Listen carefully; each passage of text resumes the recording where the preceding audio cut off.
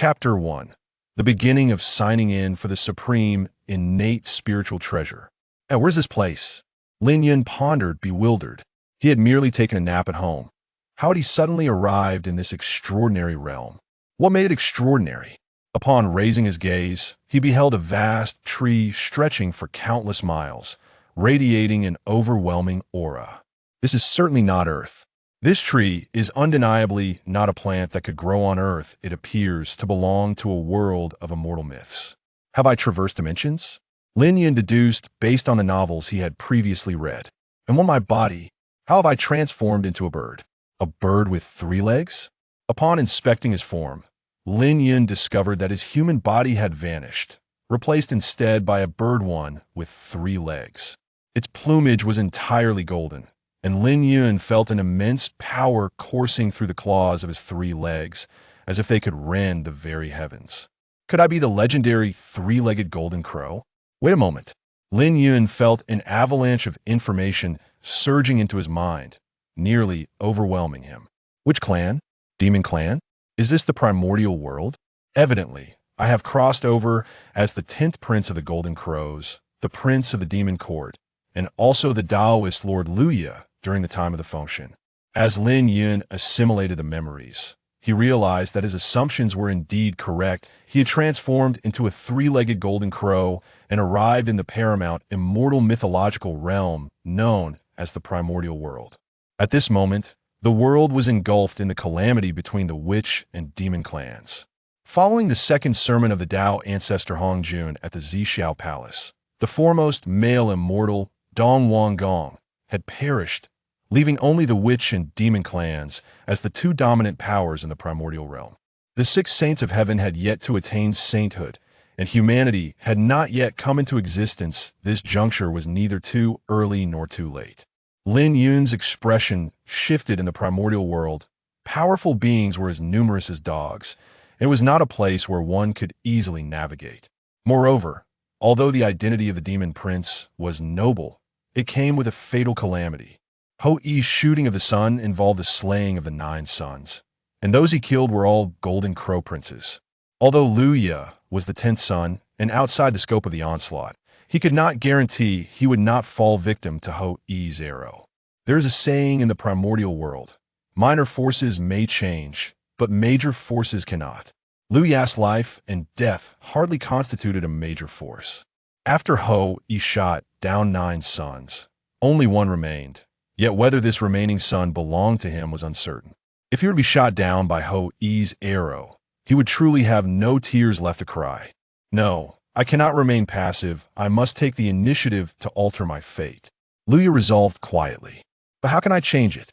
Luya racked his brain for a solution, yet found himself at a loss. On the surface, Ho-Yi appeared to be the sole great shaman, at most possessing the peak cultivation of a great Luo golden immortal, manageable with preparation. As the demon prince, whether through his father, Emperor Jun, or his uncle, Dong Huang Tai-Yi, capturing Ho-Yi would be a mere matter of a flip of the hand. However, in reality, Ho-Yi's shooting of the suns was the catalyst for the conflict between the witch and demon clans, a result of the Heavenly Dao saints' dissatisfaction with the witch and demon clans' dominion over the primordial realm, who covertly intervened. The Saint of Proving was even said to have personally descended, leading the golden crows to the mortal realm. Beneath the saints, all were but ants. In the primordial world, the saints were the true players in the game. Luya could not possibly resist the saints. Even if the entire demon court formed the Zhou-Tian Star-Do formation, it could only temporarily contend with a single saint before ultimately facing defeat. Moreover, aside from the Saint of Proving, there were also the Saints of Guidance and the 3 Pure Ones. What could the demon court employ to counter them? Under absolute power, all schemes were rendered futile. Damn it. In a world like the primordial realm, it is nearly impossible to make progress without a golden finger. Luya's thoughts grew increasingly agitated. Ding! The divine level sign-in system has been activated. Activation successful. The host may now sign in. Sign in? A system? There is hope. It turns out I too possess a golden finger. Luya inquired within his mind. System, where should I sign in?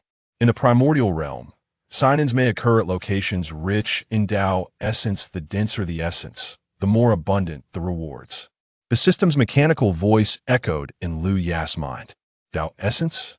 Liu Ya surveyed his surroundings aside from the Fusang tree, one of the top 10 spiritual roots of the primordial realm. His only companions were his brothers, the other 9 golden crows perched upon the tree. This was the Sun Star, where the golden crow princes, unable to control the accompanying true fire of the sun, were placed by Emperor Jun to cultivate. Here, the fire element's laws of heaven and earth were concentrated, enabling them to master the true fire of the sun more swiftly. The Sun Star is a transformation of Pangus left. If this place lacks Dao essence, there would be few places in the primordial realm that possess it. Resolutely, Liu Ya proceeded to sign in without hesitation. Ding! Congratulations to the host for signing in at the Sun Star, acquiring the reward, Great Luo Dao Heart. Sign-in successful, reward acquired. Supreme innate spiritual treasure, Fire Source Pearl. Sign-in successful, reward acquired. Earthly Fiends 72 transformations. Liu Ya felt a surge of joy within. These were all exceptional treasures.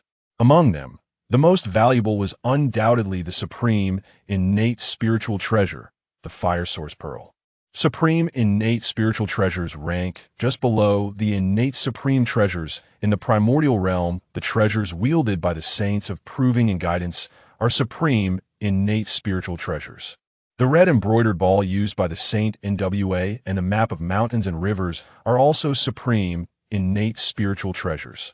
Even for the saints, supreme innate spiritual treasures hold immense value for him. There was no doubt they were treasures of the highest order, capable of being utilized until he attained sainthood. This Fire Source Pearl is currently beyond my ability to wield. I fear I shall need to reach the golden immortal stage to harness its power. He cautiously recognized the Fire Source Pearl as his own. Liu Ya exhaled deeply, then turned his attention to the other rewards. The Earthly Fiends 72 transformations consisted of 72 divine abilities, akin to the signature techniques of Sun Wukong in later tales. The Great Luo Dao Heart, as the name implies, signifies an understanding at the level of a Great Luo Golden Immortal. Though these 2 rewards may not surpass the Fire Source Pearl, they are still rare treasures. Liu Ya began to cultivate using the Supreme Heart method of the Demon Emperor lineage, the Great Sun Heart Sutra, as spiritual energy surged around him. Ding! The host is cultivating experience points 8. Current realm, early Xian Immortal, progress, 81 million. Ding! The host is cultivating experience points 6.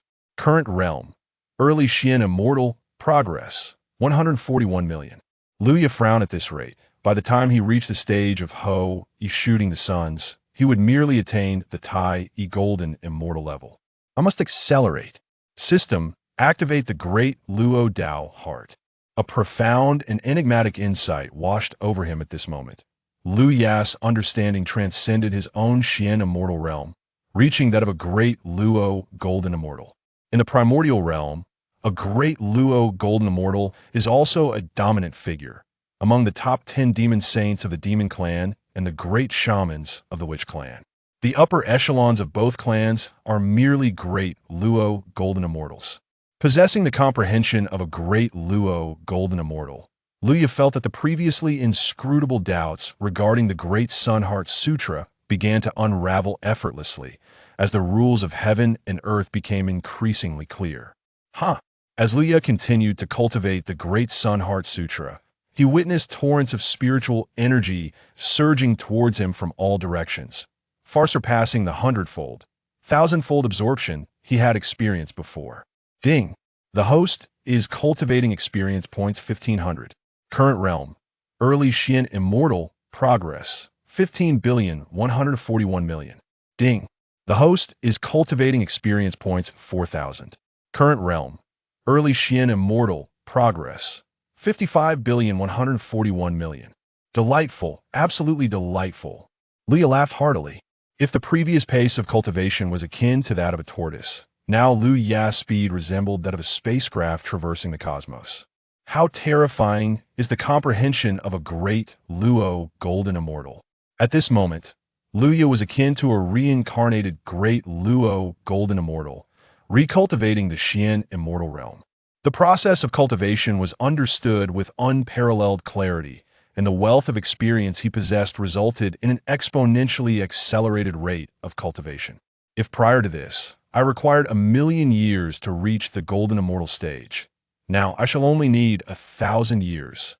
With this thought, Luya cast aside all other concerns and focused solely on his cultivation, eager to swiftly attain the Golden Immortal stage.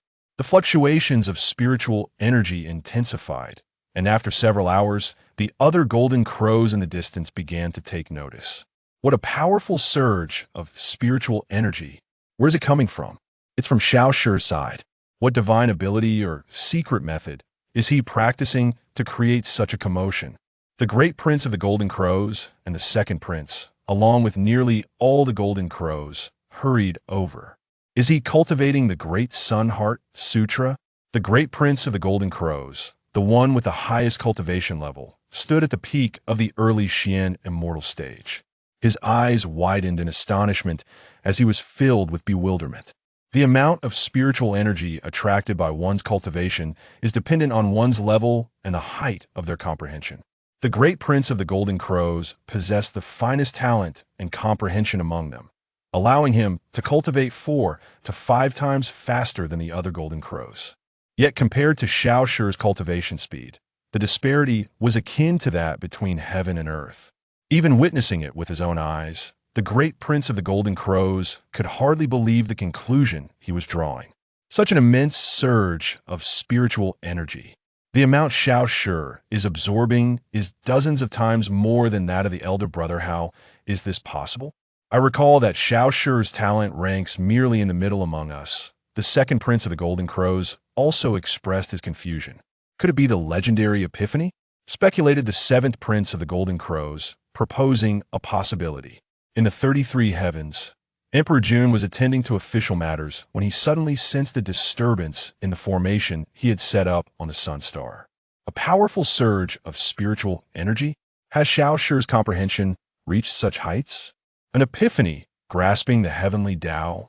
To the quiescent powers, the distance between the Sun Star and the 33 heavens was minimal. Emperor Jun had established formations on the Sun Star and was fully aware of the circumstances there. This surge of spiritual energy is so powerful that it rivals the speed at which a great Luo Golden Immortal absorbs spiritual energy. Emperor Jun was filled with joy. If Xiao Shi could achieve the comprehension of a great Luo Golden Immortal at the early Xian Immortal stage, how much more would his cultivation speed increase upon reaching the great Luo Golden Immortal stage? May the Heavenly Dao bless my son. If Xiao Shi undergoes this epiphany, his comprehension and talent may rival mine and Tai Yi's, with prospects of eventually stepping into Quas's sainthood. Di Jun, after all, was unaware of the mystical nature of the system, attributing Lu Ya's sudden enlightenment merely to an epiphany in comprehending the heavenly principles.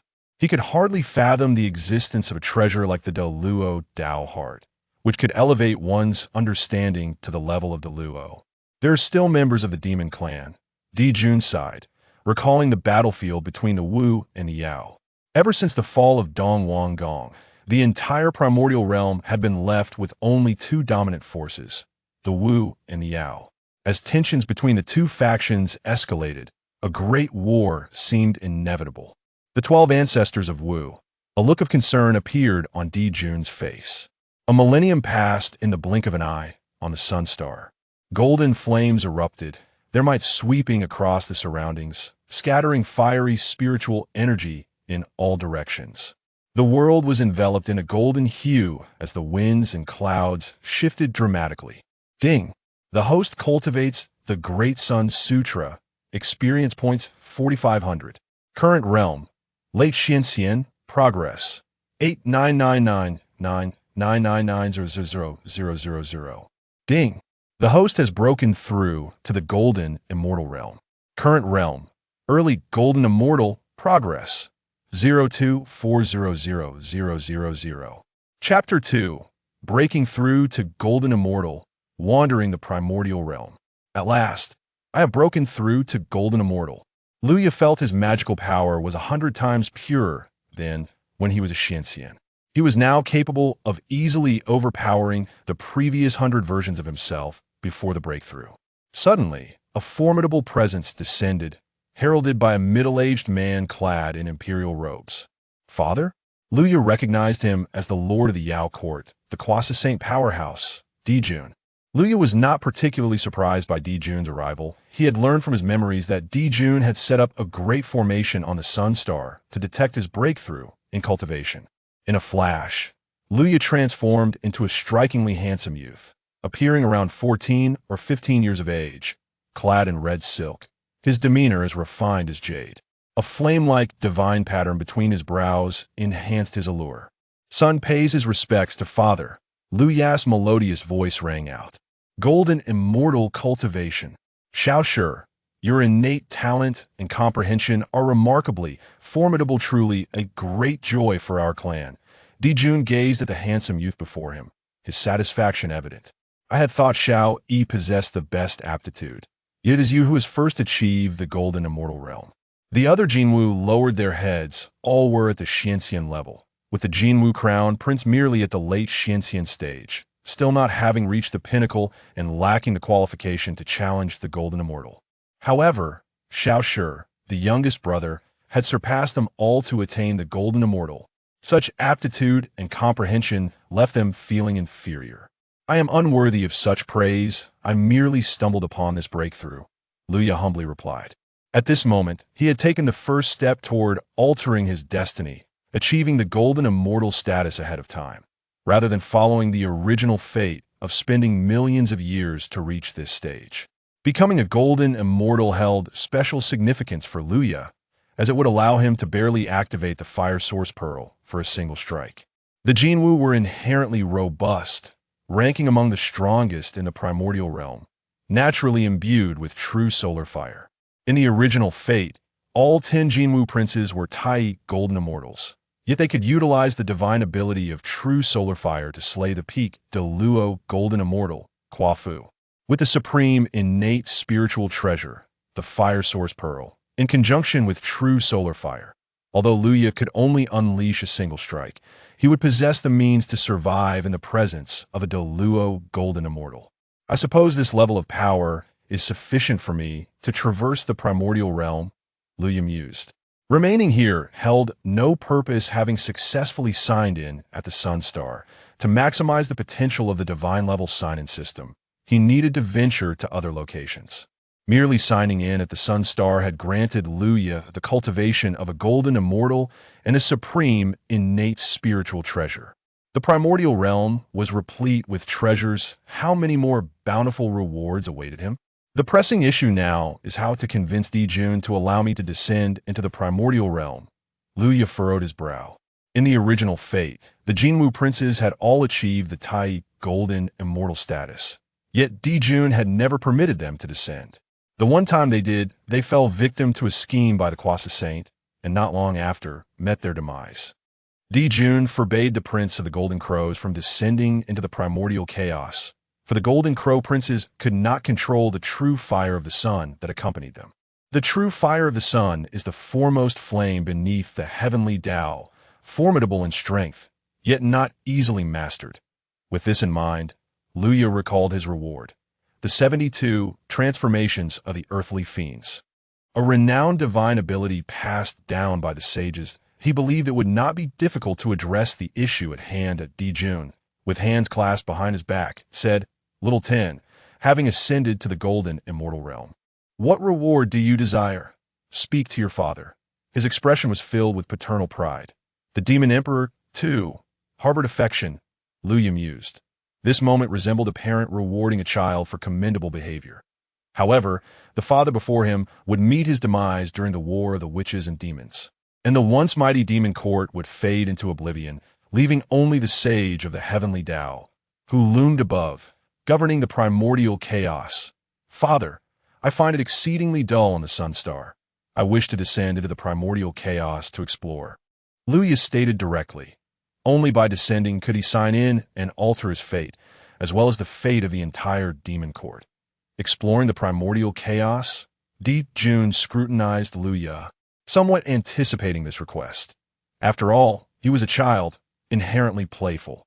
Little 10, the vast lands of the primordial chaos are fraught with danger, far less secure than the sun star. You cannot even control the true fire of the sun. What if you encounter a grand witch? Let us consider another reward. This matter is not feasible. Di Jun pondered for a moment before outright rejecting the proposal, without mastering the accompanying divine abilities. Venturing into the primordial chaos would make him a target. Such immense fluctuations of fire energy could be sensed by any powerful being. The witch and demon races were in conflict, and any passing grand which could spell disaster for Little 10. Until he had mastered the true fire of the sun, Di Jun could not allow his child to take such risks. Father is worried that I cannot conceal the fluctuations of the true fire of the sun. Is that so? What if I have already mastered it? Liu Ye's palm radiated with golden flames, the small fire exuding boundless might. Behold, he exclaimed, amplifying the flames a millionfold, drawing in the fiery essence from the sun star, enhancing the true fire's potency several times over. The scorching waves of heat from the true fire forced the other Golden Crow princes to retreat in alarm. Disperse, Liu Ye commanded again, effortlessly controlling the vast true fire. Father, how is my mastery over the true fire of the sun? He inquired with a smile. The fire control technique was a high-tier divine ability imparted to Sun Wukong by the sage. And with Liu Ye's comprehension at the Deluo level, he could undoubtedly control the true fire of the sun. Mastering the true fire of the sun required the cultivation of a great Luo, golden immortal. Yet Liu Ye was capable of doing so even as a golden immortal. Excellent, truly worthy of being my prince. You can control the true fire of the sun at the golden immortal level. Di Jun gasped in astonishment. With his keen perception, he could discern that Liu Ye had perfectly mastered the true fire of the sun without leaking any fluctuations. Remarkable. Your control is indeed impressive. You have the qualifications to traverse the primordial chaos. I shall grant your request. Di Jun conceded. To descend into the primordial chaos without mastering the true fire of the sun would be akin to courting death. However, to do so with mastery was a form of adventure. Di Jun could not permit his son to embrace folly. Yet as the ruler of the demon court, seasoned by countless battles, he possessed the resolve to allow his son to take risks. After all, in the primordial chaos, strength was forged through struggle, not merely inherited. Little 10, you may go out and play. Take Big Brother along as well. It has been too stifling here. The great prince of the Golden Crows suddenly interjected. Having grown weary from the monotony of the sun star and eager to explore the primordial chaos. Father, we also wish to descend. The Golden Crows clamored. Little 10, could you persuade Father to let us go? Aside from a single tree, there is nothing but flames here. I am nearly driven mad. As the Golden Crows voiced their pleas, Liu Ye noted the increasingly darkening expression on Di Jun's face. Sensing the situation was turning dire, since Father has consented, I shall take my leave, Liu Ye declared, activating his escape technique, a streak of light racing from the sun star directly toward the primordial chaos. As anticipated, a furious roar from Di Jun echoed behind him. You wish to play? Do you think you are Little 10? First, cultivate for 1,000,000 years to master the true fire of the sun before you even think about it. And you, Little One, as the great prince, should set an example for your younger siblings instead of daydreaming about play. Is this how you fulfill your role as an elder brother? The cries and lamentations of the Golden Crows reverberated throughout the sun star. My dear elder brothers are surely in for a rough time, Liu Ye thought during his flight. It was no wonder he had been lured down to the mortal realm by the sage. Besides the sage's formidable skills, the intelligence of these Golden Crows left much to be desired. The expanse of the primordial chaos was vast. Where should he go to sign in? Liu Ye pondered his first destination when he spotted a towering mountain. This mountain soared several tens of millions, even hundreds of millions of zhong, reaching toward the heavens, exuding myriad phenomena, with ethereal celestial energy enveloping it. Its height surpassed even that of the sun star. Is this the famed Buzhou Mountain, visible from any corner of the primordial chaos? Liu Ye marveled, astonished that Buzhou Mountain was taller than the stars in the sky, nearing the chaotic realms beyond the 33 heavens. Truly, it was deserving of being the transformed spine of the great Pangu. The essence of the Dao must be extremely concentrated within Buzhou Mountain. It was decided. His first destination would be Buzhou Mountain. Luya had no specific objectives. He simply chose Buzhou Mountain as his inaugural stop, for it was the transformed spine of Pangu and would undoubtedly yield valuable rewards. In truth, the choice of Buzhou Mountain was partly due to his unfamiliarity with the routes to places like the Eastern Sea, Kunlun Mountain, or Penglai Island. Buzhou Mountain was so conspicuous that it mattered little whether he knew the way or not. Time flew by, and 2,000 years passed. During these years, Luya made his way toward Buzhou Mountain while intermittently seeking out locations rich in Dao essence to sign in. The primordial chaos is replete with treasures. Although these sites were far inferior to the Sunstar or Kunlun Mountain, the reward from signing in were still remarkable. As a result, Luya amassed a considerable collection of postnatal spiritual treasures, formation and alchemy materials, along with 2 pieces of low-grade innate spiritual treasures. Ding! Congratulations, host, for signing in at Wui Mountain and receiving 5 7-turn golden pills. Ding! Congratulations, host, for signing in at Wui Mountain and receiving a low-grade innate spiritual treasure. Flame Feather Armor, another low-grade innate spiritual treasure, this time a defensive item, was precisely what he needed. Luya happily stored away the Flame Feather Armor. The previous 2 low-grade innate spiritual treasures he had obtained were the Mountain Breaking Hammer and the Yuan Slashing Sword. He preferred the latter for its striking appearance, using it as his primary weapon, while the Fire Source Pearl remained a treasured weapon he would not readily deploy. In terms of power, these treasures were satisfactory. Innate spiritual treasures were considered high-grade artifacts in the entire primordial chaos. Even low-grade innate spiritual treasures were scarce, with ordinary great Luo golden immortals possessing only 1 or 2 amass such wealth comparable to a great Luo golden immortal simply through signing in over 2,000 years illustrates the formidable nature of the signing system. As for the trope in novels of transmigrators easily acquiring a plethora of innate spiritual treasures, while the primordial chaos is indeed filled with countless treasures, that refers primarily to postnatal treasures. If innate treasures were so easily found, the formidable beings of the primordial chaos would not allow mere mortals to collect them. Even with memories from the future, their value would be diminished. As evidenced by Luya's fruitless search for the high-grade, innate spiritual treasure, falling treasure gold, at Wui Mountain, he was simply fated to be without it. No amount of searching would change that. Suddenly, Luya heard a tremendous commotion emanating from the southwest. Are there combatants engaged? He pondered, transforming into a streak of light as he flew toward the source of noise. Brothers, today we feast on demon beast flesh once more. In a nearby dense forest, several giants pursued a young girl. Please, don't come any closer. I'm the daughter of the clan leader of the Qingxiu Fox tribe, which is affiliated with the demon court. If you eat me, the demon sage will avenge my death, the girl cried, retreating repeatedly, her voice fierce but laced with fear. The demon court? What does that matter? You demon folk are merely food to us. The leading giant from the witch tribe scoffed, dismissing her threats entirely. In the eyes of the witch tribe, the essence of the demon race's blood and flesh could enhance their physical strength. The demon race was classified as part of the witch tribe's diet, and their status was of little concern. They were simply food. It was precisely the witch tribe's relentless hunting of the myriad demons that inadvertently led to the formation of the United Demon Court. This demon possesses cultivation at the mystic immortal level. If the leader consumes her, his cultivation will certainly advance further, one of the minor witches remarked. The girl was merely at the early stage of the mystic immortal level. While these several witches had cultivated their 9-turn mystic art to the peak of the 4th turn, equivalent to the peak of the mystic immortal level in terms of immortal cultivation, the leading witch was even at the golden immortal level. How could a mystic immortal contend against a golden immortal and a group of mystic immortals? Consequently, the witches brandished their weapons, relentlessly attacking the girl and forcing her to retreat further. Just as the girl was on the verge of being driven back in her fox form, a thunderous voice erupted. The Qingxiu Fox tribe is a subordinate of my demon court. Do you dare to slaughter them at will? How dare your Wu clan make a move? Then prepare to pay with your lives. Luya flew in just in time to witness this scene.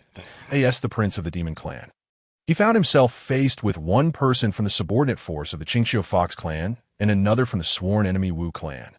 Was there even a need to deliberate on who to assist? Another young demon has arrived. The leading Wu clan warrior, despite the brutish nature of his kin, was nonetheless struck by the breathtaking beauty of Luya. The youthful demon before him was, astonishingly, even more handsome than the renowned Qingxiu Fox maiden. Known as a beauty capable of causing calamity, merely at the initial stage of the golden immortal realm, does he dare to speak so audaciously, unafraid that the winds might twist his tongue? Upon realizing Lu Ya's cultivation level, the leading Wu clan warrior let out a cold laugh.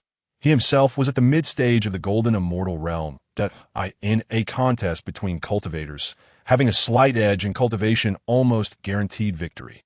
Especially considering his extensive experience from countless battles, far surpassing that of this brash youngling. How could he possibly lose? Chief, quickly slay this monster. Tonight we shall feast on even more demon meat. Indeed, Chief is renowned as a warrior within the tribe. Defeating this young demon should be effortless. I wager the chief will kill him within 20 exchanges. I bet the chief will finish him off in 10. The surrounding Wu clansmen roared in excitement. The fox maiden gently tugged at Lu Ya's sleeve. My lord, there are too many Wu clan members. Perhaps we should flee? No need. They are merely a handful of lesser Wu. They are not formidable enough to warrant retreat. Lu Ya replied with a scornful smile. Even without any spiritual treasures, he could contend against the Tai golden immortal with the sheer power of the sun's true fire. Why should he run? Drawing forth the Hunyuan sword, its blade adorned with intricate black patterns, Lu Ya unleashed a strike, sending countless crimson sword energies soaring into the sky, a torrent of scorching heat rushing towards the leading Wu clan warrior. Is that an innate spiritual treasure? The leading Wu clan warrior gasped, disbelief etched across his face. How could it be? A mere golden immortal demon possesses an innate spiritual treasure. He was struck by the sword energy and perished in a single blow. The Hunyuan sword with a low-grade innate spiritual treasure, sufficient to slay a golden immortal with a single strike. The crowd fell into a profound silence. A few Wu clansmen and the maiden stood in shock. The chief, he was slain by this lad in one move. How is that possible? An innate spiritual treasure. Only those great demons possess such artifacts. Quickly, sound the horn and summon the great Wu Kuafu. Upon witnessing the chief's demise at the hands of Lu Ya, several Wu clansmen quickly snapped into action and blew the horn to summon their great Wu in the vast wilderness. The Wu clan's tribes radiated outward from the ancestral tribe of the 12 ancestors, with some great Wus establishing tribes independently. Within the Kuafu tribe, a towering giant wielding an axe received the horn summons, his heart ablaze with fury. He was Kuafu, the great Wu of the clan. The Wu clan's numbers were far fewer than those of the Demon clan. The Demon clan was a collective of 10,000 races, while the Wu clan was a singular lineage, born from the blood pool within the Pangu palace. Each Wu possessed the potential to achieve the golden immortal realm. As the Dao of heaven seeks balance, stronger races are inherently rarer. The Wu clan's numbers were vastly outnumbered by the Demon clan, by thousands if not tens of thousands. Unlike the Demon clan, whose ranks were plentiful, every loss among the Wu clan resonated with the great Wu's heart, an innate spiritual treasure. Is it a descendant of those demon saints? Regardless of your identity, even if you are a mere offspring of the likes of Emperor Jun and Tai, I shall cleave you without hesitation. Kuafu fixed his gaze on the source of the disturbance and charged forth. As a great Wu, he was known for his fiery temperament, never considering the consequences. For him, the slaughter of his kin was intolerable. Whoever was responsible must be eradicated. Kuafu. Lu Ya swiftly executed another strike, ending the lives of several more Wu clansmen. The Wu clan, known for their simplicity and camaraderie, could not stand idly by, even knowing they were outmatched. After the death of their leader, they charged forth to fight Lu Ya, who obliged their wishes and sent them to their demise. Great Wu Kuafu. Lu Ya mused, to his surprise. He found himself intertwined with Kuafu's fate. This was indeed Kuafu's territory in the original timeline. The 10 golden crows had scorched the wilderness, resulting in the deaths of many Wu clan members, and Kuafu had personally pursued the golden crows, only to be slain in return by their son True Fire. Kuafu, as a great Wu, possessed at least the cultivation of a great Luo golden immortal. However, at this time, the teachings at the Zixiao Palace had yet to commence, and Quafu likely did not possess the cultivation level he would reach during the War of Wu and Yao. Thus, he was probably at the early stage of the great Luo golden immortal realm, that a Wu clan member must cultivate the 9 transformations profound art to the 7th transformation to be recognized as a great Wu, akin to a great Luo golden immortal. Upon reaching the 8th transformation, they would become an ancestral Wu, comparable to a quasi-saint, as a great Wu. Quafu was undoubtedly at the level of a great Luo golden immortal, akin to the peak cultivation level of the great Luo during the war against the Yao clan. However, this was still far from that conflict, and Luya estimated Quafu to be at the early stage of the great Luo golden immortal realm. Luya quietly used his divine powers to observe the southeast, where he sensed a powerful aura rapidly approaching. Indeed, it was at the early stage of the great Luo this battle would be engaging. Feeling the pressure of that aura, Luya sighed in relief. Quafu was inherently restrained by the Sun True Fire. Otherwise, why was it that in the original timeline, Quafu was killed by the Golden Crows, while He could shoot down 9 suns? Their cultivations were comparable, but the restraining factors made all the difference. Moreover, given that Quafu was currently at the early stage of the great Luo realm, not at its pinnacle, Luya believed he could severely injure him or even slay him using the Fire Source Pearl. To kill a great Wu, Luya was exhilarated. The Wu and Yao clans had always been at odds. Weakening the combat power of the Great Wu would alleviate pressure for the Demon Court in the impending Great Battle. He would certainly not be expected to possess a supreme, innate spiritual treasure, and this opportunity was too tempting to pass up. Great Wu Quafu was a figure comparable to the top 10 demon saints of the Demon Court. The Fox Maiden, upon hearing the horn sounded by the Wu clansmen, nearly fainted, her joy at Luya's triumph over the Wu clan darkening into despair. That was a great Wu. The true form of a great Wu could rend the earth with a single step, leveling mountains and obliterating peaks that a golden immortal, even with a low-grade innate spiritual treasure, could not hope to contend against a great Wu, unless one possessed a supreme innate spiritual treasure or the legendary innate ultimate treasure. But how could this young lad possibly have such artifacts? Yet, Luya indeed possessed one. The entire Wui mountain trembled as Luya beheld a giant hundreds of feet tall, striding through the mountains. Each step capable of crossing 1,000 miles, arriving before Luya in an instant. How dare you, mere dogs of the demon clan, harm my Wu clan? Quafu bellowed, his heart ablaze with fury upon seeing the corpses of his clansmen. The slayer must be slain, to feed upon my clan, only to be devoured by the demon clan. Is this not the cycle of karma? Luya retorted. You are the little demon who wields a low-grade, innate spiritual treasure. Quafu's gaze was fierce, eye in his eyes. The Wu clan were the descendants of the Pangu god. The entirety of the wilderness, in essence, belonged to the Wu clan, who were destined to oversee all races. All beings were merely resources to provide the Wu clan with cultivation materials, unworthy of comparison to the noble lineage of the Wu. Indeed, this attitude is despicable.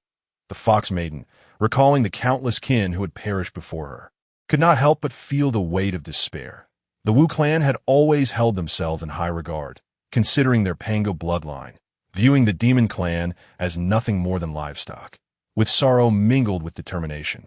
The Fox Maiden resolved, since escape is futile, I shall fight with all I have. At a beam of azure light erupted from the Fox Maiden, hurtling toward Quafu. Her face was pale. This was her strongest strike, a secret technique that drew upon her very essence. The piercing azure light met the towering form of Quafu, barely scratching the surface, vanishing into silence. A mere lowly Xian immortal ant dares to harm my great Wu form. Quafu mocked. The physical strength of a great Wu's true form was sufficient to withstand the magical arts of a great Luo golden immortal. A mere lethal strike from a Xian immortal could not even breach his skin. Mountains and rivers, sun and moon, stars and primordial beings are all manifestations of Pangu. All share his bloodline. Why should the Wu clan claim to be the true descendants of Pangu, superior to all other races? The 3 purities are but incarnations of Pangu's original spirit, descendants of Pangu, Yet none are so arrogant, Luya proclaimed. You speak nonsense without the strength to back it up. First, defeat me, then speak. Kwafu, momentarily at a loss for words, became infuriated by Luya's rebuttal. He seized his massive axe and swung it down toward Luya and the maiden. Feeling the overwhelming might of the giant axe, Luya unleashed a torrent of golden flames from his palm. The formidable Sun True Fire incinerating the spiritual energy within a 100-mile radius, sending waves of scorching heat surging toward Kwafu. Sun True Fire, you are the offspring of that scruffy bird from the Sun Star. Kwafu had witnessed Di Jun's prowess on numerous occasions and was well acquainted with the true fire of the sun. Upon seeing Luya's actions, he immediately recognized that the youth before him was none other than the prince of the demon court. To think you would dare descend into the primordial chaos and come to my witch clan to seek your demise. How splendid! With this knowledge of Luya's identity, Kwafu's murderous intent intensified. Slaying the prince of the demon race would indeed be a significant achievement. The axe clashed with the scorching waves, infinite heat surging forth to assault the axe, yet could not hinder the fierce radiance emanating from it, which gradually forced the heat back, seeing that he could not withstand the axe's light. Luya hastily employed his fire-controlling divine ability to amplify the power of the sun's true fire, causing the golden sea of flames to blaze even more fiercely, effectively doubling its might and blocking the axe. Oh, the Golden Crow Prince possesses some skill, Kwafu remarked, somewhat astonished to see Luya withstand the axe's light. Though he had merely swung his axe nonchalantly, its power was such that most Tai Golden Immortals would struggle to resist it. Chapter 4. Slaying the Great Witch Kwafu. The youth before him could actually block it. Such a prodigy of the demon race must not be allowed to live. Otherwise, the demon race would surely gain another quasi-saint in the future. With a thunderous roar, the great witch Kwafu summoned countless malevolent energies to coalesce into the axe, a flicker of black light gathering upon the colossal weapon. The previously evenly matched confrontation was instantly shattered. Even though the sun's true fire was exceedingly effective against Kwafu, it was rendered futile in the face of such a vast disparity in cultivation. The massive axe descended, causing the earth within a 100-mile radius to be engulfed in a storm of flying sand and rocks. The overwhelming force shattered the ground in large segments, and the powerful momentum radiated outward. Miles away, Luya's complexion turned pale, a sweet taste filling his throat as he coughed up a few mouthfuls of blood. His cultivation was still too weak. Luya was merely a golden immortal. Although his power, bolstered by the sun's true fire, was sufficient to rival an ordinary Tai golden immortal, and his fire-controlling divine ability could surpass most Tai golden immortals, it still fell short against the Luo golden immortal. Had it not been for the low-grade innate spiritual treasure, the flame feather armor, he would likely have sustained severe injuries rather than merely expelling a few droplets of blood. Kwafu, on the other hand, had barely suffered any damage. Kwafu, receive my sword. Luya brandished the Hunyuan sword, its sword intent swirling, emitting a piercing, murderous aura that low-grade, innate spiritual treasure. Do you think I am like those minor witches? Kwafu scoffed, dismissing Luya with contempt as he regarded the Hunyuan sword. That moment, Luya secretly urged the Fire Source Pearl to unleash his full magical power in a single strike. Kwafu stomped down, his foot as heavy as a mountain, repelling the sword energy. Just as he was reveling in his triumph, he suddenly sensed a life-threatening crisis. A surge of red light rushed toward his chest with an unstoppable force, shaking the heavens and earth, incinerating the surrounding spiritual energy and space. Impossible. A top-grade innate spiritual treasure. Aside from the innate supreme treasure, the Chaos Bell, the Demon Core possesses only the River Map and Luo Book as top-grade innate treasures. How could there be another top-grade innate treasure? Kwafu's face was a mask of disbelief. His true body as a great, which had no means of resisting a top-grade innate treasure. His hundreds of feet tall form was pierced through by the Fire Source Pearl. The sun's true fire continuously consuming his great witch body. How could I possibly perish at the hands of a junior from the demon race? This cannot be real. Kwafu roared in despair. Kwafu's body collapsed, sending a cloud of dust into the air. The great witch Kwafu had fallen. This was the might of a top-grade innate treasure. The Fire Source Pearl was an offensive top-grade innate treasure, even stronger than other top-grade innate treasures. In the Primordial Chaos, combat strength is assessed first by cultivation and second by treasures. Do you not see how many lowly cultivators triumphed over their enemies with the aid of treasures during the investiture of the gods? Even the 12 golden immortals of the Chan sect, such as Guang Chengzi and Qi Jingzi, with their profound cultivation, were bested by their own disciples wielding their treasures. That top-grade innate treasures could serve as the foundational treasures of Western sects in later generations, capable of slaying the Luo golden immortals with a single strike. This is entirely reasonable. Who could blame Quafu for lacking a formidable weapon? His original fate was to perish at the hands of the 10 golden crows. Yet now, he met his end prematurely at Lu Ya's hands. Fate is truly wondrous. Liang mused as he gazed at the heavens. Your Highness, you have indeed slain a great witch. The fox demoness' eyes widened in disbelief, her face a mask of astonishment. That is a great witch, a being comparable to the demon court's demon saints. If minor witches could force the Qingqiu fox clan into retreat, the power of a great witch was beyond compare. A single great witch was an insurmountable existence for the Qingqiu fox clan. Yet here stood the youth, the prince of the demon court, who had managed to slay a great witch at such a young age. Truly remarkable. The fox demoness gazed at Lu Ya with admiration. It is merely the might of a spiritual treasure. It is nothing extraordinary. Lu Ya replied nonchalantly. He was not surprised by the girl referring to him as Your Highness, for Quafu had already revealed his identity. Aside from Di Jun and Tai, only the 10 golden crow princes could wield the sun's true fire. His identity was not difficult to deduce. Your Highness's divine abilities far surpass those of Qingqing by myriad times. How could one claim it is solely due to the might of a spiritual treasure? The fox demoness had witnessed Lu Ya's divine abilities and believed that even without that last spiritual treasure, he could easily fight beyond his rank.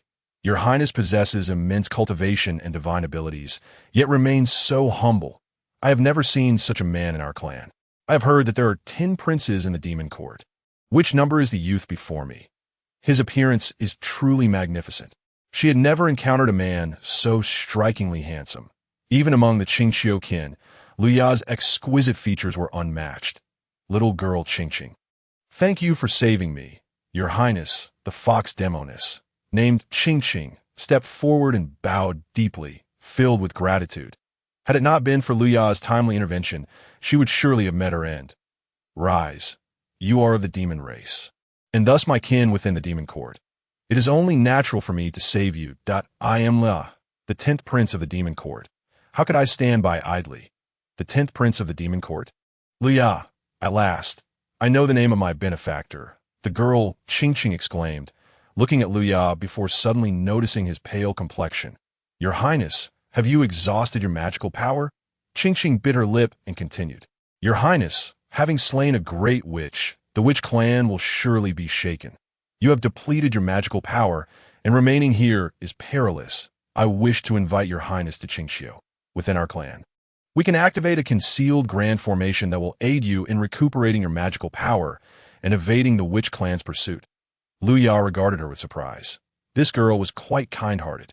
As for the issue of his depleted magical power, he was well prepared.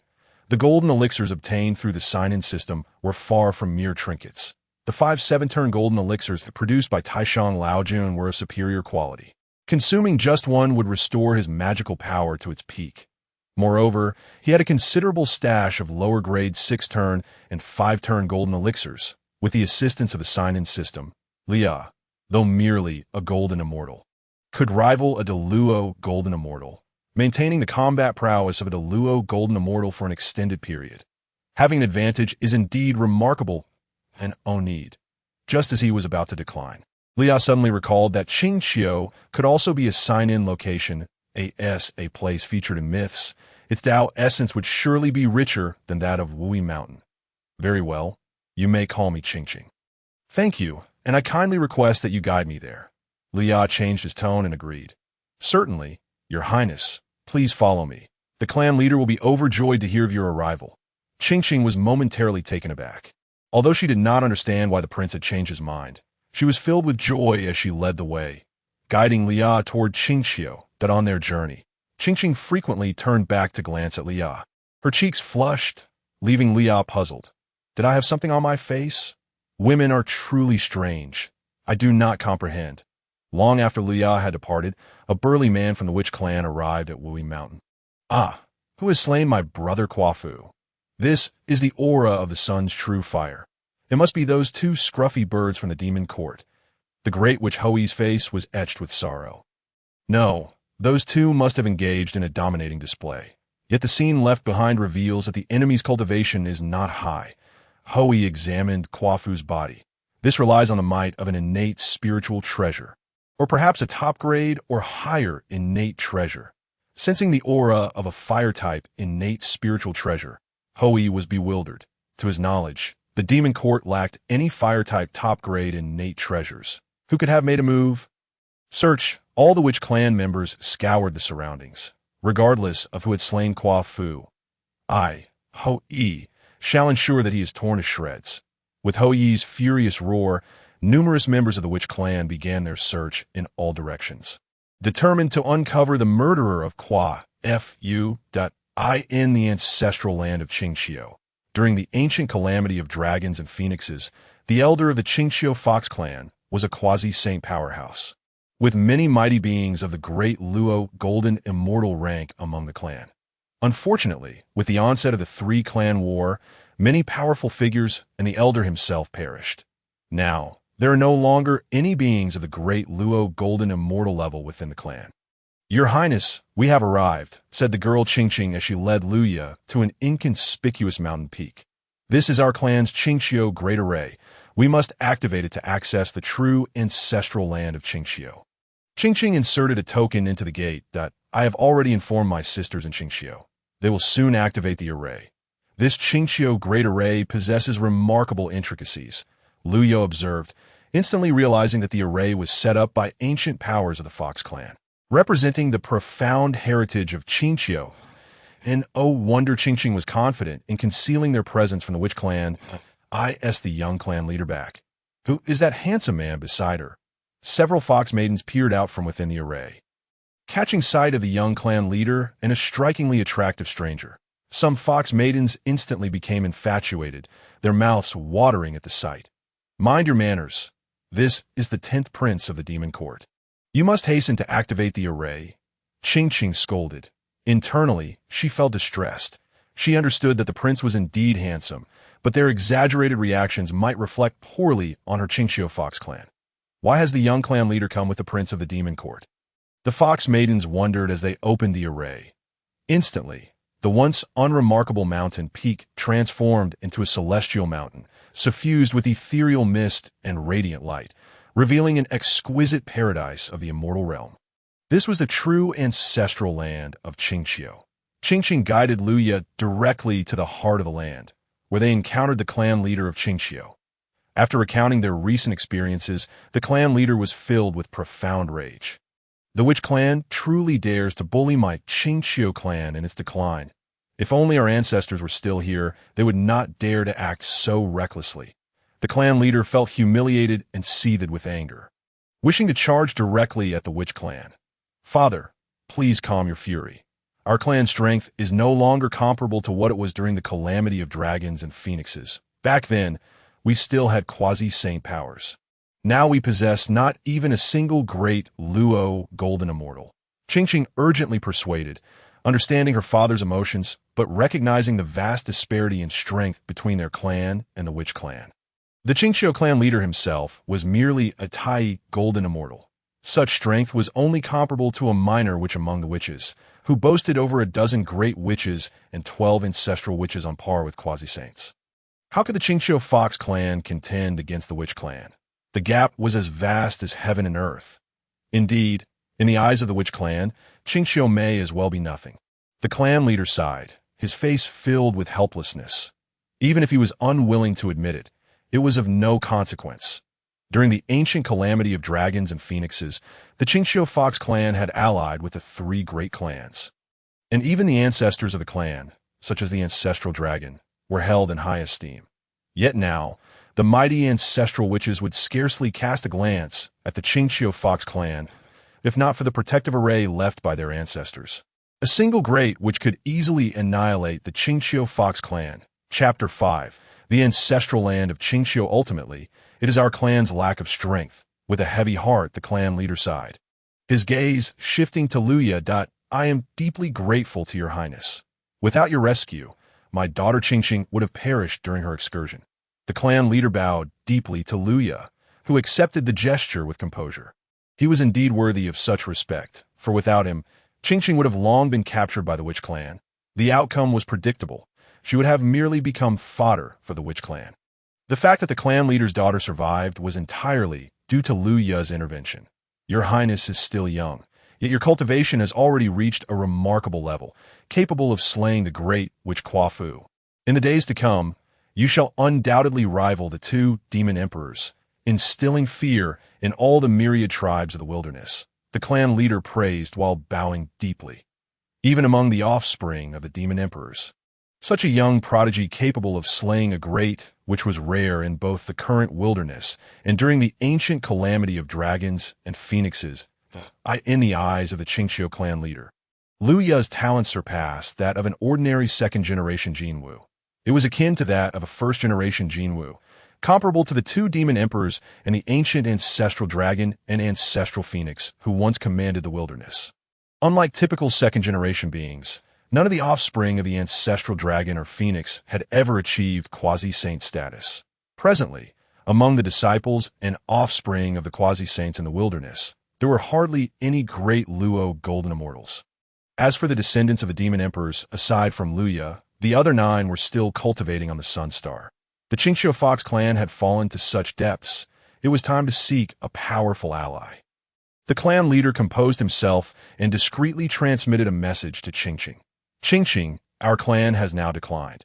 Although I've sought refuge with the demon court, our standing is quite low. Before us stands Luya, the prince of the demon court, whose talents far exceed those of the other 9 princes, that, if my conjecture is correct, he will inevitably become the successor of the demon clan, ruling over all the tribes of the wilderness. If you were to become his highness's partner, or even his attendant, our Qingqiu Fox clan would attain a higher status within the demon court. You must seize this opportunity, Qingqing. Father, but the prince's powers have yet to be restored. I should wait until he has recovered before taking any action. Qingqing replied, her eyes fixed on the clan leader with a bashful expression. The clan leader pondered for a moment before saying, Your Highness, after slaying the great witch, your powers must have been greatly expended. Our clan possesses a spirit-rich retreat, which would be perfect for assisting you in regaining your strength. Qingqing, please escort His Highness. The clan leader encouraged with a supportive gaze. Your Highness, please follow me. Qingqing said, her gaze steady as she took the initiative to lead Luya to the retreat. The prospect of being His Highness's partner seemed exceedingly slim. It was far more likely that she would serve as a mere attendant by his side. Qingqing mused privately. Even being the prince's attendant would be quite splendid. His beauty is simply unmatched, and to serve him would bring immense happiness. Luya, unaware of the subtle exchanges between the father and daughter, remained oblivious to anyone wishing to become his attendant, especially one who would willingly accept such a role. His focus was entirely on the rewards for signing in. Upon entering the ancestral land of Qingqiu, Luya had already initiated communication with the system to check in. The Qingqiu Fox clan's array was so well concealed that, had it not been for someone guiding him, he would not have discovered it on his own, nor could he have signed in to receive rewards. Some treasured locations in the wilderness operated in this manner. For instance, even if given 10 chances, Luya would not dare to sign in at the Pangu Hall, lest he be struck down by the 12 Ancestral Witches. Even signing in required the allowance of others. This opportunity was rare, and Luya naturally seized it to check in directly. Ding! The host has checked in at the ancestral land of Qingqiu. Ding! You have obtained a Hunyuan level primordial spirit cultivation method, the Zhenma Sutra. A Hunyuan level primordial spirit cultivation method? Luya's heart trembled with excitement. Hunyuan, as the name implies, refers to the Hunyuan Great Luo Golden Immortal. Even the 6 saints of heaven could only achieve the Hunyuan realm through clever means. Utilizing the primordial purple energy, Strictly speaking, they did not truly qualify as Hunyuan Great Luo Golden Immortals. This illustrates the rarity of such a method, capable of enabling one to become a Hunyuan Great Luo Golden Immortal. If this information were to leak, he would likely face a collective onslaught from the myriad great powers of the wilderness, vying to seize the method. This method might be referred to as a primordial spirit path to enlightenment. In the wilderness, there are three main paths to enlightenment. One is the path of laws, which many great powers utilized during the ancient calamity of dragons and phoenixes to achieve quasi-saint status. It is said that the ancestral dragon and ancestral phoenix, among other overlords, practiced this path, being but a step away from sainthood. The second is the path of severing the three corpses, which began circulating after Hongjuan's teachings. Nowadays, 99% of quasi-saints in the wilderness achieve their status through this method. Severing the three corpses can be accomplished with innate spiritual treasures, making it significantly easier compared to the path of laws. The stronger the innate spiritual treasure used for severing the corpses, the mightier the individual becomes after achieving quasi-saint status. However, while it is easy to sever good and evil, it is far more challenging to sever oneself. Most quasi-saints manage to sever one or two corpses, but the third corpse, the self, has eluded even the 6 great saints of later generations. The third is the path of meritorious deeds. Although the 6 saints of later generations practiced the path of severing the 3 corpses, they ultimately achieved sainthood through the path of meritorious deeds. Regardless of which path one takes, all lead to the status of saint in the wilderness, not to that of a Hunyuan Great Luo Golden Immortal. Hunyuan Great Luo Golden Immortals enjoy boundless freedom, while Hunyuan saints embody the heavenly path of the wilderness, being immortal and indestructible. Should the wilderness face destruction, those saints tied to the heavenly path, claiming to be immortal, would merely be jesters, whereas Hunyuan Great Luo Golden Immortals can endure through it all. In this light, it is evident that the Primordial Golden Immortal surpasses the Primordial Saint by a considerable margin. With the acquisition of the primordial level technique, the demon suppression scripture, my path ahead has become remarkably clear. Leon narrowed his eyes. The technique he practiced, the Great Sun True Scripture, was created by Di Jun, who himself existed at the threshold of the saint realm. How could a technique birthed from such a being encompass the achievements of the primordial? The arrival of this demon suppression scripture is indeed timely. Your Highness, this is the secluded chamber, Qingqing remarked after an hour of walking. This cave was once the retreat of our clan's esteemed golden immortals, with a remarkably high concentration of spiritual energy. In the past, our clan's ancestors, whose powers transcended realms and were ranked among the quasi-saints, frequently cultivated here. Your Highness will find it far more effective to restore your magical power in this place than elsewhere. Lu Ya gazed ahead, where a divine talisman flickered, suspended within the cave on the Immortal Mountain. The spiritual energy so dense that it seemed to condense into liquid. He nodded in approval. The Qingxiu Fox clan has indeed provided him a splendid retreat. The concentration of spiritual energy here rivals that of the Sun Star, a rare find in the declining Qingxiu. Although he possessed a 7-turn golden pill and required little spiritual energy to restore his magical power, he sought a place conducive to the cultivation of the demon suppression scripture to enhance his prowess. This location was perfect. Just as he was about to enter, an aged voice echoed in his mind. It was the voice of the Qingxiu clan leader, transmitting from afar. Your Highness, as you retreat for cultivation without any attendance, if it is not too much trouble, may I offer my daughter as your maidservant to attend to your needs? Beside him, Qingqing's face flushed crimson as she shyly addressed Lu Ya. I am but a humble servant. Your Highness, should you have any trivial matters, please do not hesitate to summon me. Lu Ya gazed at Qingqing in astonishment. What is the meaning of this? Your father has sent you to serve me. To repay the debt of gratitude is challenging. Your Highness hold a noble status, and Qingqing is unworthy to be your companion. Thus, she can only serve as your maid. Qingqing's shy response seemed to carry a hint of anticipation when she mentioned the word serve. Being extraordinarily handsome can be a burden. Could it be that this lady is infatuated with my looks? This thought surged through Lu Ya's mind. Now, he finally understood why Qingqing had been glancing back at him during their journey. It was indeed his striking visage that captured her attention. Women can be quite troublesome, he mused. Since his arrival in the Primordial World, he had no time to entangle himself in matters of love. The impending war between the witches and the demons necessitated a focus on enhancing his strength. Without sufficient power, demise would be imminent, in the face of life and death. What significance does love hold? No, beyond that reason, she must be seeking to ingratiate herself with me, to align with my influence. Otherwise, how could one explain why the clan leader suddenly transmitted this proposal to him? It must be that she perceives her own potential and wishes to secure greater influence in the demon court. Thus seeking to invest in me as a future ally, I must devise a way to extricate myself from this situation. I have no time to engage in romantic games. Moreover, with the presence of the signing system, having someone constantly at my side could lead to the discovery of certain secrets, which would pose a significant problem. The signing system conjures treasures from thin air, and such phenomena cannot easily be explained. If it were like my father, Di Jun, who is not present, I could simply claim that the treasures acquired through signing were gained from fortuitous encounters. But if someone were by my side, how could I prevent her from uncovering the truth? After a moment of contemplation, Lia suddenly conceived a plan. There is no need for a maid. I have always preferred solitude and require no one to attend to me, he stated, taking a deep breath. Qingqing was left in a stupor upon hearing Lu Ya's words. Did her desire to serve as a maid not meet his expectations? How could she fulfill her father's directive to rely on Lu Ya's support?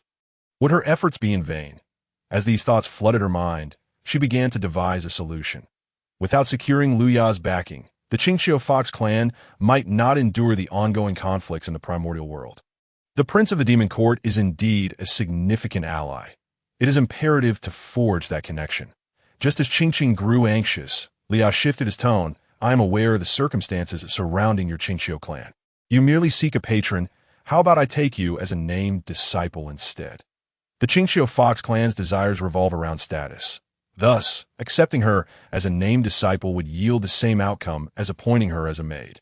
Rather than having a maidservant lingering by my side, it would be more beneficial to accept a named disciple, impart some teachings, and then let her be. This way, the Qingqiu Fox clan would be classified as part of Lu Ya's direct influence, making it a mutually advantageous arrangement. Very well, it's settled. I shall retreat to restore my magic. Do not disturb me. Having made his decision, Lia entered the cave, sealing it behind him and leaving Qingqing outside. Chapter 6. Cultivating the primordial level technique outside the cave. Qingqing appeared utterly bewildered. Being accepted as a disciple could be seen as accomplishing her task of aligning with Lu Ya, thereby providing the Qingqiu clan with a protective ally. Yet, her mood remained dismal. Within the Qingqiu Fox clan, she was recognized as a beauty, possessing flawless features. How could she now find herself in a position where even serving as a maid was unattainable? Lost in thought, Qingqing lingered outside the cave for an extended period. Once inside, Lia began to delve into the intricacies of the demon suppression scripture. The scripture consists of two parts. The first half focuses on visualizing impurities within the primordial spirit as various demonic entities, subduing them one by one to absorb their power and elevate his own spirit. The latter half entails absorbing the spirits of others, suppressing and appropriating their strength to enhance oneself. The first half aligns with the orthodox tenets of the Tao, while the latter half may well embody the methods of the demonic path. Lia found the name Demon Suppression Scripture somewhat misleading. How could one treat fellow immortals as demonic foes to extract their power? He was indifferent to the distinctions between righteousness and malevolence, yet presently lacked other immortal spirits to absorb. Thus, he decided to focus on the first half of the scripture. After contemplating, he consumed a 7-turn golden pill to restore his magical power and commenced his practice of the demon suppression scripture. Chanting the profound incantation, he formed hand seals, directing a surge of magical energy towards his spiritual center. Slicing through the impurities within, as his power descended, specks of black light began to emerge on the surface of his spirit. By the decree of the law, arise, myriad demons. Lu Ya concluded his recitation with a command. Before his eyes, the surface of his spirit trembled with black light, erupting outward to coalesce into countless demonic figures. some wielding blades, others brandishing spears or swords, taking on a myriad of bizarre forms. These entities were manifestations of Luya's mundane thoughts and darker inclinations, had he not utilized the demon suppression scripture to bring them into form. These negative thoughts would have accumulated within him, potentially triggering a heart demon calamity. From the realm of the demon ancestor, Luo Ho, the celestial demons would descend, with countless formidable beings among them. Many future Taoist immortals would meet their demise at the hands of these celestial demons. They must not be underestimated. However, with the demon suppression scripture in hand, Liya could not only avert the impending calamity, but also transform these detrimental thoughts into tools for self-improvement. 3 Golden Immortal Demons. 20 Heavenly Immortal Demons? As these demonic figures emerged, they rushed towards Luya with palpable malice. Luya observed that most of these demons were Earth Immortals or Heavenly Immortals, with only 3 having reached the Golden Immortal realm. These demons exhibited a semblance of intelligence, coordinating under the leadership of the 3 Golden Immortal Demons to mount an assault against Luya. The vast expanse of his consciousness resembled a boundless sea. The demons appearing as a dark veil that obscured the sky, numbering in the thousands. This formidable formation would strike terror even in the hearts of Golden Immortals. Yet, Liya, having slain even the great Luo Golden Immortals, regarded this mere formation with indifference. He summoned the true fire of the sun, which surged towards the horizon of his consciousness, transforming into a celestial canopy from which boundless flames cascaded downward. Boom! The inferno roared with a thunderous resonance as countless demons charged towards the flames, unleashing various spells in their futile attempts. None bore fruit. The entire realm of his consciousness was enveloped by the true fire of the sun, and these demons were gradually consumed by the resplendent, radiant flames. Even the 3 Golden Immortal Demons displayed expressions of agony, powerless against the true fire of the SUT. That moment, Luya exclaimed with delight. Demon suppression scripture. Absorb. He activated the scripture to draw in power. Countless white lights erupted from the melting celestial demons, illuminating the entire expanse. These luminous essences were absorbed into Luya's primordial spirit. Host absorbs the essence of the heavenly immortal level demon. Experience points 20,000. Host absorbs the essence of the heavenly immortal level demon. Experience points 740,000. Host absorbs the essence of the heavenly immortal level demon. Experience points 40,000. Host absorbs the essence of the golden immortal level demon. Experience points 10,000,000.10 million experience points. Luya narrowed his eyes. That IT requires 24 million experience points to progress from the early stage of a Golden Immortal to the mid-stage, that a single Golden Immortal can yield at least 10 million experience points. Thus, once he absorbs the powers of the other 2 Golden Immortal Demons, will he not be able to ascend to the mid-stage of Golden Immortal almost immediately? Moreover, there are thousands of other demons to consider. Luya's gaze swept over the multitude of demons, frantically drawing upon their strength. He shone brightly like a sun as endless power flowed into him, enhancing both his primordial spirit and magical prowess. His momentum surged ever higher. Host absorbs the essence of Golden Immortal level demon cultivation. Experience points 14 million. The host absorbs the essence of Golden Immortal level demon cultivation. Experience points 12 million. In an instant, the barrier to the mid-stage of Golden Immortal was shattered. Mid-stage of Golden Immortal achieved. Luya's momentum continued to escalate, showing no signs of halting. All demons, whether they were those of high experience points like Golden Immortals and Profound Immortals, or the lower-tier Earth Immortals and Celestial Immortals, he welcomed them all, absorbing their powers indiscriminately. Once all the demon powers were fully absorbed, a golden flower blossomed at Luya's brow, seemingly imbued with the essence of a Dao, with grand Dao sounds resonating within it.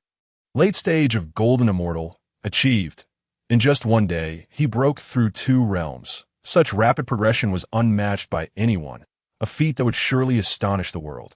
However, Luya's true cultivation achievements were not merely limited to this. Due to the nature of the demon suppression scripture, which primarily cultivates the primordial spirit, he not only ascended to the late stage of Golden Immortal, but his primordial spirit also advanced further, condensing the flower of divinity, comparable to the primordial spirit of a Tai golden immortal. The Hunyuan level techniques were utterly terrifying. After a moment of reflection, Luya suddenly displayed an unusual expression. After condensing the flower of divinity, his consciousness expanded significantly, and he sensed a malevolent presence lurking nearby. Who dares to meddle? Show yourself. Luya unleashed his mental power, sending forth multiple beams of divine light that filled the entire cave, searching repeatedly until he pinpointed an anomaly. Little brother, your consciousness can actually detect me. You truly possess great talent for uncovering such an inconspicuous place. A voice emerged, and a middle-aged, beautiful woman floated into view. Who are you? Luya inquired coldly. This person had concealed herself near his cultivation site. What were her intentions? Do not be afraid, little brother, that I am but a remnant thought left by the ancient ancestor of the Qingxiu Fox clan. The middle-aged woman replied with a smile. Before my true body ventured to the battlefield of the three clans, I left this thought to prevent the Qingxiu Fox clan from falling into ruin after a potential defeat. Hiding some treasures and legacies here, that time, my true body thought that even if our clan were to be defeated in the battle of the three clans, with the higher echelons of our combat power lost, we could still retain a modicum of vitality and rise again. As she spoke, the middle-aged woman sighed. It is indeed, as my true body anticipated.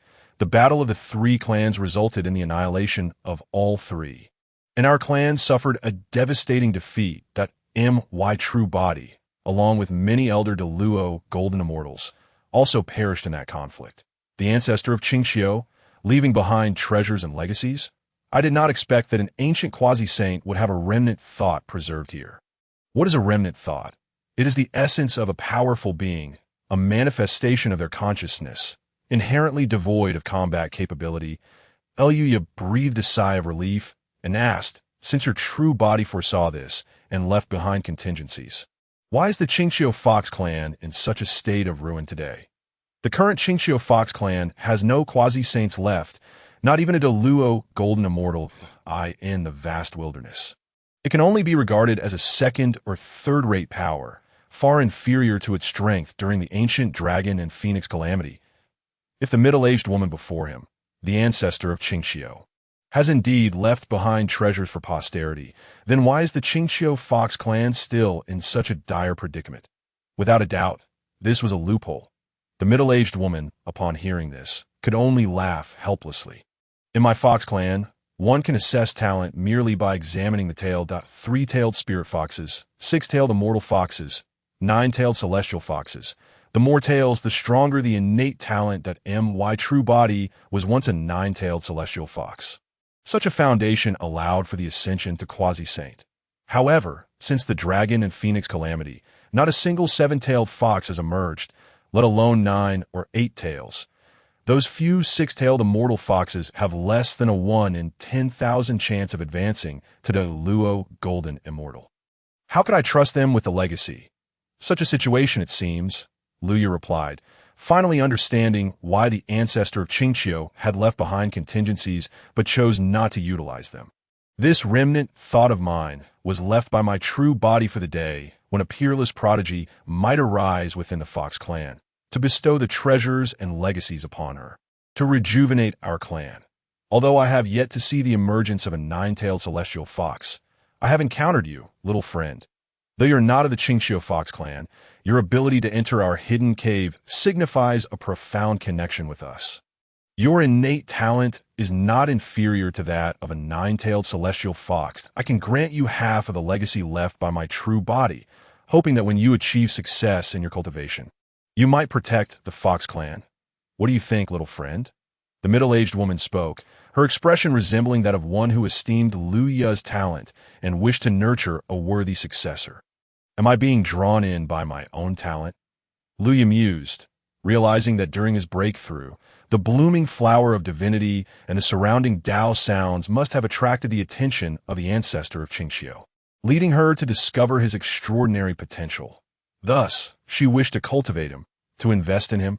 Luya chuckled internally. The Qingqing and the clan leader of the Fox clan outside were eager to align themselves with him. Just as the ancestor of Qingxiu sought to invest in him, all for the purpose of revitalizing the Qingqiu lineage, a perfectly reasonable logic. However, Luya harbored no trust for the middle-aged woman before him. He had not forgotten the malevolent undercurrent in her earlier intent when he sensed her lurking presence. Such behavior did not resemble that of a mentor wishing to invest in an upcoming talent. Moreover, having cultivated the demon suppression scripture, Luya's primordial spirit possessed a unique quality that surpassed that of ordinary beings of the same realm, granting him astonishing perceptive abilities. The insights from his primordial spirit revealed to him that the middle-aged woman before him was not merely a remnant thought left by a powerful being. She was more akin to a lingering soul. Remnant thoughts and lingering souls differ greatly. A powerful being, upon death, leaves behind remnant thoughts devoid of combat power, merely intended to preserve a legacy. A lingering soul, however, indicates that the powerful being has not truly perished.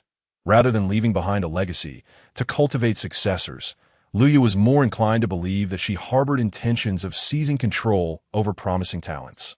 To live again, prolonging her life and exerting dominance over the wilderness. Senior, isn't this rather inappropriate? After all, what you have left behind is intended for the Qingqiu Fox clan. Luya feigned reluctance, his expression betraying a semblance of hesitation. Little friend, if no one guards Qingqiu, it will inevitably fall to ruin. What use would a legacy serve then? The middle-aged woman insisted. With your talent, if you were to receive my legacy, you would have at least a 50% chance of reaching quasi-saint. Do not refuse. Very well, Luya replied after a moment of contemplation, feigning compliance. Open your consciousness, see, and your primordial spirit will be able to accept my legacy, within the legacy left by my true body. There are countless Deluo golden immortal level techniques, and even a few quasi-saint level ones. The middle-aged woman urged eagerly, seemingly unable to contain her desire for Luya to open his consciousness see. Her eagerness revealed her ulterior motives. Luya chuckled inwardly.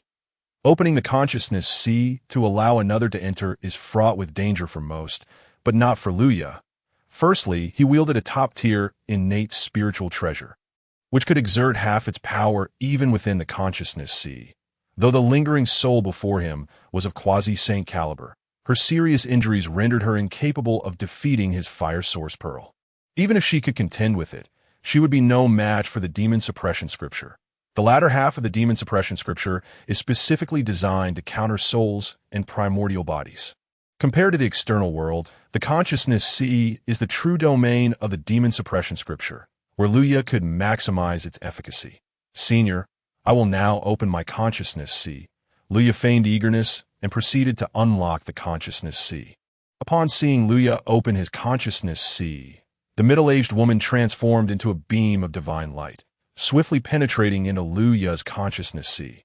This beam of light instantly magnified millions of times within Luya's consciousness sea, morphing into a fox that obscured the heavens' 0.9 tails, as vast as the stars, radiated brilliance, illuminating the entire consciousness sea space. You, a mere junior, are unaware of the dangers of the wilderness, and yet you so easily fell for my ruse. Do you not realize that I am not merely a remnant thought, but a true soul that has descended? A cold and fierce voice echoed, reverberating through the heavens and earth, causing the laws of the universe to tremble as if attempting to evade this voice. The entire consciousness sea seemed to be suppressed by an overwhelming force. This was the might of a quasi-saint, a being of immense power, even in the form of a lingering soul, capable of dominating all. A quasi-saint, the ancestor of the Qingqiu clan, a being who had participated in the battle of the three clans. She emerged from the ancient calamity of dragons and phoenixes, having battled against deities such as the ancestral phoenix. Yet unlike them, she did not fall upon the battlefield. Instead, she managed to escape with a fragment of her soul and retreated to her former cave in Qingqiu for cultivation. With her foundation shattered, she could only seize another's body to be reborn. Initially, she intended to possess a descendant of the Qingqiu Fox clan, believing this would expedite her recovery of divine abilities and align more closely with her soul. However, to her dismay, the talent of the descendant was utterly lacking, rendering her unimpressed. She had planned to await the emergence of a descendant of the nine-tailed celestial fox, but was roused by the commotion caused by Lu Ye's breakthrough. The elder of Qingqiu possessed a keen eye and discerned at a glance that Lu Ye's potential surpassed that of the nine-tailed celestial fox in comparison to such exceptional talent. The differences in race and gender were merely trivial. Little did she expect that upon awakening, she would encounter such a formidable being, whose potential rivaled that of the ancestral dragon and ancestral phoenix, even exceeding that of the nine-tailed celestial fox. Truly, an unparalleled target for possession, a palpable malice surrounded her, as the elder of Qingqiu harbored no intentions of concealment, her consciousness invading Lu Ye's mind. The youth before her was akin to a fish on a chopping board, helpless to resist. A mere golden immortal in the late stage, could he truly hope for a turnaround? You are the elder of the Qingqiu clan? You wish to possess me? Could it be that the Qingqiu clan has conspired against me? Lu Ye exclaimed, feigning panic. Yet he surmised that the current leader of the Qingqiu clan and Qingqing were both under his beneficence, sensing no malice from them, that it was unlikely they were in collusion with the elder of Qingqiu. And it was quite probable that she remained unaware of the elder's survival. Nevertheless, caution compelled Lu Ye to voice his inquiries that, "Do not test me. Junior, how could the descendants of Qingqiu know of my existence? A group of mere great Luo golden immortals cannot possibly engage in discourse with me, that a collection of inept individuals, after all these years, they have failed to produce even a descendant of the nine-tailed celestial fox." Forcing this elder to resort to switching races for possession, the elder of Qingqiu scoffed. Upon hearing her words, Lu Ye felt a sigh of relief within. It seemed the elder's intentions of possession were unrelated to the Qingqiu clan. It became clear that the entire Qingqiu clan was merely a tool for her possession. "You truly shame the Qingqiu clan," Lu Ye remarked. The fire source pearl appeared above the sea of consciousness, radiating divine light, exuding boundless warmth and strength, its might seemingly capable of striking the heavens and shattering the abyss. Countless flames formed a celestial canopy, slowly descending from the sky, overwhelming and terrifying. The elder of Qingqiu felt as though her lingering soul were engulfed in the immortal volcano of the Phoenix clan. Her entire soul seemingly on the verge of being scorched and melted by this endless light and heat. The elder of Qingqiu was taken aback. How could a mere golden immortal possess such a primal treasure? Even she, esteemed as a quasi-saint, had only possessed one superior innate spiritual treasure during the ancient calamity of dragons and phoenixes. Think that a mere golden immortal could possess such a peerless treasure. The elder reached out, summoning a jade-green scepter from the external realm. It was, in fact, the superior innate spiritual treasure that had accompanied her throughout her life of battles. The Dao Tian Scepter. The Dao Tian Scepter, mastery over all things, within the entire sea of consciousness. The endless flame shone with utmost brilliance, the divine light illuminating the timeless fire source pearl, all emanating an immense, formless aura.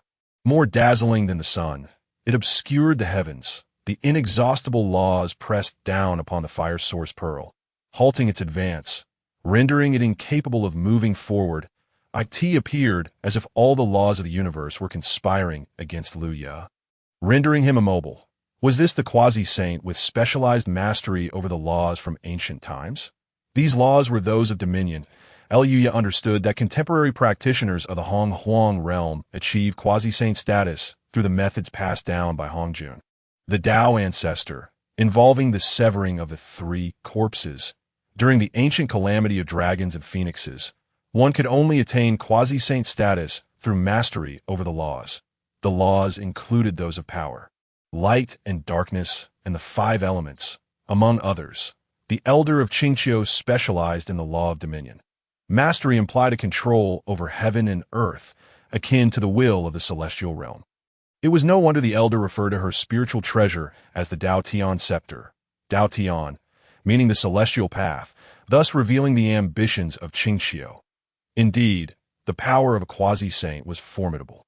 Even with a lingering soul, she could activate a superior innate spiritual treasure to compel the fire source pearl to retreat. Lu Ye sighed, noting that in this battle of wills, the fire source pearl had evidently lost to the Dao Tian scepter. Though the quality of the fire source pearl surpassed that of the Dao Tian scepter, one being A and the other a superior innate spiritual treasure, Lu Ya's cultivation was simply too inadequate. Even if the elder of Qingxiu had been severely wounded during the Battle of the Three Clans, lacking a physical form and only possessing a remnant soul, she still outclassed him. Junior, cease your struggles.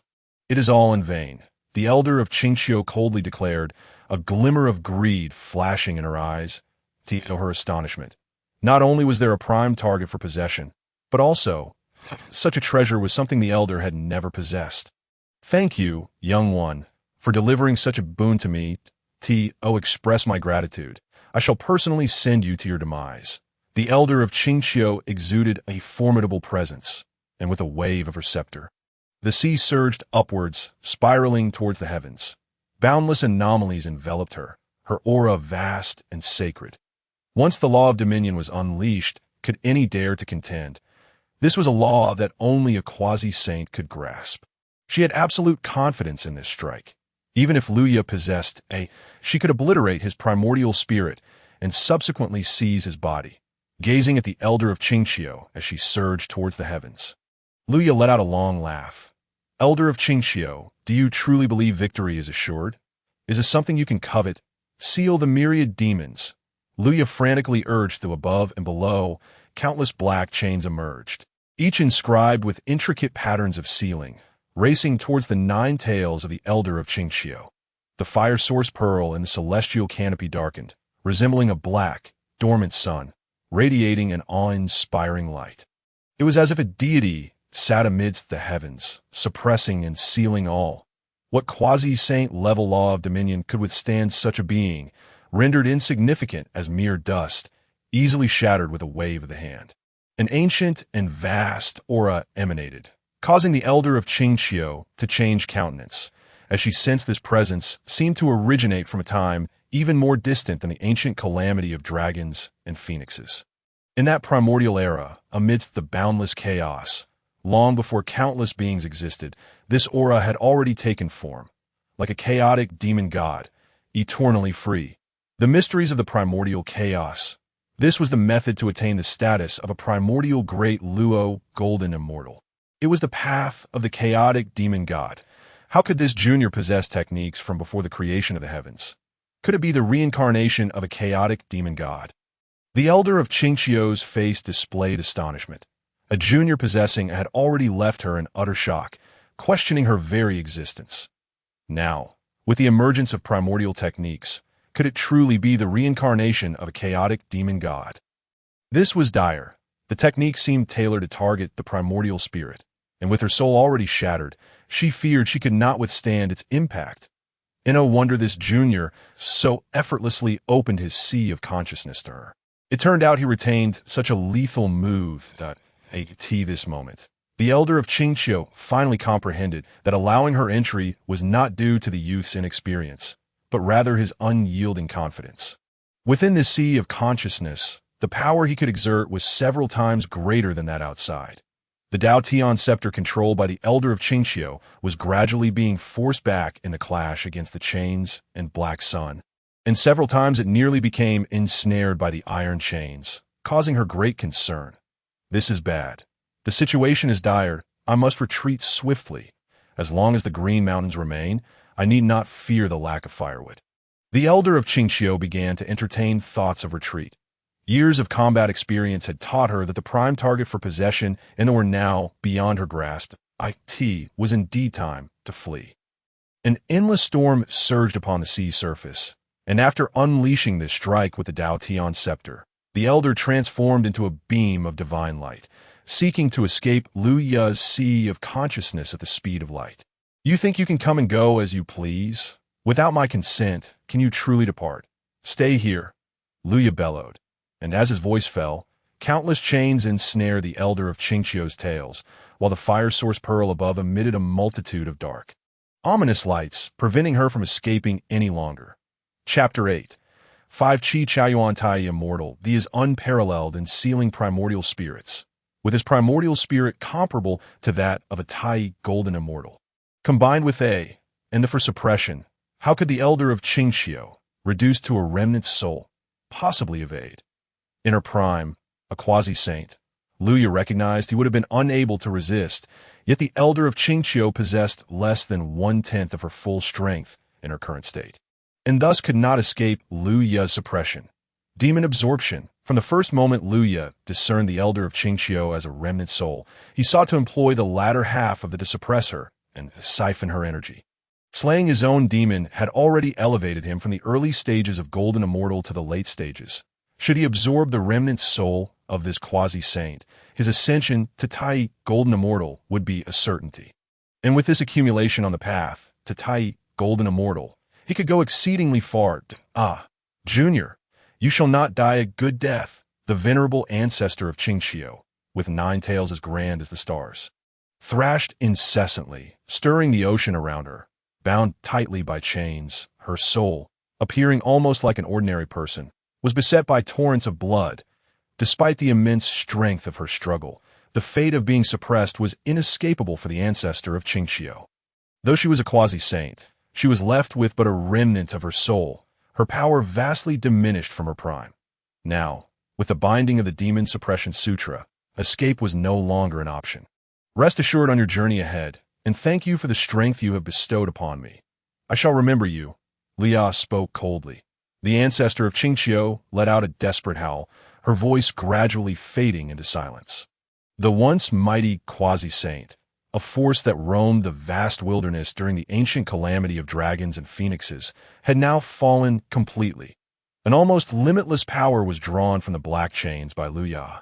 As the remnant soul of the quasi-saint contained formidable primordial energy, in the flickering of divine light, Luya's vitality, magical power, and primordial spirit were all significantly enhanced by this force, with the endless divine light nurturing him.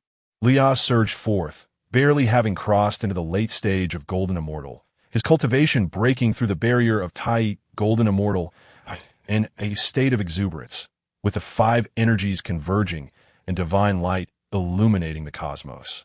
He achieved the status of Tai Golden Immortal. 3 flowers bloomed atop Luya's head. The flower of essence, the flower of energy, and the flower of spirit, each petal unfurling splendidly. The flowers of essence and energy radiated brilliant light, their petals blossoming to the 7th rank. Meanwhile, the flower of spirit, having absorbed the remnant soul of the Qingqiu ancestor, emitted an overwhelming aura, its divine majesty shaking the heavens and the earth, seemingly capable of piercing through the void and illuminating the ages. The flower blossomed to the 11th rank. Achieving the status of Deluo Golden Immortal requires at least the 3 flowers of essence, energy, and spirit to bloom at the 9th rank. Only then can one be deemed a Deluo Golden Immortal. At this moment, although Luya had just advanced to Tai, his primordial spirit had already met the requirements for ascending to the Luo, with the flowers of essence and energy merely needing 2 more ranks to fully bloom. In other words, if I merely enhance the essence and energy, I can ascend to the Luo. After completely consuming the remnant soul of the Qingqiu ancestor, Liya slowly withdrew his power. His cultivation had now reached the late stage of Tai Golden Immortal. For the Qingqiu ancestor, despite being but a remnant of her former self, still possessed immense strength after being absorbed by the Demon Suppression Sutra. Liya had leapt from the late stage of Golden Immortal to the late stage of Tai Golden Immortal. All thanks to the contribution of the Qingqiu ancestor at this juncture, Liya was but a step away from achieving Deluo Golden Immortal. For other cultivators, this would mean preparing for the ascent to Deluo. However, Liya remained unhurried. He recalled his father, the Emperor Jun, mentioning that merely achieving the 3 flowers blooming at the 9th rank was the bare minimum to ascend to the Luo, which held little promise. Only by nurturing the 3 flowers of essence, energy, and spirit to the 12th rank, reaching the limits of the heavenly path, could one truly be considered a prodigy worthy of the name, possessing at least a 50% chance of attaining quasi-saint status. Liya, of course, would not squander his prospects by hastily rushing into ascension. The Qingqiu ancestor would undoubtedly die with her eyes wide open. Since she had coveted his mortal form, she could not blame him for using the Demon Suppression Sutra to suppress and absorb her primordial essence. Deep down, Liao felt gratitude towards the ancestor of Qingqiu for so generously providing him with this substantial boon of cultivation. Without it, his advancement would not have been so significant that I in the wilderness. Atai Golden Immortal was no weakling, easily able to claim dominion over mountains, and Liao was now merely a step away from the Luo Golden Immortal in the legends of his previous life. The Prince of the Golden Crow during the latter stages of the War of the Witches and Demons was a Tai Golden Immortal, having achieved the late stage of Tai Golden Immortal before the 3 lectures at the Purple Cloud Palace. And before the saints had reached their respective statuses, Liao had surpassed the original Prince of the Golden Crow by an immeasurable degree. The Demon Suppression Sutra truly deserves its reputation as a primordial level technique. Since acquiring it, his cultivation had far surpassed his previous limits. With such power, he could rank among the top 50 in the demon court. Liao's combat power exceeded even his cultivation level. He estimated that his battle prowess was greater than that of an ordinary Deluo demon saint of the demon court or a great witch of the witch clan. As for how much more, that would depend on actual combat. Nonetheless, Liao believed he could contend with even the top-tier great witches like Xing Tian and Qiyu. His next target was the Mountain of No Return. As the cave opened wide, a magnificent aura surged forth, shaking the entirety of Qingqiu. Such a terrifying aura. Even several of our Tai Golden Immortal elders cannot compare. Who could it be? Could it be that there are still predecessors from before the calamity of dragons and phoenixes among our kin? The Qingqiu Fox clan was abuzz with speculation. The source of the overwhelming aura was the former cave of the great Deluo Golden Immortals of the Qingqiu clan. Could it be that an ancient predecessor survived the Great War among the 3 clans? Inside the palace of the clan leader, the Qingqiu clan leader was left dumbfounded, his jaw nearly dropping to the floor. While others were unaware that the 10th Prince Liao was inside. How could he not know? Having sent his daughter there, "Daughter, are you certain that there is no one else in there besides the 10th Prince?" Qingqing, equally astonished, replied, "Your Highness, I personally escorted him into the cave. There can be no one else inside. Moreover, only he could unleash such a potent aura of solar fire." Father and daughter exchanged incredulous glances, both faces awash with disbelief. This aura, like a blazing sun, radiated boundless light and heat, seemingly capable of tearing apart the heavens and earth. The infinite void quaked, as though it might shatter at any moment under this overwhelming presence. This was no longer something that could be described as merely entering the golden immortal stage.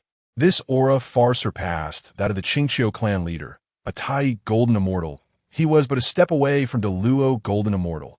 No other powerful beings within the entire Qingqiu Fox clan had reached such heights. How could the 10th Prince, at such a tender age, already surpass all the might of Qingqiu? Truly, a prodigy of the heavens. The Qingqiu clan leader could find no words to express his astonishment at Liu Ya. He could only be stunned over and over again. Such extraordinary talent had not been seen in the annals of ancient history. Over the eons, no one had exhibited such remarkable aptitude. Is this truly the caliber of the 10th Prince? Qingqing trembled, realizing that as a mere 6-tailed celestial fox, her talent paled in comparison to Liu Ya's. She felt as if the chasm between them had widened even further. "Qingqing, would you be willing to take me as your master?" A resounding voice echoed within Qingqing's mind. His Highness the Prince promised to accept me as a disciple before his retreat. Recalling Liu Ya's unparalleled beauty and celestial talent, she thought that even if she couldn't serve as a maid, perhaps she could at least have a chance at being a named disciple. Upon this thought, Qingqing respectfully bowed. "Disciple is willing to acknowledge you as master." "Very well. Today, I shall take Qingqing as my named disciple. I possess a divine ability, which I shall bestow upon you as a token of our master-disciple bond." With a snap of his fingers, Liao sent forth a beam of white light that directly entered Qingqing's mind. The Heavenly Fox Heart Control Method. This is one of the 72 transformations of the earthly fiend, particularly suitable for the Fox clan. It was only through this fortuitous encounter that Liu Ya could sign in at the ancestral land of Qingqiu, obtaining the Demon Suppression Sutra, a primordial level technique, and ultimately gain the opportunity and capability to devour the Qingqiu ancestor. Though it was a matter of coincidence, without this premise, Liao would not have achieved such significant advancement. Bestowing her a divine ability was of little consequence. As Qingqing felt the method within her mind, she immediately recognized its rarity. It was far superior to the techniques of the Qingxiu clan. Remarkably, this method seemed tailor-made for the Fox clan. Incredible. What kind of technique is this that it surpasses even our clan's divine powers? Taking a deep breath, Qingqing bowed to Luya, saying, "Disciple expresses gratitude for Master S bestowed divine ability. In future endeavors, I shall not disgrace your name. This technique is one of the 72 divine abilities of my demon court, a mere fragment of its power." As Lia's words fell, Qingqing was left in shock. Such an ability was immensely powerful, yet it was merely one of the 72 divine abilities of the demon court. How profound must the foundation of the demon court be? Truly, the demon court deserves its reputation as one of the two great overlords of the wilderness. With an unfathomable depth to its heritage, Master is about to depart. You must diligently practice, Luya said, a beam of divine light darting outwards like lightning. Having claimed the sign-in reward and cultivated the Demon Suppression Sutra, there was no further purpose in remaining in the ancestral land of Qingxiu. It was time to venture forth to other sacred sites to sign in and claim rewards, which would further enhance Luya's cultivation. To rely solely on one's own efforts without the aid of a divine finger was the mark of folly. Disciple respectfully sees Master off. Qingqing instinctively replied, "Wait, Master, are you leaving? Isn't there still a great witch pursuing you outside?"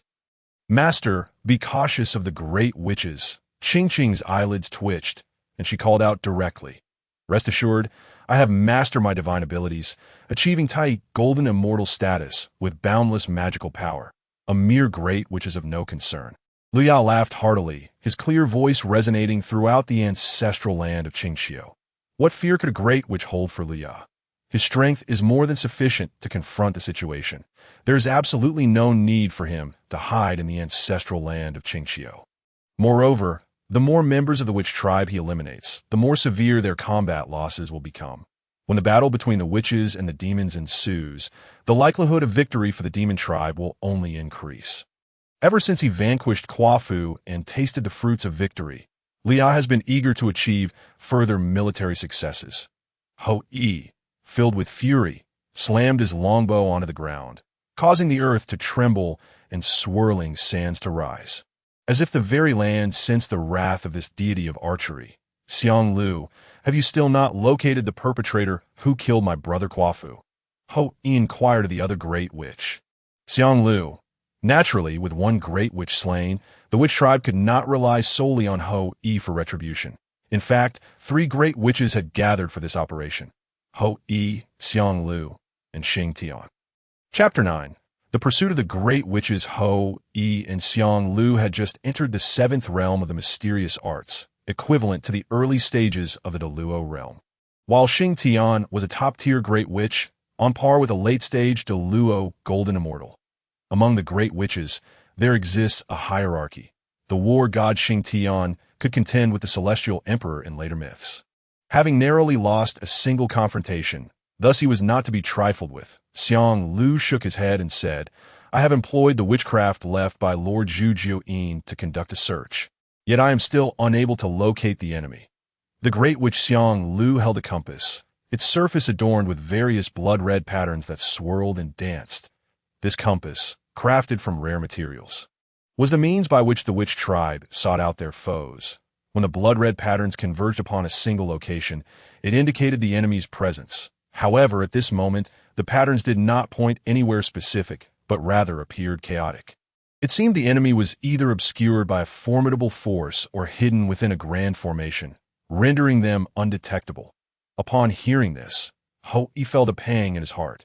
The witch tribe lacked a primordial spirit and could not discern the heavenly signs, which had always been their Achilles' heel, that if they were cultivators of the immortal path, they could simply calculate the affairs of the world with a flick of their fingers. But the witch tribe could only rely on the witchcraft left by their ancestral witch, Zhu Jiuyin, to trace the enemy's tracks. This was invariably inconvenient, lacking the finesse of the immortal methods, as evidenced by their current inability to penetrate the obscuring formation. If we cannot find them, then we shall unleash a bloodbath across the land. indiscriminately slaying all in our path. Surely the murderer cannot have fled too far. He must be within this range, why exterminating all living beings. We shall naturally avenge my brother, He declared with venomous intent, causing the other two great witches to furrow their brows, though they remained silent. Kwafu had perished, and surely someone must accompany him to the grave. These beings would serve as a vessel for Ho's wrath, a twisted honor in their demise. After all, the witch tribe had already eradicated numerous races. Killing a few more souls was hardly a matter of consequence. Wait, is there a change? As Xiang Lu performed W in the myths and legends of later generations, He is famously known for using his divine bow to shoot down the 9 suns. Killing his 9 brothers in the process, he infused his vast and boundless vitality into the bow and drew it taut, creating a perfect arc with a thunderous roar. The divine arrow was released. Its speed surpassing that of lightning by 1,000-fold, almost instantaneous in its flight. The entire void could hardly withstand the aura of this arrow, as the immense space began to crack and splinter inch by inch. The arrow carried an aura of unparalleled sharpness and a chilling murderous intent. This single shot, fueled by Hou Yi's rage over the death of his brother Kwafu, would make even a Deluo golden immortal retreat in trepidation. For Hou Yi truly lived up to the title of the god of archery. Before him stood a youth, the very killer of Kwafu, who appeared rather youthful despite possessing such formidable power. Alas, no matter how powerful he may be, he was destined to fall here, for he faced not just one, but 3 formidable sorcerers. Such mastery of archery was indeed divine. Was this the true strength of the great sorcerers? It felt as though this divine arrow could shatter the very heavens. As Hou Yi prepared to strike, the beings surrounding him murmured in trepidation, though they were overwhelmed by Hou Yi's presence. They still observed the battlefield. They were aware that this young man had slain Kwafu, yet they remained unconvinced of Liu Ye's ability to prevail. Perhaps Liu Ye could resist Hou Yi, but how could he possibly contend against 3? Alas, a young prodigy was about to meet his demise, lamented an elder of the Deer clan. Indeed, it was rare for the Demon clan to produce such an extraordinary talent, and yet, it seemed destined to end this way. Echoed another Demon clan member. Despite not joining the Heavenly Demon Court, he still felt sorrow for Liu Ye. Since arriving in the primordial chaos, Hou Yi had always been Liu Ye's imagined rival. In his previous life, Hou Yi's ability to shoot down the 9 suns rendered him terrifyingly powerful. If not for the signing-in system, Liu Ye would still be tirelessly cultivating on the Sun Star, hoping to escape with his life from Hou Yi's divine arrows. However, Liu Ye had acquired the signing-in system, which, through continuous engagement, bestowed upon him overwhelming strength through the Hunyuan level techniques and supreme innate treasures. Now, with Liu Ye's current perspective, he gazed at the arrow shot by Hou Yi and deemed its power insufficient. He could defeat Hou Yi without even resorting to the supreme innate treasure. The fire source pearled at this moment. Hou Yi was no longer the formidable nemesis Liu Ye had envisioned. He had long since ceased to be a match for Liu Ye. Chapter 10. Fierce battle against the 3 great sorcerers. Liu Ye summoned the true fire of the sun, and the magnificent flames transformed into a colossal bird imbued with the laws of fire. This bird, enveloped in celestial flames, let out a thunderous roar as it soared towards Hou Yi's arrow, its intense heat melting the very void. With nearly Deluo-level magical power and remarkable control over the true fire of the sun, Liu Ye unleashed the flames once more, capable of melting even the intangible void. When the 2 forces collided, they produced a sound that shook the heavens, threatening to shatter the entire firmament. Crack! The immensely powerful arrow was engulfed in the true fire of the sun, splitting in 2. Utilizing his divine powers, Liu Ye utterly defeated Hou Yi on the battlefield. My arrow has broken. Hou Yi's expression turned grim. The gap between the Tai Golden Immortal and the Deluo Golden Immortal was vast. Hou Yi had anticipated defeat, yet he envisioned being vanquished by a supreme innate treasure, not by this youth who had bested him solely through his divine powers, without the aid of any treasure. To be defeated by a treasure is one thing. To fall to divine powers alone leaves no explanation other than one's inferiority in strength. True fire of the sun, you are the son of the Demon Emperor. Hou Yi glared fiercely at Liu Ye. He was not foolish. He understood that the youth before him wielding the true fire of the sun was undoubtedly a descendant of two demon emperors. Indeed, I am Luya, the 10th son of Di Jun. Luya boldly proclaimed his identity. How does the taste of my true fire of the sun compare? Care to try again? Luya said with a smile. Previously, you called me a lowly insect. Now, who truly is the insect? Good lad. Ho-E laughed in anger, realizing Luya turned his own words back upon him. The irony of his defeat left him speechless. The 10th son of Di Jun, Luya, despite his fury, Ho-E could not help but ponder the son of the Demon Emperor possessing the late-stage cultivation of a Tai golden immortal, to be able to confront him directly as a great sorcerer. How could this be? What extraordinary talent was this? Such a prodigy must not be allowed to live. He must be eradicated at this opportunity. Upon this realization, Ho-E exchanged a look with Xiang Lu, both eyes glinting with a chilling murderous intent. This youth was far too formidable. For the future of the Wu clan, he must perish here. Otherwise, the Wu clan would gain yet another powerful enemy. 3,000 weak waters. The great sorcerer Xiang Lu suddenly entered the fray. Wielding his 9 heads, each spouting forth the corrosive 3,000 weak waters. The waters contained Xiang Lu's unique poison, and as they surged forth, they corroded countless mountains, turning them to ash and even erasing them from existence. Such toxicity seemed capable of annihilating all living beings, a deadly weapon of the great sorcerer Xiang Lu. Weak waters, they pale in comparison to my sword, slashing Yuan's sword. Arise. Luya's primordial spirit stirred, channeling countless divine thoughts and magic into the slashing Yuan sword, its runes flickering and radiating with white light. He swung the sword, its brilliance slicing through the air, the sword aura shooting towards the heavens. Even the sun, moon, and stars seemed to tremble under the influence of this sword intent. Countless sword energies intertwined, clashing against the corrosive weak waters, tearing through them and leaving the earth cracked, with fissures stretching for thousands of miles.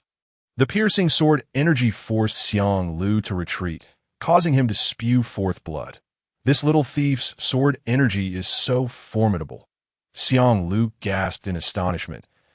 If the true fire of the sun was impressive, then the strength of the sword path was incomprehensible. But he was unaware that Luya's swordsmanship was merely average. He relied on the demon suppression scripture, a Hunyuan level technique, which naturally granted him an advantage over foes of the same level. Luya commanded his sword with his primordial spirit, further amplifying its might. Even without the slashing Yuan's sword, Luya could threaten a typical Deluo golden immortal. Now is the moment. Ho-Yi's eyes gleamed with intent as he seized the opportunity to attack. He infused his magical power into his divine bow and shot an arrow before quickly drawing back the bowstring to unleash another arrow. The second arrow flew twice as fast as the first, colliding with the former to create a volley of arrows. Volley of arrows? Ho-E. Even if you attempt a sneak attack, with the combined might of 2 great sorcerers, you still cannot defeat me. Luya's divine sense registered Ho-Yi's movements, and he scoffed disdainfully. Channeling the true fire of the sun, golden flames erupted, consuming the surrounding spiritual energy and forming countless fiery serpents. Each serpent carried an aura potent enough to annihilate golden immortals. A deluge of fiery serpents descended from the heavens, akin to a celestial calamity, exuding immense might and an unparalleled aura.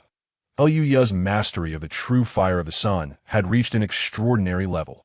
Not far from the likes of the Golden Crows, Di Jun and Tai Idai, countless fiery serpents lunged at Ho-E, tearing apart the seemingly invincible arrowhead one by one. Ho-E was besieged by thousands of fiery serpents.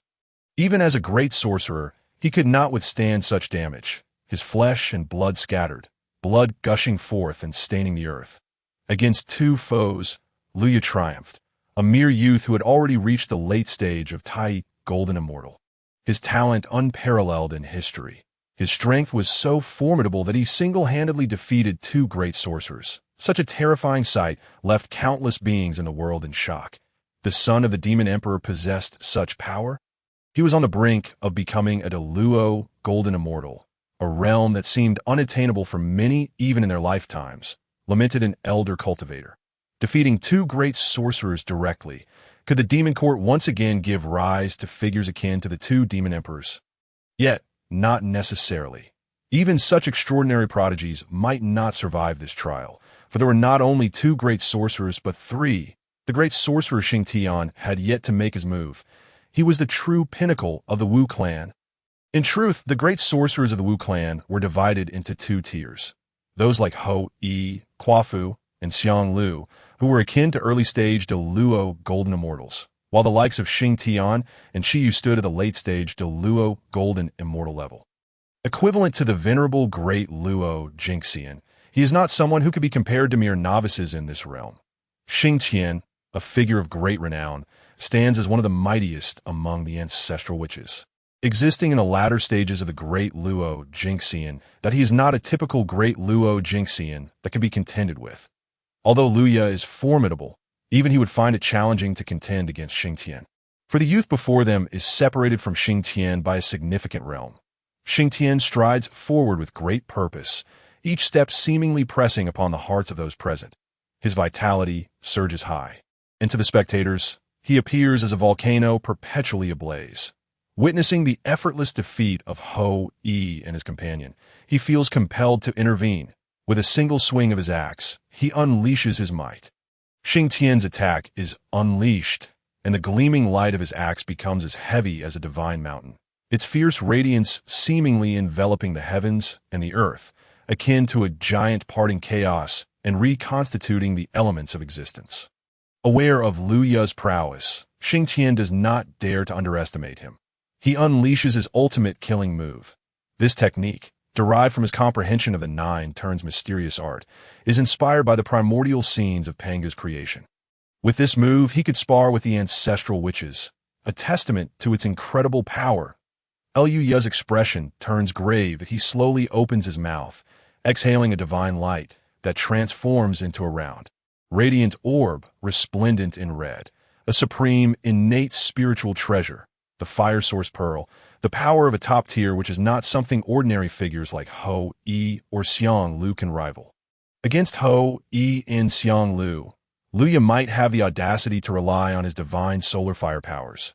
Yet when facing Xingtian, even Luya must showcase his true capabilities to genuinely contend.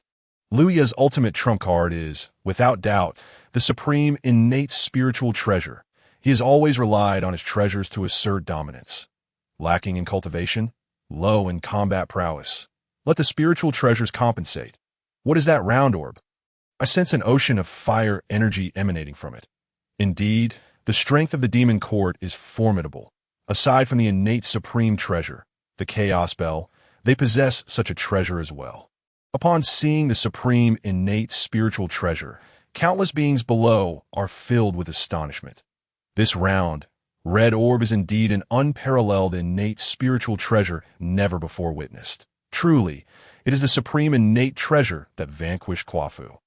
Xingtian's countenance darkens. With just the divine solar fire, Luya could directly vanquish two great witches. How much more so now with the enhancement of the supreme innate treasure?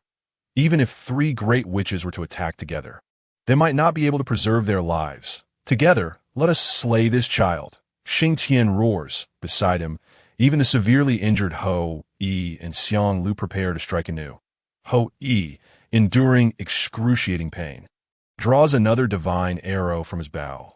Xiang Lu simultaneously channels his power, with all nine heads unleashing a torrent of the weak water. The three great witches join forces to contend. They aim to suppress the myriad demons. Seeing the trio of great witches unite, Luya feels compelled to invoke the Demon Suppression Sutra. Above the fire source pearl, a black grinding disc materializes. As the disc rotates, it seems to harbor boundless coldness.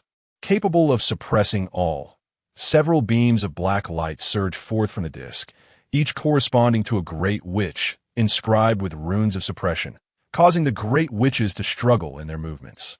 Golden flames erupt skyward, incinerating the surrounding spiritual energy, shaking the very earth. The weak water and divine arrows are scattered like dust, causing no harm whatsoever. The fire source pearl directly meets Xingtian's axe light. Upon their collision, The fire pearl radiates immeasurable brilliance, its divine might overwhelming, layer upon layer shattering the axelite. Although Xingtian intends to resist, he finds his movements hindered by the grinding disk's oppressive force. Diminishing his strength, with a crack, a fissure appears on Xingtian's axe, gradually splintering until it is utterly shattered by the fire source pearl. The ground trembles violently under the impact, creating numerous massive craters and gashes. Countless beings are horrified. What a terrifying power this is! The clash of the four reverberates with cataclysmic intensity, shaking the sun, moon, and stars, reverberating throughout the heavens. Chapter 11. The Arrival of the Ancestral Witches in Kunlun Mountain. In the western wilderness at the Demon Court, within the Pangu Hall, many great beings and quasi-saint level powers are stirred by this tumult, casting their gaze towards this place at Kunlun Mountain. An elder, a middle-aged man, and a youth sit in discourse. Suddenly, sensing something, they turn their attention to the battlefield of Luya and the three great witches. Laozi strokes his beard and sighs. The son of the Demon Emperor possesses such profound cultivation. Merely a step away from the great Luo Jingxian.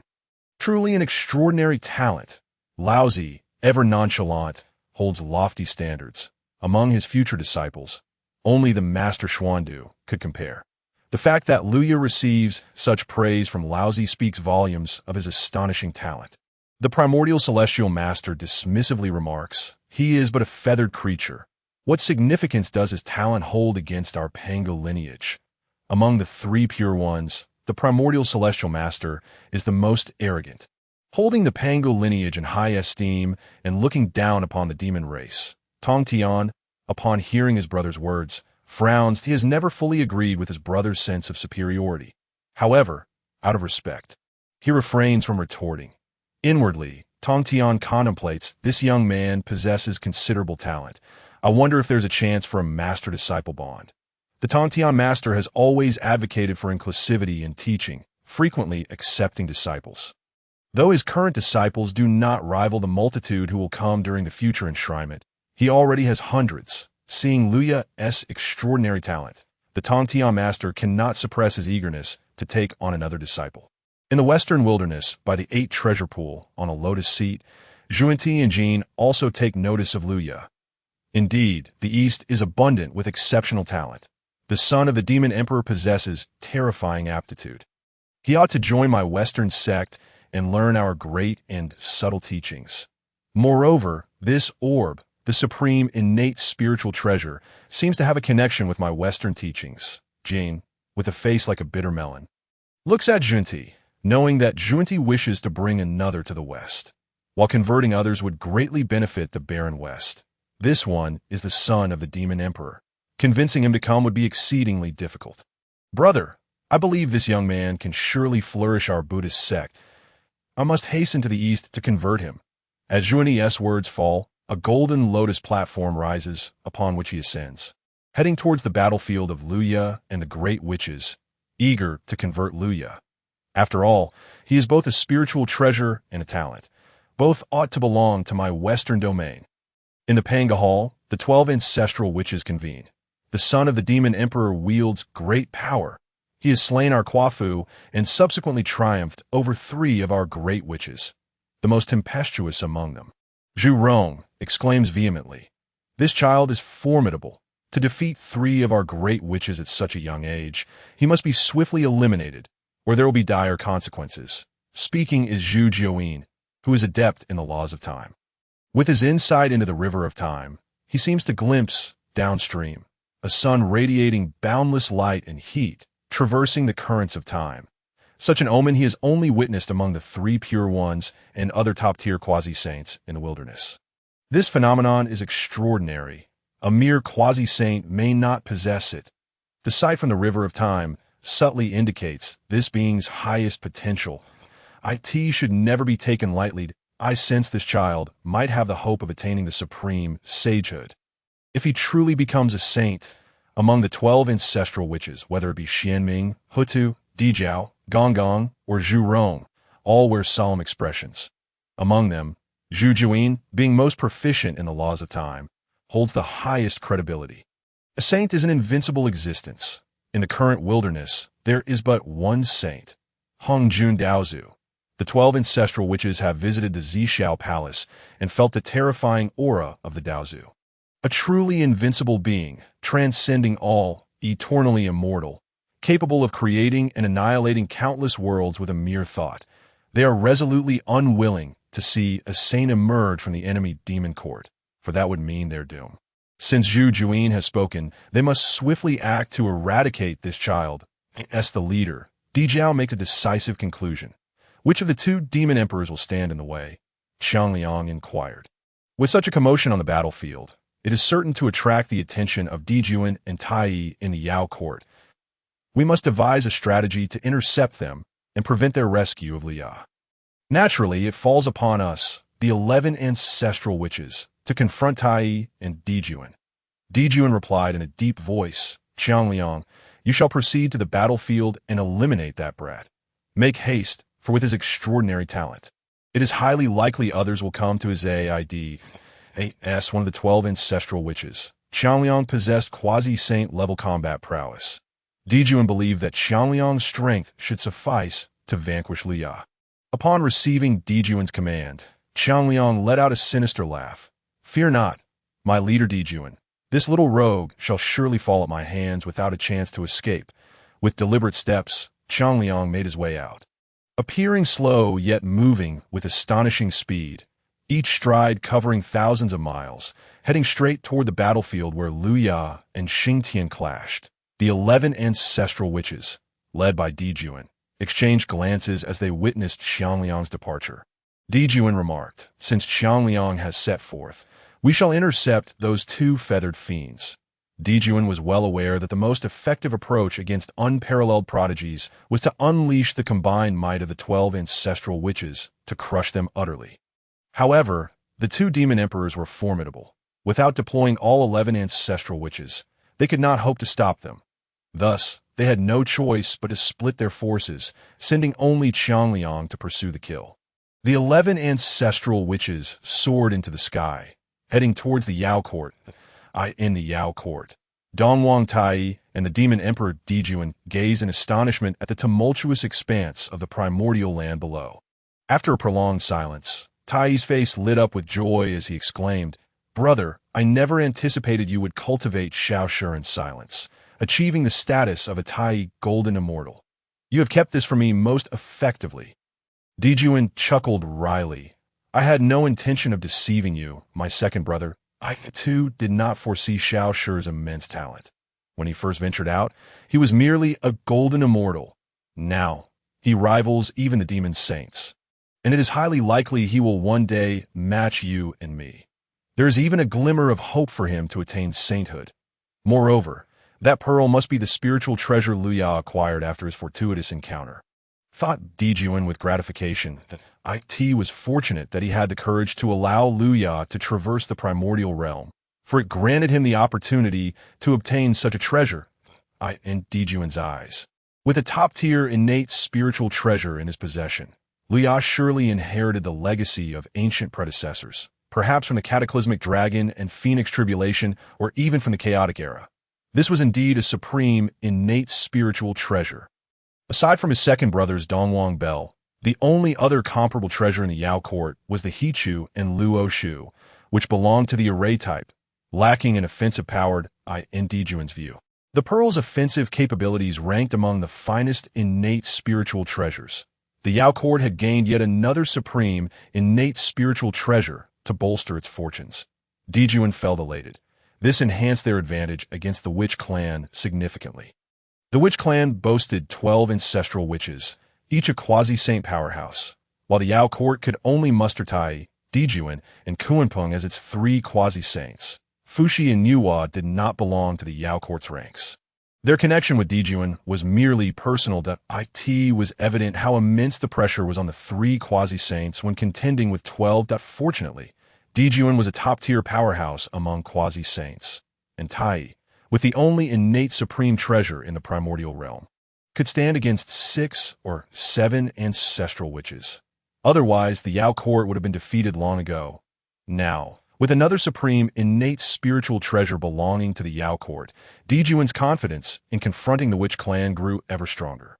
Suddenly, Dongwang Tai's expression darkened as he noticed the 11 ancestral witches uniting on the primordial continent, their immense blood chi surging like stars towards the Yao court.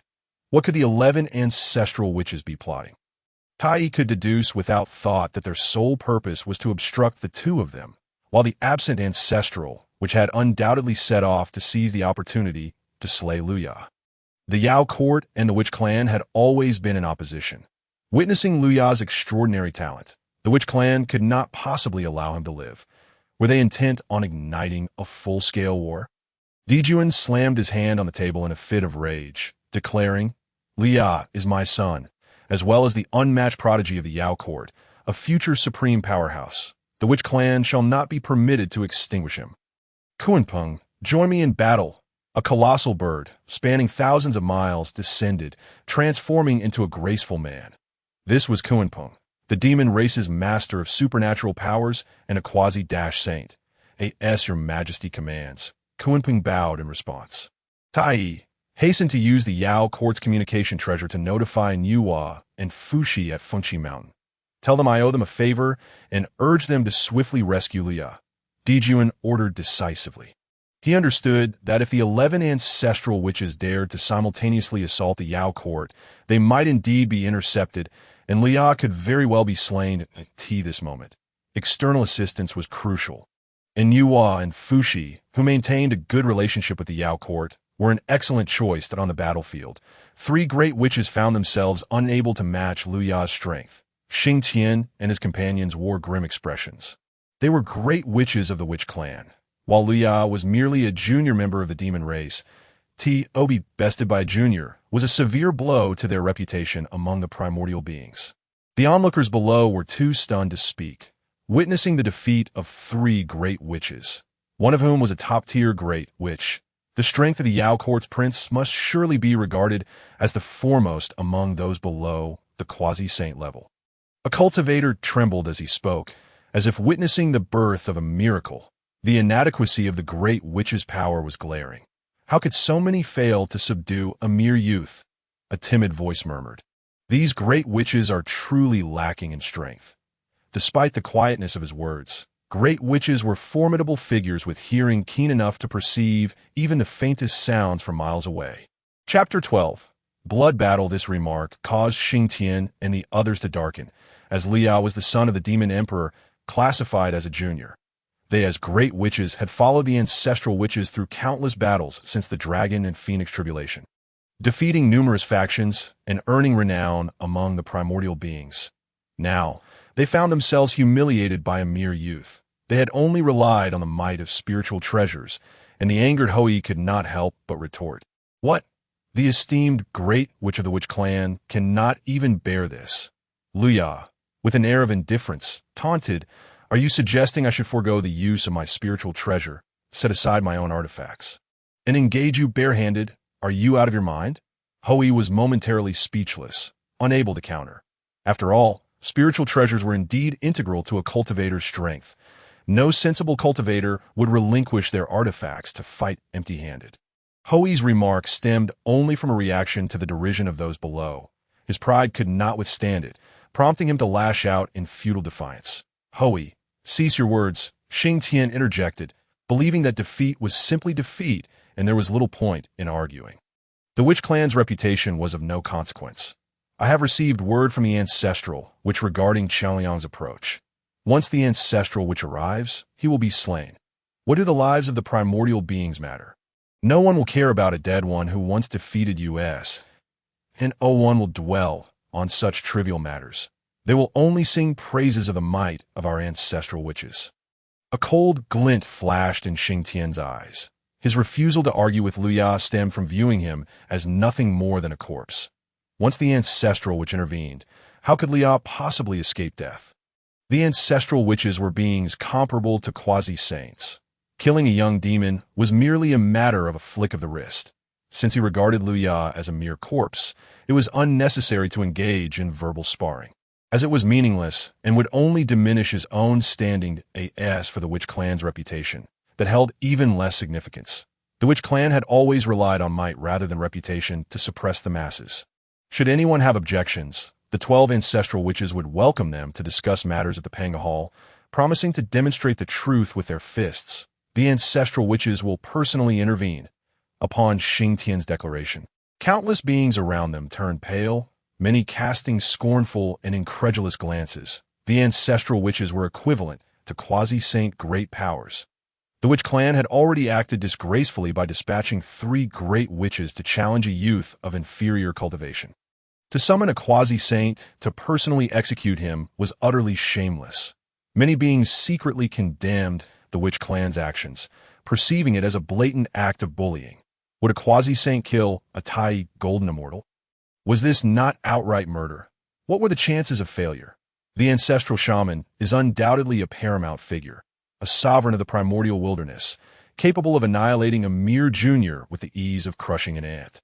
The Witch clan has long exerted its dominance across the vast expanse of the primordial continent, inciting considerable discontent among numerous beings. Thus, when they witness Luya, the son of the Demon Emperor, being so brazenly oppressed, the tide of support swiftly shifts in his favor, of course. Luya's remarkable looks play a significant role. While the Witch clan is comprised of burly, rough men, Luya presents as a strikingly handsome youth. Certainly more pleasing to the eye than the brutish witches. The arrival of the ancestral shaman? What of it? Luya's expression remained unchanged. The shamelessness of the Witch clan was not a novel phenomenon. His presence here indicated that he had anticipated the ancestral shaman's arrival. Having once subdued the venerable ancestor of Qingqiu, he understood the might of such quasi-saint beings. However, this was a different time. When he had devoured the ancestor of Qingqiu, his cultivation was only at the late stage of the golden immortal realm, while now he had ascended to the late stage of the Tai golden immortal realm, a mere step away from the great Luo golden immortal level. His power had multiplied several times, and even after defeating 3 formidable witches, he felt confident that even if he were not a match for a quasi-saint, engaging in a prolonged battle with them would pose no issue to achieve the perfection of his vital and spiritual flowers. Continuous combat against strong adversaries, in addition to cultivation, would significantly contribute to their maturation. If he could engage in a fierce battle with a quasi-saint, it would undoubtedly further the development of his vital and spiritual flowers, he mused. The vital flower pertains to the physical body, while the spiritual flower relates to one's magical essence. Constant warfare, vanquishing various powerful foes, and even challenging seemingly invincible opponents would yield the greatest benefits for the vital flower, while the spiritual flower would benefit to a lesser extent. Although Luya had just triumphed over 3 great witches, they were insufficient to showcase the entirety of his strength. That skirmish could only be deemed a warm-up. His potential had yet to be pushed to its limits, and the stimulation required for elevating his vital and spiritual flowers had not been fully realized. Only when his potential was truly tested could his vital and spiritual flowers attain a genuine upgrade. The arrival of the ancestral shaman, a being of immense power and divine abilities, would undoubtedly force him to his limits, which made Luya unafraid of the ancestral shaman's approach. Rather, he felt invigorated at the prospect of battling a formidable foe. Viewing it as a valuable avenue for his own cultivation, as for the divine flower, its nurturing through combat is minimal. Typically, cultivators rely on their comprehension of the heavenly principles to foster its growth. However, with the Demon Suppression Sutra in hand, Luya possessed an alternative method for nurturing his divine flower, directly devouring the souls of others. Having seized the remnants of the Qingqiu ancestor's soul, Luya's divine flower ascended from a low tier to the 11th tier, nearly reaching the heavenly limit of the 12th tier. Such direct plunder was evidently the most efficient approach. Alas, the Witch clan lacked souls. Luya sighed inwardly. Had he been able to consume them, the speed of enhancing his soul would have been astonishing to that moment.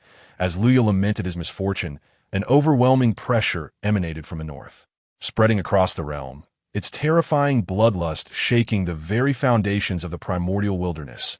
Accompanying this pressure was an endless aura of malice, the murderous intent palpable enough to send shivers through countless beings. A testament to the countless lives extinguished to generate such ferocity. Mere mountains of corpses and seas of blood could scarcely encapsulate it. This pressure surpassed that of the 3 great witches. belonging to a being of an entirely different caliber. A figure materialized before Lu Yu, exuding an extraordinarily potent aura, far surpassing that of the great witches, with each strand of hair seemingly heavy with the weight of a galaxy. And his eyes contained a force capable of shattering any star in the heavens at will. Witnessing this presence, many beings fell silent, their scalps tingling with dread. The ancestral shaman, Qiangliang, a quasi-saint of divine prowess, a being declared in terror. Each ancestral shaman is a sovereign of the primordial wilderness, having once waged wars across the lands, instilling fear in myriad races. If the great witches represent the high-tier combatants of the witch clan, the ancestral shamans embody their pinnacle strength, with every appearance heralding the demise of several great Luo golden immortals and even staining the hands of quasi-saints with blood. The fact that the ancestral shaman would personally intervene for a mere junior of the demon clan astonished many beings of the primordial wilderness, signifying that, in the eyes of the ancestral shaman, Lu Yu posed a credible threat, an equal level of menace as certain past adversarial quasi-saints of the witch clan. I implore you, ancestral shaman Qiangliang, eradicate this great enemy for us, the witch clan. The great witches, upon witnessing Qiangliang's arrival, roared in unison. Qiangliang's formidable, blood-charged gaze fell upon Lu Yu. That scruffy bird was able to produce a son such as you, surpassing countless descendants of my witch clan in talent. Truly, you possess extraordinary gifts, Qiangliang remarked, a mocking expression gracing his features. Yet, what does it matter how great your gifts are? The dead possess no talent whatsoever. Today shall mark your downfall, he declared coldly, as if the outcome of Lu Yu's demise were already a foregone conclusion. Lu Yu was acutely aware that a severe battle lay ahead, one that differed greatly from his previous encounter with the ancestor of Qingxiu, who had been reduced to a mere remnant of his soul, possessing scarcely a fraction of their former strength. This was the true body of a quasi-saint. This battle represented the most formidable challenge Lu Yu had encountered since arriving in the primordial wilderness, an unprecedented trial. Such arrogance, Lu Yu retorted. These great witches have proclaimed my demise today as well. But what was the outcome? With that, Lu Yu surveyed the three great witches who, upon meeting his gaze, exhibited expressions of shock, fury, or rendered speechless. They had been brimming with hubris, believing that their combined might could vanquish Lu Yu, only to be utterly defeated by him. This was a reality witnessed by all beings. They could not refute it, for the evidence lay plainly before them. Young one of the demon clan, you have no conception of the immense power wielded by a quasi-saint. Do you understand why quasi-saints are revered as beings of divine abilities? Qiangliang laughed heartily at a frog in a well, ignorant of the vastness beyond its confines, daring to speak so presumptuously. As soon as Qiangliang's voice fell, thunder rumbled ominously, the heavens and earth filled with dazzling flashes of lightning. The thunderous roars deafening. Beings below the golden immortal realm were instantly grievously injured, teetering on the brink of death. Qiangliang was the ancestral shaman of thunder, master of its laws. Lu Yu felt as though the very lightning was imbued with the will of the heavens, rendering him as insignificant as an ant before the vast sky, utterly inconsequential amidst the expanse of existence. Indeed, the terror of a quasi-saint was palpable, their mere aura evoking a sensation akin to that of an ant facing the celestial vault, infinitely more daunting than the joint might of the three great witches. Let me be frank with you. The other 11 ancestral shamans have gone to the demon court to intercept Di Jun and Tai. Do you not harbor any illusions of rescue? Qiangliang cackled, believing Lu Yu's audacity stemmed from some unseen support, emboldening him to act without fear. Di Jun had long anticipated Lu Yu's presence, leading a cadre of ancestral shamans to the demon court, effectively nullifying Lu Yu's potential escape routes. Qiangliang unveiled this grim reality to Lu Yu. Yet he saw no trace of fear upon the countenance of the white-clad youth. Ignoring Qiangliang's psychological warfare, Lu Yu knew that relying on external forces was precarious. Should they falter, he would still possess his own means of escape. His reliance had never been on the demon court. The Dao Heaven Scepter, a jade-green scepter materialized, resonating with the sounds of the Dao in the air, as if an unseen ether was being commanded by an indiscernible force. After vanquishing the ancestor of Qingqiu, Luya had acquired this high-quality, innate spiritual treasure, the Dao Heaven Scepter. The scepter contained the essence of control over the laws of existence. During his encounter with the ancestor of Qingqiu, it had enabled its wielder to dominate all things, leaving Luya unable to advance. Now, facing Qiangliang's lightning, Luya summoned it forth. Chapter 13. Ascension. Could the laws of control within the Dao Heaven Scepter subdue Qiangliang's lightning? Luya was uncertain, but it was worth a try. He fervently channeled his magical essence into the Dao Heaven Scepter, unleashing the laws contained within. Invisible ripples spread outward, reaching toward the heavens, aiming to seize control of the lightning that filled the sky. After a brief moment, the thunder continued to crash down, the roars still reverberating, but they gradually began to diminish. With the control exerted by the Dao Heaven Scepter, a portion of the energy contained in the lightning was neutralized, making the onslaught Luya faced significantly less burdensome. That high-quality, innate spiritual treasure. Qiangliang sensed something amiss, incredulously exclaiming, "How does this brat possess so many spiritual treasures? Not only does he have a premium innate spiritual treasure, but he also wields other high-quality, innate treasures. To possess a treasure imbued with the laws of control, capable of seizing my summoned lightning.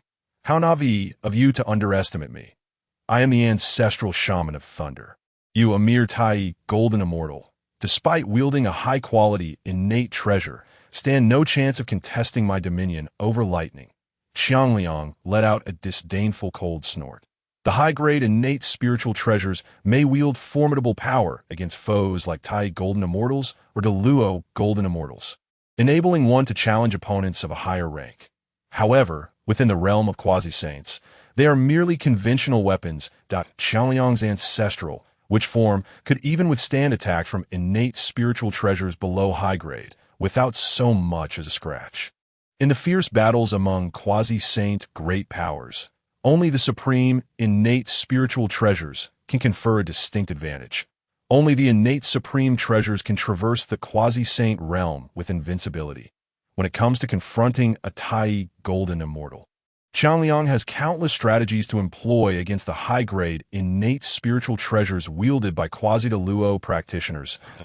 As Qiangliang emitted a cold snort, Liao found himself losing control over a small portion of lightning with his Daotian staff.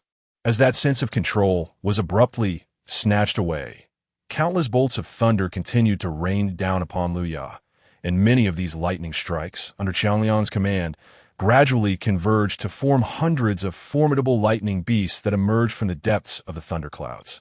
These beasts were not living beings, but rather manifestations of lightning energy, yet they were incredibly powerful, each possessing strength comparable to that of a Tai Golden Immortal. The Daotian staff proved ineffective. Luya's gaze fixated on the heavens, feeling the sting of an unexpected setback. This was the first time he had suffered a blow since engaging with the Witch Clan. The controlling principles embedded in the Daotian staff had little effect on a formidable ancestral, which like Qiangliang. After all, he was a quasi-saint great power, undeniably powerful, and with Lia's current magical energy, he could not fully unleash the staff's potential. Realizing that the Daotian staff alone would not suffice, Lia pondered whether combining it with the Demon Suppression Sutra and the Fire Source Pearl would yield better results. As the Demon Suppression Sutra activated, several dark chains adorned with sealing runes emerged, radiating a brilliant black light as they traversed the vast void towards Qiangliang. The Fire Source Pearl emitted a dazzling brilliance, akin to a blazing sun, and as the radiant light struck the numerous lightning beasts, they let out wretched cries, their bodies of lightning disintegrating, before the lightning beasts could even launch an attack. They were shattered and torn apart, powerless against the might of the Fire Source Pearl. An endless clash of lightning and flames erupted, unleashing brilliant light that reverberated throughout the heavens and earth. Captivating all beings, the two figures engaged in relentless combat, mountains crumbling and rivers drying up, countless peaks obliterated by the onslaught of thunder and flame, vanishing into nothingness. Throughout this fierce exchange, Lia consistently found himself at a disadvantage. At times even sent flying by Qiangliang's strikes, his flesh torn and blood spraying onto the ground. With a cough, Liao spat out another mouthful of essence blood. Having sustained so much damage, he was teetering on the brink of severe injury. Yet, he remained undaunted, even reflecting a glimmer of excitement in his eyes. His fighting spirit intensified, and the essence flowers within his consciousness blossomed with radiant. Luya struggled against the malevolent aura and divine thunder. Pondering deeply, the reason he was able to pierce through the colossal hand that obscured the sky was due to the immense amount of magical power he expended to unleash a devastating blow, allowing him to briefly contend with Changliang. However, since that strike, his magical energy had dwindled to nearly nothing. It was evident that with the promotion of his dual essence, although Lu Ya's combat prowess had significantly increased, he was still not a match for the quasi-saint cultivation of Changliang. To genuinely confront Changliang, he would need to advance to the realm of the great Luo Golden Immortal. And even then, he must possess the pinnacle of the three flowers gathering at the top, reaching the 12th grade to stand a chance against Changliang. Liu was already contemplating retreat. At this rate, he could hold out for only another 100 or 200 exchanges before being defeated by Changliang.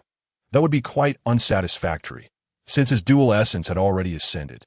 Achieving its purpose, it was time to depart. However, before leaving, he needed to collect some spoils of war, and he must first restore his magical energy. Chapter 14. The Elder's astonishment. Luya, feeling the depletion of his magical power and the severity of his injuries, furrowed his brow and said, "My magical energy is nearly exhausted, and my body has sustained multiple injuries. I should first take a 7-turn golden pill to recover my magical energy and wounds." The 7-turn golden pill was obtained through a signing-in reward, and after using one in the ancestral land of Qingqiu, Luya still had 4 remaining. These 4 pills could heal injuries, restore magical energy, and even aid in breaking through realms. They were truly versatile. The divine pill refined by the Elder was certainly extraordinary if Luya were not already in the late stage of the Tai Golden Immortal realm. The 7-turn golden pill would have been of no use to him, and he would have utilized it for cultivation. With a flick of his hand, a pill appeared in his palm. The pill seemed to embody mountains and rivers, inscribed with endless runes, and the spirit energy within it, now liquefied, could easily restore the magical energy and injuries of a Tai Golden Immortal. Without hesitation, Luya consumed the golden pill. Instantly, his aura and magical energy surged back to their peak, and his previously grievously injured body was restored to its prime, as if he had never been harmed. What a miraculous pill! How could it possess such extraordinary efficacy? Nearby, Changliang, along with 3 great witches and countless beings below, looked upon the pill in astonishment. A single pill restored the entirety of a late-stage Tai Golden Immortal's magical energy and injuries. Did such a divine pill exist in the wilderness? They had never heard of it before. Had Luya known their thoughts, he would have found it utterly amusing, for in later eras, the 7-turn golden pill was merely considered an ordinary high-grade pill. The 9-turn golden pill refined by Taishang Laojun could elevate a mortal to the great Luo Golden Immortal with just 1 pill. And that was deemed the highest grade of golden pill. In terms of alchemy, this era of the wilderness was significantly inferior to later periods. For instance, the pills refined by the Elder, who had achieved sainthood for many years and survived several calamities, could not possibly be compared to those crafted by the Elder in this time, who had yet to attain sainthood. The disparity in their alchemical prowess was evidently vast on Kunlun Mountain. Tongtian, filled with astonishment, addressed the Elder. "Elder brother, is this the golden pill you refined? The aura of the runes upon it is identical to those of the pills you crafted in the past. It cannot be. This is a 7-turn golden pill. The method of refining this pill is still under my study. How could it possibly be completed?" The Elder, embodying the principle of non-action, faced all matters with tranquility, his demeanor unperturbed. However, even he was filled with boundless astonishment. Rising from his mat in shock, unable to maintain his composure, he was the foremost alchemist in the wilderness, unmatched by anyone else in this domain.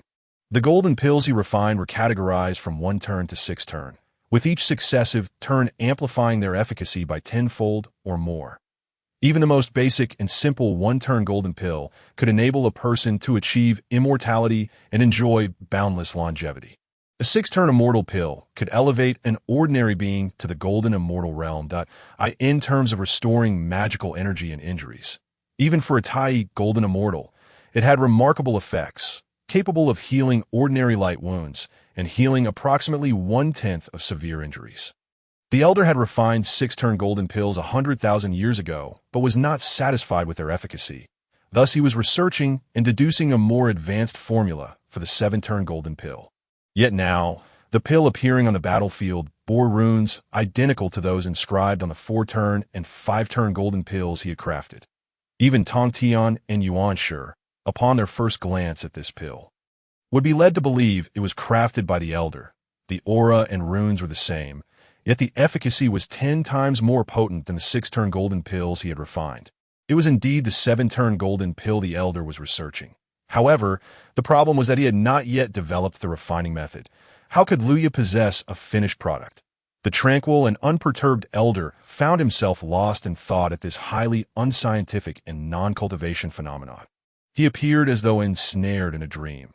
The Elder, whose worldview had been shattered, was blissfully unaware that such a wondrous thing as a divine signing-in system existed in this world, capable of manifesting the seven-turn golden pill he would later refine upon attaining sainthood, and presenting it as a reward to Luya. This divine pill is truly remarkable. After consuming it, Luya, the prince, could likely continue to battle for several hundred exchanges, perhaps even 1,000. The myriad beings below marveled and discussed amongst themselves, some even contemplating the pill Luya had just consumed, seemingly gleaning insights into enhancing their own alchemical skills. Could this alchemical technique possibly be the work of the Elder among the three pure ones? Does Luya have connections to the three pure ones? Some beings questioned. Such remarks darkened Changliang's expression. He had previously promised Emperor Jiang that he could swiftly eliminate Luya, but upon engaging in combat, he realized that Luya was not so easily subdued. When he unleashed his killing move, intending to secure a quick victory, Luya unexpectedly employed the golden pill to prolong his magical energy, and his severely injured body was instantly revitalized, brimming with vitality once more. Moreover, how could Luya possess such a potent golden pill? This pill seemed to truly be the Elder's refinement technique. Could it be that Luya really has ties to the Elder among the three pure ones? Changliang was engulfed in frustration. Just how long would it take to subdue Luya? Although the influence of the three pure ones was far less than that of the demon court, each of the three pure ones was a top-tier powerhouse in the wilderness. The Elder had even severed the corpses of good and evil, becoming a top-tier quasi-saint. Considering Luya's network of connections, not to mention Di Jun and Tai Yi, if he failed to subdue him, the three pure ones of Kunlun Mountain might very well intervene. This was truly vexing. Changliang, I have already recovered from my injuries. Let us engage in battle once more. Luya feigned an attack on Changliang, executing a feint. Changliang remained unfazed, responding to Luya's assault with his usual combat style. Suddenly, Luya's palm emitted a brilliant light from the fire source pearl, shooting a beam towards the nearby Xianglu.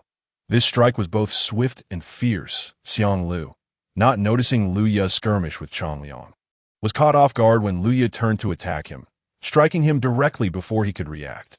Die. Luya expended half of his magical energy for this attack, its power sufficient to annihilate a great Luo golden immortal. Xianglu did not even have the opportunity to utter a word before his body erupted in golden flames, the true fire of the sun relentlessly consuming the essence of the great witch, whose seemingly formidable body began to crumble under the assault of a supreme, innate spiritual treasure. He was directly vanquished by Luya's fire source pearl. Xianglu, a great witch of the Witch Clan, comparable to a great Luo golden immortal, had fallen, cause of death, caught unprepared, annihilated by Luya. Although Luya had intended to retreat, he could not do so in a cowardly manner. The witch and demon clans were inherently adversarial. When the opportunity arose to weaken the enemy's strength, it was imperative to act. Luya decided to seize this chance to slay a great, which is spoils of war, before making his escape. Among the three great witches, he first ruled out Xing Tian, as he was a top-tier great witch, exceedingly powerful, and Luya was not confident in eliminating him in one strike. Failing to kill a great witch outright would only result in a temporary injury, which could be healed in time, thus limiting the damage inflicted upon the witch clan. Between Ho, Yi, and Xiang Lu was the weaker of the two, leading Lu Ya to select him as his target. And it seemed he had succeeded. Chang Liang, I shall no longer play with you. You remain here at your leisure. Lu Ya laughed heartily, employing the method of earthly golden light to swiftly escape.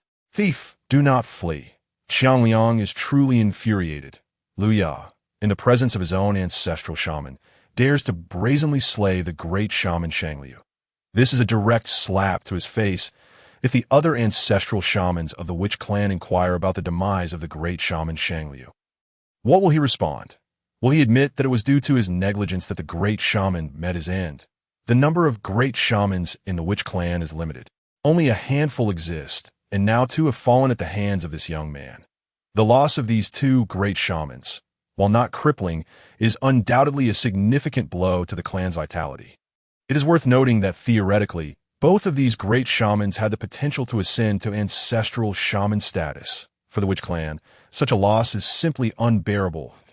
In his fury, Xiang Liang pursues Lia. Lia, even if I have to chase you to the ends of the earth, I will ensure your body is torn to shreds.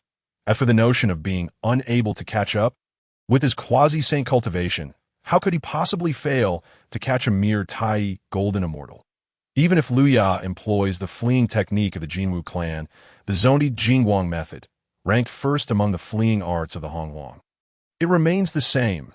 It is inconceivable that the great shaman Shangliu has fallen so swiftly, annihilated by the Prince Lu Ya on the spot. In a clash against the ancestral shaman, Lu Ya was able to decisively eliminate a great shaman favored by the ancestral shamans. Though he was defeated by the ancestral shaman, Lu Ya still retains his glory.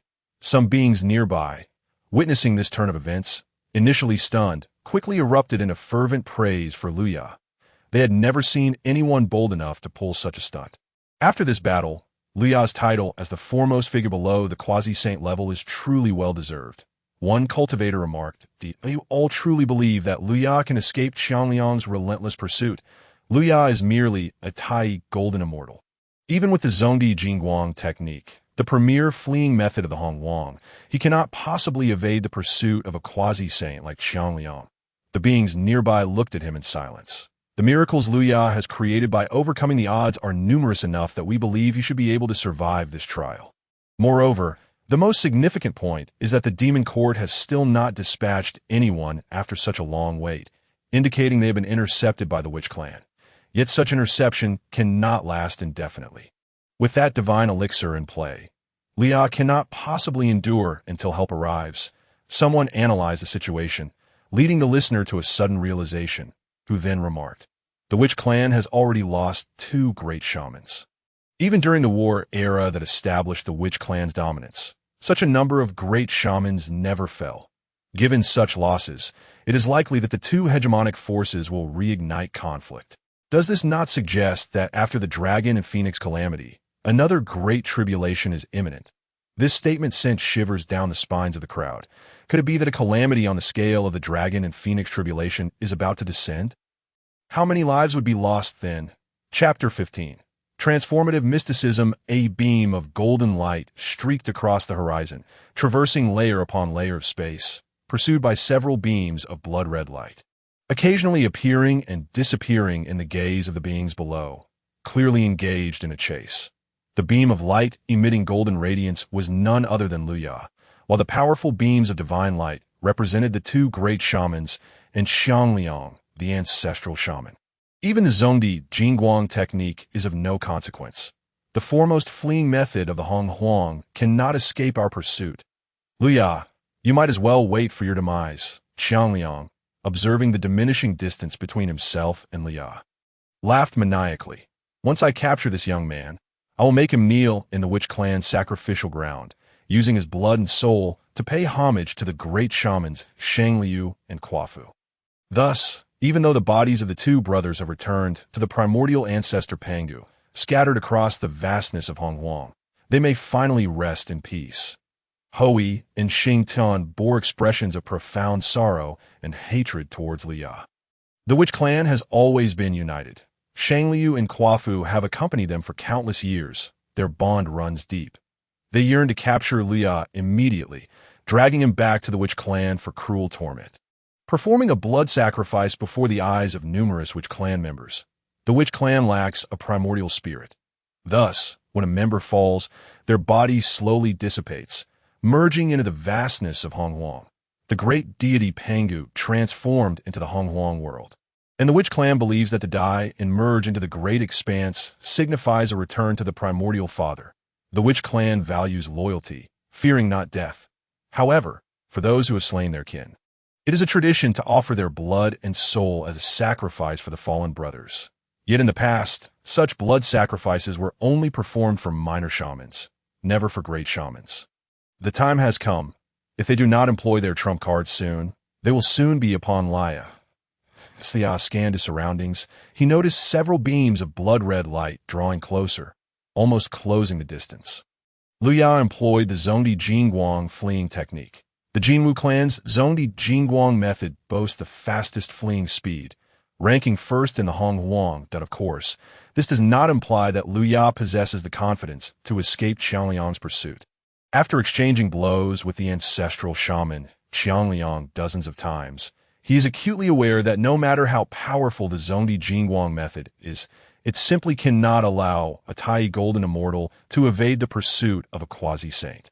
This has nothing to do with the quality of the fleeing technique, but is purely due to insufficient cultivation.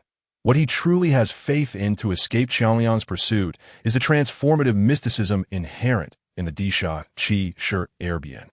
The Disha Qi Shi Erbian is a secret method that encompasses 72 different mystical arts, whether it be fire control, heavenly fox heart control, or transformative mysticism. These are among the 72 mystical arts. The fire control technique has greatly aided Laya in later generations. Sun Wukong excelled in the transformative mysticism among these 72 techniques, which is why the Disha Qi Shi Erbian is often regarded as the 72 transformations by later generations.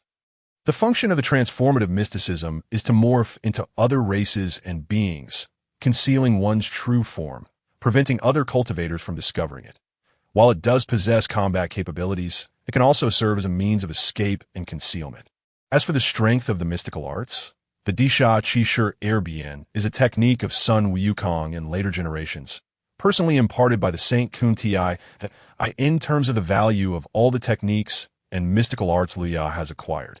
It ranks just below the primordial level technique. The Zhen Mo Jing It allows the user to conceal their true form and take on the appearance of other beings, ensuring that they remain undetected by formidable foes.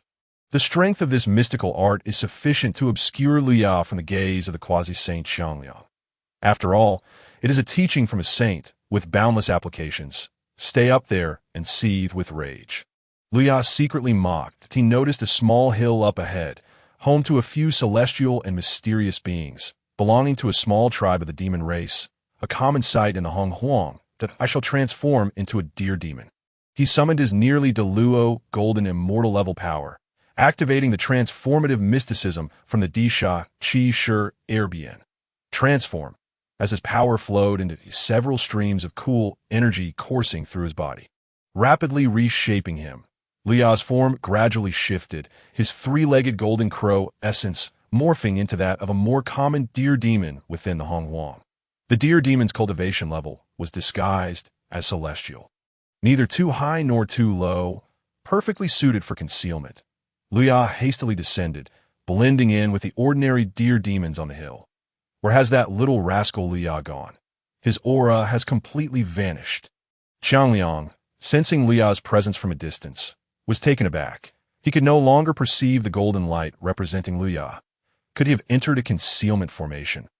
Hui recalled his previous difficulty in locating Luya, wondering if Luya was employing the same trick again. It cannot be a concealment formation. No formation could possibly activate right beneath my nose and conceal Luya within, Qiangliang retorted angrily. Though a concealment formation can mask an aura, it generates a momentary fluctuation upon activation at such close proximity, he would have certainly noticed. Therefore, it could not possibly be a concealment formation. It must be a form of concealment mysticism. That little rascal Luya has actually mastered such an art?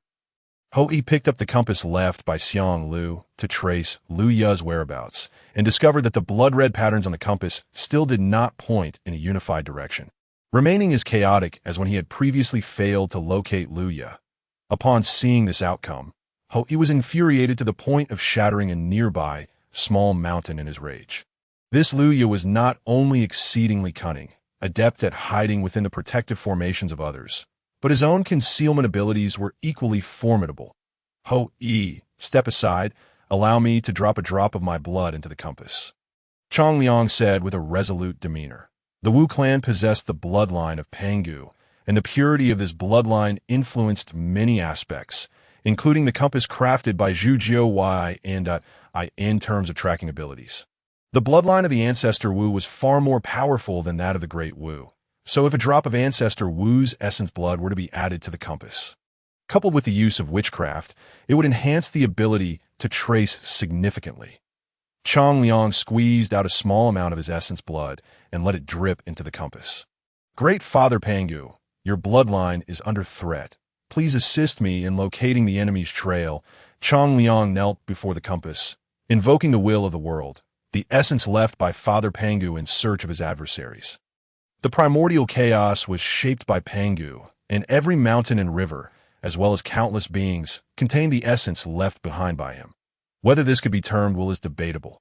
Although Pangu once approached the realm of the great Dao, he had long since perished, seemingly leaving behind no thoughts that could be inherited like those of the quasi-saints.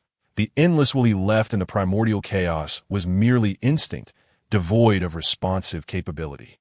At this moment, rather than communicating with Pangu, Chong Liang was more accurately activating the instinctive functions of Pangu's will to search for Lu Ya. This was a method developed by the Wu clan through their bloodline. However, after half a day, the blood-red patterns on the compass showed no signs of change. Once again, it proved to be futile. After yet another failed attempt, the three of them wore grim expressions, their fury rising to the heavens, as if they might tear apart the very fabric of the world. Meanwhile, Lu Ya lay leisurely upon the grass, gazing at the sky and observing the three great wuss in their impotent rage. Unable to suppress a smile, this was quite a spectacle, remarkably enjoyable, though he felt a twinge of nostalgia for snacks. In such a scene, it would be fitting to munch on something while watching the show. But alas, he had no such food. The transformation technique was not merely about altering one's appearance. It transformed Lu Ya's race, cultivation, magical power, and vitality to resemble that of an ordinary deer demon. Although Lu Ya could unleash his true power at any moment. To outsiders, he appeared to be nothing more than an ordinary deer demon. Chong Liang had no hope of finding Lu Ya. After all, the Ancestor Wu lacked a primordial spirit, making them inherently weaker in the pursuit of enemies. While Lu Ya was concealed within the protective formation of the Qing Xiu Fox clan, even the Great Wuss exerted considerable effort, yet failed to locate him. At this moment, Lu Ya activated his transformation technique, concealing his aura to an even greater extent than when he was in Qing Xiu. Even the Ancestor Wu could not hope to find Lu Ya through his aura. It could be said that the Earthly Fiend's 72 transformations were Lu Ya's true trump card. With this card, Lu Ya could freely indulge, engaging in fierce battles with the Great Wu while also risking his life against the Ancestor Wu. Did Lu Ya fear failure and demise? How could that be? Lu Ya had always cherished his life, that he merely prepared the Earthly Fiend's 72 transformations as a safeguard, ensuring that even if he were to be defeated by the Ancestor Wu, he could escape without a hitch. The initiative had always rested with Lu Ya. The Wu clan was a simple-minded bunch, lacking primordial spirits and understanding of destiny. Within the Earthly Fiend's 72 transformations, finding a transformation technique could directly conceal his aura, driving them into a frenzy that a hint of pride appeared on Lu Ya's face, for he had already confirmed that the Wu clan would never find him. Thus, it was time to consider other matters. Lu Ya's thoughts shifted elsewhere, contemplating what gains he had acquired this time, in terms of vitality, spirit, and essence. Although he had ascended to the 9th grade of the essence and vitality flowers and the 11th grade of the spirit flower, he still needed to continue advancing, attaining the 12th grade of the essence, vitality, and spirit flowers in perfection, reaching the limits of the Heavenly Dao was what Luya desired at this moment. It was neither particularly difficult nor easy, requiring merely a few more sign-ins. Buzhou Mountain. Once the ancestor Wu Chong Liang searches for my trace and departs, I shall head to Buzhou Mountain to sign in. Just as Luya was lost in thought, his ears twitched, and he acutely sensed an anomaly in his surroundings. Impossible, by my calculations. Ancestor Wu Chong Liang should not be able to trace me here. Moreover, this is not a unique fluctuation of his vitality. Luya slowly raised his head and saw a middle-aged Taoist holding a branch appearing before him. This middle-aged Taoist seemed unremarkable, with a sallow complexion and a thin frame. And the branch he held appeared to be an ordinary twig, plucked carelessly from a tree. Yet, a chill ran down Luya's spine as he sensed the immense magical power within this middle-aged man. He was undoubtedly another quasi-saint powerhouse. The middle-aged Taoist smiled as he looked at the transformed deer demon before him. Is this the 10th prince of the demon clan? Luya? Though he was inquiring, his expression already conveyed certainty. You are the quasi-T of the Western sect?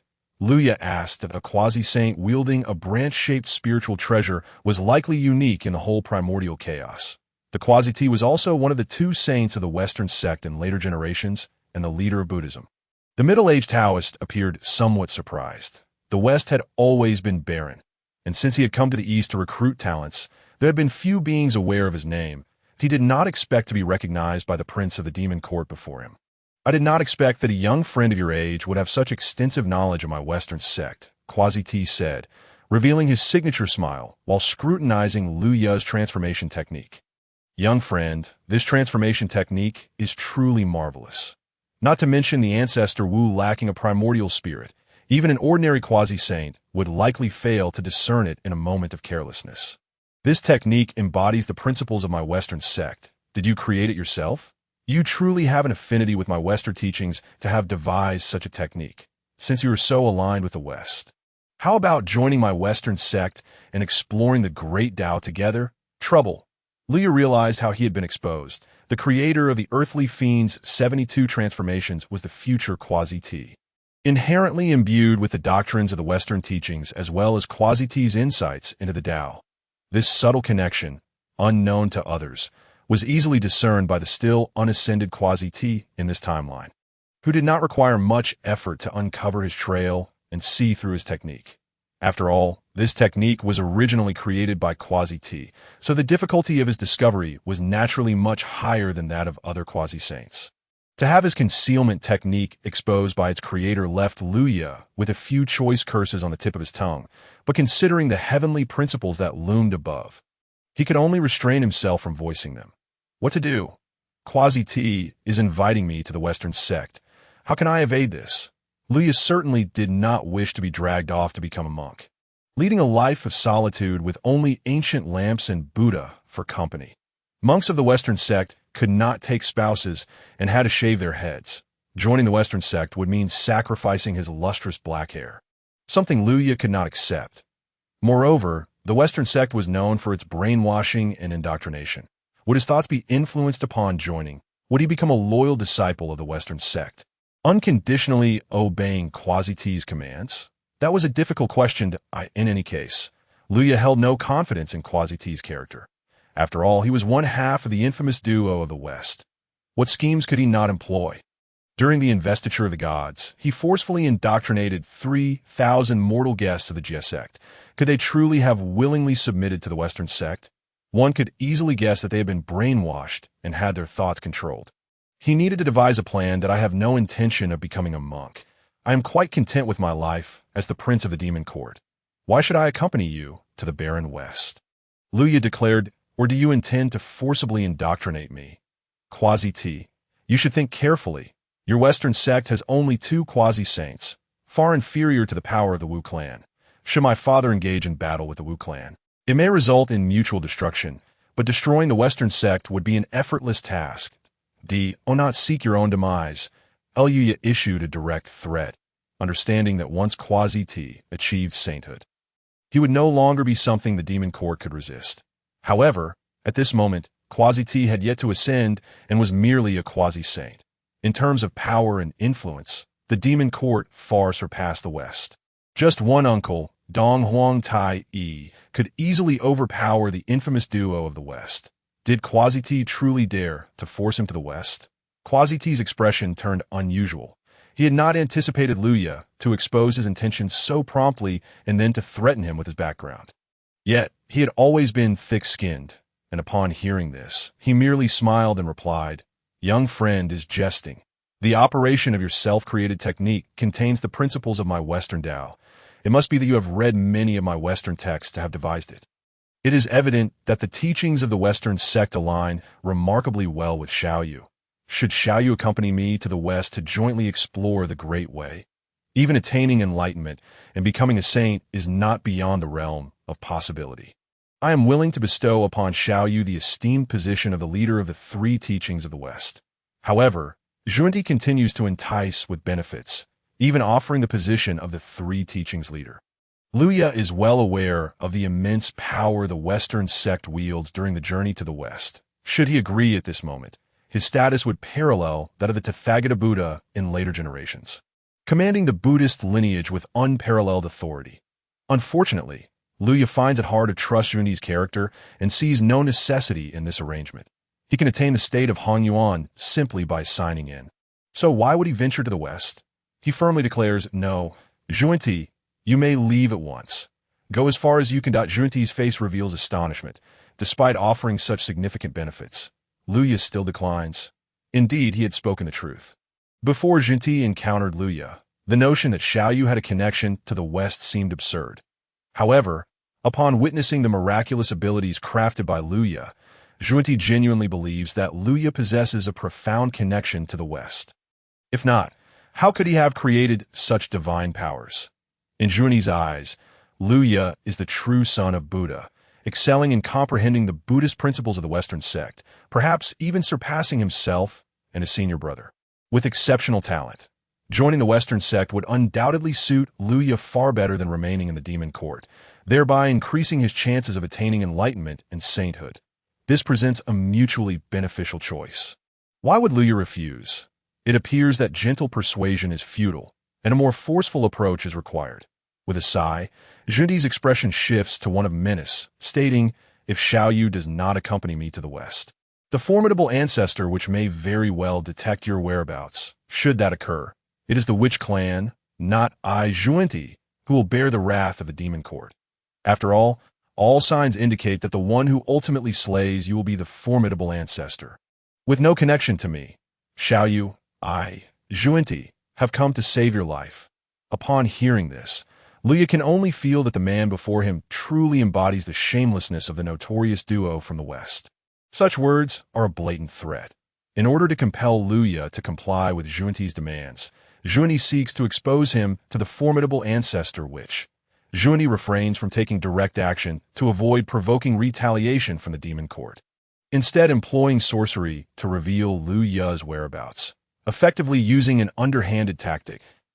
As Luya's expression grows increasingly cold, fixating intently on Junti, a sudden light laughter resonates.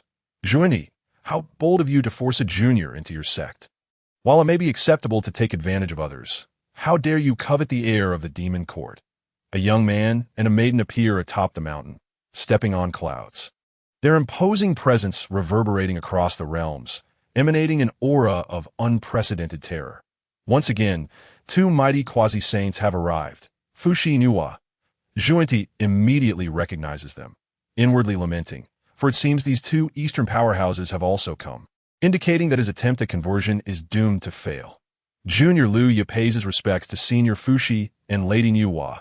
Luya promptly dispels his transformation spell, restoring his handsome youthful visage to bow in greeting. He knows that both Nuwa and Fushi align with the friendly factions of the demon clan, and their timely arrival alleviates concerns regarding both the formidable ancestor and Junti. Both Fushi and Nuwa are quasi-saint powerhouses, capable of shielding him from calamity. Luya, there is no need for excessive formalities. Fortunately, your combat prowess is exceptional, enabling you to withstand the formidable ancestor for so long, allowing us to arrive in time. Otherwise, my brother and I would have failed your father's trust. The maiden expresses, seemingly relieved upon seeing Luya. She and Fushi had rushed over as soon as they received a message from Emperor Jun, only to be momentarily delayed by a quasi-saint close to the witch clan. They had initially feared they would arrive too late, but were astonished to find Luya so extraordinarily gifted. Able to contend against the formidable ancestor for such an extended period, is this the Nuwa who later creates humanity? Luya gazes up, observing the maiden clad in a white gown adorned with golden embroidery. Her flowing hair cascading down, her exquisite features and unparalleled beauty evoking an overwhelming sense of perfection. The aura of creation envelopes her, radiating an infinite vitality that seems capable of reviving all beings. This is a manifestation of having cultivated the laws of creation to an exceptionally profound level. Is it merely the passage of time that renders her appearance so remarkably youthful? Luya contemplates. Recalling his previous impressions of Lady Nuwa as a revered deity who created myriad beings and was worshipped by all, the maiden before him appears no older than 18 or 19. Lively and spirited, which somewhat shatters his previous perceptions. Could it be the influence of the timeline? Luya furrows his brows, understanding that varying timelines lead to different experiences, thus influencing a practitioner's mindset. A practitioner's mindset often affects their outward appearance. The Nuwa of later generations, having endured the calamity of the witch-demon conflict, with her brother Fushi forced to reincarnate, and the burden of creating humanity while contending with the three teachings competing for the fate of humanity, is evidently more mature than the Nuwa before him. This Nuwa, although an innate divine being, has lived under the protection of her brother Fushi, a situation that is entirely understandable. Western monk, do you have anything further to say? Nuwa's melodious voice carries an undercurrent of anger. The conflict between the formidable ancestor and the demon court is already a matter of course. For Junti to also attempt to lay claim to Luya would surely infuriate both her and Fushi. A misunderstanding, dear friend Nuwa. This is all a misunderstanding. Junti attempts to placate, seeking to deflect the situation that I am sincerely looking out for Prince Luya. The great way of the West is most suitable for him. Seeking death. Nuwa seizes a pink embroidered ball, a flash of red light illuminating the sky, akin to stars falling from the heavens, all directed towards Junti's head. An exquisite innate spiritual treasure, the red embroidered ball. This is a treasured artifact of the innate divine being Nuwa, wielding boundless power. This is the first time I have witnessed such a superior innate spiritual treasure aside from the fire source pearl. Luya observes from the sidelines, having long relied on superior innate spiritual treasures to challenge opponents. Aside from the fire source pearl, he has not encountered any other superior innate treasures until now. Fortunately, it belongs to his side. Had it been in the hands of an enemy, Luya, relying on the spiritual treasure to flaunt his strength, would have been thrown into disarray, if I am not mistaken. The 3 lectures of the Zixiao Palace have yet to commence, and Junti has not yet received the spiritual treasure, the Qinglian Bao's flag, bestowed by the Dao ancestor. Thus, it is likely that he lacks superior innate treasures. Luya senses that Junti is probably no match for Nuwa, as anticipated. Junti panics upon seeing the embroidered ball approaching, his demeanor turning frantic. In terms of cultivation, he stands on par with Nuwa, both having severed a corpse to attain quasi-saint status. However, the West is barren, and with only the 7 treasures mysterious tree as his superior innate treasure, how can he possibly contend against Nuwa? Who wields the red embroidered ball? Junti hurriedly directs the 7 treasures mysterious tree towards the embroidered ball. The 7 treasures mysterious tree emanates a billion-fold Buddha light, as if countless Buddhas are chanting within the light. Each utterance capable of leading celestial beings to permanently embrace the Western teachings, dedicating their lives to the sect. Chapter 17. The division of quasi-saint strengths heaven and earth. I alone am supreme. Junti's golden body radiates immeasurable Buddha light, seemingly seeking to guide all past and future beings, illuminating the myriad worlds. Immeasurable light, immeasurable life, all revealing the profound mysteries of the Western teachings. The Western sect is indeed entrenched in such bureaucratic tendencies. Fortunately, I am clever and astute. Having not heeded Junti's shameless invitation to join, Luya observes quietly from the side, Witnessing Junyi unleash supreme Buddhist methods, imbued with the essence of guiding all beings, and inwardly rejoices with a sigh. Among the four major sects of the primordial era, the human sect is difficult to enter. Laozi's requirements for disciples are exceedingly high, allowing only Xuandu, the great master. The Chan sect is also challenging to infiltrate. Even if one enters as a member of the demon clan, it would be a struggle, as the primordial heavenly sovereign has always looked down upon the demon race. Of the 12 golden immortals, only Huang Longjunren belongs to the demon clan, and he is scorned within the Chan sect, facing disdain from the other 12. The primordial heavenly sovereign also shows favoritism. While the other 12 golden immortals receive spiritual treasures, Huang Longjunren is left without any, making him the most pitiful among them. Although the Jie sect is considered united, Tong Tian Jiaozhu claims to have a doctrine without discrimination, and he is generally generous in imparting teachings. Thus, it is better than both the human and Chan sects. However, the presence of too many corrupt elements within it complicates matters. Regardless, while these three sects harbor their respective issues, they are still preferable to joining the Western sect and being subjected to thought control. From Lu Ya's perspective, the independence of thought is paramount. Once one's thoughts are controlled, no matter how powerful the cultivation methods within the sect, how formidable the sect's influence in the primordial era, or how vast the potential for cultivation, what benefit does it hold? Are you still truly yourself? Such a sect is nothing short of a malignant cancer in the primordial world. Junyi is the second quasi-saint powerhouse Lu Ya has encountered. He observes that compared to the terrifying physicality of the Ancestor Witch, Junyi before him excels more in psychological warfare, or rather, in conversion. The two quasi-saint experts each possess their own distinctive strengths, making it difficult to determine who is superior. Is this the wondrous dharma of the Western teachings? The Great Way? It is but a sinister artifice. Truly repugnant, that Nua's expression was grim. She, who held great respect for all living beings, had always abhorred the sinister arts that sought to dominate the minds of others. In the face of the attack from the seven treasures Miao Tree, she remained as steadfast as a mountain, her gaze unwavering as it followed the trajectory of the red embroidered ball towards Junyi.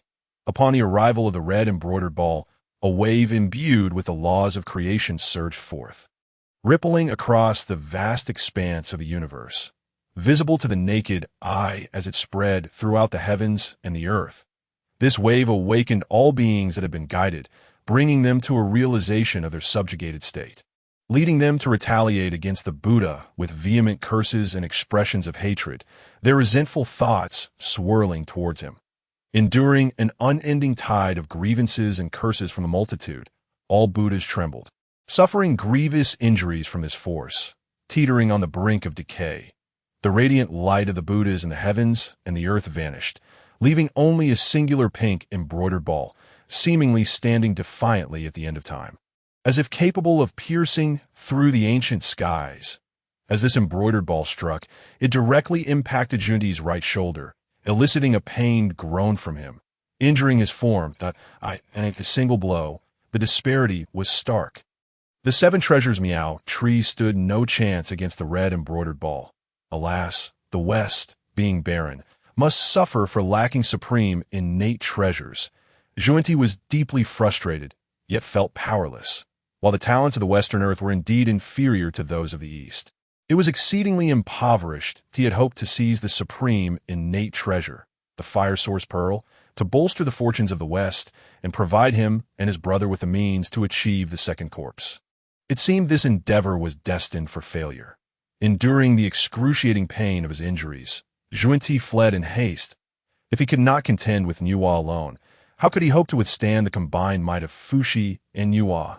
It was prudent to prioritize his escape. As Junyi fled, Nua prepared to pursue, only to be halted by Fuxi. Sister, do not concern yourself with him. It is imperative we deal with the formidable Qiangliang. Fuxi, not wishing to provoke the two from the west to the point of no return, understood that, after all, they were both quasi-saints. While defeating them was feasible, killing them, even with the siblings' enhanced cultivation, would be exceedingly difficult. At this moment, inflicting heavy damage was sufficient. Nua, with her unparalleled divine might and profound strength akin to the stars, effortlessly defeated Junti.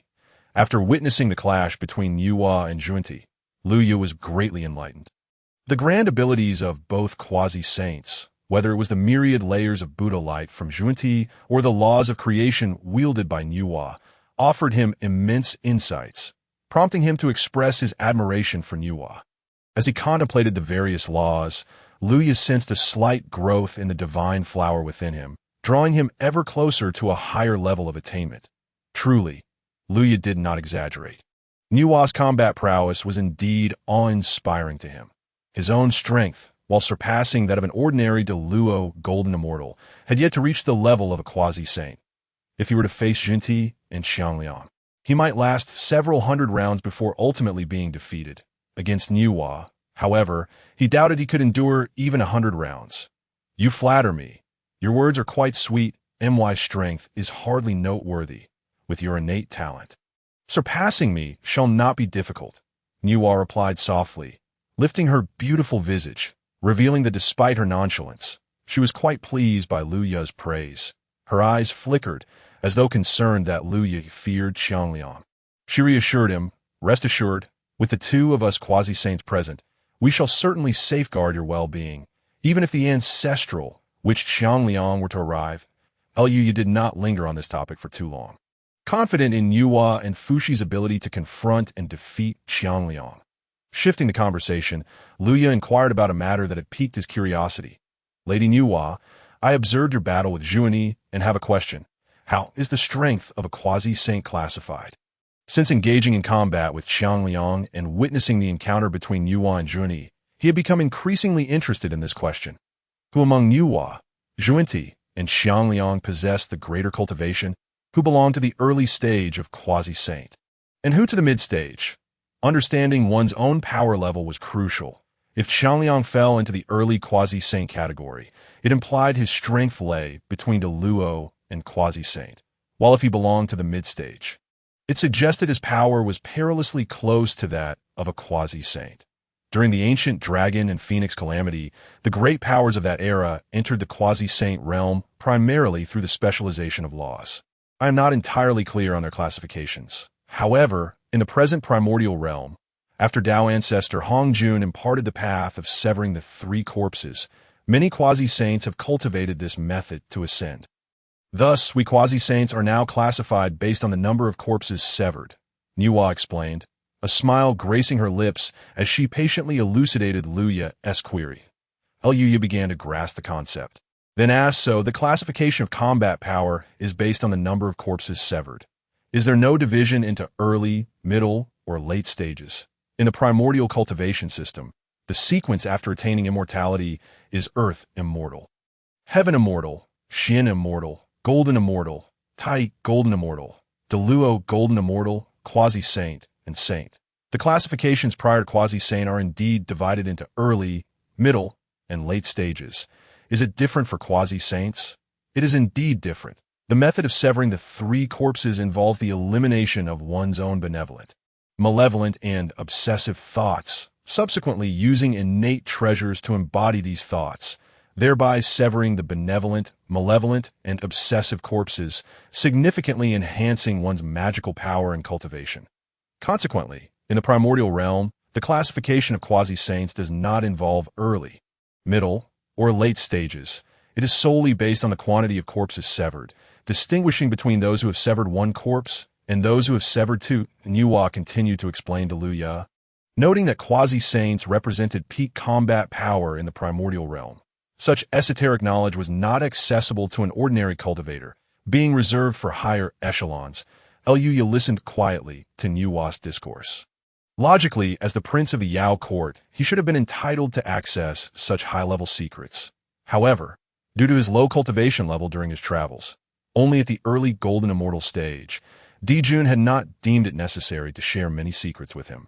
Considering the distance between him and the quasi-saint level, this had led to Luya needing to hear Nuwa's explanation to comprehend the classification of quasi-saints. Even cultivators from other paths, such as the ancestral witches specializing in physical strength, or the mighty beings from the ancient dragon and phoenix calamity who specialized in laws, would be categorized within the three corpses framework due to their rarity, similarly classified based on severing one or two corpses. As for severing all three, that would transcend the realm of quasi-saints, entering into the domain of saints. The Qiangliang you faced earlier, as well as Zhuni, are both quasi-saints who have severed one corpse. Naturally, my brother Fuxi and I share the same level of cultivation, Nuwa remarked, assessing Luya with a smile. The reason I was able to defeat Junti lies in the quality of the treasure used for severing the corpse.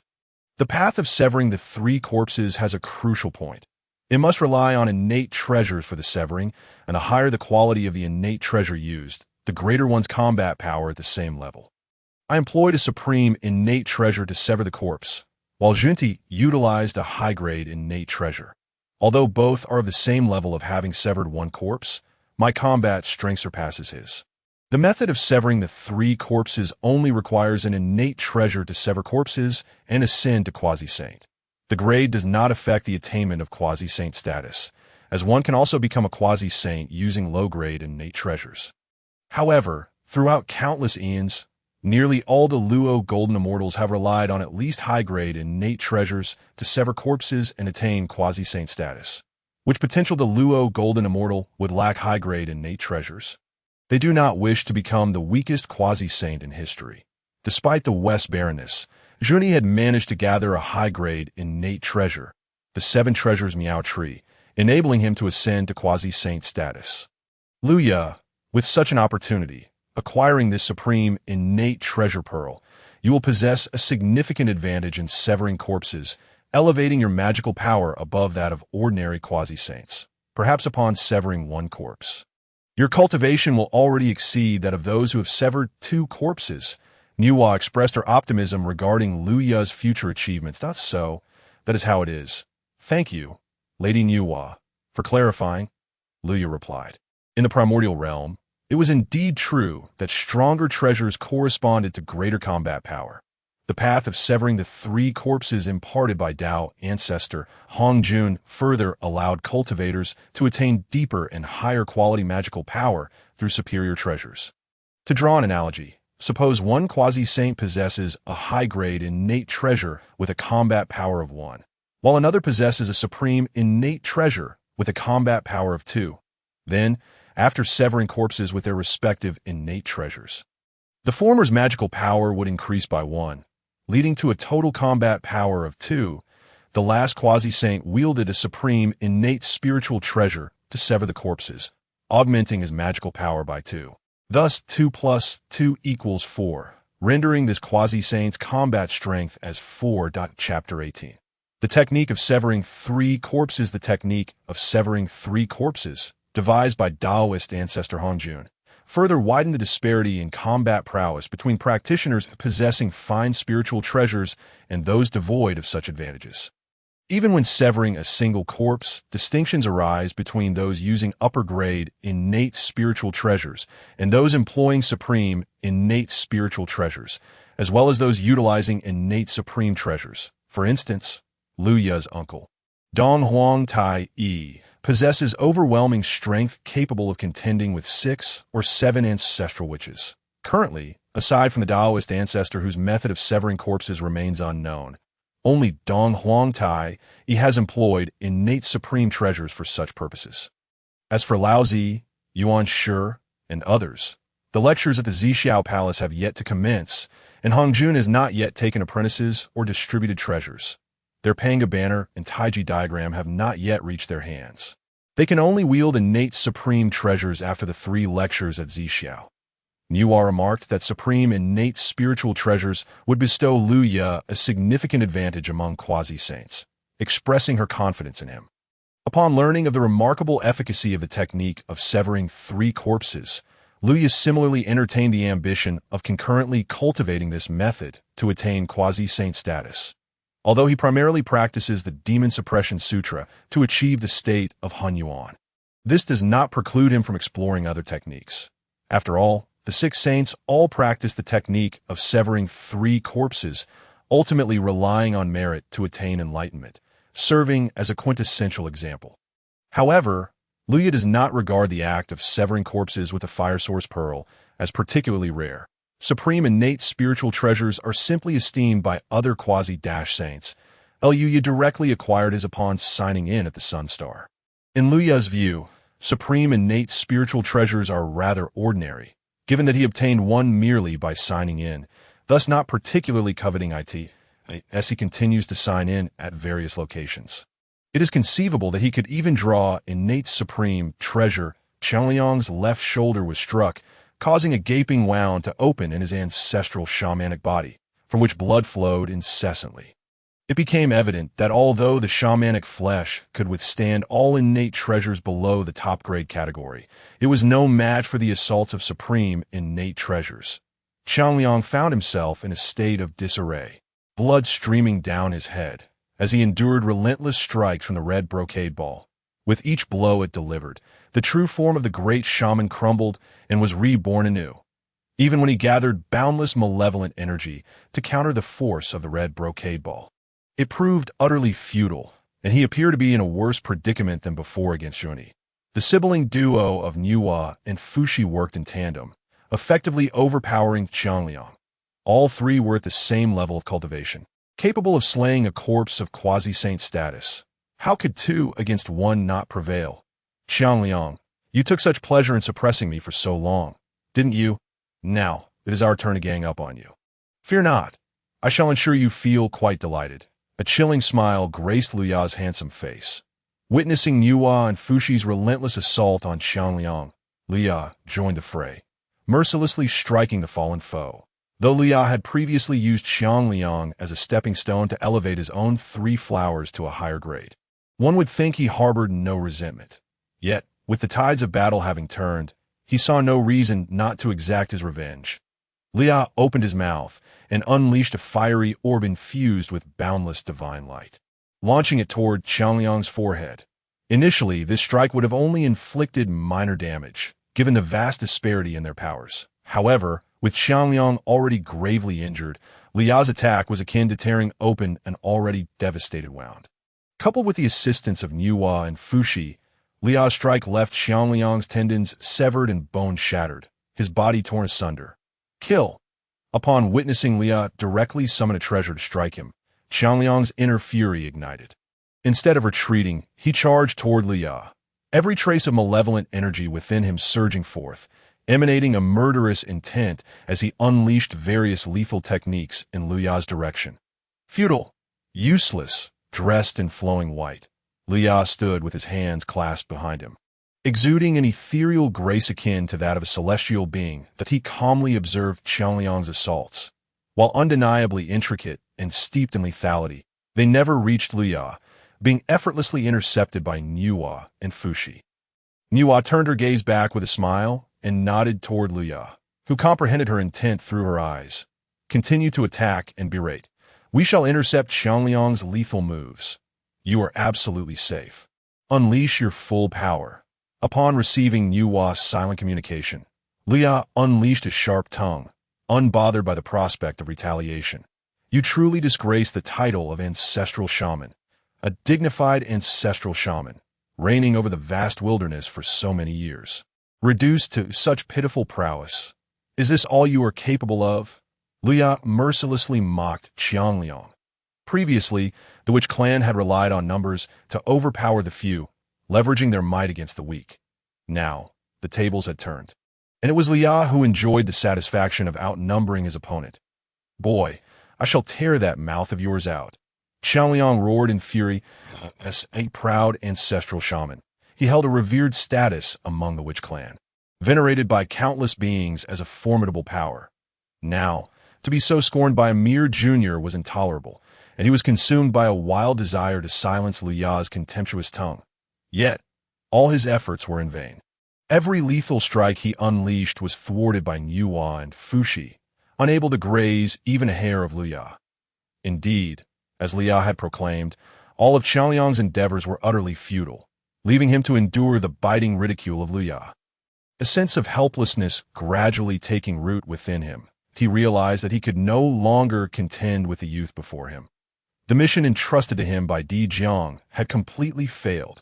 Even as a quasi-saint of great power, with divine might that transcended the heavens and earth, he could do nothing against Liya. In the realm of the demon court, Dong Huang Tai Yi, a quasi-saint with the strength to slay 2 corpses and wielding the innate supreme treasure. The Chaos Bell stood resolute that he single-handedly faced off against 6 ancestral shamans of the Witch clan, growing ever more formidable in battle. Seemingly on the brink of victory, that Di Jun, also a quasi-saint with the capability to slay 2 corpses, held back Di Jiang, Zhu Jiuyin, and another ancestral shaman of 1 corpse, maintaining a stalemate. Kuanpeng, lacking supreme innate treasures and possessing only 1 corpse-slaying capability, struggled against a single ancestral shaman, often finding himself on the losing end. Occasionally spitting blood from the force of the blows, Kuanpeng's strength was the weakest among them, even among the quasi-saints with 1 corpse slain, in contrast to the battle between Yuhua, Fuxi, and Xiangliang below. This arena truly represented the battlefield of quasi-saints, with the intensity of combat exceeding tenfold. Not only were there several powerful quasi-saints capable of slaying 2 corpses, but the destructive force of the Chaos Bell also unleashed its might. Such a level of conflict reverberated throughout the endless wilderness. The clash between the Demon Court and the Witch Clan could be felt across all corners of the wilderness, from the 4 seas to Kunlun Mountain and Hunyuan Cave. As an unfathomable power loomed, should this strife continue, it would be no exaggeration to say that the very earth of the wilderness could be leveled. Countless beings believed that with the commencement of the decisive battle between the witches and demons, a new calamity was on the horizon, one that would sweep away all life. Chapter 22. The reactions of the Demon Court and the Witch Clan. That fooled Xiangliang. I instructed him to swiftly eliminate Luya. Yet he cannot even vanquish a Tai Golden Immortal or a Quasi-Duo Cultivator. A team might have been tolerable if he had merely delayed, but now he is being obstructed by the assistance of Yuhua and Fuxi. Our extermination efforts have utterly failed. Di Jiang seethed with rage upon receiving Xiangliang's transmission, yet felt utterly helpless. Who would have anticipated that Luya's power would reach such formidable heights? This is troublesome. If we cannot eliminate the Demon Clan's peerless prodigy this time, it will serve as a warning to Di Jun and Tai Yi, making our future endeavors even more challenging. This youth is destined to become a formidable enemy of the Witch Clan.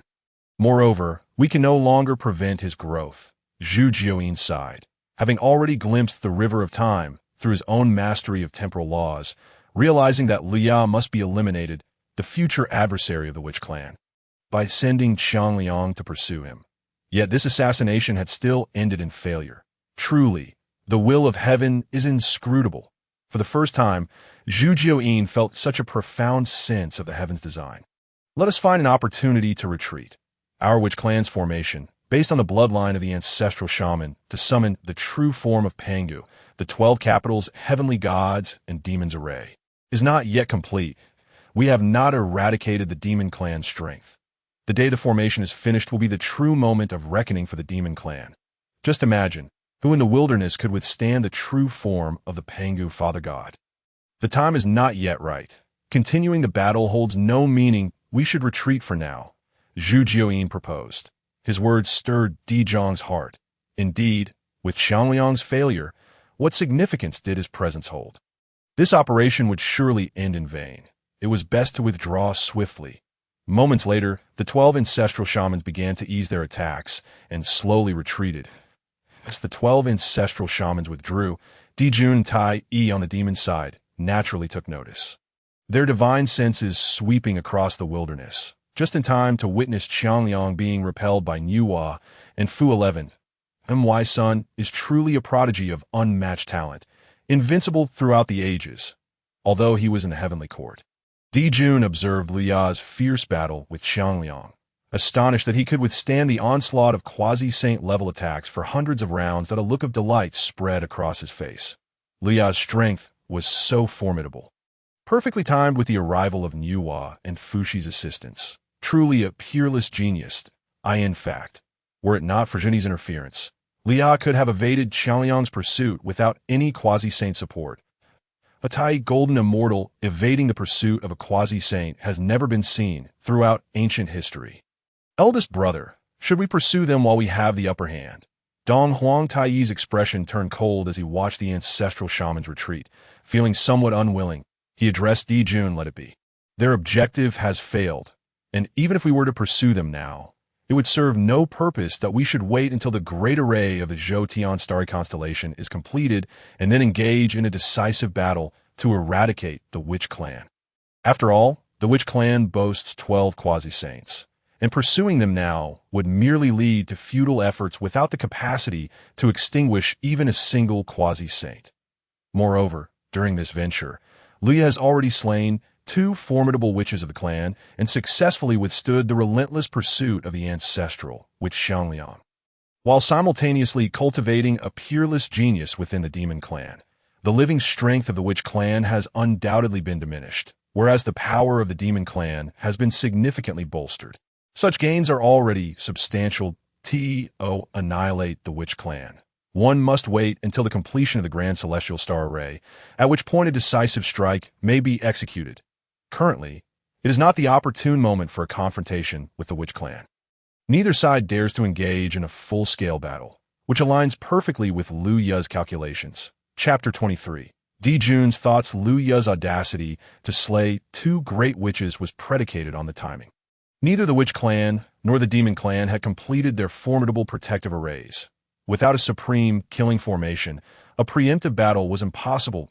Liu Ye is no fool. His development is not yet complete. And without attaining the status of a primordial golden immortal, his actions could not precipitate an earlier outbreak of the battle between the witches and demons, which would offer him no advantage.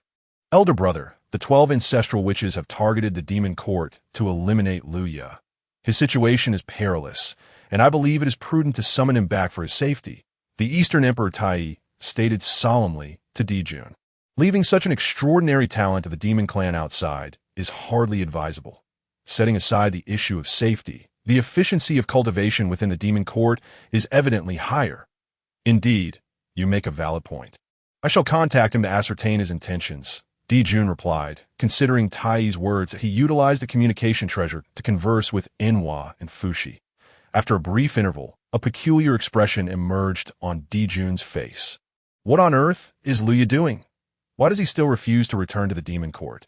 Does he truly relish wandering the Honghuan continent so much?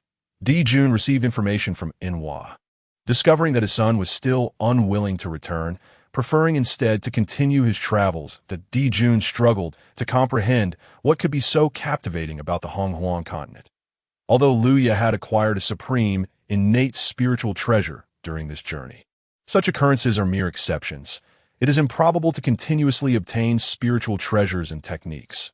The legacies of the ancient transcendents are not abundant nor easily acquired. Could it be my fault? Have I kept him confined on the Sun Star for too long? Now that he has experienced the wonders of the Honghuan continent, he is reluctant to return? Or is it simply the eccentricity of a prodigious talent, a penchant for exploration?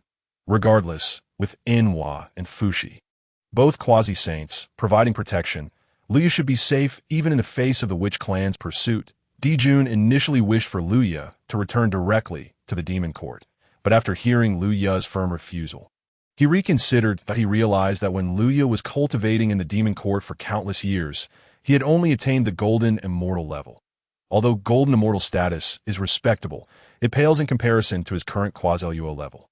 Quasi-Luo practitioners rank just beneath the 10 great demon saints within the entire demon court, and Liu Ye's combat prowess surpasses all the demon saints, positioning him as arguably the strongest beneath the quasi-saints.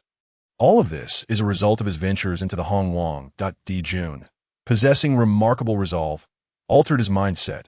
Such a prodigious talent should be allowed to act according to his own judgment, without excessive interference. As for safety, with 2 quasi-saints guarding him, the risks are minimal. Even if the Witch Clan were to launch a frenzied assault, the demon court could respond with immediate rescue efforts. The Witch Clan consists solely of the 12 ancestral witches, and should their entire strength converge under Enhua and Fushi, there would be little that could obstruct the demon clan's rescue. Time moves forward onto the battlefield between Liu Ye and Xiangliang. After enduring a relentless assault from Enhua, Fushi, and Liu Ye, even the most obstinate of the Witch Clan could not withstand for long. Ultimately, Xiangliang retreated, Having suffered severe damage to his true witch form, he would not recover for several 100,000 years. You could only watch with regret as he departed. It is not so easy for a quasi-saint to fall. Chapter 24. Journey to Fengqi Mountain. Quasi-saint transcendents are among the pinnacle of combat power in Hongmeng. Who among them lacks means for self-preservation? Defeating them is one thing, but killing them is exceedingly difficult. To slay Qiangliang, one would either require the assistance of an uncle, the Eastern Emperor Tai, a quasi-saint wielding innate supreme treasures, or need the combined efforts of 4 or 5 quasi-saints to achieve such a feat. Hunyuan and Fuxi together possess the combat strength equivalent to 2 quasi-saints, while Luya does not even amount to half a quasi-saint's power. Ultimately, he lacks sufficient strength to vanquish Qiangliang. Luya, what do you mean you won't return to the demon court? You wish to go to Fengqi Mountain? Hunyuan exclaimed, having just received a transmission from Di Jun instructing her to bring Luya back to the demon court. She was prepared to escort Luya back when he unexpectedly opposed her. Yes, Lady Hunyuan. To be precise, I wish to visit Buzhou Mountain. It is said to be transformed from the essence of the Pangu great deity. And there is purportedly a potent Pangu pressure to be experienced. I am eager to undergo such a trial, Luya responded. Fengqi Mountain is the sacred ground of Hunyuan and Fuxi, located in close proximity to Buzhou Mountain. Should Luya return to the demon court, it might be an eternity before he attains quasi-saint status, rendering such a course of action a waste of time. Conversely, a visit to Fengqi Mountain would enable him to easily reach his intended destination, Buzhou Mountain, to sign in. Furthermore, as the sacred ground of Hunyuan and Fuxi, Fengqi Mountain undoubtedly contains a rich concentration of Dao essence, increasing the likelihood of obtaining valuable treasures during his visit. Thus, when his father, Di Jun, directly transmitted a message urging him to return to the demon court to evade the witch clan, Luya promptly requested Hunyuan to convey his desire to accompany her and Fuxi to Fengqi Mountain. Di Jun believed that Luya would cultivate more efficiently and safely within the demon court. Yet Luya understood otherwise. He possessed a divine-level sign-in system, necessitating his travels to enhance his cultivation. Once I ascend to the level of a Dao golden immortal, I will approximate quasi-saint combat power. Coupled with my abilities such as the 72 transformations of the earthly fiends, I could traverse the entire Hongmeng at will. Luya mused, a glint of determination in his eyes. Very well, since my sister and I can protect you, a little training at Buzhou Mountain will be beneficial. The summit of Buzhou Mountain is indeed a sacred ground for honing one's skills. Greatly advantageous for you at this stage, my siblings and I, in our quest to attain Dao golden immortal status. Also venture to Buzhou Mountain to experience the will of Pangu, Fuxi replied gently. Young brother Luya, you are welcome to visit our sacred ground. Hunyuan smiled. Recently, over the span of 10,000 years, the tea tree has indeed flourished, and the spiritual tea brewed from it is perfect for you to sample. Furthermore, do not address me as lady. It makes me feel old. Call me sister. Do you understand? Huh. Wouldn't that disrupt the hierarchy? Luya replied, taken aback. You are on equal footing with my father, Di Jun. Is it truly acceptable for me to address you so? Let him call you what he likes, and you shall call me as you wish. This way, we remain unencumbered, Hunyuan remarked, lightly tapping his forehead as if aware of his thoughts. Hunyuan had long harbored dissatisfaction with Luya's formality in addressing her as lady. As a blossoming maiden, did she truly appear so aged? At the time, with Kunti and Qiangliang present, Hunyuan had refrained from contesting Luya's choice of address, but now she insisted on a change. After all, who wishes to be addressed as elderly? All right, Sister Hunyuan, Luya conceded, aware of her playful spirit, and could only respond with a wry smile. Fuxi, observing the exchange, shook his head, knowing that his younger sister had once again indulged in mischief. Chapter 25. The Feudal Path to Immortality. However, this posed no issue. With Luya's innate talent, he would surely ascend to quasi-saint status without difficulty. When that time comes, their cultivation levels will be comparable. And it would be awkward to regard him as a junior. It is better to amend the titles early on. In the realm of Hongmeng, strength and cultivation govern the hierarchy, rendering matters of status trivial. Thus, after approximately 800 or 900 years, Luya, accompanied by Enhua and Fuxi, returned to the sacred ground of the two quasi-saints, Fengqi Mountain. Fengqi Mountain appeared ethereal, brimming with vitality and myriad wonders. Luya could sense that both the concentration of spiritual energy and the cultivation levels of the beings within Fengqi Mountain far exceeded those of the Qingqiu ancestral land he had previously visited. Is that Buzhou Mountain? Luya lifted his gaze, observing the towering mountain that pierced the heavens. This mountain is indeed Buzhou, he thought. Even in the vicinity of Fengqi Mountain, Luya could perceive the overwhelming pressure of Supreme while emanating from Buzhou Mountain. It is said to be transformed from Pangu, and the will of Pangu contained within is the most potent in all of Honghuang. Luya, dear brother, are you not eager to visit Buzhou Mountain? Why not come to Fengqi Mountain for a visit first? Enhua inquired cheerfully.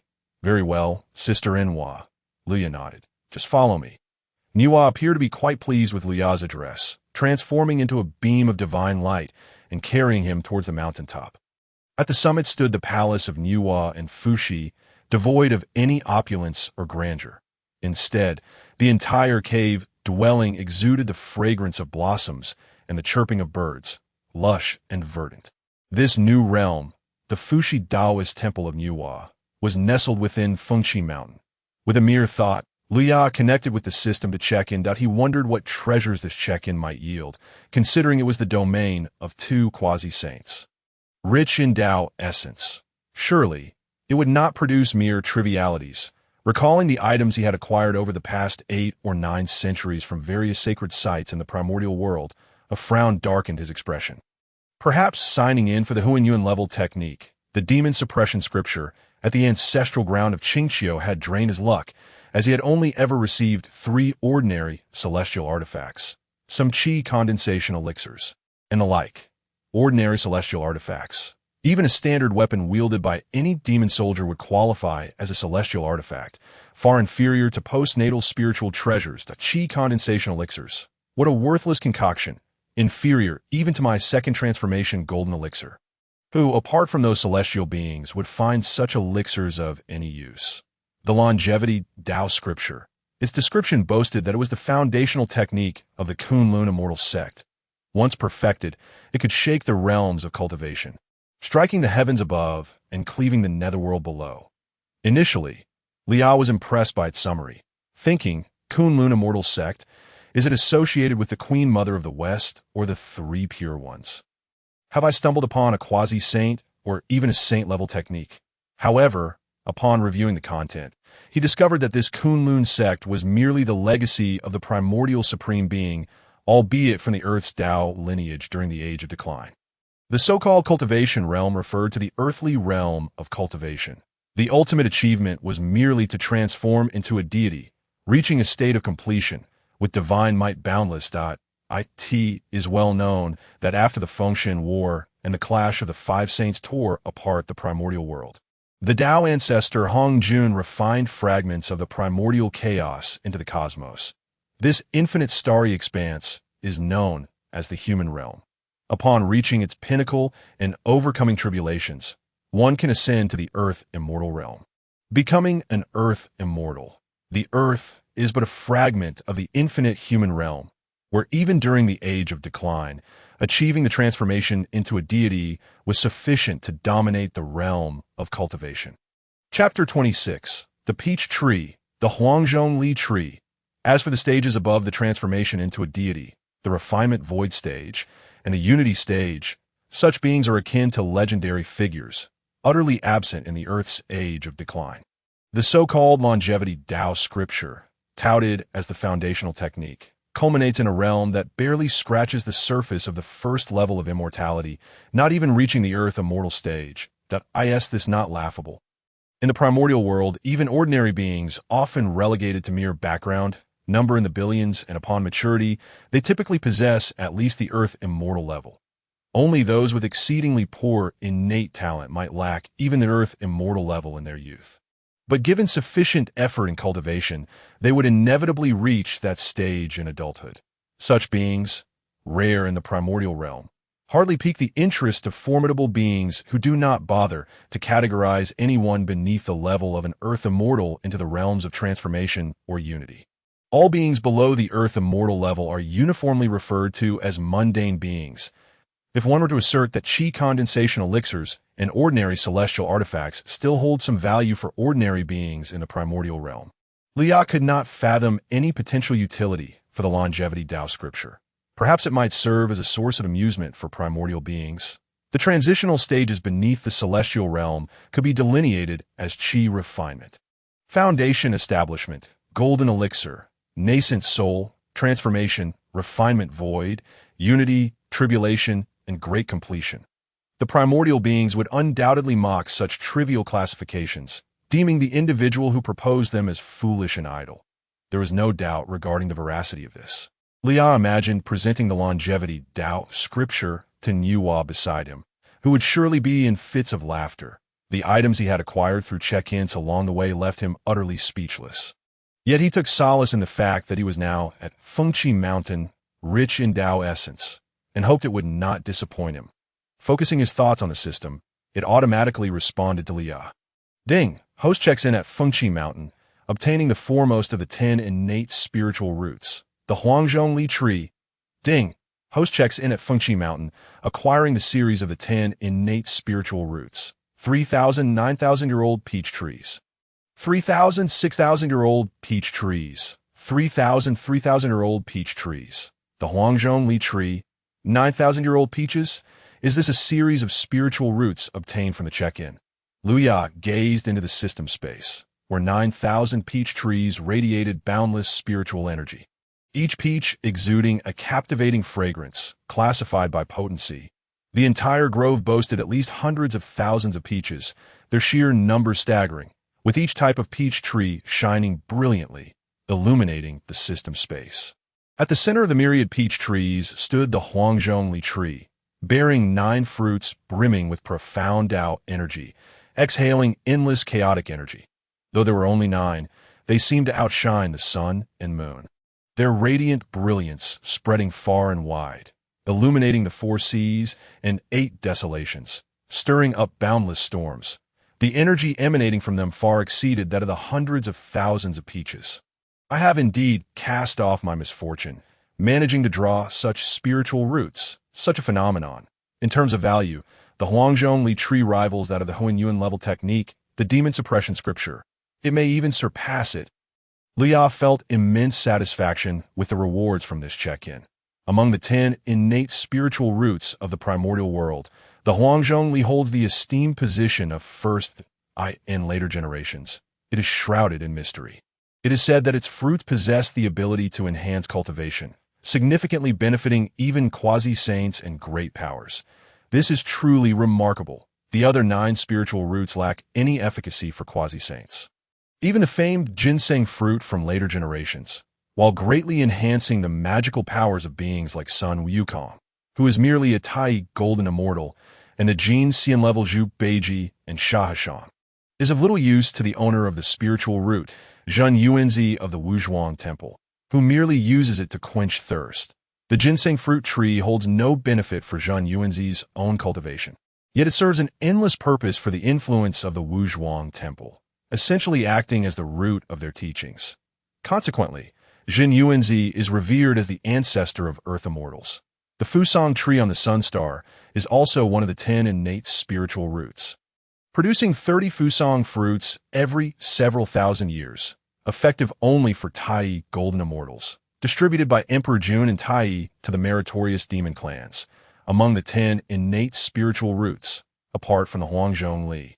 The efficacy of the other 9 is not geared towards augmenting the strength of the upper echelons, but rather nurturing the mid-tier powers. The Hunyuan Li, however, is distinctly different. It can enhance the cultivation of even the top-tier quasi-saints in the primordial realm. In later generations, each of the other 9 spiritual roots has its designated owner. Only the Hunyuan tree remains ethereal and elusive, existing solely in legends, with no known individual having possessed it. To obtain the Hunyuan tree from this check-in is immensely beneficial for Liu. Should he ascend to the rank of quasi-saint in the future, The Huangzhong Li will assist greatly in breaking through that bottleneck. Once Luya achieves quasi-sainthood, as long as the Huangzhong Li tree continues to bear Huangzhong Li, you'll have ample resources to reach the apex of the Hunyuan Dao golden immortal level.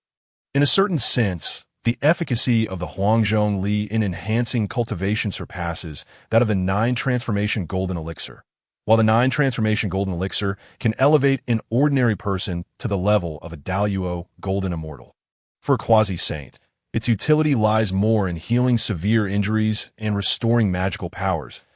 If a mortal were to choose between the Huangzhong Li tree and the 9 transformation golden elixir, they would undoubtedly opt for the elixir to instantaneously attain the Dao golden immortal status. Conversely, if a Dao golden immortal were to choose between the 9 transformation golden elixir and the Huangzhong Li tree, they would unhesitatingly select the Huangzhong Li tree, for it alone could enable them to advance to quasi-saint status or even achieve sainthood.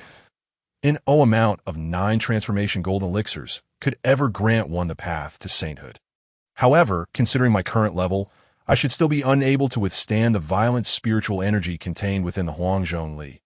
Liya gazed at the Huangzhong Li tree within the system space, feeling the overwhelming aura of the 9 fruits that resembled the sun and moon. Pondering to himself, the Huangzhong Li, which is effective even for quasi-saints, is beyond what this Tai golden immortal can handle.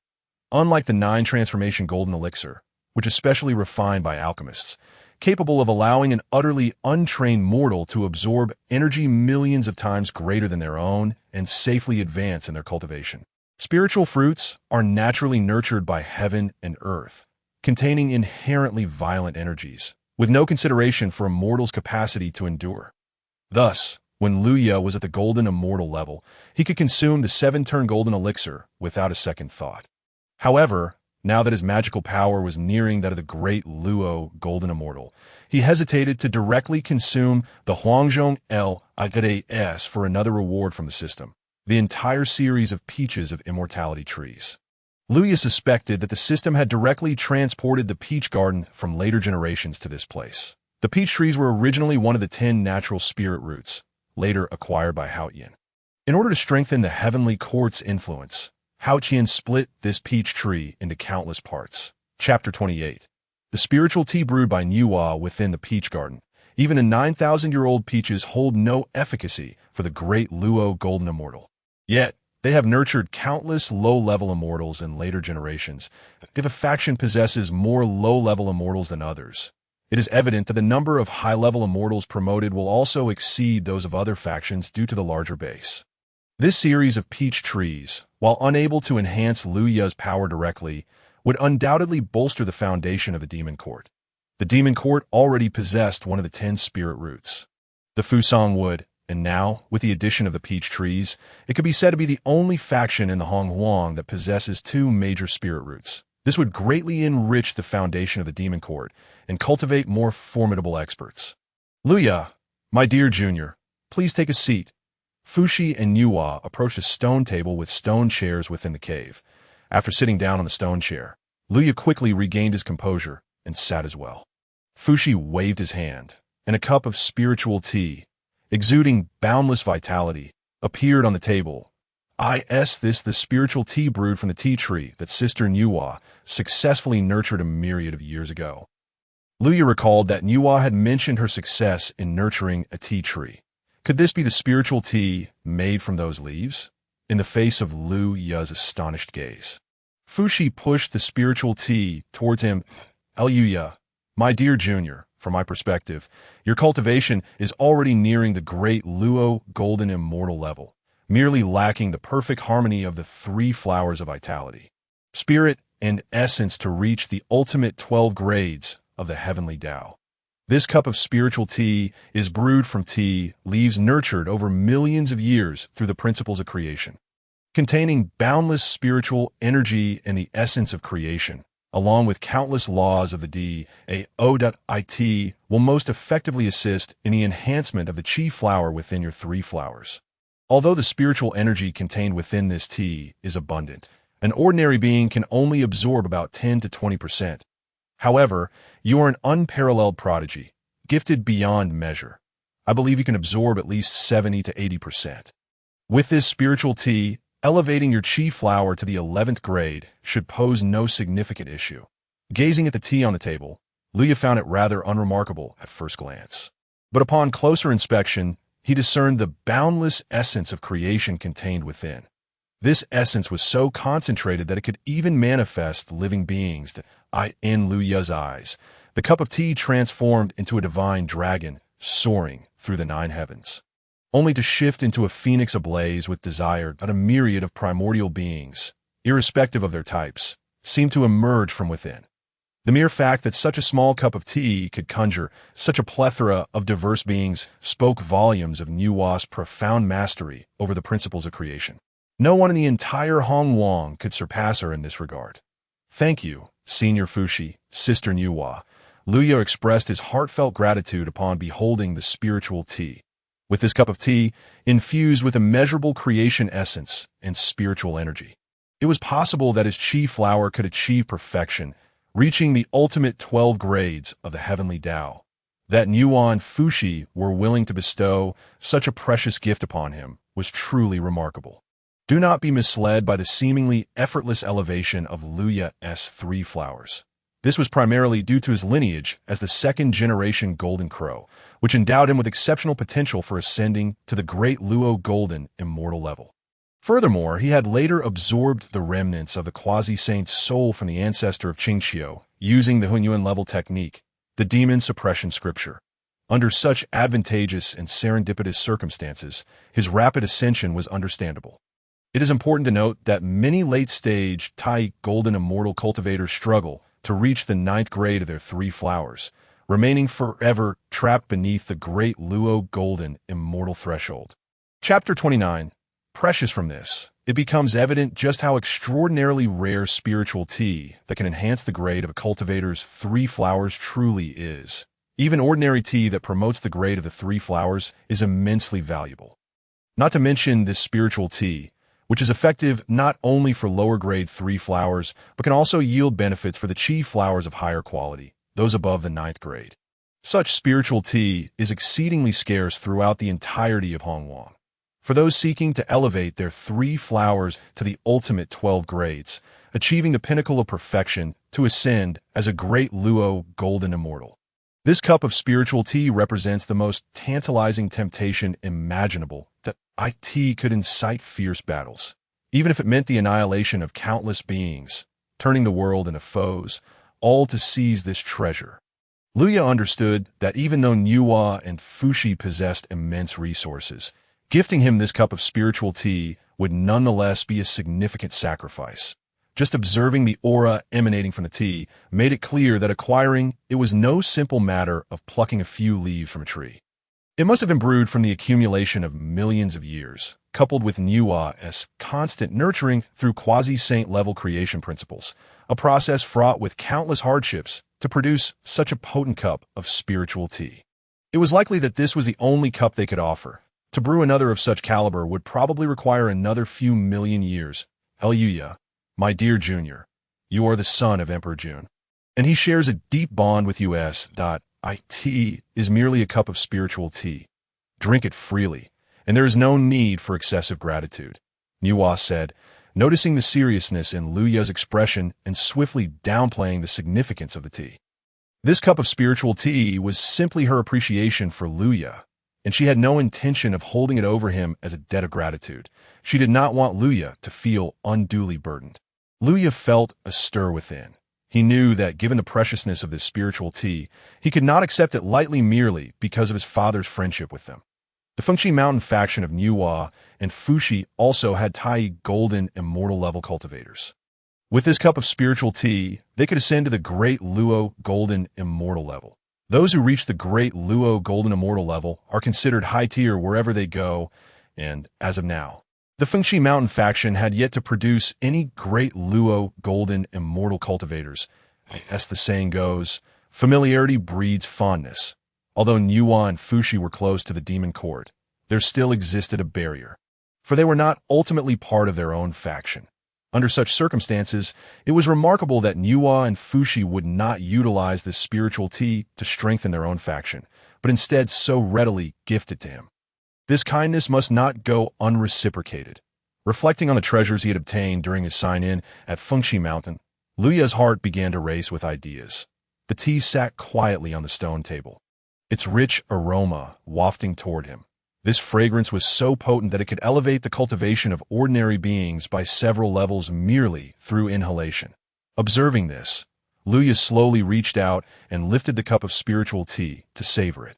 As Luya drank deeply, a wave of refreshing energy surged throughout his body, nourishing his magical power. This energy was immensely potent. Even Luya felt as if he might burst from its intensity. However, he remained unperturbed, for this spiritual tea, brewed by Hunyuan, had undoubtedly been created through her unique methods. The tea crafted by such a quasi-saint level master was akin to the 9-turn golden elixir. Even if he felt overwhelmed, it would not pose any threat to his life. The effects of the tea would simply dissipate, losing potency without endangering him. Although the spiritual energy was abundant, absorbing it all was not an impossible feat. Fushi had mentioned that Luya could absorb 70 to 80%, but Luya believed that since they had gone to the trouble of brewing such precious spiritual tea for him, what was the significance of merely absorbing 70 to 80%? Chapter 30. Drinking the spiritual tea, either one abstains from drinking or one fully absorbs it. Only then can one do justice to the spiritual tea bestowed by Hunyuan and Fushi. Within Luya's body, an immense reservoir of spiritual energy, akin to a galaxy, has automatically converged, forming an endless river of spiritual energy. This river flows ceaselessly, exuding a terrifying pressure that seems capable of crushing all in its path. Luya fervently operates the Demon Suppression Sutra, aiming to harness the formidable essence of this spiritual river for himself. As the invisible waves emanate, the prohibitive significance of the Demon Suppression Sutra expands, causing the spiritual river to sense Luya's attempt to absorb its power. In a mix of shock and anger, it instinctively retaliates, roaring fiercely. The river's currents, swift as lightning, incessantly assault Luya's limbs, tendons, and flesh. Every part of Luya's body is battered by the torrent of spiritual energy.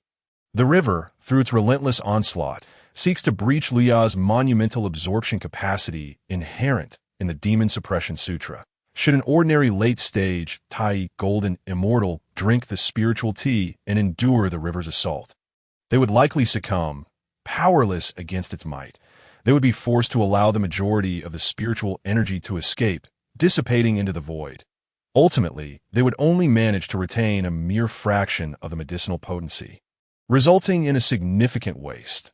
Meanwhile, those extraordinary prodigies who aspire to attain the 12th rank and achieve perfect ascension to the great Luo Golden Immortal must also choose to intentionally relinquish a small portion of the energy, waiting for the river's assault to subside before devouring the remaining essence and comprehending the underlying principles of the great Tao. They are acutely aware that fully absorbing the spiritual river is beyond their reach. They must strategically forego some to reap any benefit. However, Luya is different. His response to the river's defiance is singular. He intends to seal off its escape routes entirely and absorb it all. What resistance can a mere cup of spiritual tea offer once he has consumed it? To intentionally release a portion of energy, awaiting the river's power to wane, in order to then devour it. Such a tactic does not align with Luya's character. What those unparalleled prodigies cannot achieve, Luya can. For he possesses the Demon Suppression Sutra, a primordial level technique. Luya's choice is unequivocal, to wholly consume the river of spiritual energy, sparing not even a trace. For within even the slightest essence lies profound principles of the great Dao. As the Demon Suppression Sutra operates, countless black chains swirl about, faintly shimmering, revealing numerous prohibitive runes. The colossal river of spiritual energy is directly intercepted and severed under this sealing force, breaking into several smaller streams. And no matter how it struggles, roars, or bellows, it is all in vain. Once the primordial level technique is unleashed, it is sufficient to suppress all. Even if the river is ferocious, not a shred of spiritual energy will be wasted. It will be subdued and absorbed. The river is sealed by Luya and is gradually assimilated. Countless streams of spiritual energy flow through his meridians, compressing and coalescing his magical power into a higher quality. The magical power that Luya accumulates reaches an unparalleled depth, as profound and terrifying as the abyss. Its quality so elevated that even an ordinary great Luo golden immortal would feel inferior in its presence. Countless strands of magical power and spiritual energy are refined, permeating through the heavenly spirit point atop his head, nurturing the chi flowers within the top 3 flowers.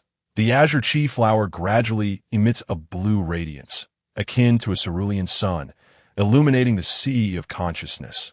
The chi flower absorbs immeasurable spiritual energy while comprehending the principles of the great Tao contained within. Chapter 31. The chi flower achieves perfect 12th rank. Its own grade continuously ascends. 10th rank. 11th rank. Remarkably, the chi flower reaches the 11th rank in a remarkably short span, had Luya not fully absorbed the river of spiritual energy beforehand. Then at this moment, the 11th rank would have been the utmost effect attainable from the spiritual tea. Yet, the principles of the great Tao within the river have been entirely comprehended by Luya, and all spiritual energy has been absorbed without the slightest oversight. Even upon reaching the 11th rank, the energy within the river remains unexhausted, and the chi flower's grade continues to surge upwards, striving towards the pinnacle of the great Tao, the flawless 12th rank. After Luya absorbed the river of spiritual energy, how many decades or centuries passed? Boom! With a resounding echo reminiscent of the primordial creation. At a certain moment, Luya opened his eyes, which sparkled with the essence of boundless galaxies, evoking a sense of all things falling silent. Within the sea of consciousness, the resonant tones of the great Tao continually chant, sending ripples through the air, and a cerulean 12th rank lotus flower slowly unfurls. Its might seems to resonate throughout the myriad realms, and the divine light within it shatters the epics of antiquity and modernity alike. Countless eras, past and future beings, appear to be enveloped by the harmonious tones of the great Tao, descending into a state of enlightenment. At the last, the chi flower achieves its perfect 12th rank. Sensing the blossoming of the chi flower within the sea of consciousness, Luya chuckled softly. His chi flower is complete and has reached the ultimate 12th rank of the great Tao. Only the essence and spirit flowers remain. Once perfected, he will flawlessly ascend to the great Luo golden immortal. To gather the 3 flowers atop his crown, achieving the ultimate state of the great Tao, is the aspiration of every Tai golden immortal. At this moment, Luya has already accomplished 1/3 of his goal. The remaining spirit flower is merely a rank away. Luya had previously felt some movement while observing the battle between Nuwa, Fushi, and the formidable Jintian. Thus, the breakthrough is not far off. As for the essence flower, Mount Buzhou lies nearby. The Pangu will atop Mount Buzhou is the optimal setting for tempering the physical body that a venture upon Mount Buzhou, reaching its summit and withstanding the mightiest Pangu will, would suffice to elevate the essence flower to the 12th rank, achieving perfection. This is not the chi flower at the 11th rank. This is the chi flower at the 12th rank, the ultimate state of the great Tao. Flawless and complete. Nuwa and Fushi gazed at Luya, astonished. Originally, prior to Luya consuming the spiritual tea, Fushi had estimated that Luya's chi flower had already reached the 9th rank, with the potency of the spiritual tea. Achieving the 11th rank would be no challenge. This had been the plan of Nuwa and Fushi.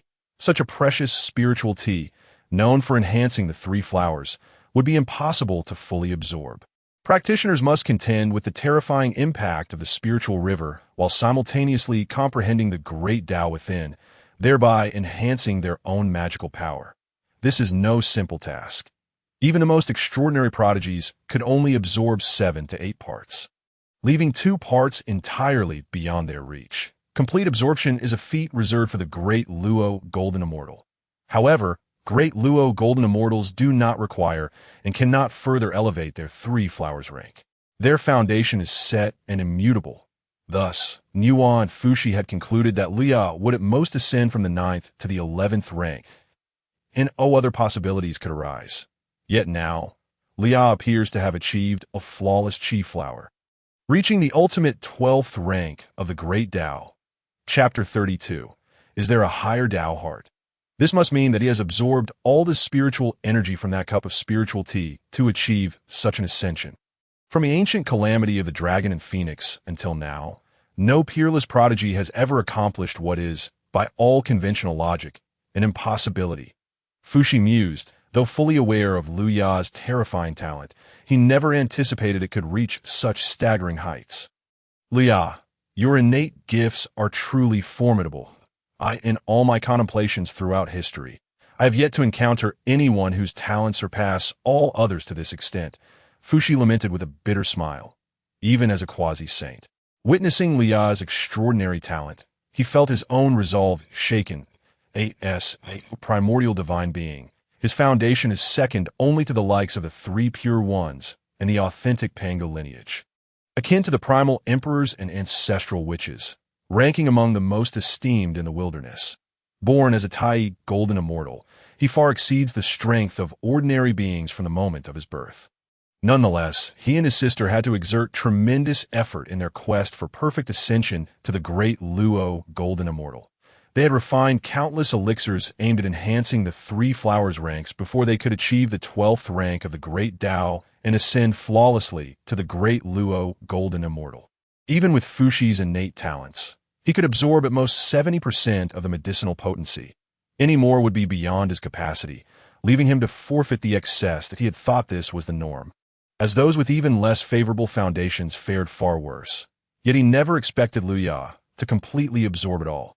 Has Lu Ya's talent surpassed even the three pure ones, reaching the level of the Dao ancestor Hongjun? At this thought, Fuxi became profoundly disoriented, his gaze drifting as he surveyed his surroundings, embodying the calm demeanor of a quasi-saint with divine powers. That is a sage, the highest realm pursued by the beings of the wilderness. Is Lu Ya truly the one with the greatest hope of achieving sainthood in the wilderness? Upon observing Fuxi's demeanor, Lu Ya realized that he had once again misconstrued the situation. He was acutely aware of his own innate talents. In terms of lineage, he was merely a second-generation Jinwu, significantly inferior to Fuxi, a primordial celestial being. His attainment was solely due to the Deluo Dao heart he had signed in, which granted him an understanding equivalent to that of a Deluo golden immortal. This enabled him to shatter the rigid rule that a Tai golden immortal could not completely absorb the spiritual essence of the spirit tea. The ability to transcend this limitation was primarily attributed to the Deluo Dao heart, but even more so to the Jinma Sutra. This primordial level technique possessed a terrifying potency that far exceeded the comprehension of beings from the Honghuang era. Currently, aside from Hongjun Daozu, who else possessed a primordial level technique? Who could utilize such a technique to absorb and elevate the grade of the three flowers elixir? Was it not solely Lu Ya? Let alone the 9 turns mysterious art. The Witch clan did not even possess a Yuan Shun. So what could they possibly know of the three flowers? Although they were also referred to as the Luo, Golden Immortals, and Quasi-Saints, this was merely a mainstream designation and did not signify that they truly belonged to the celestial hierarchy. The Deluo Dao heart, as a treasure, was nearing its obsolescence as Lu Ya approached the realm of the Deluo Golden Immortal, for it was merely an insight into that level. Lu Ya recalled the Deluo Dao heart, a treasure acquired upon his initial signing, alongside the earthly fiend's 72 transformations and the fire source pearl, which still held significant utility. However, the practical applications of the Deluo Dao heart had diminished with his ascension. Its recent effectiveness was merely a final flicker of assistance. Truthfully, even without the Deluo Dao heart, Lu Ya could still break the iron law through the Jinma Sutra. He pondered if there were rewards left for signing, such as the Quasi-Saint Dao heart or the Saint Dao heart. Surely, these could pave the way for his elevation to the primordial Deluo Golden Immortal. Lu Ya was certain that such rewards existed within the system. He just wondered when he might acquire them. Chapter 33. Bestowing Spiritual Fruits. Nuwa, initially taken aback, broke into a smile upon witnessing her brother's expression. Lu Ya, dear brother, you are truly remarkable. It is my first time seeing someone who could leave even my brother in awe. How splendid! Let me count. Your chi flower is already perfected, the divine flower lacks only 1 rank, and the essence flower is short by 3 ranks. Are you planning for your sister to escort you to Buzhou Mountain to endure the tempering of Pangus, to elevate the essence flower's grade? Or would you prefer to listen to your sister's teachings to enhance the divine flower's rank?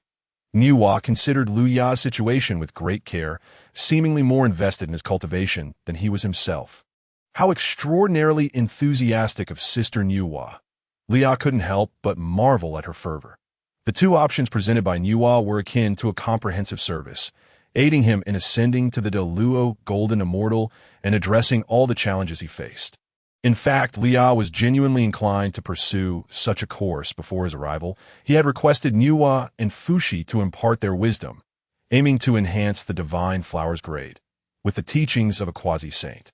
Li Ya was confident he could elevate the divine flower's rank from 11 to 12, especially since the bottleneck for breaking through to the 12th rank had already begun to loosen to his surprise. Niuhua had voiced this prospect first. Taking a deep breath, Li Ya resolved to prioritize expressing his gratitude before delving into the teachings. He was not one to accept kindness without reciprocating. If he lacked the means, it would be understandable. Yet the rewards he had obtained through signing clearly held great significance for both Niuhua and Fushi. Given their profound benevolence towards him, it was only fitting that he express his gratitude. Sister Niuhua, let's discuss the teachings later. That I have some spiritual fruits that I would like to offer you and Senior Fushi to taste, Li Ya declared resolutely. Li Ya, what kind of spiritual fruits do you have? Fushi inquired with a grin. After all, we are quasi-saints, while you are merely a Tai Golden Immortal. How many precious spiritual fruits could you possibly collect? I suspect they are merely a novelty, he mused.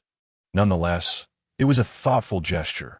Having just enjoyed the spirit tea, he understood the significance of offering spiritual fruits to them. Niuhua and Fushi exchanged a glance, warmth blossoming in their hearts. Li Ya's gratitude was evident, and they felt assured that their investment had been wisely placed. This cup of spirit tea was not only capable of nurturing a perfect 12-rank Deluo Golden Immortal from the Fengxi Mountain lineage, but could also cultivate an ordinary 9-rank Deluo Golden Immortal without issue. Though Niuhua and Fushi were giving generously, they still wanted to gauge Li Ya's attitude that it was reasonable not to expect a younger generation to present gifts of equal value. Li Ya, are the spiritual fruits you have delicious? What do they taste like? Niuhua inquired. Rest assured, the flavor will undoubtedly satisfy you.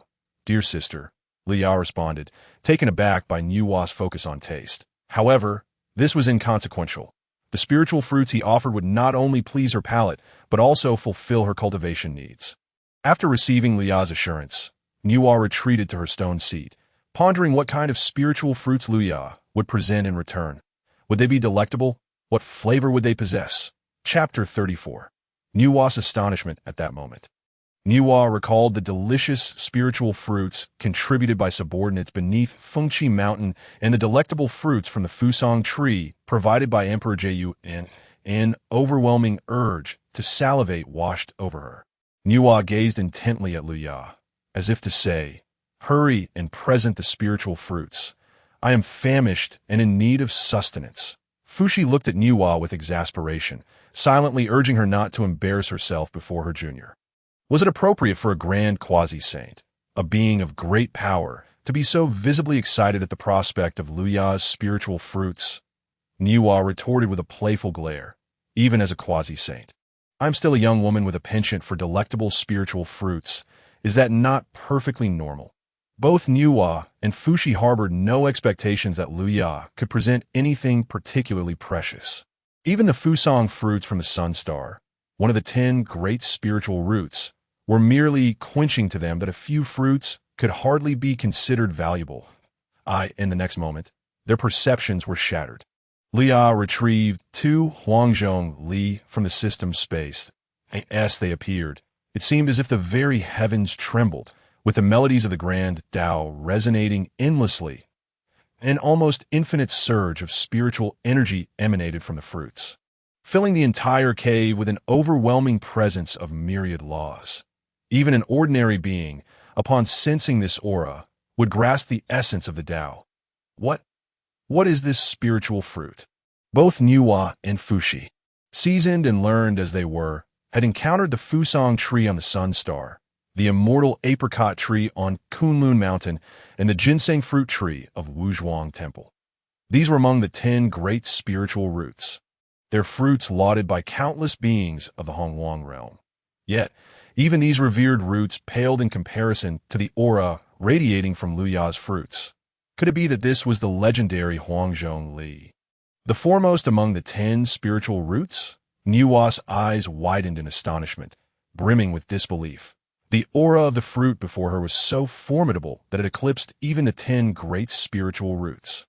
The only conclusion she could reach was that it must be the Huangzhong Li, the pinnacle of spiritual roots, whose essence far surpassed that of the Fusong fruits and ginseng.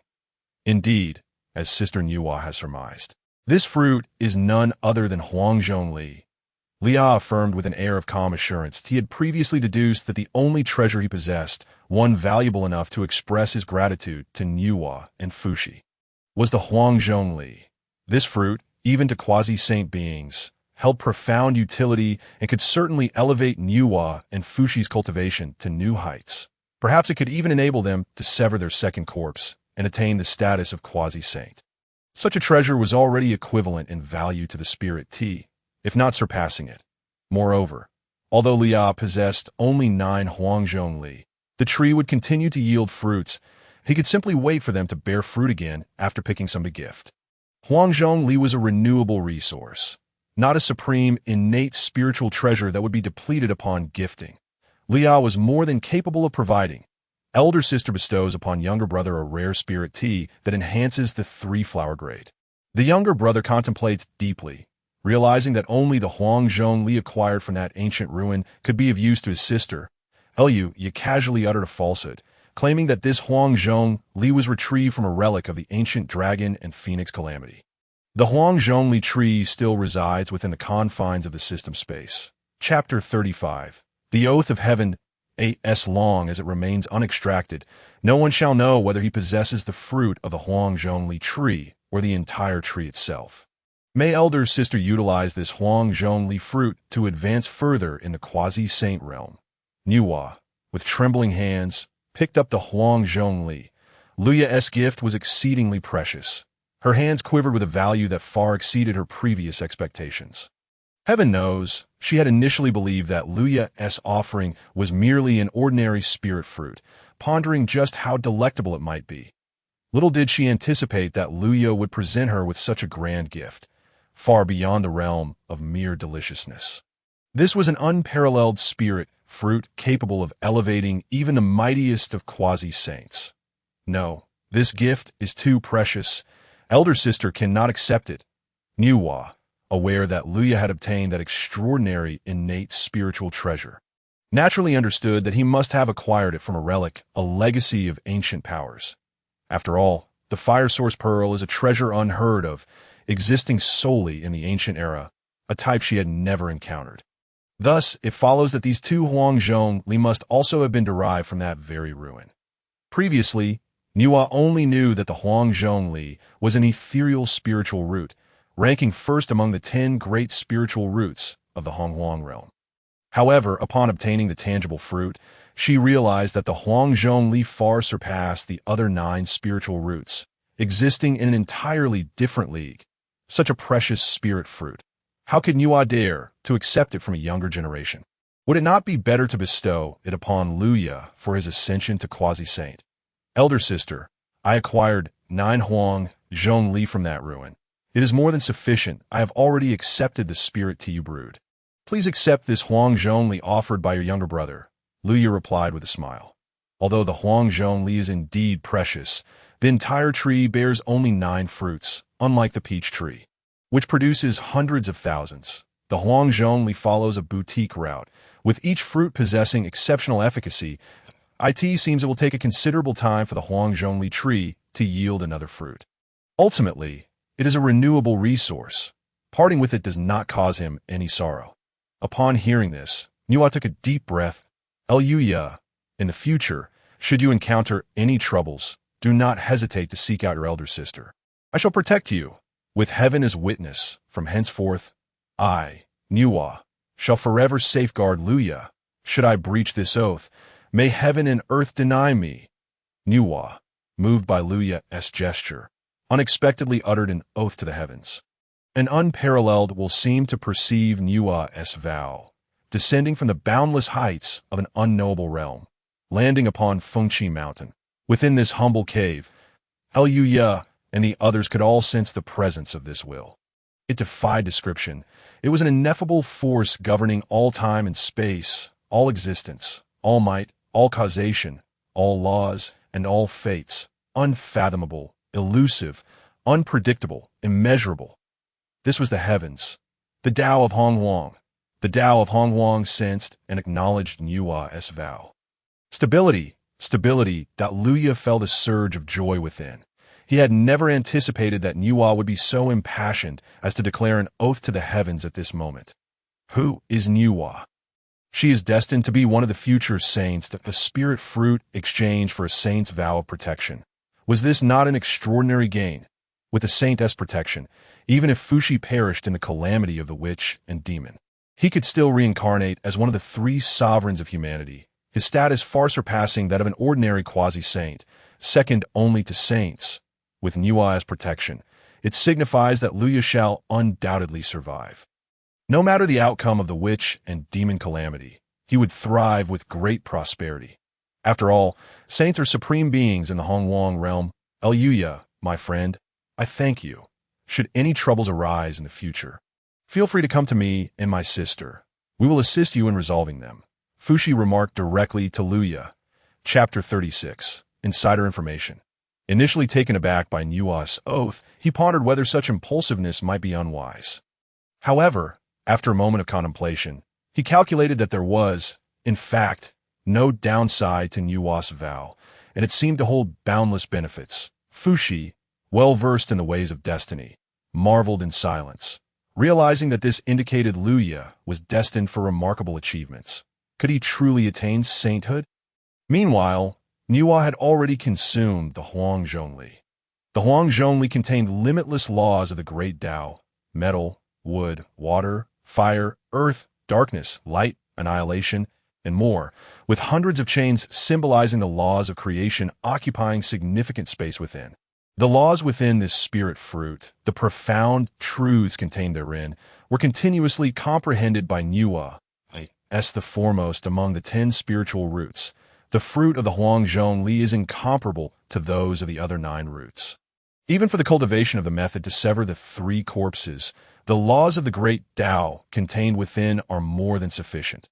Hunyuan had already severed the good corpse, and now, with the Huangzhongli, she could deepen her understanding of severing the evil corpse. Gradually, as tens of thousands of years passed, Hunyuan's aura grew increasingly formidable, her cultivation ever ascending.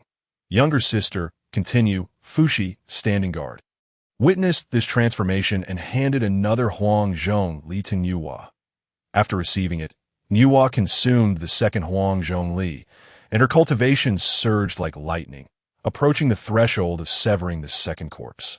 With the good thoughts severed, the evil thoughts would soon emerge. This moment, Hunyuan felt that with a mere thought, she could sever the evil corpse, entrusting it to the innate spiritual treasure, becoming a quasi-saint capable of severing the second corpse. A wave of joy and gratitude surged within Hunyuan. This was the pinnacle of quasi-saints who could sever the second corpse. In the entire Hongmeng realm, the number of quasi-saints who could sever the first corpse was already exceedingly rare. As for those who could sever the second corpse, they were even fewer, by several multiples. Among the 3 purities, only Laozi is a quasi-saint capable of severing the second corpse. Among the witch clan, only Emperor Jiang and Zhu Jiuyin exist, while among the demon court, only Di Jun and Tai Yi remained in the entirety of Hongmeng. Those who can sever the second corpse are but a handful. This underscores the rarity of such quasi-saints.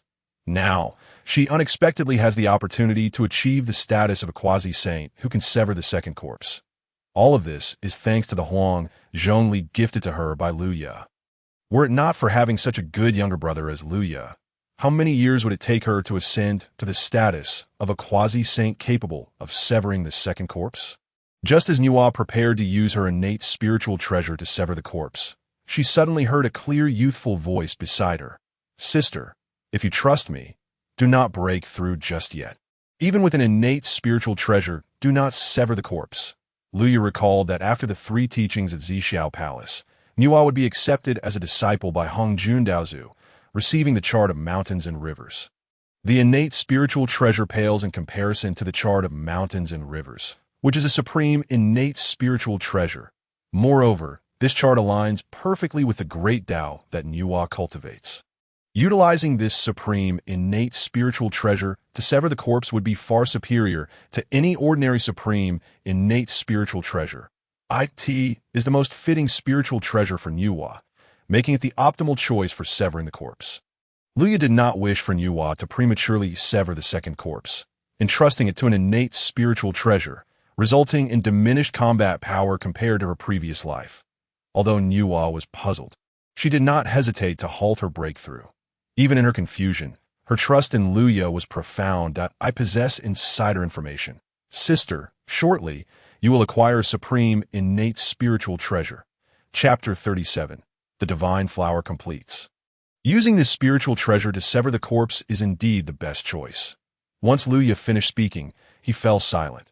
The insider information stemmed from his memories of a past life. This aspect cannot be explained, and he could only provide this reminder. Insider information? I will acquire a supreme, innate spiritual treasure. Nuwa and Fushi exchanged glances, each revealing a look of bewilderment. Supreme, innate spiritual treasures are not mere trifles. They are not easily obtained. Insider information refers to the calculation of destiny, yet Fushi, being well-versed in the calculations of destiny, the foremost in Hunyuan, had not foreseen that his younger sister would obtain another supreme, innate spiritual treasure. All right, Luya, you need not say more. I believe you. I shall await the acquisition of that supreme, innate spiritual treasure before severing the evil corpse. Inwa smiled gently and remarked, there is no harm in a slight delay in your cultivation breakthrough. Observing the change in Lia's expression, she instinctively understood that he bore unspoken burdens, some matters best left unvoiced. Thus, Inwa delicately shifted the conversation towards the discourse of the Tao. She proposed that the two of them each elucidate the principles of heavenly secrets and the path of creation, assisting Luya in achieving the perfection of the divine flower. The divine flower, intrinsically linked to a practitioner's enlightenment, could only ascend in rank through profound comprehension in the vast primordial realm. How could an ordinary cultivator's self-realization of the heavenly Dao compare to the teachings of 2 quasi-saintly great beings? Furthermore, given Luya's connections with Inwa and Fushi, this lecture would undoubtedly be tailored specifically to his situation, far surpassing the efficacy of a generalized discourse. Naturally, Luya readily agreed, for the teachings of 2 quasi-saintly great beings would facilitate his breakthrough to the 12th grade of the divine flower. The final barrier, Inwa, as a quasi-saintly great being, delivered her teachings with extraordinary finesse. Suddenly, celestial nectar fell from the heavens, and golden lotuses surged forth from the earth. Countless laws of creation converged from the cosmos, seemingly pouring their essence into Luya's understanding. The laws of creation, Luya grasped their essence, continually absorbing the principles imparted by Inwa, waves of insight flooding his heart. So, this is how it is. He felt he was beginning to understand. And as time passed, his comprehension of the path of creation deepened. Beside him, Fushi smiled subtly and began to expound upon the Tao of heavenly secrets. Numerous laws of heavenly secrets gathered from the cosmos, similarly converging upon Luya. As he absorbed the teachings of both paths, the divine flower within his sea of consciousness thrived, its aura steadily rising. Immersed in the state of enlightenment, Luya was nearing his ascension to the 12th grade. Time flowed like a river, and before long, tens of thousands of years had elapsed out on Unmoving Mountain. Within the cave of Inwa and Fushi, a soft sound resonated. A white lotus within Luya's sea of consciousness gradually bloomed, radiating immeasurable light and exuding boundless might. The flower blossomed to the 12th grade, its divine light illuminating myriad worlds. After a prolonged period of stagnation, the divine flower had finally ascended to the 12th grade, reaching the limits of the heavenly Dao. Perfect and complete in the primordial realm, there exists a mountain known as Buzhou. Since the dawn of creation by Pangu, countless beings have strived to scale its peak. Resisting Pangu's oppressive might, they sought to enhance their abilities, honing their magical powers and physical forms. On this day, amidst the ordinary passage of time, a young boy and girl gently approached this revered site. The boy, approximately 14 or 15 years old, donned a vibrant crimson battle armor, a flame-like divine pattern gracing his brow, his handsome visage exuding an air of dominance. The girl, around 18 or 19, wore a flowing white dress, her ethereal presence reminiscent of water, radiating vitality and the essence of creation. This Buzhou Mountain. The striking youth mused, gazing up at the towering peak that pierced the heavens, higher than the sun and the celestial stars. Chapter 38. The Celestial Mountain. Buzhou Mountain is the most renowned site in the primordial realm for refining the physical body. Look over there, dear brother, Inhua said with a gentle smile.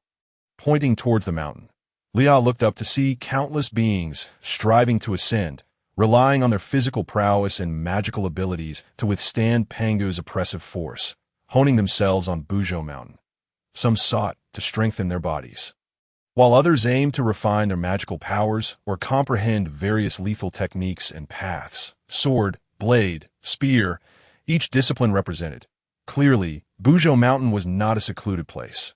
Rather, it was teeming with life, a veritable sea of beings. After all, it is the foremost sacred mountain of the primordial realm, and none dare to claim it as their own. The multitude of beings in the primordial realm is entirely normal, Lia thought to himself. Fortunate to rely on the signing-in system rather than naively believing, like protagonists in tales, that Buzhou Mountain was a treasure trove filled with innate spiritual treasures, spiritual roots, and materials for alchemy and artifact forging. Even if Buzhou Mountain were laden with innate spiritual treasures, after so many years and countless beings scouring it, what could possibly remain? The area of Buzhou Mountain had been meticulously explored over the years, delineated into several regions according to the intensity of Pangu's oppression, namely, the foot of the mountain, the mid-mountain, the valley, the ridge, and the summit, with the pressure increasing as one ascended. The oppressive force at the foot of the mountain could be withstood by even ordinary heavenly immortals, while at the summit, even a great Luo golden immortal might struggle to endure. Inhua slowly explained this to Lia. Upon hearing her words, Lia felt a twitch at the corner of his mouth. Had primordial beings explored Buzhou Mountain to such an extent?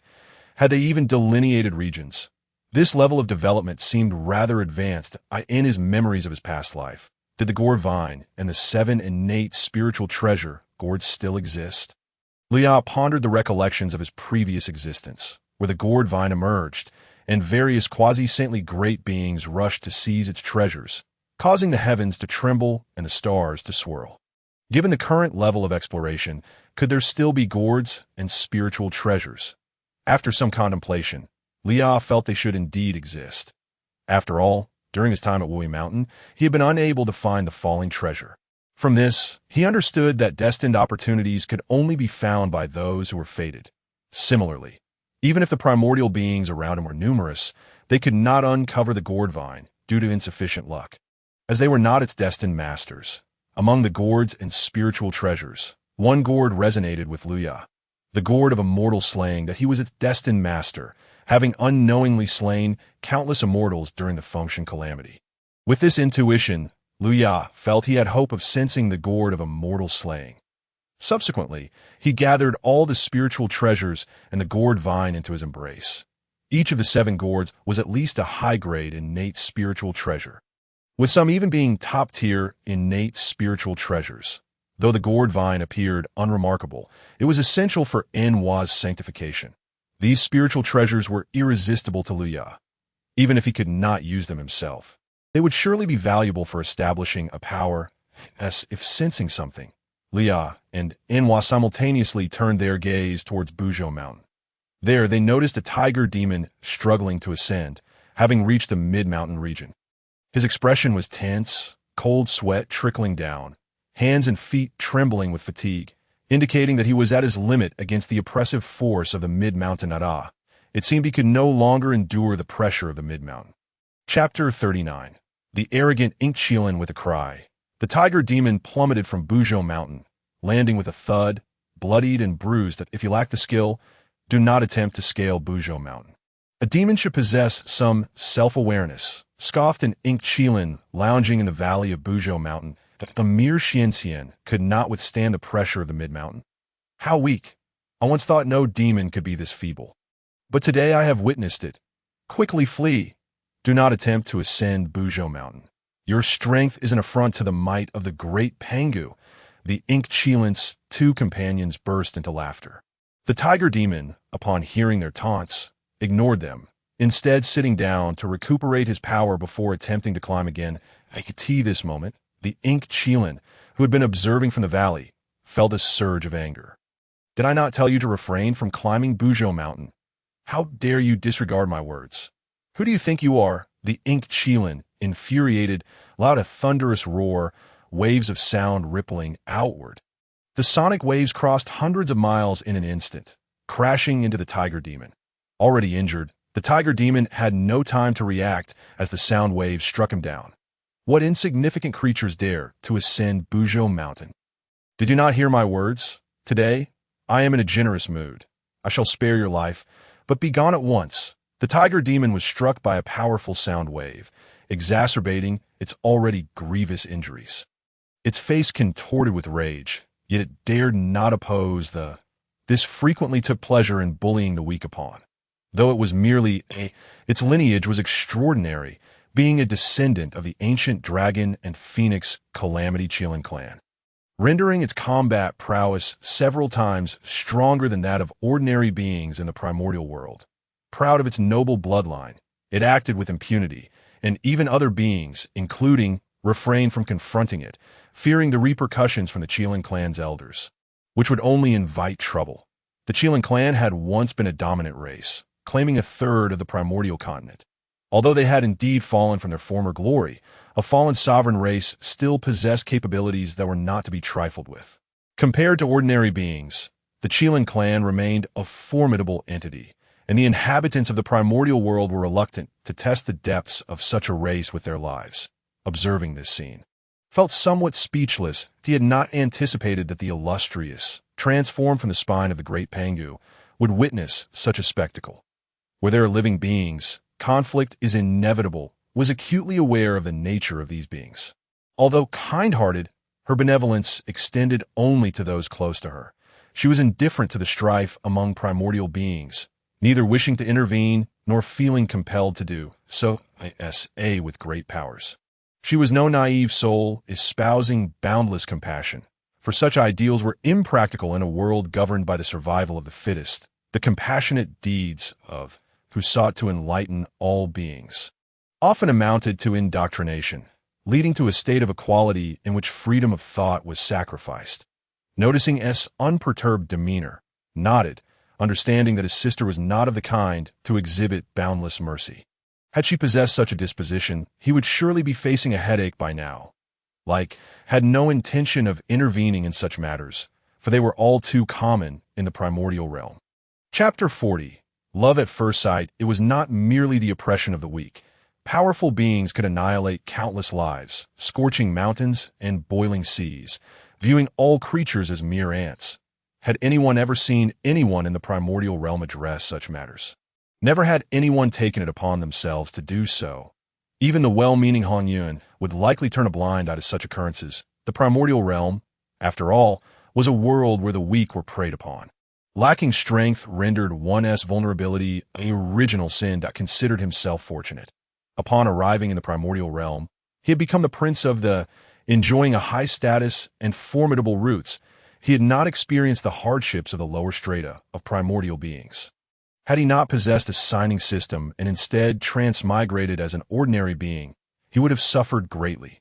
Shaking his head, he dismissed such thoughts and lightly ascended. Like countless primordial beings, he found himself at the base of the mountain. Who is this young man? He appears remarkably handsome. The aura emanating from him felt youthful, perhaps indicating modest cultivation. Yet, one could not be certain. Some young prodigies, despite their youth, possessed astonishing abilities. Just recently, a so-called young hero with cultivation had directly ascended to the valley area, evoking great envy among them.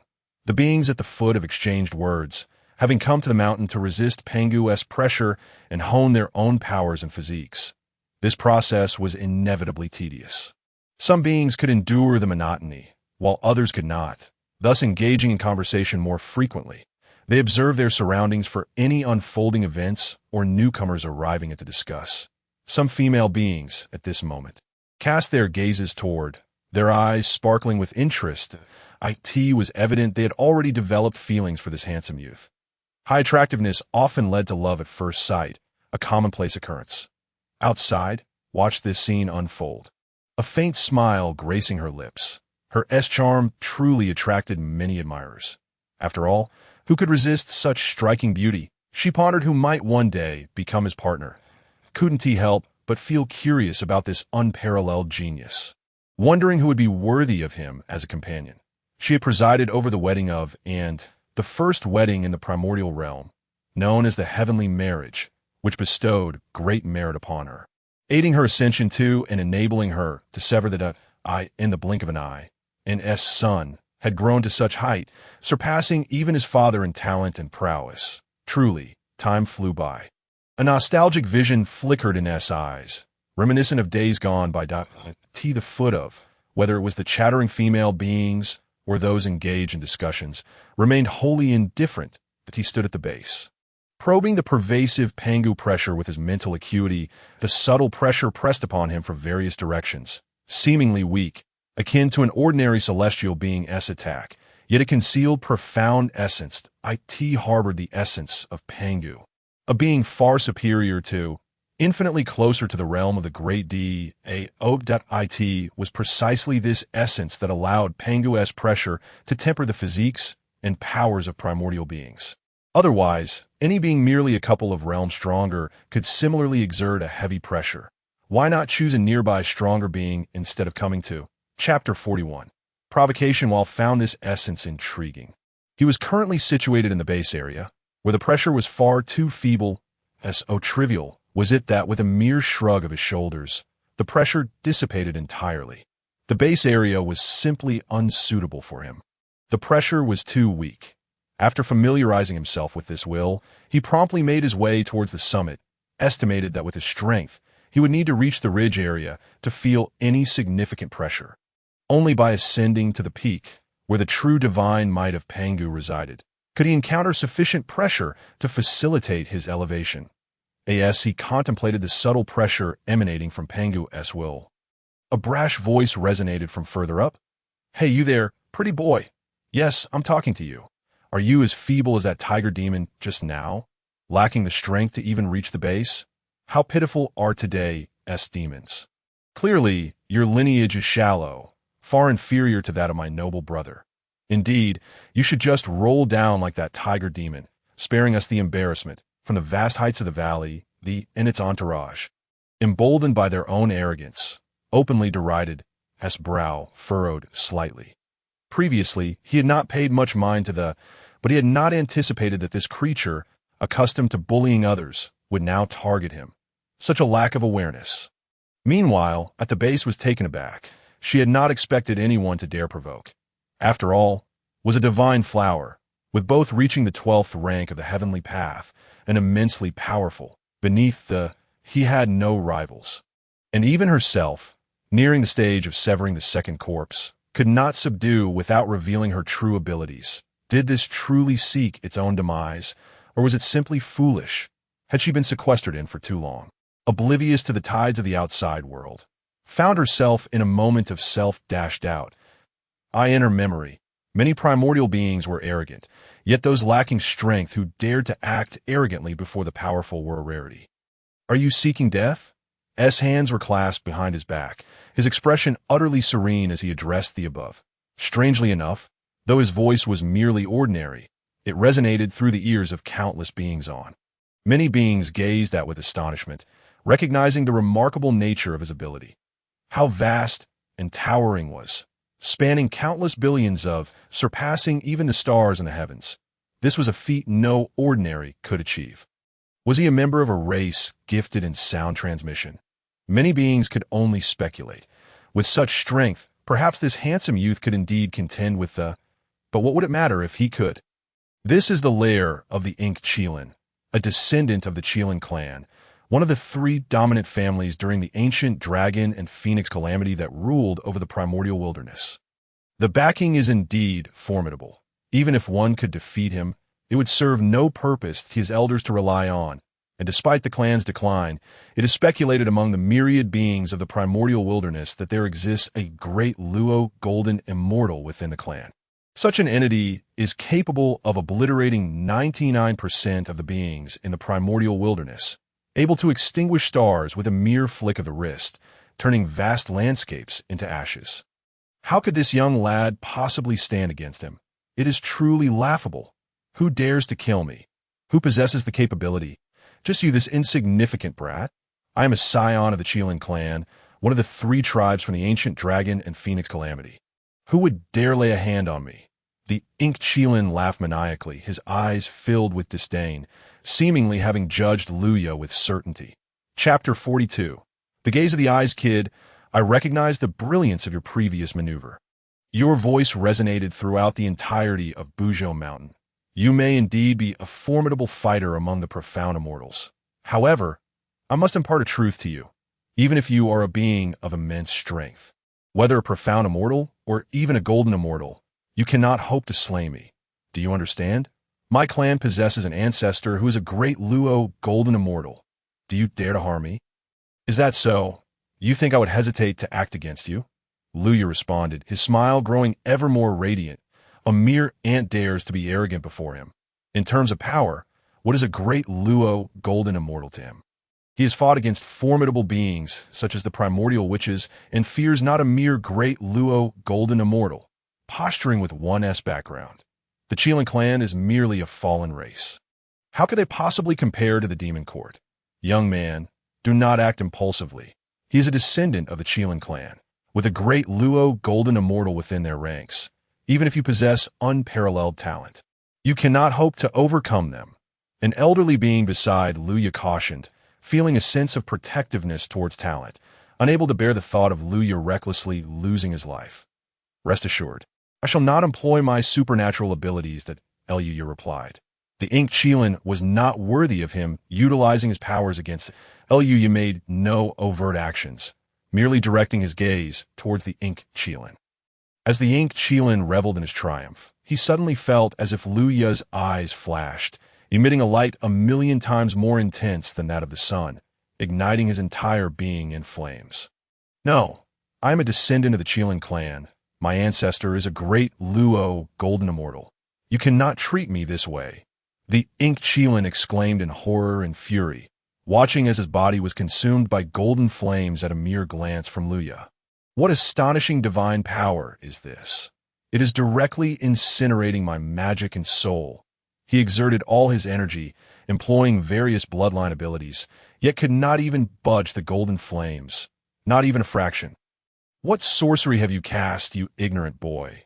Do you comprehend what a great Luo golden immortal signifies?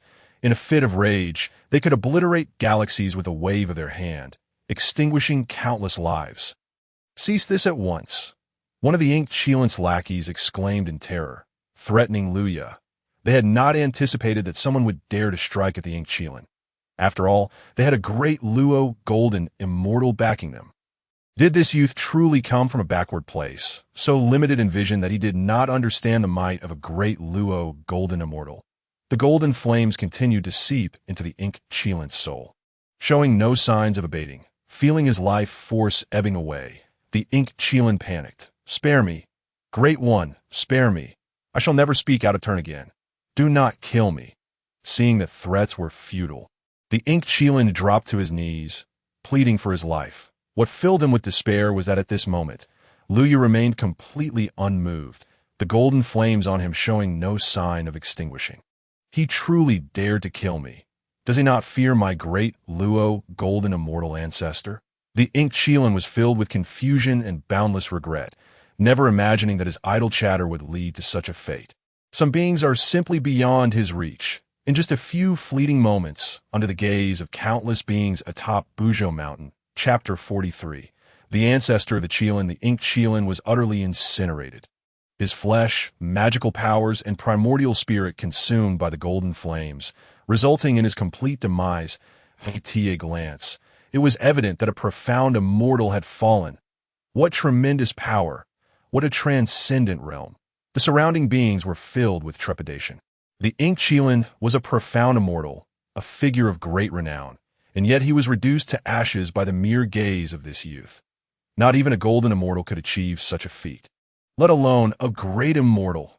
Could it be that this young man is also a great Luo golden immortal? A great Luo golden immortal with such youthful vigor, while outward appearances may change. One's aura is not easily disguised. The surrounding beings could discern and feel that Luya's aura belonged to a truly youthful and vibrant being, not a decrepit old monster masquerading as young.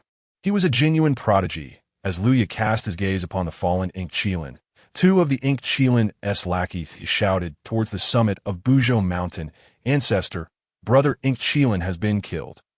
Their ancestor resided atop Unmoving Mountain, honing his magical powers and physique. Who dares to harm a member of the Qilin clan? An overwhelming presence emanated from the mountaintop, reverberating throughout the heavens and earth. A figure rose, towering like a mountain, cloaked in darkness, and bellowed, shaking the very skies, that it was the ancestor of the Ink Qilin. Well, I did not expect the ancestor of the Ink Qilin to have arrived. And yet he is right here, atop Unmoving Mountain, an elder golden immortal nearby, who had hesitated to strike down the Ink Qilin earlier out of fear of his lineage, felt a wave of relief wash over him. He had witnessed the Ink Qilin bully the weak and had contemplated eliminating him, yet feared the retaliation of the Qilin clan's ancestors. Now, with the ancestor present on Unmoving Mountain, it validated his earlier decision to refrain from acting. Had he chosen to strike down the Ink Qilin, he would surely not be standing here alive today, that a spectacle was about to unfold. This elder golden immortal observed silently, waiting for the clash between Luya and the ancestor of the Ink Qilin. The ancestor of the Ink Qilin was a great Luo golden immortal, and it appeared that Luya was also a great Luo golden immortal. Who was stronger, who was weaker, remained uncertain. Ancestor, it was him, the pretty boy. The two lackeys pointed at Luya. "You, a mere Tai golden immortal, dare to kill a member of my Qilin clan." The ancestor of the Ink Qilin instantly discerned Luya's realm and roared in disdain. What is a Tai golden immortal? In the presence of this great Luo golden immortal, you are but a flick of the wrist away from annihilation. The ancestor glared at Luya with hatred, fixating his gaze intensely. What? That youth is merely a Tai golden immortal. Does that not determine the outcome? A nearby observing golden immortal gasped in astonishment that I said one must not be so impulsive. One must know when to endure. One cannot be headstrong. The elderly being beside Luya's side, casting a doubtful glance at him. A Tai golden immortal against a great Luo golden immortal is akin to striking a stone with an egg. Only a mere initial stage of great Luo golden immortal. What is there to fear? Luya chuckled lightly. Unlike the surrounding beings of the primordial wilderness, he had faced off against great Luo golden immortals, even quasi-saint entities. In no time, he discerned that the ancestor of the Ink Qilin was merely at the initial stage of the great Luo golden immortal. Chapter 44. The weak Qilin clan, moreover.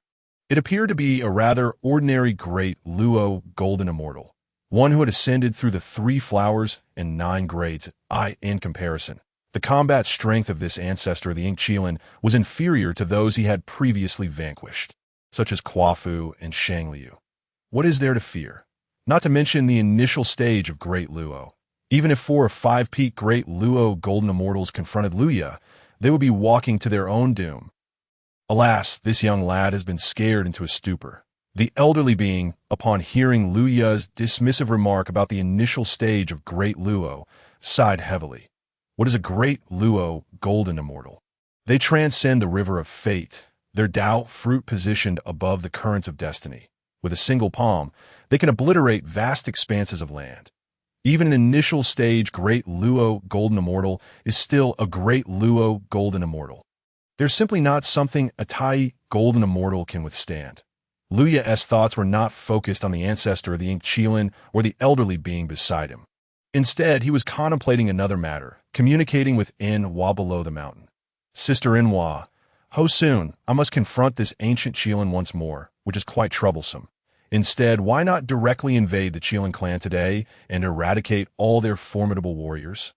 It would save us from further complications. After all, having slain a Mo Qilin, this ancient Qilin has emerged to seek vengeance. Should I eliminate this Deluo Jin Xian level ancient Qilin, can the Qilin clan remain indifferent? Surely they will dispatch Deluo Jin Xian or even quasi-saint beings to hunt me down. I, Luya, prefer not to be so passive. It is better to strike first. If no quasi-saint exists, then my sister Nuwa and I can easily annihilate the upper echelons of the Qilin clan. However, if a quasi-saint is present, that complicates matters, and I must summon my uncle Dong Huangtai to join the slaughter. Ask for intelligence on the Qilin clan regarding the number of the Luo Jin Xian and the presence of quasi-saints. Nuwa undoubtedly possesses that knowledge. After all, Nuwa is a seasoned quasi-saint master. She cannot be unaware of such matters. Luya. Regarding the Qilin clan situation, as far as I know, there's only this one Deluo Jin Xian among them. As for the quasi-saint masters, how could such a declining race possess any? Nuwa's voice resonated in his ears through a method of communication. Upon hearing this, Luya was rendered speechless. It turned out that this ancient clan, one of the three primordial races during the Dragon and Phoenix calamity, has only one Deluo Jin Xian left. The once mighty Qilin clan, which boasted numerous quasi-saints and many Deluo Jin Xian, has now dwindled to such a state, with only a single Deluo at the initial stage remaining. They are barely stronger than the Qing Qiu Fox clan. What audacity allows the Qilin clan to be so arrogant? It seems they have been rampant in Unmoving Mountain for quite some time. Moreover, the beings nearby seem rather ignorant. Elevating a mere Deluo at the initial stage to such heights makes it almost seem as if a saint has descended. In truth, however, Luya was mistaken. Luo Jin Xian transcend the river of fate, and they are exceedingly rare throughout the vast wilderness. A race with a Deluo Jin Xian presiding over it is indeed a force to be reckoned with in the entirety of the wilderness. Although this ancestor of the Qilin clan possesses only the initial stage of Deluo Jin Xian cultivation, he remains an unparalleled powerhouse dominating his territory. For Luya, a Deluo at the initial stage is not particularly formidable. Yet in the wilderness, this Mo Qilin ancestor's initial Deluo cultivation can dominate myriad races, and oh wonder the beings nearby exhibit such expressions. Nevertheless, in Luya's presence, such expressions appear quite ludicrous. The initial stage of Deluo is indeed exceedingly weak. Chapter 45, a finger to suppress with an expression of calm indifference. Luya activated the Jun Mo Scripture's power, extending a single finger.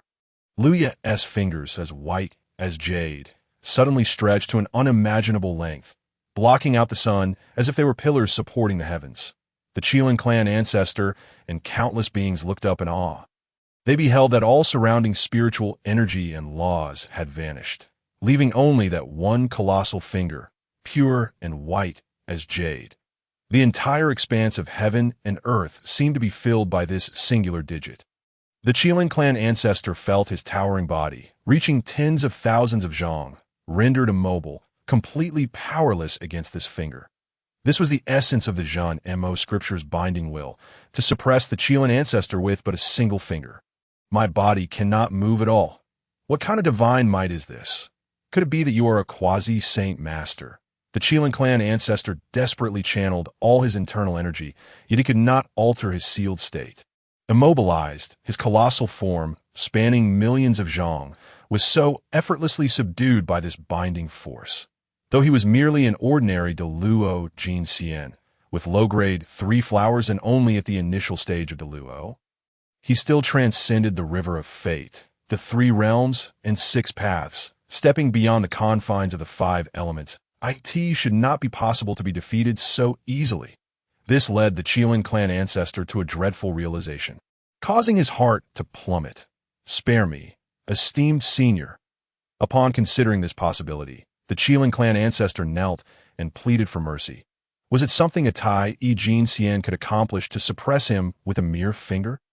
There was only one explanation. Luya concealed his true cultivation from the might emanating from him.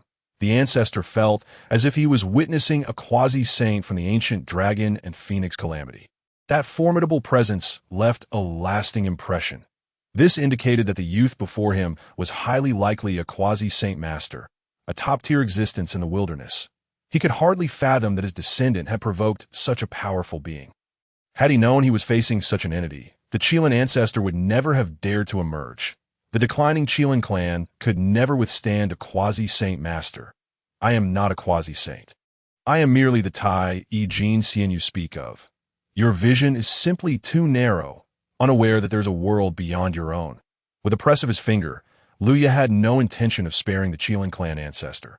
Seeking mercy. It was too late. Since you dared to emerge seeking vengeance, let your descendants perish alongside you. No. Under Luya's finger, the Qilin clan ancestor struggled in vain. His formidable primordial spirit and his towering physical form were utterly obliterated. Reduced to ashes, the fruits of his transcendence over the river of fate were struck down from a higher dimension. After cultivating for tens of thousands of Yuan meetings, each lasting 129,600 years, he was reduced to nothingness. He perished on the spot. The Qilin clan ancestor never anticipated that he could evade the dragon and phoenix calamity, only to fall at the hands of an unknown youth while attempting to defend his descendant. Such a demise was utterly ludicrous for a Deluo Jin Xian. The very notion of being extinguished by a single finger, with his fruits of enlightenment cast down from the river of fate, illustrated Lu Ya's current power. When Lu Ya faced Xiang Lu, he had to resort to the fire source pearl, an exquisite innate spiritual treasure, to secure a single strike. Now, having attained the 12th grade limit of the heavenly path, he is truly infinitely close to the Deluo realm. Chapter 46. The law of creation. Even without relying on an exquisite innate spiritual treasure, a single finger could still suppress a Deluo at the initial stage. And you too shall accompany him as well. Lu Ya's voice resonated, akin to a decree from the heavens. Upon hearing his command, the two companions of the Mo Qilin instantly bled from their 7 orifices and perished. By now, the Qilin clansmen atop Unmoving Mountain had been entirely eradicated, with the incident stemming from these two companions and the Mo Qilin's rampant oppression of others. Ultimately, their reckless actions provoked Lu Ya, leading to their downfall. That a single finger to slay the Qilin clan ancestor. Could this youth truly be a quasi-saint master? I recall now, such combat prowess, the appearance of a handsome youth. Could it be the Prince Lu Ya of the Yao court? The Prince Lu Ya once battled formidable quasi-saint beings like the ancestor Wu, truly an unrivaled prodigy. Engaging a quasi-saint with Tai Jin Xian cultivation is not something to be measured by ordinary logic. If it is indeed Prince Lu Ya, then it is entirely understandable for him to annihilate a Deluo Jin Xian with a mere finger. Some beings recalled Lu Ya's battle against the Wu clan over 100,000 years ago, suddenly gaining insight. Indeed, the gap between Tai and Deluo is immense, making it nearly impossible to bridge. However, if one possesses a strong backing, powerful spiritual treasures, and formidable techniques, it becomes a different story. The wilderness has seen prodigies overcoming their ranks, but Lu Ya surpasses them all. Even if he is a level higher, extinguishing them is akin to squashing an ANTSO. It is the Prince Lu Ya of the Yao court. Upon learning Lu Ya's identity, a certain Deluo Jin Xian regained his composure. Initially, he believed Lu Ya to be a Deluo Jin Xian, after being revealed by the Qilin clan ancestor as a Tai Jin Xian. He was left puzzled. Could a Tai Jin Xian truly slay the Mo Qilin with a mere glance? It seemed implausible. Now, the truth is unveiled. Lu Ya is indeed that prince of the Yao court, capable of contending against quasi-saints for hundreds of rounds with Tai Jin Xian strength. Thus, it is not surprising that he could extinguish a Deluo Jin Xian with a single finger. Prince Lu Ya, you have rid Unmoving Mountain of a scourge. I have long harbored discontent towards that Mo Qilin and his backer. A certain Deluo Jin Xian looked at Lu Ya with admiration. There are actions he himself would not dare undertake, yet he respects Lu Ya for eliminating the nefarious Mo Qilin. Your Highness, I was blind to your brilliance. An elderly being beside Lu Ya knelt before him. Previously, Upon seeing Luya dare confront a Luo with Tai E Jinxian strength, he foolishly remarked that Luya had been frightened into silence. The truth proved that Luya was far from a fool. He was the true simpleton. Should Luya hold a grudge against him, his fate would be sealed. Rest assured, I am not of such narrow-mindedness.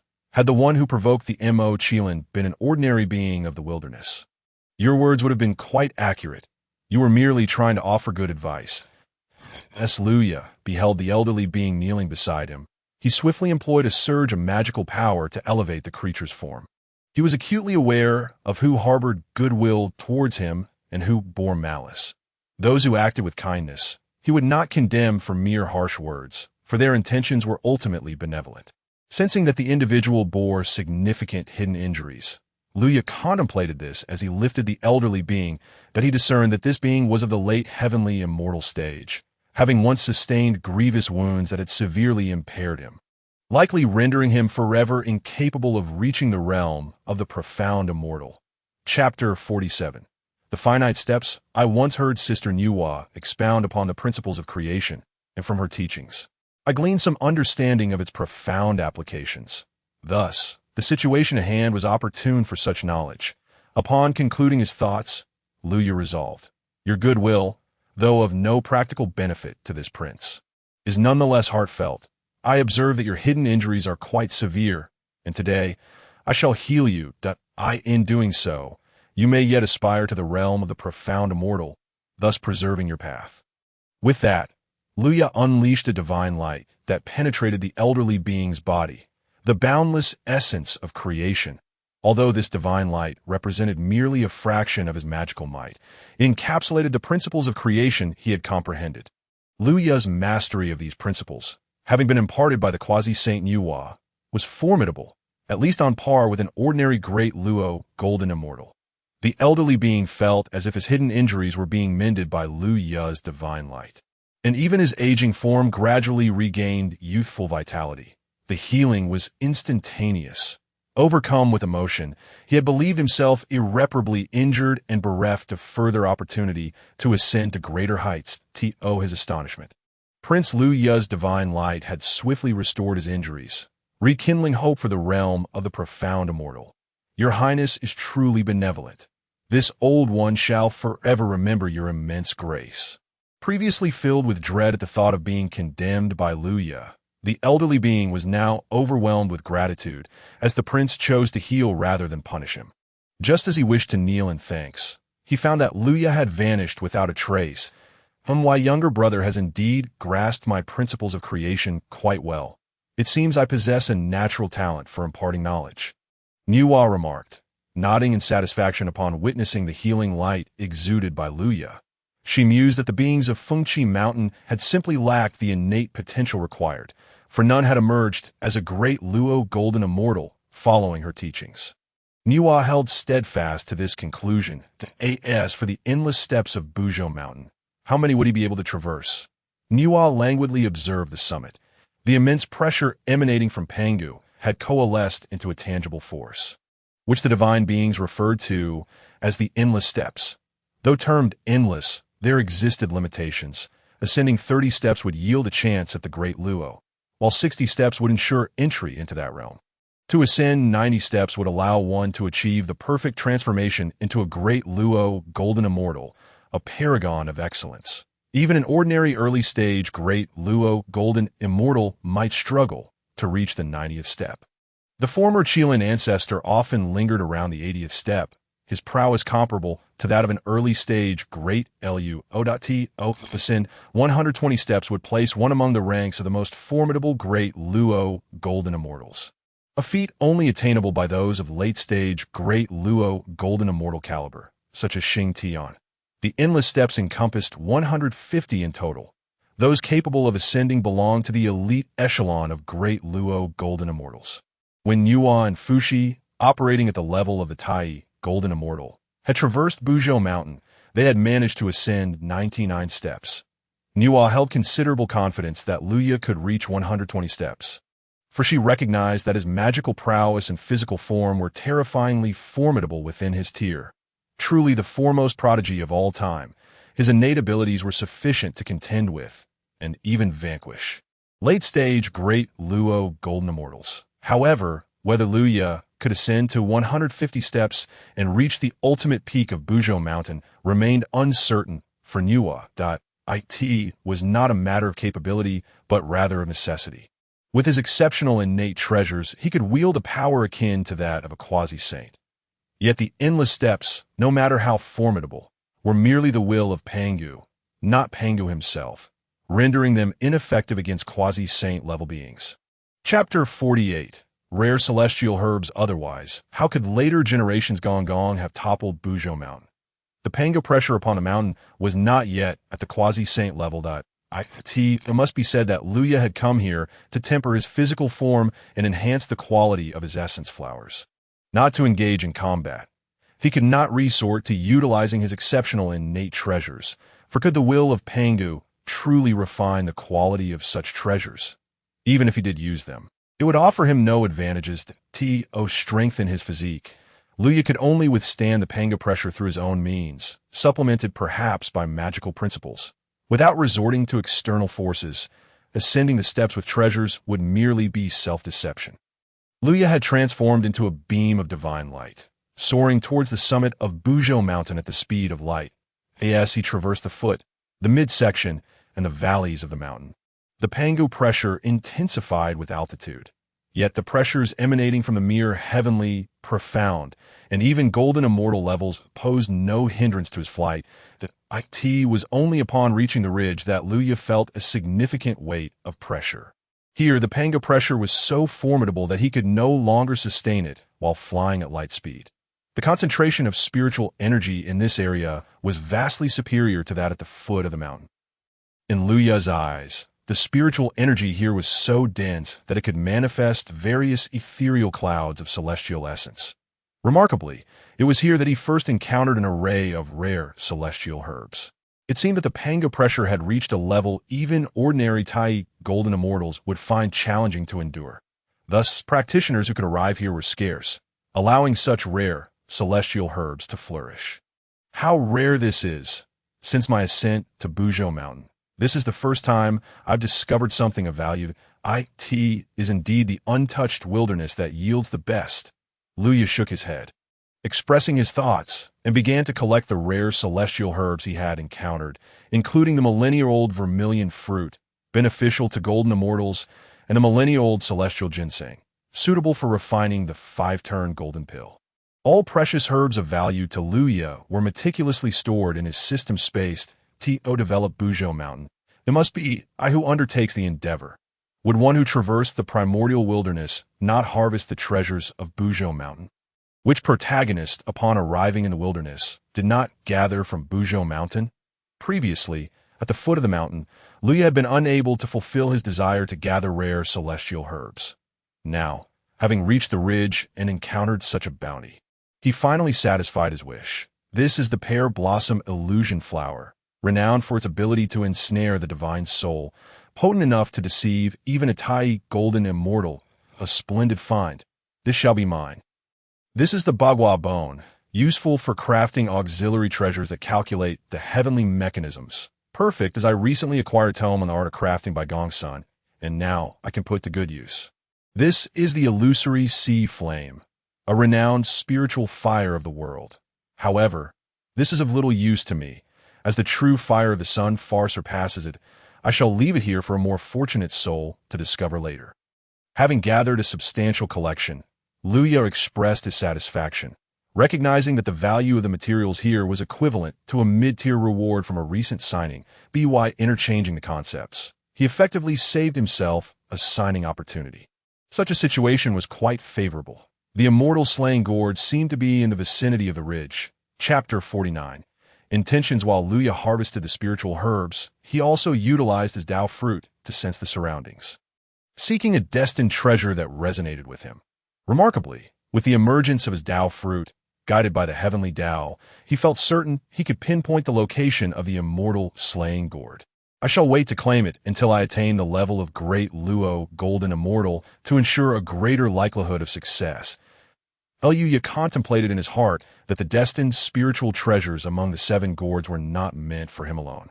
Many powerful beings also had ties to these 7 gourds, and it was likely they would sense the treasures as well. The purple gold red gourd and the 9-9 scattered soul gourd corresponded to various formidable entities. Hongyuan Laozu, Sanqing Taoist, as well as his own kin, Hunyuan Fushi, along with his father, Emperor Jun, and Uncle Tai. The latter 4 were of his own bloodline, making the division of treasures agreeable. However, he had to devise a strategy to contend with Sanqing Taoist and Hongyuan Laozu, as Luya had no intention of sharing the spiritual treasures with them. Primordial Tianzuan had always looked down upon the monster court, and the stances of Laozi and Tong Tian were also in opposition to it. After these 3 attained sainthood, during the cataclysm of the witch and monster tribes, when Yua sought to exterminate the witch clan, they had specifically intervened to block her. Their interests thrived on the downfall of the witch and monster conflict, leading to the rise of the Xianmin 3 teachings, positioning them fundamentally against the monster court in other words, they belonged to the enemy faction, and Luya had no intention of gifting them treasures to bolster their strength or gain their favor. Even if Luya now knew that Tong Tian valued him and wished to take him as a disciple, it would not compel him to throw himself into Tong Tian's embrace. Did he think that becoming Tong Tian's disciple would alter the fate of the monster court, or that Tong Tian would spare it from destruction? Such thoughts were naive. He was merely a single disciple compared to the vast fortune of the Jiejiao. What significance did he hold?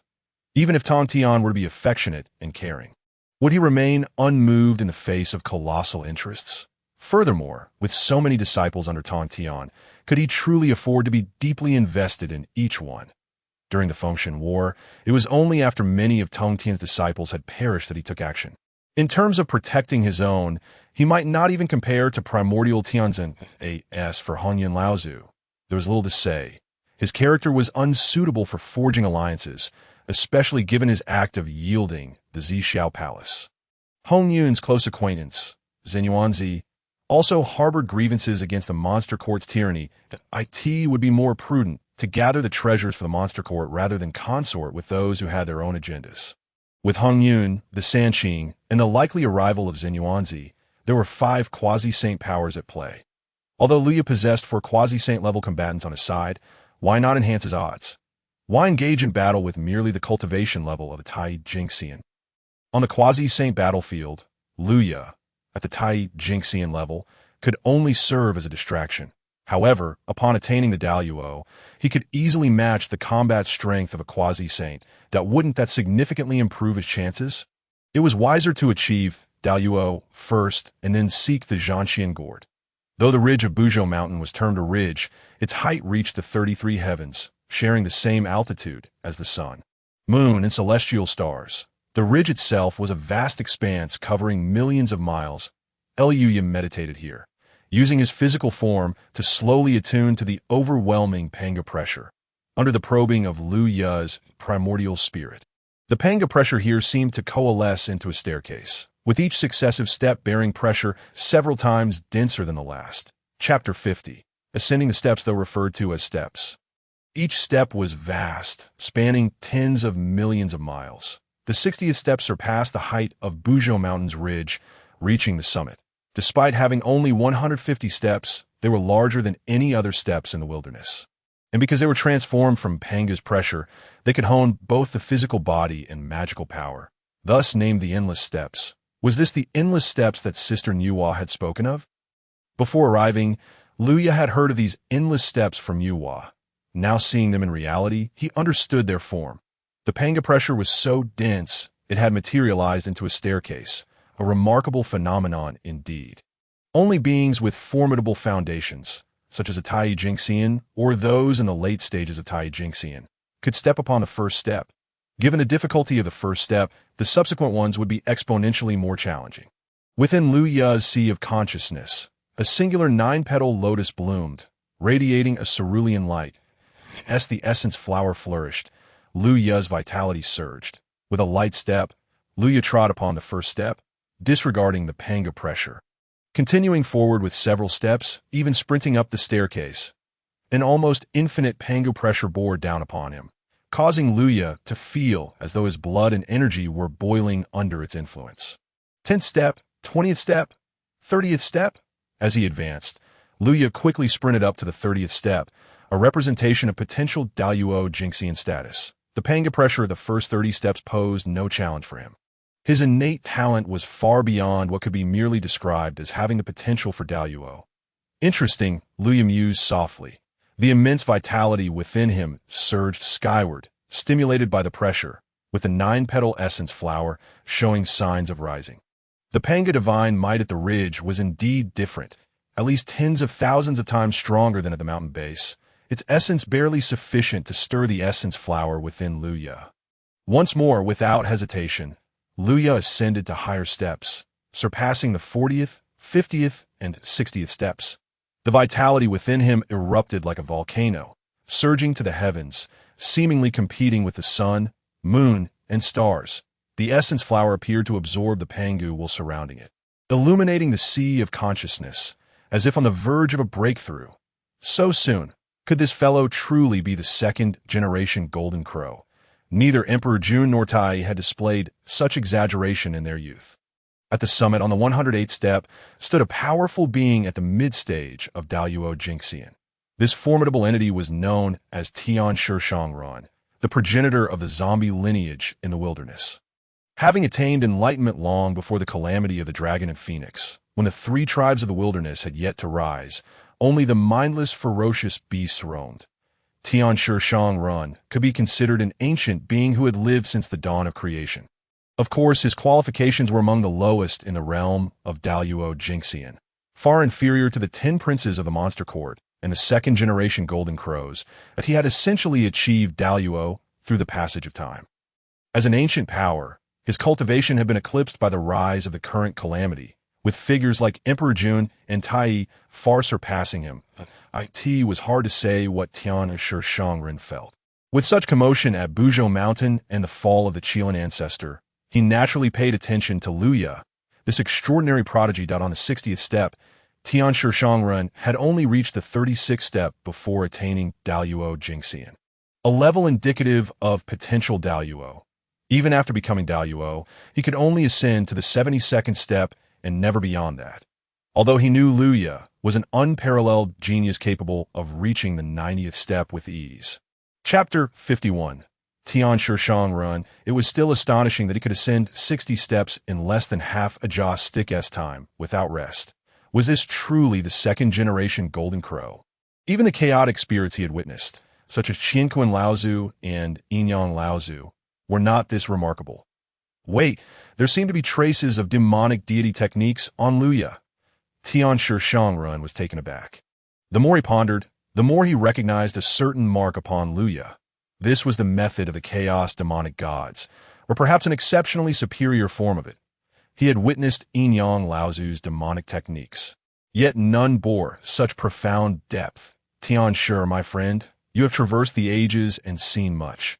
Can you discern Luya's situation? Asked a being named Pan Wang, a pinnacle Daoyuo Jinxian, if Luya were present.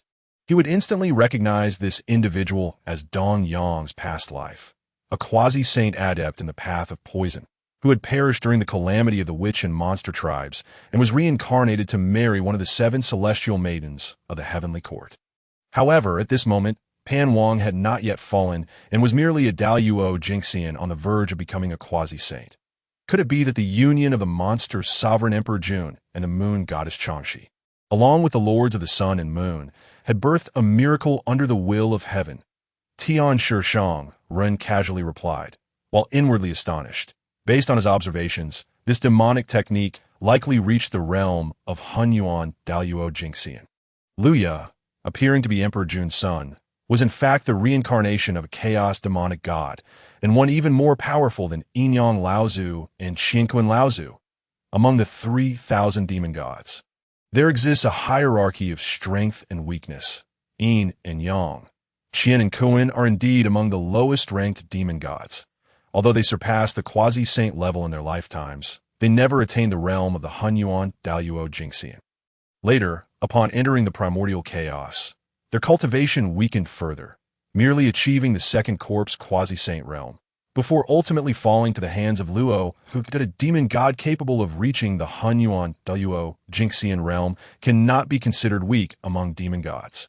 Thus, Who exactly is this Yu, whose essence has been reincarnated? Upon witnessing such superior demon magic, the celestial corpse's heart was momentarily stirred by greed, yet he swiftly quelled his thoughts. He was acutely aware of his own limitations when contemplating a confrontation with Yu. Not only must he refrain from coveting Yu's powers, but he must also conceal the knowledge of Yu's possession of demon magic. Such a profound secret must remain unspoken. What if he were silenced?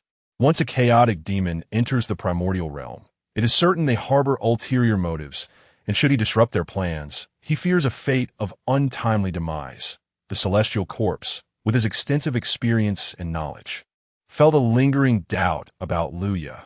Could such extraordinary innate talent truly exist? The celestial king pondered that it seemed improbable and suspected that Yu must have encountered some fortuitous opportunities, perhaps even some monumental chance.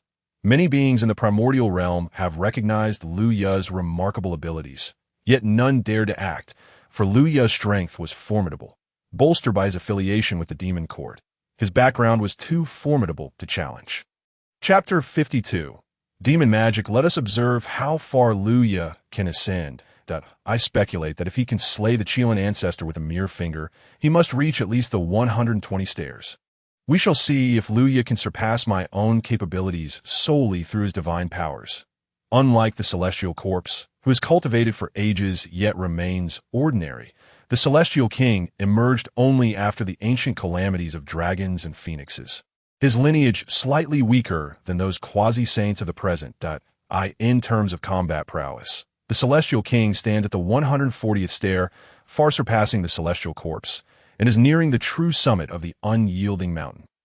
Once he reaches the peak, the celestial king's combat strength will eclipse that of the pinnacle Dao practitioners.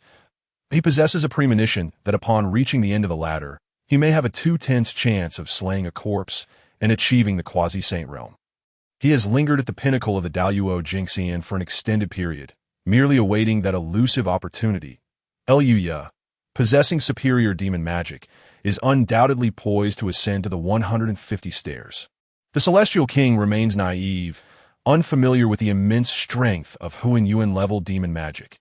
In this era, even quasi-saints, aside from a few ancient relics, are entirely ignorant of what demon magic entails and what it means to be a Hunyuan Dao Jingxian. They mistakenly conflate Hunyuan with the supreme saints, merging the two concepts. The celestial corpse secretly responded to the celestial king's remarks in his heart. 70 stairs, 80 stairs, 90 stairs, as the pressure from Pangu increased geometrically.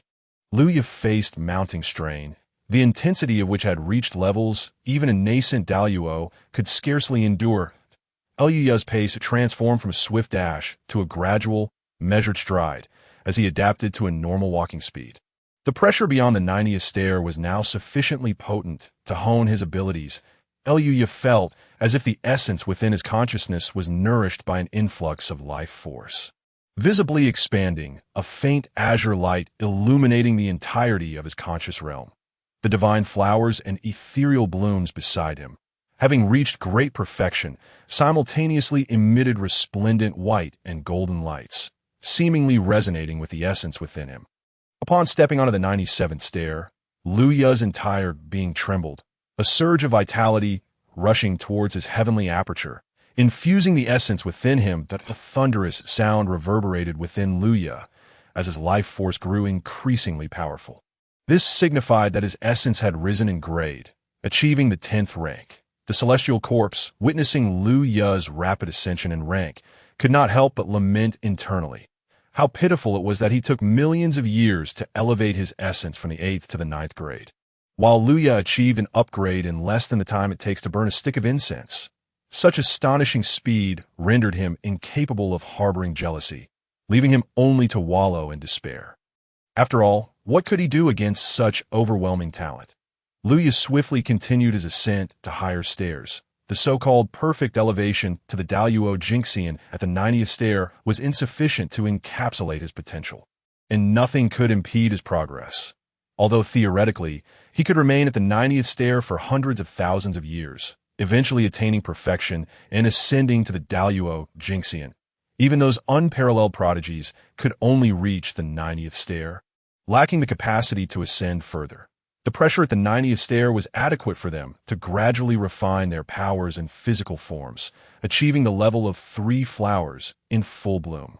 Chapter 53. Resonance. However, Luya had no intention of lingering there for over 100,000 years.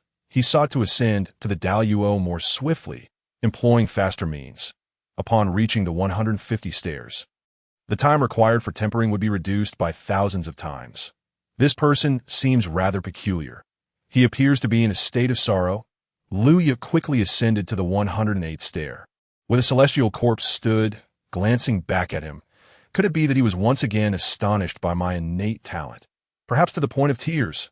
Luya felt this was highly likely, as it was not the first instance of someone being shaken to their core by his prowess. The solitary celestial corpse, having encountered Luya, promptly offered a respectful gesture, lowering his own stature. The celestial corpse? Luya ruminated on this name. Seemingly unfamiliar with the individual, he appeared to only be at the mid-level of Daluo Jingxian, likely a figure of little renown, whose legacy did not carry forth in the later generations. Greetings, fellow Daoist. Luya casually exchanged a few words with the celestial corpse before ascending to higher levels. A mid-level Daluo Jingxian of little fame need not warrant excessive attention. Luya was eager to elevate his essence, and had no intention of wasting time on this individual.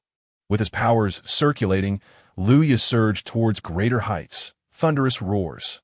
Upon stepping onto the 120th stair, Luya found that with each ascent, he must channel the Hunyuan Sutra, adjusting his powers and vitality, awaiting a brief moment of adaptation to the pressure before proceeding. The Pangu pressure here was extraordinarily heavy, as if the entire unyielding mountain bore down upon him. For an ordinary mid-level Daluo, this immense pressure would obliterate their very essence. To take a step here was akin to traversing thousands or even tens of thousands of steps below, far more arduous, even with Luya's Hunyuan level techniques. He could not afford to be complacent, but he must treat this with the utmost seriousness. As Luya continuously pushed beyond his limits, operating the Demon Suppression Sutra, he sensed a resonance within him, an intangible connection with the Pangu pressure he was resisting. Hunyuan level techniques, the power of demon suppression, Pangu's pressure. Why does the Demon Suppression Sutra react to Pangu's pressure? Does it possess a similar effect of suppressing practitioners? Like Pangu's pressure, Luya's Demon Suppression Sutra also has the ability to restrain practitioners, slowing their movements. The Demon Suppression Sutra can indeed seal ordinary mid-level Daluo beings, like the Twelve Ancestor, who could not withstand its oppression. No, it is not as such. As Luya felt this resonance, an ancient aura within the Demon Suppression Sutra seemed to resonate with Pangu's pressure, not merely the surface pressure, but its profound essence.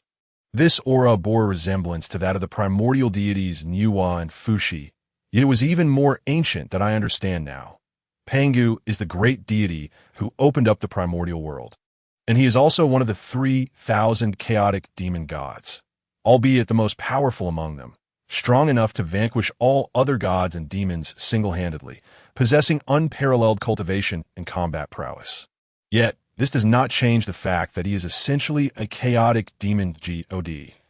Luya's eyes sparkled with understanding, as if he had comprehended a crucial barrier, an intuitive sense guiding him to believe that should he fully grasp this barrier, he would reap immense rewards, perhaps even achieving the status of Daluo Jingxian on the spot, transcending the river of fate, perfectly ascending to the Daluo Jingxian.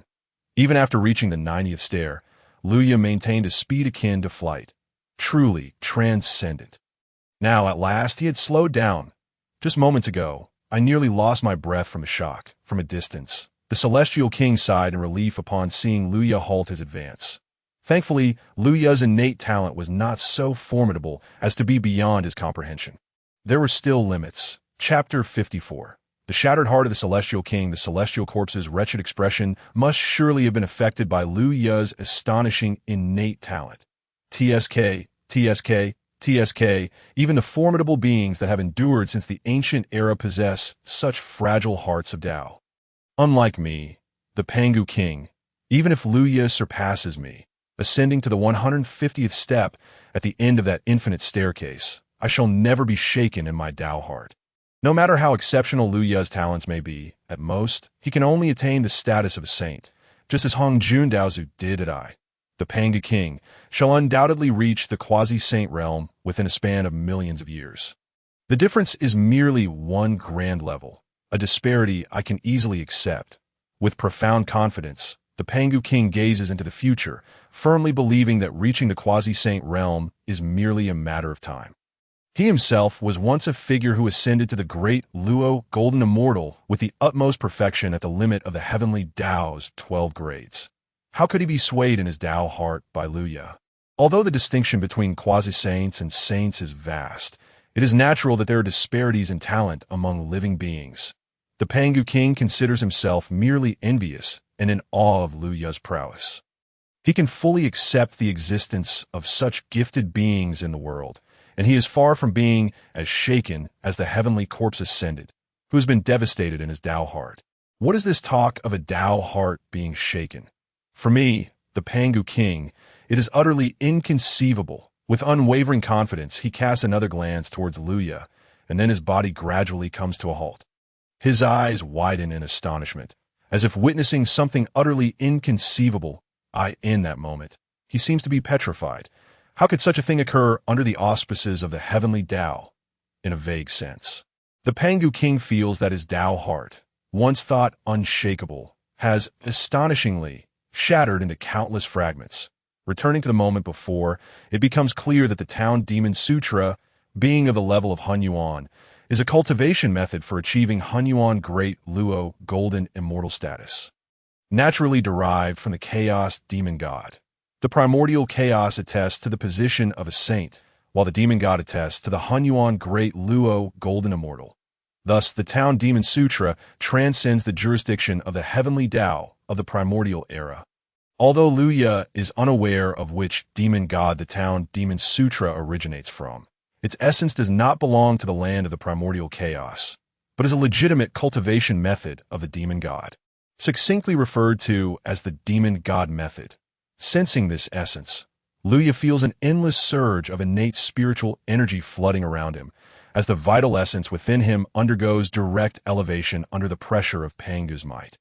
Elevating to the 11th grade, at the limit of the Heavenly Dao's 12 grades, in this moment, Liu Ye's vital essence, spirit, and the three flowers have reached perfection, all attaining the limit of the Heavenly Dao's 12 grades. Countless Tai golden immortals yearn for such an accomplishment, yet it has been achieved by Liu Ye. With his tri-flower level, he significantly increases his chances of ascending to the quasi-saint realm by 50%. It is crucial to recognize that this pertains to the quasi-saint fruit position, the realm of the great powers of the primordial chaos. Historically, the prerequisite for attaining the quasi-saint status has been the completion of the three flowers during the Tai stage, which presents an opportunity. One could say that achieving the completion of the three flowers is a necessary passport to quasi-sainthood. Otherwise, ordinary three-flower 9-grade individuals ascending to Great Luo would either, like the 12 Ancestor, remain in the initial stages of Great Luo, or like the Heavenly Corpse Ascendant, have lingered in the mid-Great Luo stage since the dawn of creation. For Liu Ye at present, the gathering of the three flowers at their pinnacle and the ascension to the perfect Great Luo Golden Immortal is merely a matter of an instant. The river of fate lies before Liu Ye, ready to be traversed without any obstacles, no longer confined to the three realms or the 5 elements. Liu Ye smiles lightly, his youthful voice brimming with joy. Chapter 55. The limit of the Heavenly Dao. Since ancient times, from the era of the dragon and phoenix calamity to the present, the highest grade of the three flowers has reached the 12th grade, which is known as the limit of the Heavenly Dao. However, is this widely recognized limit truly the pinnacle of the practitioner's three-flower grade? Is there not a higher grade above it? Perhaps there isn't one within the primordial chaos. For the limit of the Heavenly Dao is a restriction imposed by the Heavenly Dao itself. Thus, it is only natural that the 12th grade represents the limit for practitioners in the primordial realm. The perfection of the vital essence, spirit, and the three flowers of the 12th grade signifies completeness, representing the limit of the Heavenly Dao, a decree that cannot be altered. None among the cultivators of the primordial chaos have ever contemplated changing this reality. Even if they did, they would find themselves powerless to do so. The decree of the Heavenly Dao is not something that can be amended within the primordial realm, even with boundless treasures and exceptional roots. Such a feat remains unattainable to achieve the perfect completion of the 3 flowers at the 12th grade, not to mention advancing by a grade. Even progressing a minuscule fraction of a distance is deemed impossible. How can one claim to be complete if they can only advance a mere fraction? Yet, with the Town Demon Sutra in hand and the cultivation methods of the Hunyuan Great Luo Golden Immortal, the so-called limit of the Heavenly Dao is not the limit of my 3-flower grade. The limit of the Heavenly Dao, allow me to shatter it. Luya laughs heartily as within his sea of consciousness, the 3 flowers converge, radiating white, blue, and golden lights. The brilliance of the vital essence, spirit, and the 3 flowers shines forth. The momentum overwhelms the ages, shaking the river of fate. This is not merely an ascension to the great Luo Golden Immortal, but rather an elevation of the 3-flower grade. In the sea of consciousness, upon the petals of the 3 flowers of vital essence, spirit, and the essence, another petal slowly unfurls. Astonishingly, it forcibly ascends by 1 grade from the 12th. The flower of essence at the 13th grade, the flower of vitality at the 13th grade, and the flower of spirit at the 13th grade. Breaking the limit of the Heavenly Dao, the perfect completion of the 12th grade is transcended. Surpassing all individuals throughout history, countless unparalleled prodigies witness this scene, their worldviews shattered. It becomes clear that the so-called 12th grade limit of the Heavenly Dao has never been the true limit for practitioners. The Hunyuan level cultivation methods of the demon god can transcend the jurisdiction of the Heavenly Dao, transforming the impossible into the possible, allowing practitioners 3-flower grades to surpass the 12th grade limit of the Heavenly Dao. Reaching the 13th grade, this is precisely why Luya can shatter the Dao heart of the Pangu king, for it transcends the very worldview he holds. Individuals like the Pangu king, practitioners of the primordial chaos, have always believed that achieving the 12th grade limit of the Heavenly Dao with the 3 flowers and ascending to the great Luo Golden Immortal is the true completion. With this revelation, Luya tramples upon the accumulated understanding of practitioners forged over countless years, declaring that the completion of the 12th grade no longer qualifies as true completeness. How can this not shatter the Dao heart of the Pangu king? Not only the Pangu king, but even beings like Hunyuan, quasi-saint great powers, are left in shock. The vital essence, spirit, and 3 flowers have all reached the 13th grade. How could this be possible under the auspices of the Heavenly Dao? Is not the limit of the Heavenly Dao the 12th grade? Why can Luya's triflower ascend to the 13th grade? Am I blind? Or have I been drawn into a dream? No, the strongest practitioner of the Dream Dao in the primordial chaos is Jin. His cultivation merely allows him to sever a corpse quasi-saint. With his mastery of the Dream Dao, how could he possibly draw me into a dream? Is all of this truly happening? Chapter 56. The River of Fate. Hunyuan feels exhausted for being the sister of Luya. She is constantly astounded every few days. The absorption of spiritual tea, the extraction of Huangzhong Li, and now, this astonishing 13th grade triflower, all serve to shake her worldview and perceptions, were it not for Hunyuan's naturally lively disposition. In her avoidance of becoming fixated like the Pangu king, she might have found her Dao heart shattered like his. Is this the power of the vital essence, spirit, and 3 flowers at the 13th grade? Luya senses that the magical power, vitality, and spirit within him now surpass the state he once achieved at the perfected 12th grade by several times. Having transcended the limit of the Heavenly Dao, he is now stronger than what was once deemed complete. By comparing his personal state, he realizes he could easily defeat multiple versions of his former self.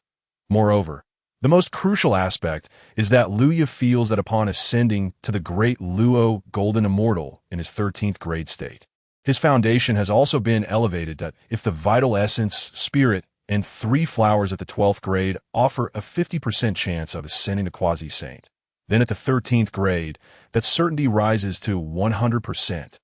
There is no need for treasures, no need for serendipity. Upon reaching the late stage of the Great Luo Golden Immortal, he requires only a piece of innate spiritual treasure to instantly attain the status of quasi-saint. This is the advantage of breaking through the 13th grade limit of the Heavenly Dao and ascending to the Great Luo Golden Immortal with the strongest foundation, surpassing the completeness of the foundation.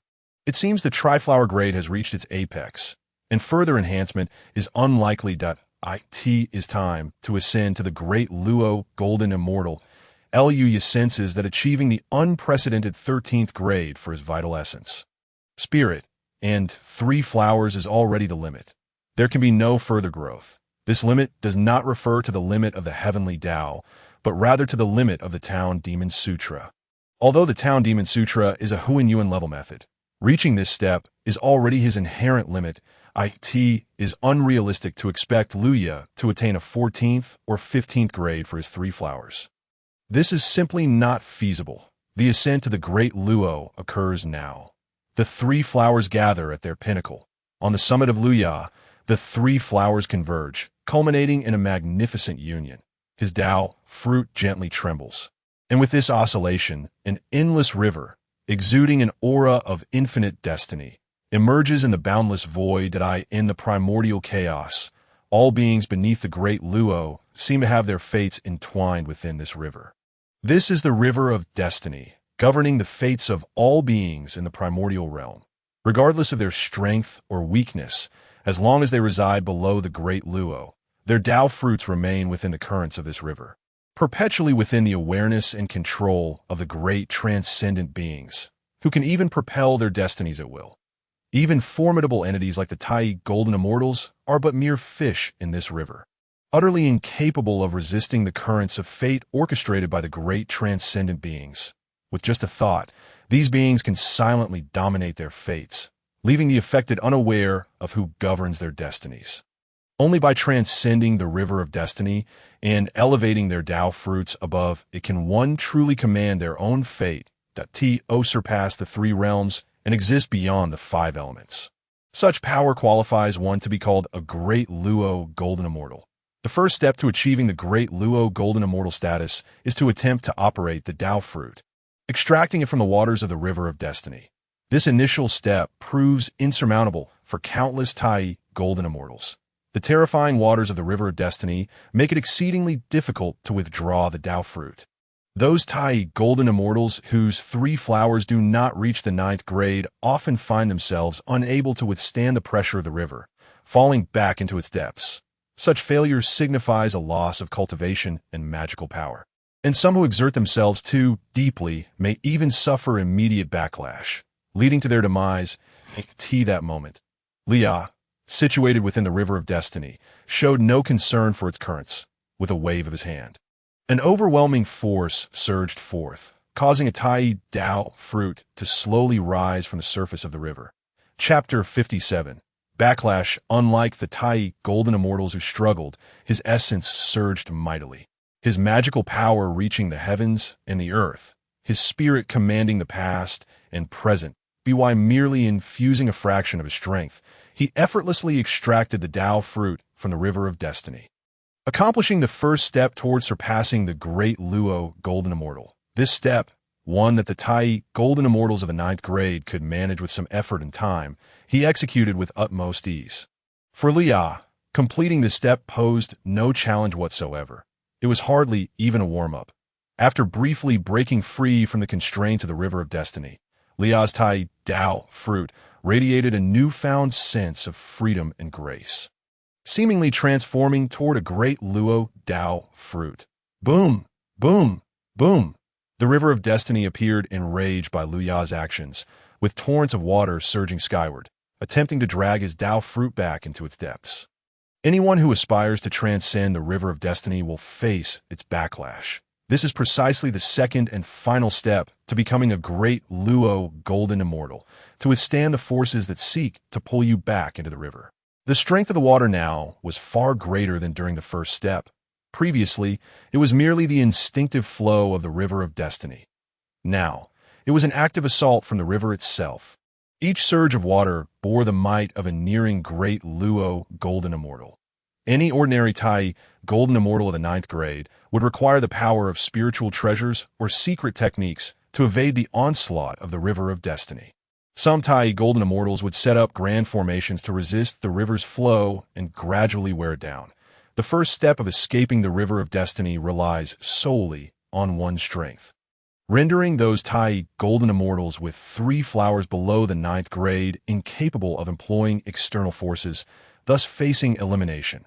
However, during the second step of resisting the river's proactive assault, external forces may be utilized, which grants those Tai golden immortals of the ninth grade the chance to ascend to the status of Great Luo golden immortal. Of course, without experiencing the proactive assault of the river of destiny, one cannot truly transcend its power.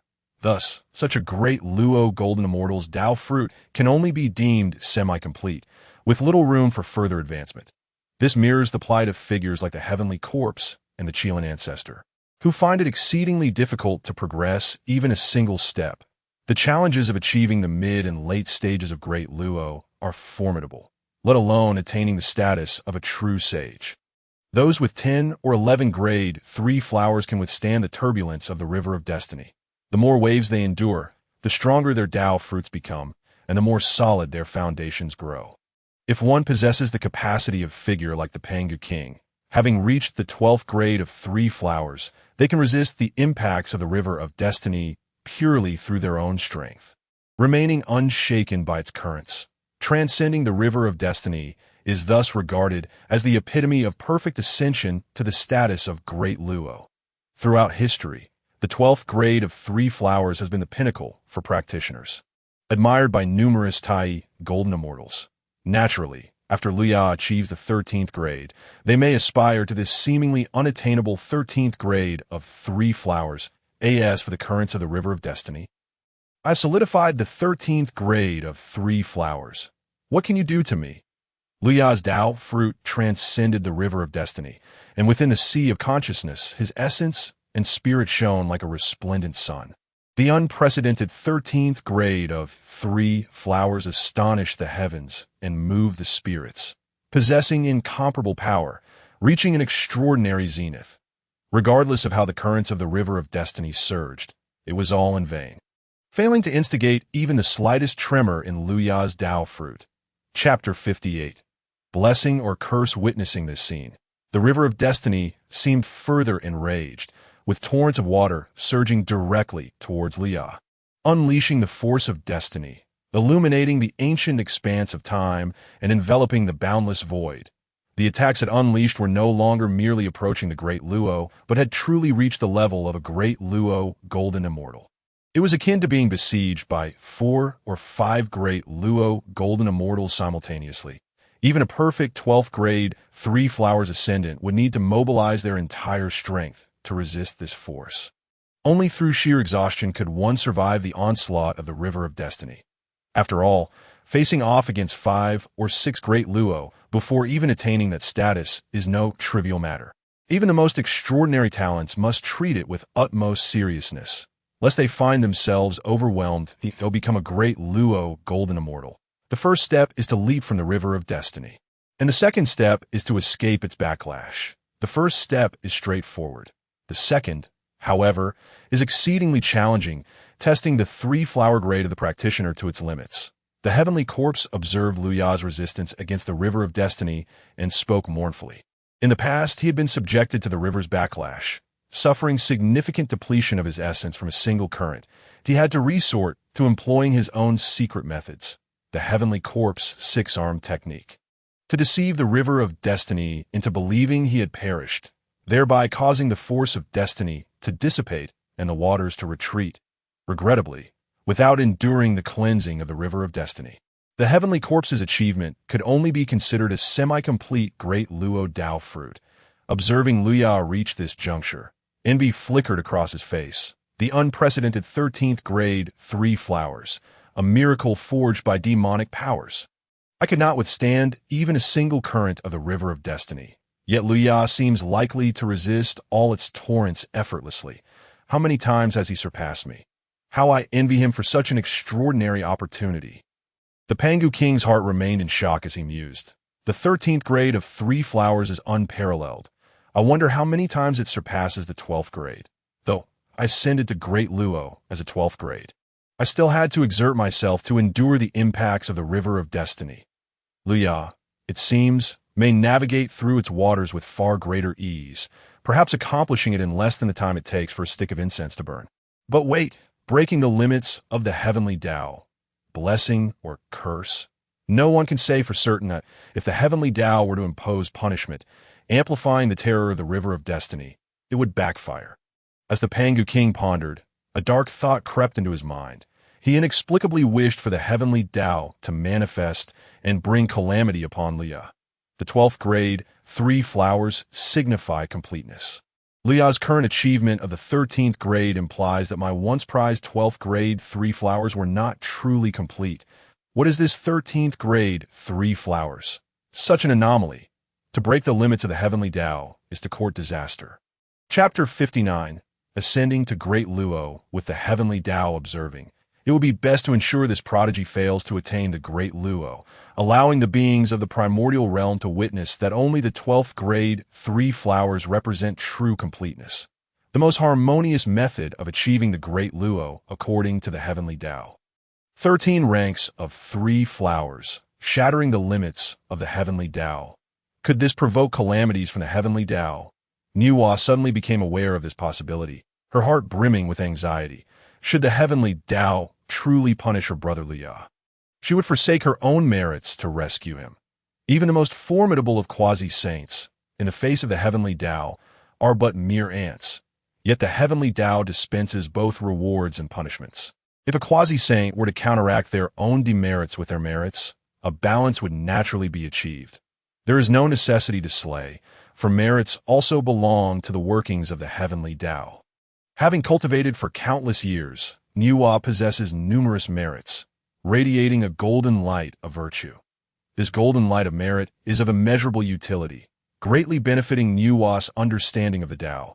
Her cultivation, opportunities, and fortunes at Nuwa's ascension to quasi-saint status is largely attributed to her lineage and personal effort, with a portion relying on the efficacy of her merits at this moment. She resolved that if Luya were indeed to suffer punishment for breaching the limits of the Heavenly Dao, she would sacrifice her golden light of merit to save him. There is nothing she would hesitate to relinquish. Compared to Luya, this golden light of merit is inconsequential. Observing the handsome youth amidst the river of fate, Nuwa felt a wave of concern. The river of fate was retaliating against Luya, unleashing an overwhelming force of destiny. It was akin to the combined assault of 5 or 6 Great Luo. Such power, trivial in essence, was nothing extraordinary. 3 flowers converged at the apex. The 3 essences harmonized gradually atop Luya's being, forming an unmatched force. Even the ancient river of fate would pale before this power. The river's tumultuous waves did not alter in nature. Rather, this force voraciously absorbed the power of destiny within. Drawing it into the Dao fruit, countless strands of destiny flowed into the Dao fruit, solidifying Luya's foundation, augmenting his combat prowess, and hastening his transformation from Tai Dao fruit to Great Luo Dao fruit. Within the river of fate, the Dao fruit was governed by destiny. Luya's actions were a reclamation of his fate, seizing control of his destiny. This was a transcendence of fate, a mastery over it. At that moment, in the heavens above, in an unknown realm, a pair of immense eyes opened.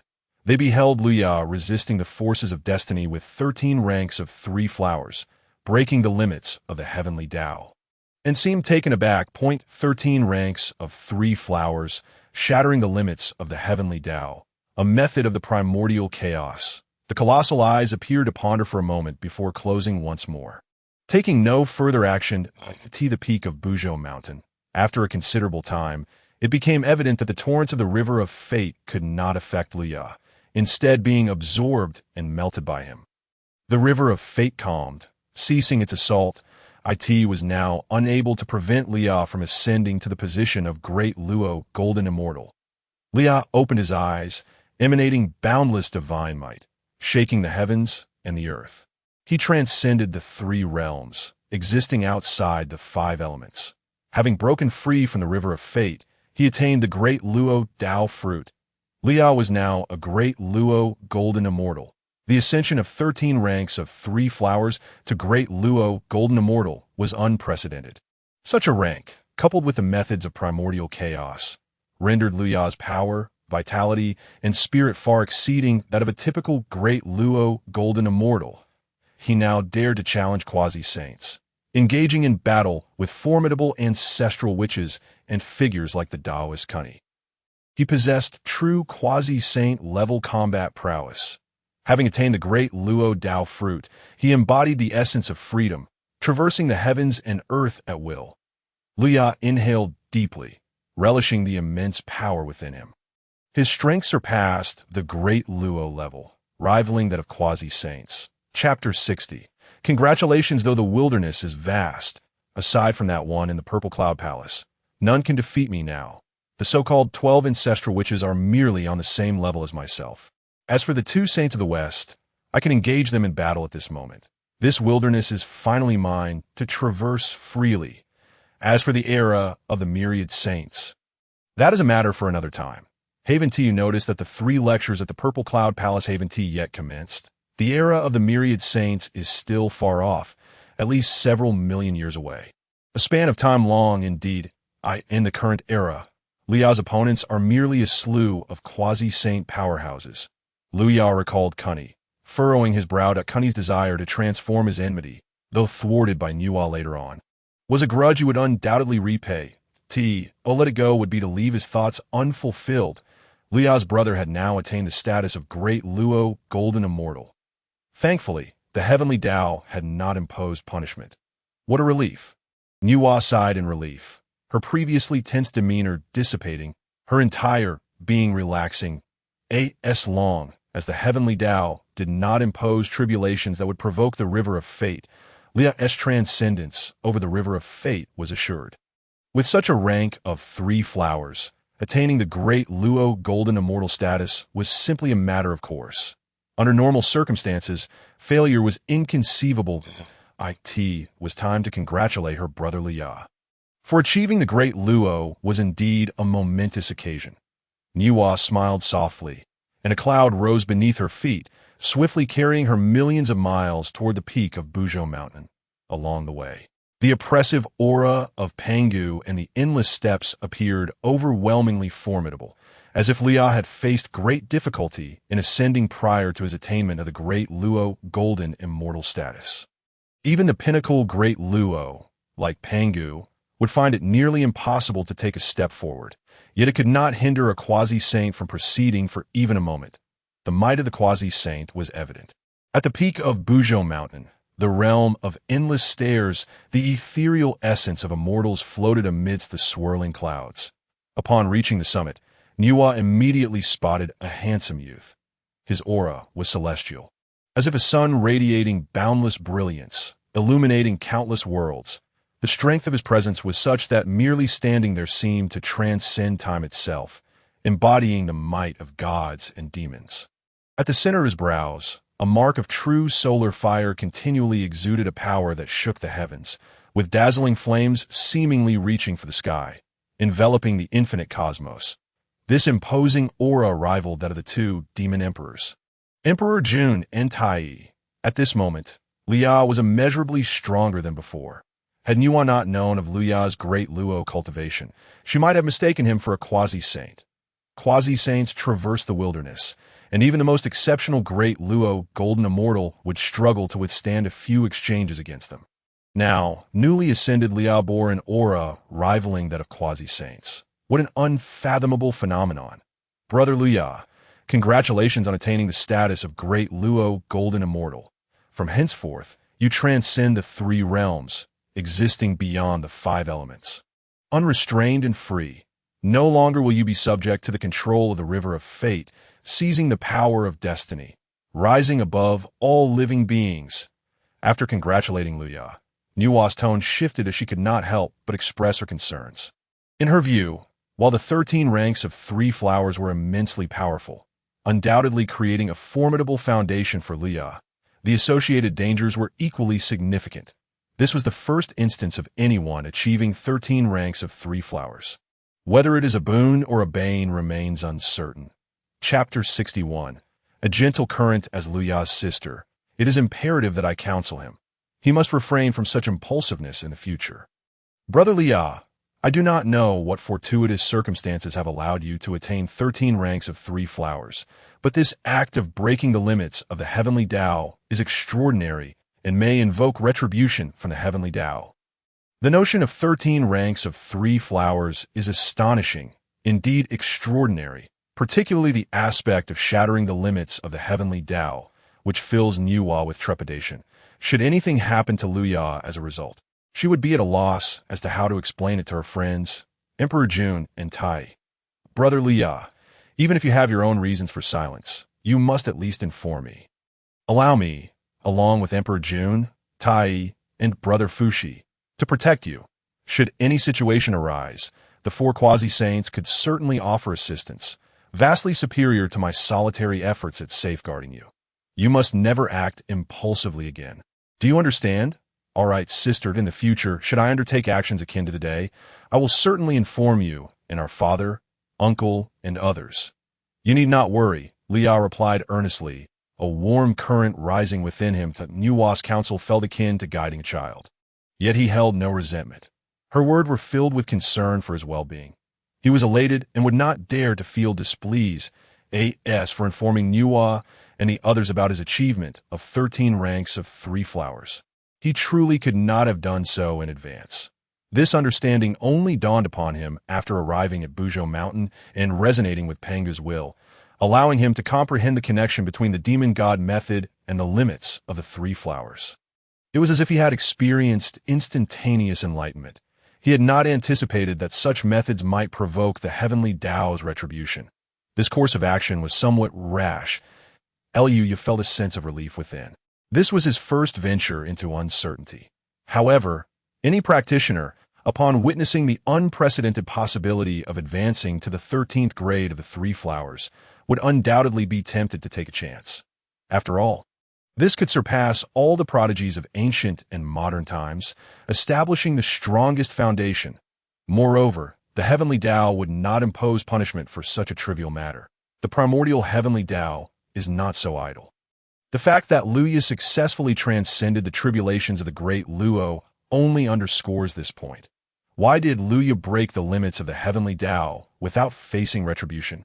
How unjust the Heavenly Dao seems. The 12th grade of perfection has been a truth since time immemorial. Why would the Heavenly Dao permit the birth of the 13th grade of the 3 flowers? Upon witnessing that Luya was unscathed by the Heavenly Dao and had smoothly traversed the river of fate's backlash, King Pan felt a profound sense of confusion and unwillingness, as if his Dao heart were shattering. The 13th grade of 3 flowers could indeed lead to the great Luo. Was it not a perilous path? Is the 12th grade of 3 flowers not perfection, yet one can still ascend to a higher grade? King Pan was striving to salvage his shattered worldview and understanding that if the Heavenly Dao allows it, then it proves its feasibility. The so-called limits of the Heavenly Dao are merely tests.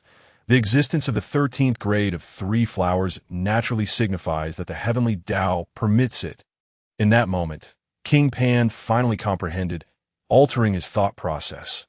His understanding was that the authority of the Heavenly Dao was not to be broken. With this shift in thinking, he categorized breaking the limits of the Heavenly Dao as merely a trial set by it. Everything is permitted by the Heavenly Dao. It is the Heavenly Dao that allows Luya to attain the 13th grade of the 3 flowers, enabling Luya to achieve it.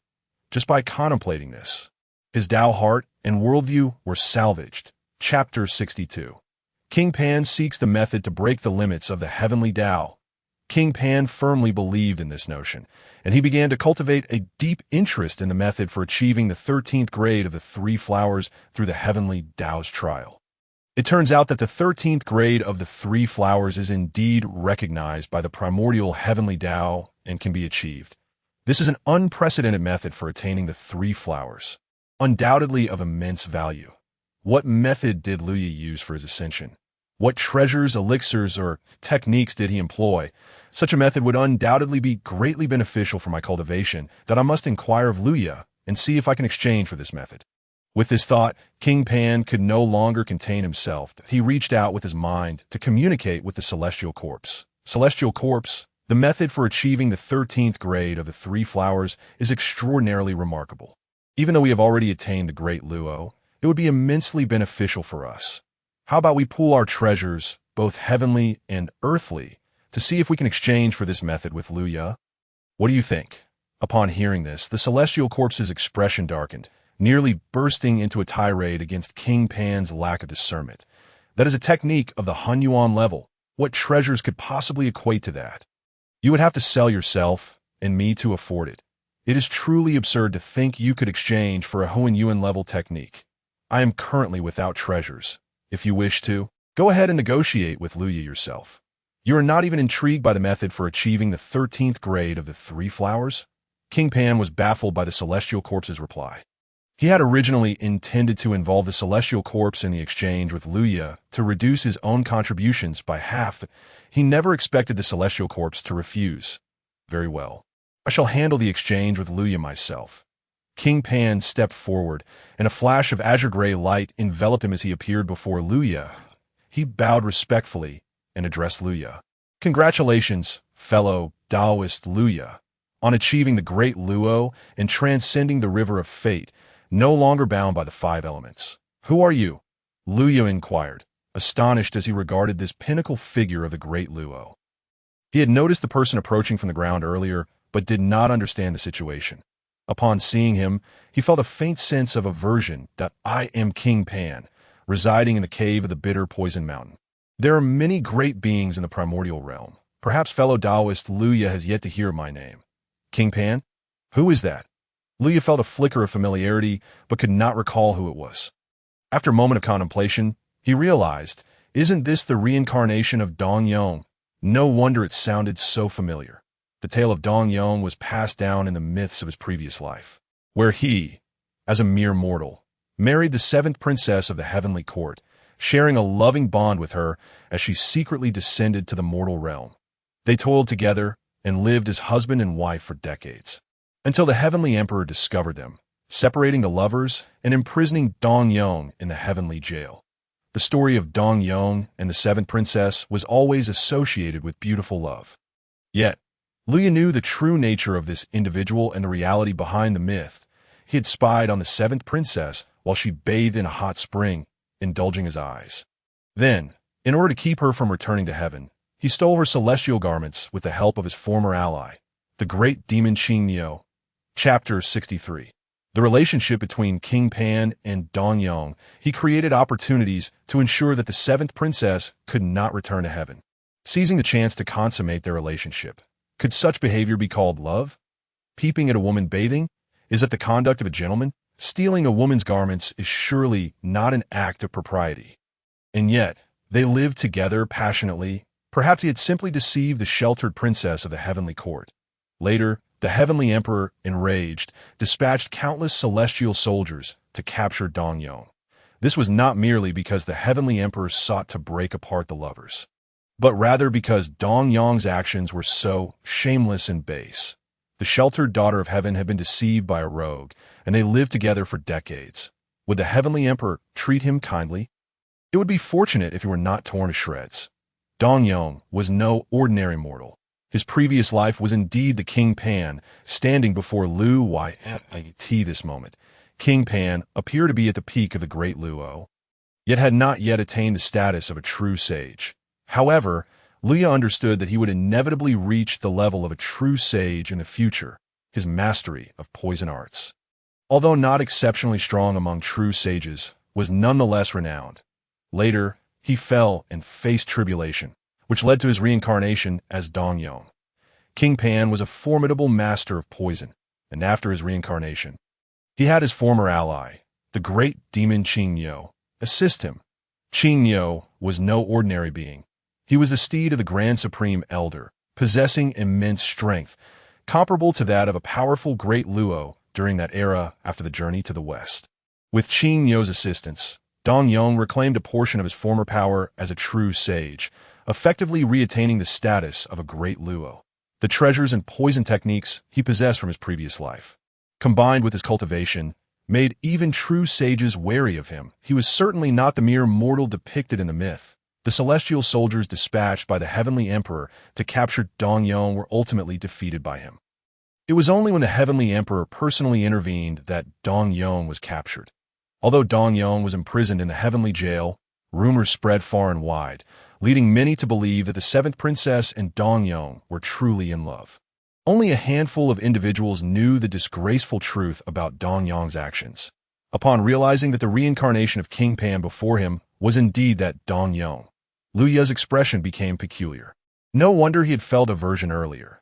Now it made sense he certainly held no fondness for rogues. Given Dong Yong's character, Lu Ye found it hard to believe that his previous incarnation, King Pan, could be a good person.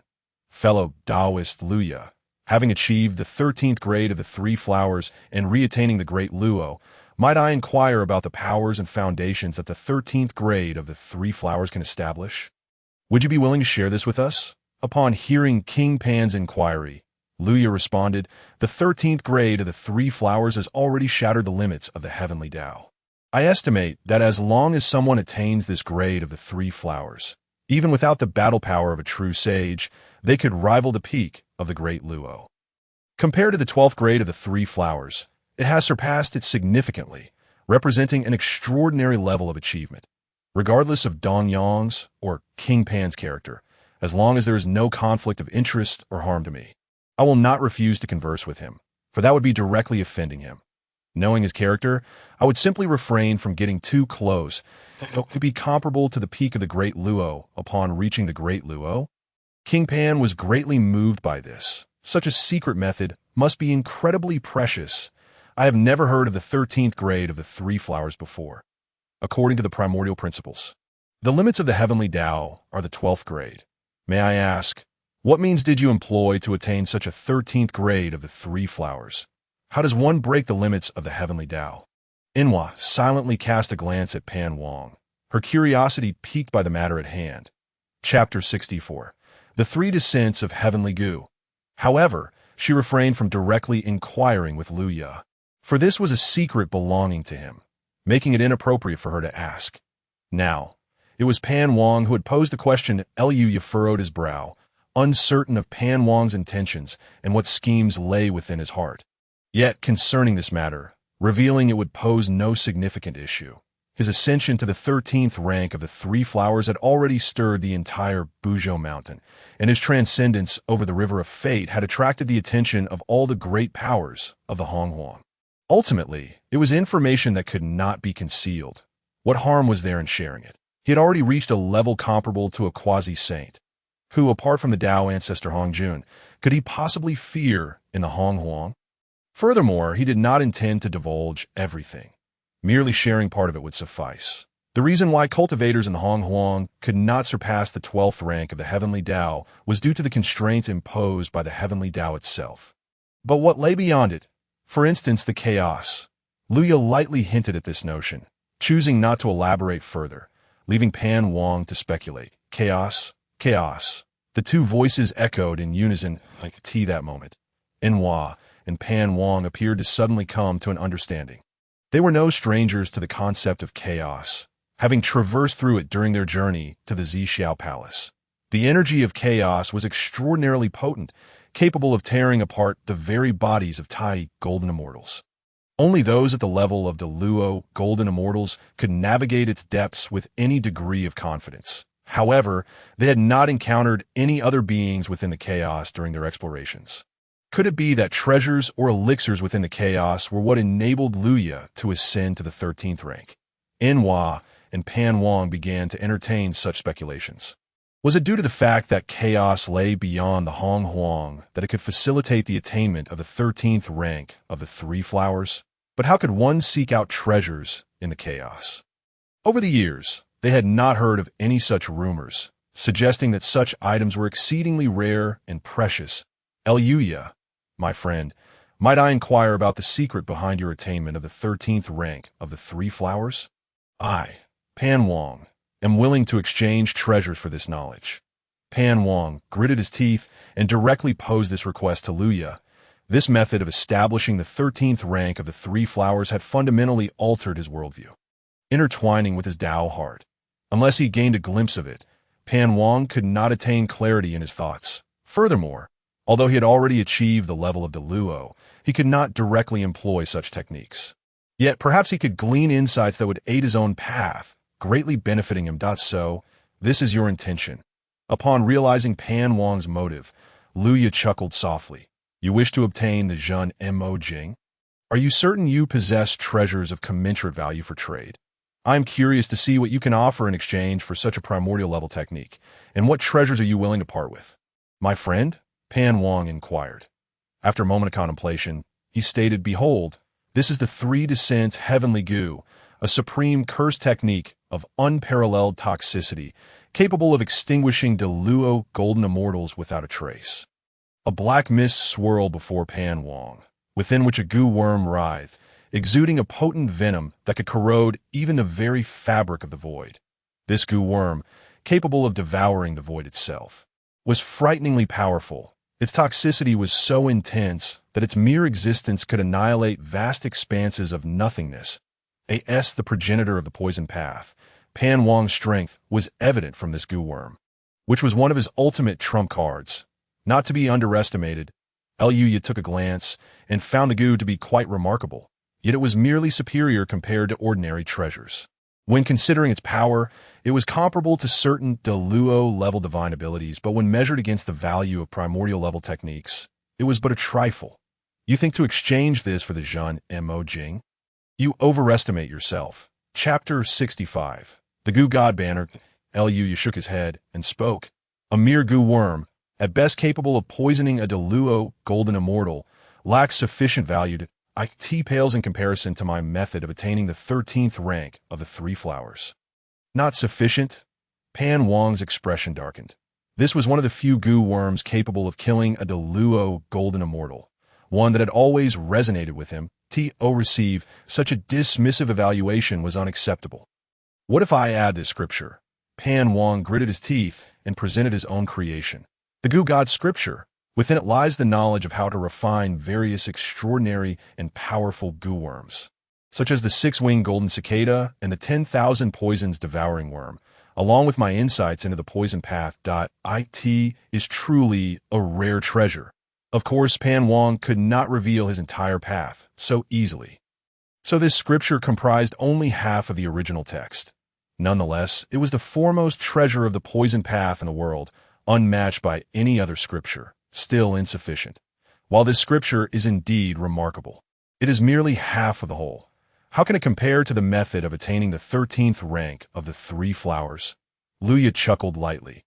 A scripture capable of reaching the pinnacle of Deluo, golden immortal. And only half of it at that could hardly be expected to exchange for a primordial level technique that was as if you were treating such techniques as mere cabbages. You might as well give up. Pan Wang felt a surge of blood rise in his chest, sensing that Luya was making exorbitant demands. The Goo God Scripture was the foremost poison path goo technique of the Honghuan. Even if it were only the first half, could it not suffice to exchange for the 13th rank of the Three Flowers? Was the 13th rank truly that precious? After all, it was merely related to treasures, elixirs, or techniques from the chaos. Could Deluo golden immortal level cultivation methods truly be insufficient? Luya, my friend, within this Goo God Scripture lies my insights into the quasi-saint realm. Yes, you are but newly entered into the Deluo golden immortal stage. This scripture will undoubtedly be of great benefit to you. Pan Wang emphasized the key point and showcased some of the profound insights contained within, fearing that Luya might not recognize its worth. Though he was a Deluo golden immortal, he had extensively studied the quasi-saint realm. Should Luya seek to attain that level, the content of this scripture would certainly save him much detour. Such profound insights should surely compel Luya to accept it, for it represented an understanding crucial to the ascension of quasi-saint great powers. I have already perused it earlier. My friend, you have not yet attained the quasi-saint realm yourself. How valuable could your insights possibly be? I think it best to let this matter rest. Luya had already examined it, and could only conclude that Pan Wang, destined to become a quasi-saint great power, had indeed penned insights regarding the quasi-saint realm. And while they were eloquent and profound, they were not fabricated. If an ordinary Deluo were to acquire it, they might increase their chances of achieving the quasi-saint realm by 1 or 2%. Unfortunately, Luya had no need for such an increase, as he was already completely confident in his own attainment of the quasi-saint realm. He required no external assistance. The foundation he had laid in achieving the 13th rank of the Three Flowers was undeniably formidable. Pan Wang's frustration reached its zenith. The quasi-saint realm was a level coveted by all Deluo golden immortals. Aside Deluo himself, he naturally understood that Luya, having pointed out the key aspects, would be able to recognize the value of this technique. The refusal now was clearly a ploy to inflate his demands, seeking to extract more from him that it seemed he was destined to make a considerable sacrifice. Luya, my friend, behold this treasure. Should you still find it unsatisfactory, I shall have no recourse but to take my leave. Upon finishing his words, Pan Wang produced a banner. This banner emanated a sinister aura, and boundless resentment surged forth from its surface.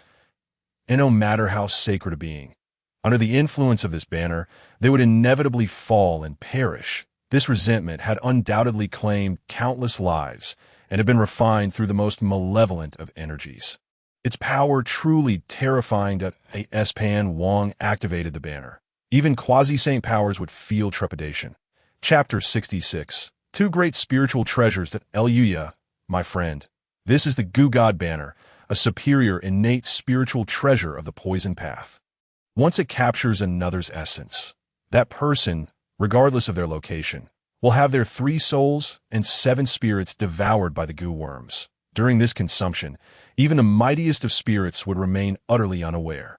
By the time they perceive it, it will be too late, and their flesh will be reduced to ashes, a superior innate spiritual treasure. Luya and Nhua exchanged glances, instantly sensing Pan Wang's sincerity. Such a treasure was indeed something a Deluo golden immortal could wield to slay corpses and ascend to the quasi-saint realm. It was far more precious than the Gu worm or the scripture he had previously presented. The Gu worm was merely one, and the scripture only half complete, replicable and incomparable to this unique superior innate spiritual treasure. There could be no second identical innate treasure in existence. WY presenting this banner. Pan Wang clearly demonstrated that he was making significant sacrifices.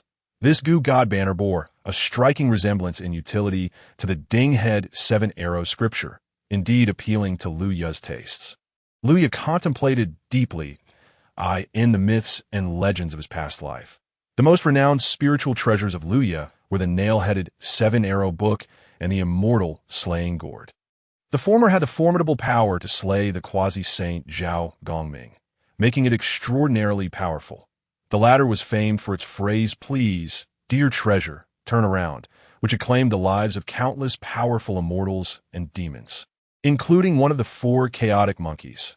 While Luya had already confirmed the location of the latter and would seek it soon, the former was temporarily elusive. However, the Gu God banner could serve as a substitute. Being a high-grade, innate spiritual treasure, it was not inferior to the nail-headed 7-arrow book and could be considered a superlative alternative. This could indeed constitute the 2 great spiritual treasures from his past life as legend. Luya was genuinely tempted by the Gu God banner presented by King Pan. If it possessed a quality akin to the nail-headed 7-arrow book, even as a high-grade innate spiritual treasure, its utility for Luya would surpass that of an ordinary high-grade innate spiritual treasure. While Luya had the Fire Source Pearl, an exceptional innate spiritual treasure for offense, his other methods were somewhat lacking. The Gu God banner, with its extreme malevolence, could be said to kill invisibly, serving a purpose distinct from the Fire Source Pearl. If used to scheme against others, it might prove to be remarkably useful. As the saying goes, having multiple skills is never a burden, and possessing various methods could indeed come in handy at unforeseen times. The value of the Gu God banner could not be compared to the Hunyuan level scripture, the Demon Suppression Classic, as they were worlds apart. Yet, it was sufficient to inspire Luya to ponder a way to utilize fragments of the Hunyuan Classic to form a low-tier version of the 13th grade 3-flower certification method. If King Pan could deconstruct a technique, why couldn't Luya do the same? Acquiring the entire Demon Suppression Classic was impossible, but perhaps he could extract the 13th grade 3-flower certification method from within it through a process of disassembly. The reason the Demon God Law could achieve the 13th grade 3-flower was due to its resonance with the essence of Pangu's pressure. Therefore, if he merely extracted the fragments of the chaotic demon god's aura, could he not also achieve the 13th grade 3-flower? Reflecting on his own experience in attaining the 13th grade 3-flower, Lin realized that he primarily utilized the chaotic demon god's aura, enabling him to transcend the limits of the Heavenly Dao. Without hesitation, he began to dissect the methods related to aura found within the Hunyuan level scripture, the Demon Suppression Classic, Chapter 67. Disassembling the Demon Suppression Classic, he then repaired and combined these methods with other techniques aimed at achieving the Grand Luo certification.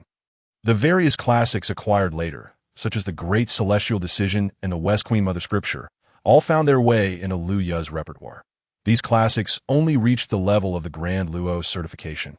And beyond the Grand Luo Golden Immortal, there was no further path. With the Demon Suppression Classic in his possession, the certification methods from these classics were rendered nearly worthless, akin to wasted resources. Success. Lin Yun used heavenly materials and earthly treasures to forge a book that was neither gold nor jade, exuding a faint fragrance that suggested its extraordinary nature. The cover was straightforward, titled 13th Grade 3-Flower Certification Method, filled with intricate texts detailing how to break through the limits of the Heavenly Dao and achieve the 13th grade 3-flower. Various marvelous runes danced within, embodying the full essence of the Dao. Presenting an extraordinary sight that a Grand Luo Golden Immortal, Lin Yun found creating a technique based on various references to be a manageable task. Naturally, his rapid creation of this method was also due to his lackadaisical approach, indicating a certain disregard for its development.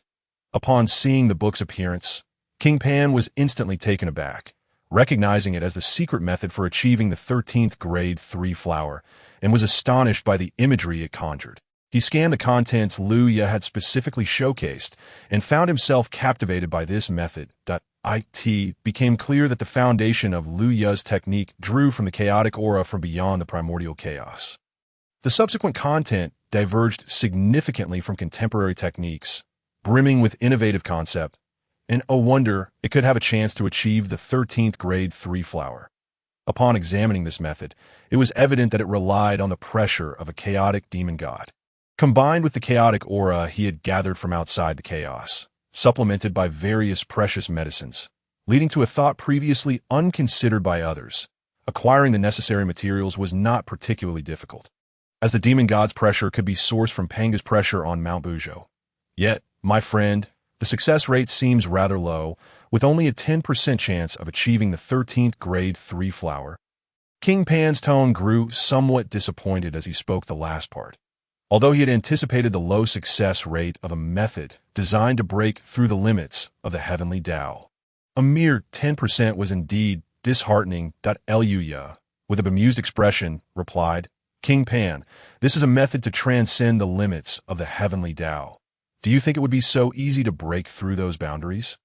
You are well aware of how difficult it is to achieve the 12th grade 3-flower, let alone the 13th grade 3-flower. A 10% chance is already quite substantial. Do not be greedy. If you do not wish to exchange, then let it be. Lin Yun feigned disinterest in the exchange, employing a strategy of retreat to provoke King Pan's interest.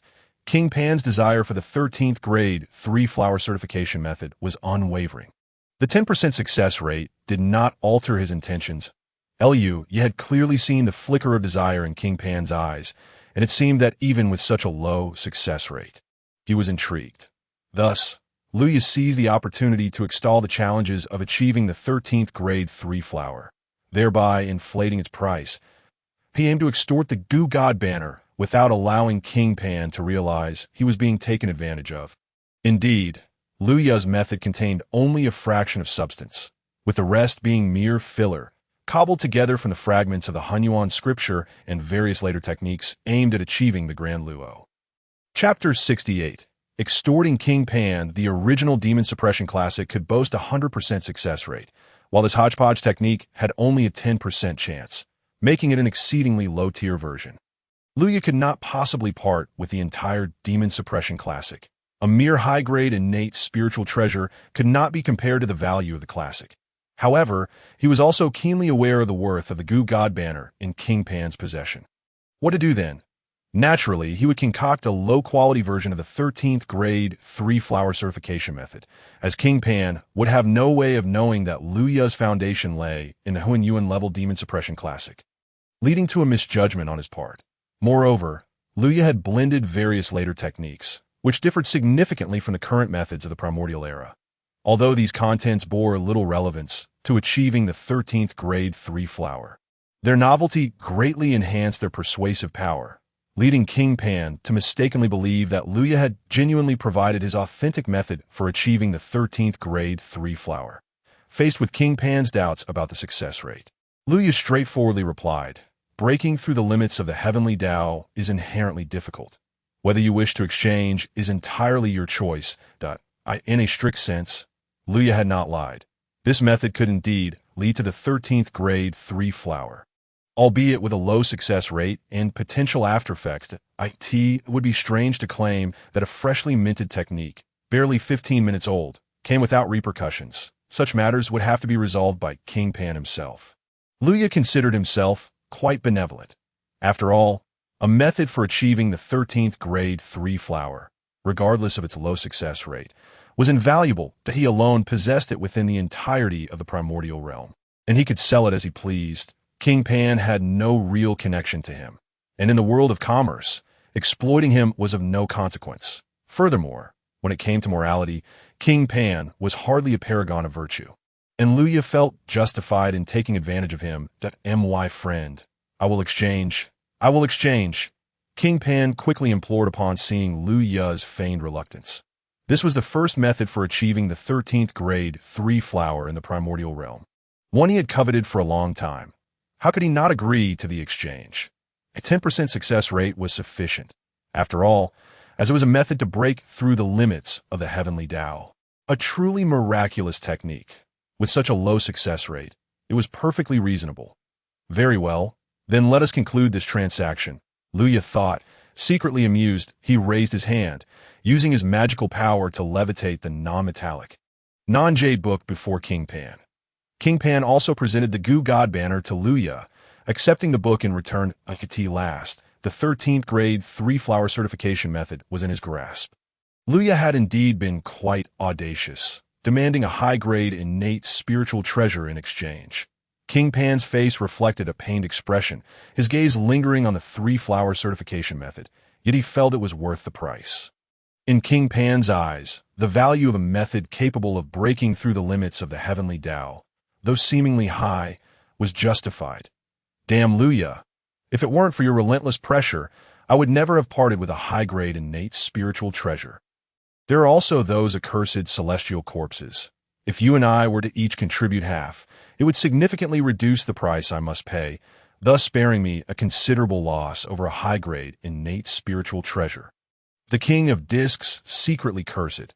Although the petty-minded King of Discs believed that the 13th grade 3-flower certainty technique was worth the price, he also sensed that Luya might be attempting to extort him. Though he remained unaware of the extent of the deception, this alone was sufficient to foster resentment within him. Furthermore, the King of Discs harbored grievances not only against Luya, but also against the celestial corpses, who did not even share in the purchase. In the distance, the celestial corpses seemed to sneeze. Why do I feel as though someone is thinking of me? Pondered the celestial corpses, dismissing the notion as improbable. Who would think of him at this time? The 13th grade 3-flower certainty technique was certainly not a Hunyuan level technique, and the King of Discs must have been deceived. The reasoning was simple. Could a mere high-grade innate spiritual treasure be exchanged for a Hunyuan level technique? Even if Luya had lost his wits, he would not engage in such folly. The question arose. Considering the situation from another perspective, it was evident that the King of Discs had been thoroughly duped. The celestial corpses could imagine that while the 13th grade 3-flower certainty technique might possess some value, it would not confer the substantial benefits to his cultivation that the King of Discs envisioned. The thought of co-purchasing a Hunyuan level technique was ludicrous. Thankfully, he had not fallen for his ruse. Was a Hunyuan level technique truly exchangeable? The King of Discs exhibited remarkable naivety. The celestial corpses shook their head in lament, seemingly unimpressed by the King of Discs' actions in this transaction. The extortion had been successful. When Luya received the Goo God banner, a wave of satisfaction washed over him. Another high-grade innate spiritual treasure was now in his possession. To exchange a low-tier version of the 13th grade 3-flower certainty technique for a high-grade innate spiritual treasure was indeed a tremendous gain. This technique was merely a pretext Luya used to placate the King of Discs. All for the sake of acquiring the Goo God banner. As Luya held the Goo God banner, he observed what appeared to be countless goo worms swirling within, shrouded in an aura of endless resentment. The more he gazed upon it, the greater his satisfaction grew. Such a spiritual treasure, if he were to refine the goo worms within using the power of the Demon Suppression Sutra and command the banner with his primordial spirit, could easily curse and kill even the most formidable of foes from a distance, provided he could capture the essence of a peak Daluo golden immortal, even if the target fled to the 4 seas.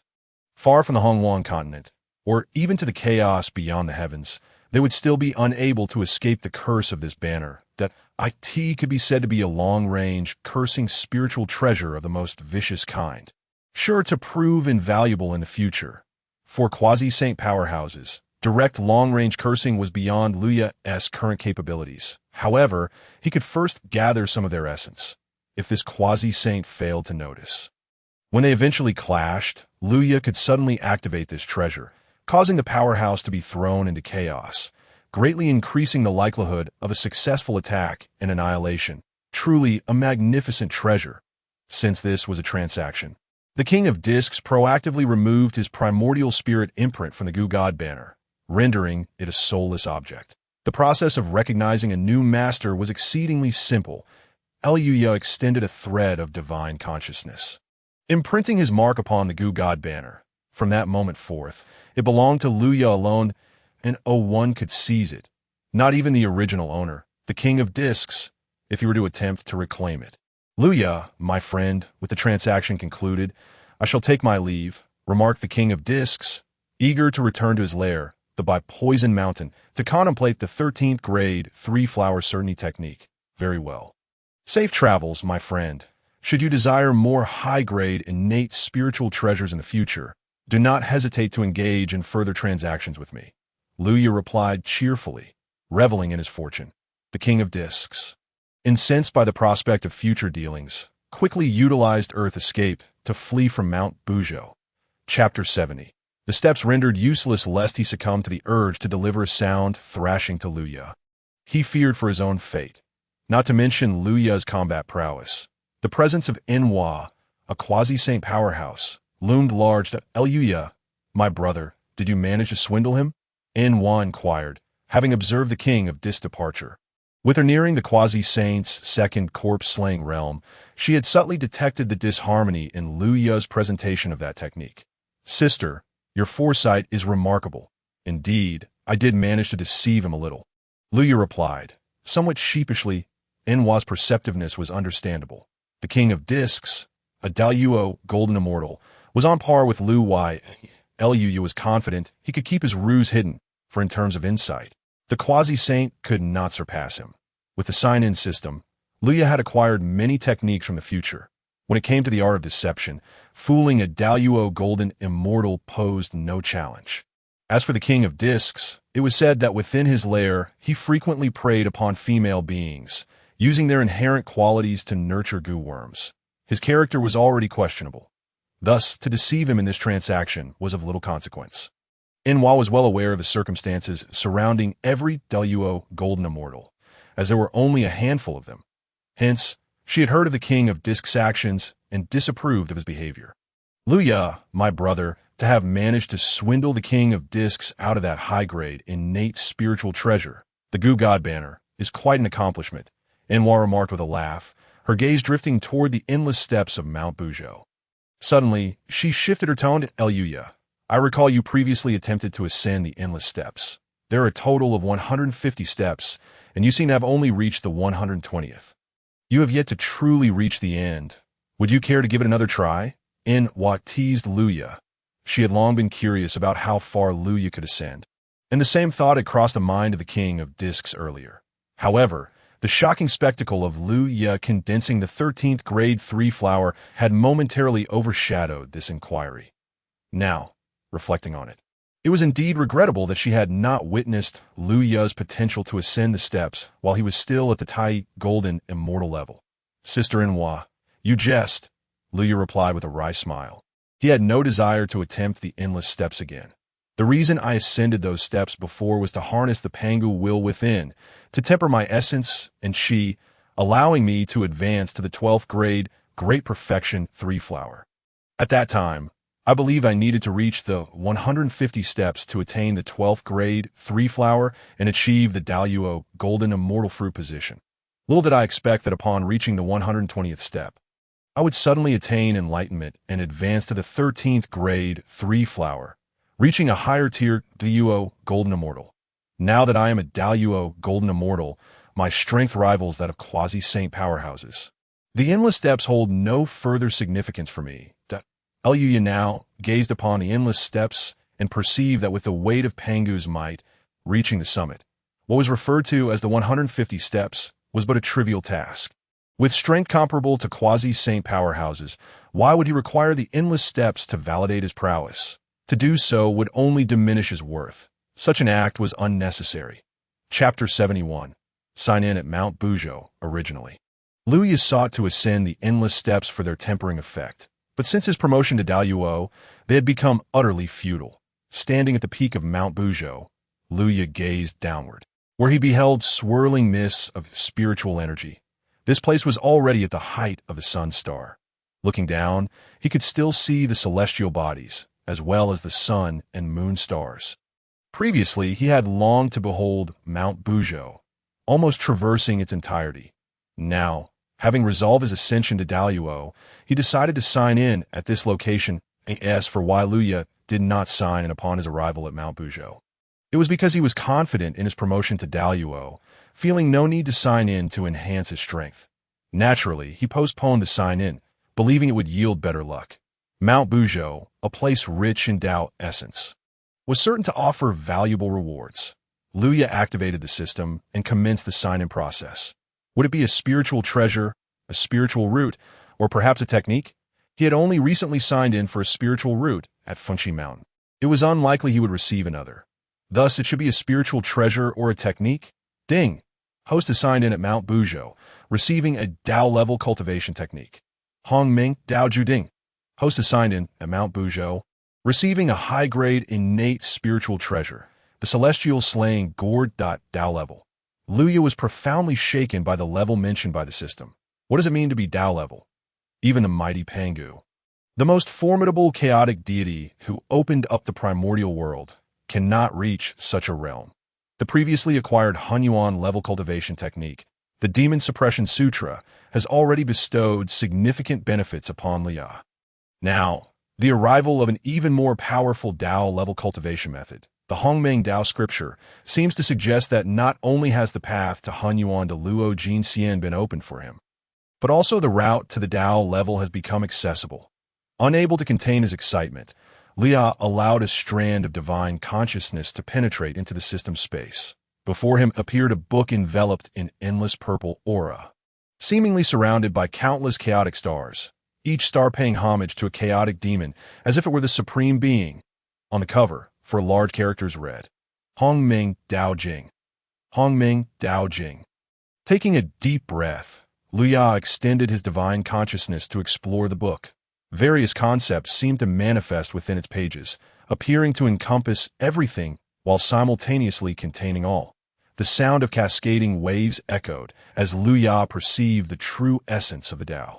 It transcended all logic, governing infinite time and space, embodying absolute, limitless energy. In the presence of the Dao, what is deemed logic is merely its creation, easily distorted at will. Endless chaotic purple aura dispersed, revealing layers of imagery that a multitude of concepts surged towards Lin Yun. And amidst their encirclement, he felt as though he grasped something, yet simultaneously grasped nothing. After a long while, Lin Yun awakened, furrowing his brow, realizing that he seemed to have comprehended nothing at all. Why? Why did it seem as though he had gained no insight? Frowning, Liu delved into his divine consciousness once more to scrutinize the Hongmeng Dao Jing. After some time, Liu frowned again, feeling yet another wave of futility wash over him. What was going on? Unable to restrain himself, Liu initiated communication with the system. The Hongmeng Dao Jing is a Dao-level cultivation technique, not to be perceived by those below Hunyuan, nor to be observed by anyone less than a saint.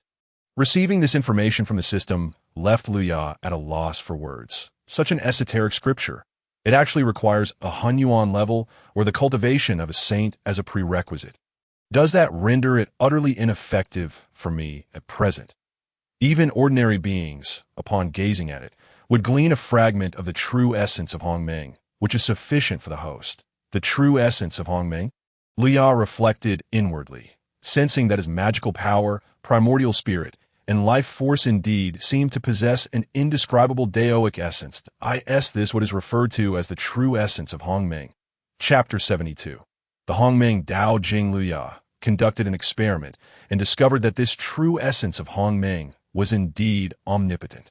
Whether in terms of magical power, primordial spirit, life force, or in executing lethal moves, divine abilities, or practicing cultivation, it served as an enhancement that it was truly miraculous how this true essence of Hongmeng could be applied universally.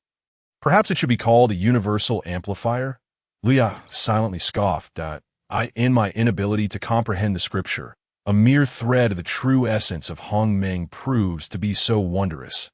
It is unimaginable how profound the insights and benefits would be upon truly observing and understanding the Hongmeng Dao Jing. Truly, it is a method capable of certifying one to the Tao. Even in the absence of comprehension, it possesses such efficacy. Alas, it is regrettable that one must be a saint or reach the Hunyuan de Luo Jin Xian before one can truly grasp it. That is the sole regret. Yet, viewing it positively, from de Luo to Hunyuan, Liu possesses the Demon Suppression Sutra, and from Hunyuan to the Dao realm, he now has the Hongmeng Dao Jing. The path of cultivation has become utterly clear. Simply following the path of the techniques acquired through signing in is sufficient to lead to the Dao realm. The very first signing reward was indeed the Hongmeng Dao Jing. It is truly remarkable. Just the Dao-level technique alone aligns perfectly with the profound Daoic essence of Buzhou Mountain, that if one were in other blessed lands of the Primordial, who knows how many myriad caves and paradises one would have to traverse to sign in for a Hunyuan-level technique, let alone a Dao-level technique. Indeed, it seems I was right to come to Buzhou Mountain. Only the profound Daoic essence of Buzhou Mountain could yield such a supreme cultivation method. Only when his emotions settled did Liu find the time to observe another treasure acquired through signing in. It appeared to be a spiritual treasure. Liu had somewhat forgotten, as he had been utterly astonished by the Dao-level technique and had overlooked this spiritual treasure. Glancing at the newly acquired spiritual treasure in the system space, Liu felt a slight tremor in his heart. This was a gourd-shaped spiritual treasure, classified as a top-grade innate spiritual treasure. Its name was the Zhanxian Gourd. What was this situation? Was this not one of the 7 gourds he intended to seize? Why had it become a reward from signing in? The aura of the Heavenly Dao still lingered. Shaking his head slightly, Liu sensed the aura at the ridge. That was indeed the aura of the Zhanxian Gourd, still connected to him by a thread of fate. Thus, Liu gazed into the system space, where a gourd exuding an overwhelming, relentless aura seemed to pulse, its sharpness piercing to the bone. He was not only lost in contemplation, but also intrigued. 2 Zhanxian gourds. Innate spiritual treasures are naturally unique within the primordial realm. This is a law of the primordial. There have never been 2 identical innate spiritual treasures in existence. Yet now, the system has managed to allow for the existence of 2. What principle governs this? If 2 identical innate spiritual treasures coexist, what issues might arise? Contemplating this question, Liu found himself deep in thought. The Zhanxian Gourd indeed lacks the value of a Dao-level technique and cannot be compared to it. At most, it is merely a top-grade innate spiritual treasure. Nevertheless, it still piqued Liu's curiosity.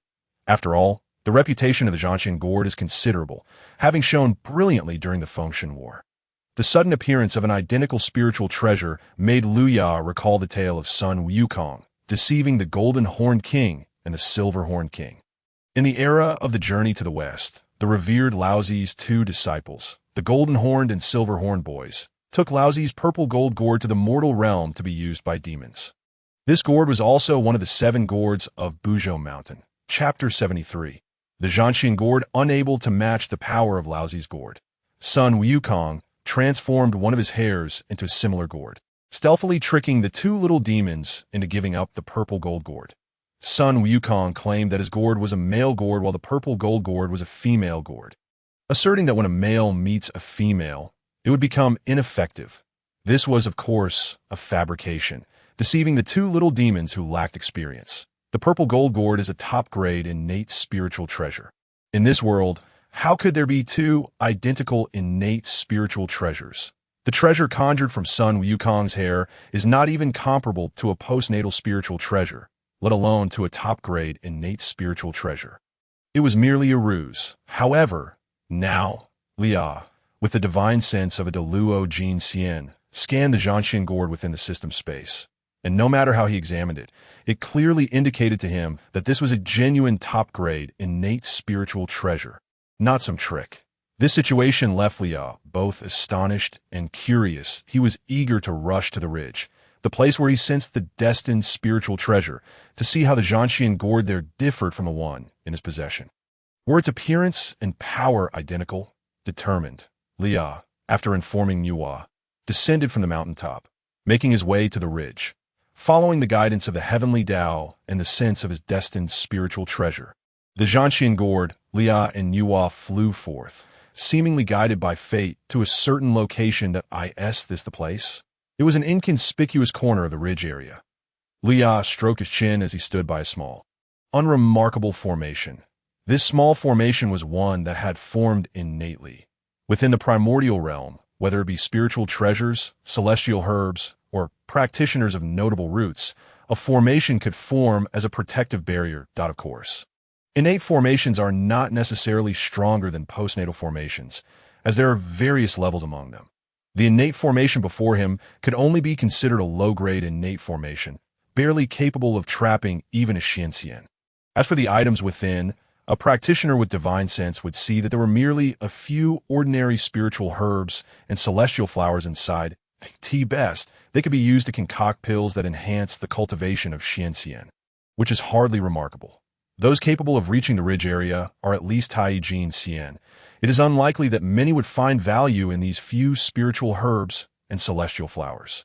Perhaps a Tai Jin Xian might notice this place, but they would disdain to collect these few spiritual herbs and celestial flowers. Even Luya, had he not received guidance from the Heavenly Dao, would likely share the same attitude and would not care to take them. His minimum standard for harvesting spiritual herbs and celestial flowers is that they must at least be useful for Jin Xian. Is this what is meant by divine objects shrouded in obscurity? Luya gazed quietly at the scene before him. He comprehended why, during his time in Unmoving Mountain, he could not locate the falling treasure. The small formation before him appeared to be merely a minor array, seemingly filled with items that even golden immortals would deem worthless. Despite Luya's prowess as a great Luo golden immortal, he could discern only that this was a trivial formation. The vision he had perceived through the guidance of the Heavenly Dao was entirely different. Under the Heavenly Dao's influence, he had seen a gourd vine, upon which grew 7 gourds, each exuding boundless spiritual energy and radiating brilliant light, enveloping the entire space of the small formation in ethereal mist. Chapter 74.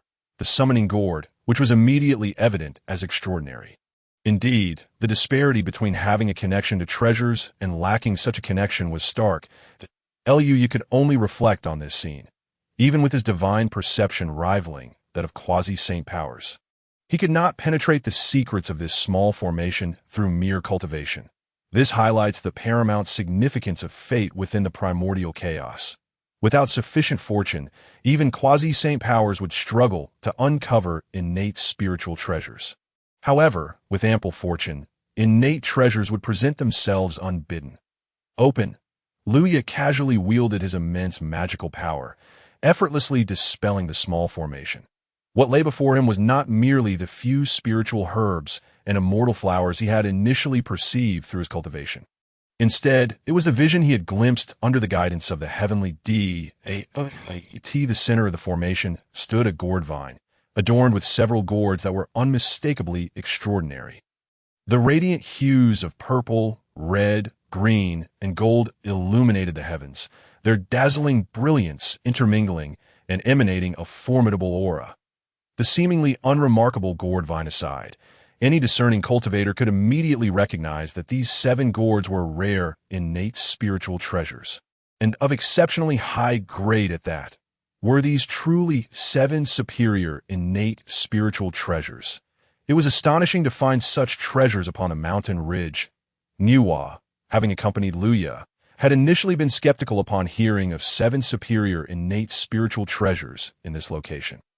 However, upon witnessing the 7 superior, innate spiritual treasures, she was convinced by the undeniable evidence before her.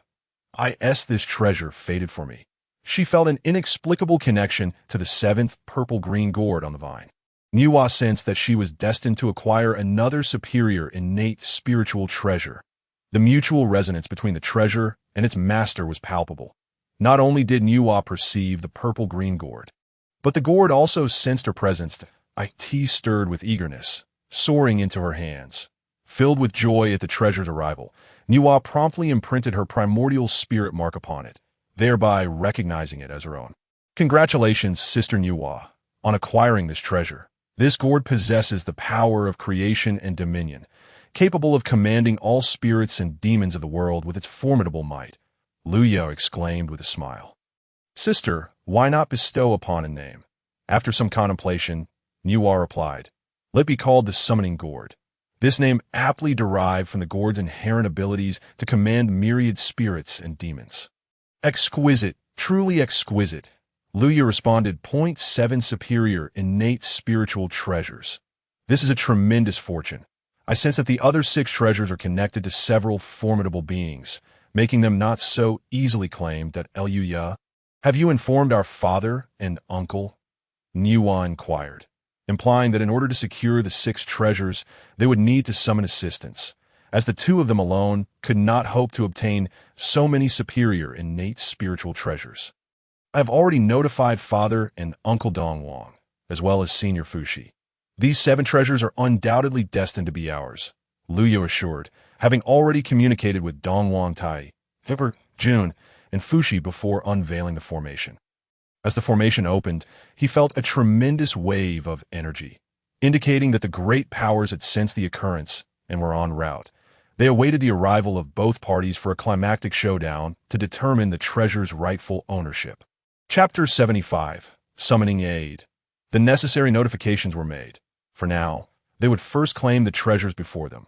Sister Hunyuan, that gourd vine and the underlying soil are of immense benefit to you. Do not overlook them. Luya reminded her of immense benefit. Hunyuan's spirit sense reached towards the gourd vine, and she was instantly taken aback. The gourd vine bearing the 7 gourds had previously escaped her notice, as her focus had solely been on the purple-green gourd. Now, with Luya's reminder, her attention sharpened, and upon scanning with her spirit sense, she discovered that this gourd vine was even more precious than the superior, innate spiritual treasure she had just acquired, as it seemed to be tied to a grand opportunity for her. Furthermore, the soil beneath the gourd vine also conveyed to Hunyuan that it was fundamentally linked to her future and was a treasure she must acquire. This is my path to enlightenment. The significance of the gourd vine and the soil far surpassed that of the summoning gourd. What is the path to enlightenment? It is the opportunity to reach the supreme, saintly realm. How could a superior, innate spiritual treasure compare? My path is set. Hunyuan joyfully took the gourd vine and the soil, her face alight with elation.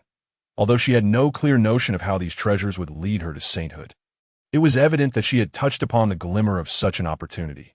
This joy could sustain her for millions of years, the invincible state of saintliness, a position so rare throughout the primordial chaos that not a soul held even the slightest hope of achieving it. Yet she now possessed a flicker of hope. Was this not worthy of celebration? What a pity, Luya mused, observing the gourd vine and the soil, Nuwa's opportunity for enlightenment lay in her ability to create life from the gourd vine and the soil. The gourd vine was a treasure of merit, the future tool for creating life, while the soil was the essential material. Theoretically, Nuwa had already acquired the capability to create life, with Lu Ya's guidance from his future memories. She could immediately attain sainthood, becoming impervious to destruction. Alas, there remained one crucial element missing: Hongmeng Purple Qi. Without the foundational essence of the Great Dao, Hongmeng Purple Qi, it would be impossible to become a Heavenly Dao saint. Although Nuwa was destined to be a saint, the Hongmeng Purple Qi could only be obtained during the 3 lectures at the Zhixiao Palace. Ultimately, she would need to wait a while longer to grasp that vital connection, which is why Lu Ya felt a twinge of regret. Returning to the present, Lu Ya examined the 4th gourd. This another immortal slaying gourd. It was a completely white gourd, exhaling endless spiritual energy. Within it lay a fierce blade of light, identical to the one in his system space. With a simple gesture, Lu Ya summoned it. The gourd, as if recognizing its master, soared towards him, guided by his magical energy. He placed this immortal slaying gourd into his system space as well. Within the system space, 2 identical immortal slaying gourds absorbed spiritual energy. Lu Ya scrutinized both gourds with a spirit sense, but found not a single trace of difference. Whether in appearance, power, or intensity, they were indistinguishable. Each gourd contained a razor-sharp blade of light, and Lu Ya felt that with this blade, he could immobilize another's primordial spirit at will and utter the command, "Turn around, my treasure," to instantly obliterate his adversary. Since even the internal structures were identical, Lu Ya inhaled sharply, drawing in an incredible amount of spiritual energy from the surroundings, leaving the area devoid of any spirit essence. Chapter 76. The Fusion of 2 Treasures. This was utterly absurd. Ever since he first beheld the 2 immortal slaying gourds together and meticulously examined them with his spirit sense, he could detect no distinctions whatsoever. Lu Ya felt that this world was truly insane. The system was exceptionally adept at shattering one's worldview. He felt that his own perspective was on the verge of being irrevocably altered. Ding! Same origin items detected. Would the host like to fuse them? The mechanical voice of the system resonated, unexpectedly breaking its silence for the first time beyond the sign-in prompts. What would happen if he chose to fuse them? Or if he opted not to? Lu Ya calmly inquired, aware that clarity was essential in this matter, that if the host chooses to fuse them, the 2 superior innate spiritual treasures will amalgamate through the system's power, resulting in a new innate spiritual treasure of enhanced quality. Should the host decline to fuse, the treasures will retain their original forms, resulting in 2 identical immortal slaying gourds. There are indeed 2 methods of handling this. Upon discerning the 2 distinct choices, Lu Ya unhesitatingly opted for the first. He decided to merge the 2 innate treasures together, creating a singular artifact of even greater potency. What motivated Lu Ya to take such a course of action? The rationale is rather straightforward. Innate treasures are unique and unparalleled within the primordial realm. Should 2 identical innate treasures manifest, it would undoubtedly shatter the established worldview of the practitioners in the Hunyuan. This situation is markedly different from Lu Ya's prior transcendence of the limits of the Heavenly Dao, which pertained to the matter of proving the 13th grade 3 flowers. In that instance, Lu Ya could attribute the method's origins to the so-called chaos demon god or a precious elixir from the void of chaos. However, now, Lu Ya finds himself unable to elucidate the existence of 2 identical innate treasures. Could it be that he might discover another identical innate treasure amidst the chaos? Such a notion is utterly implausible, and the ensuing uproar would far surpass the commotion caused by Lu Ya's proof of the 13th grade 3 flowers. He might even find himself besieged by various mighty beings, with the one from the Zhixiao Palace possibly taking an interest as well. The risks are too great. It would be wiser to refrain from such a venture. Moreover, possessing 2 identical high-grade innate treasures, both serving the same purpose, would yield little advantage. Unless, of course, one were to gift it, thereby augmenting the Yao court with an additional high-grade innate treasure. Yet the question remains: who would dare to utilize it? Doing so would undoubtedly disrupt the cognitive framework and worldview of the great powers of the Hunyuan, leading to inevitable siege and scrutiny. Ultimately, it would be far more prudent to amalgamate the two Slaying Immortals gourds into a superior grade Slaying Immortals gourd. This would enhance its utility without attracting excessive interest from other powerful entities. Given that the system indicates a significant likelihood of elevating its grade, it stands to reason that the fusion of these two Slaying Immortals gourds would yield at least a top-tier innate treasure.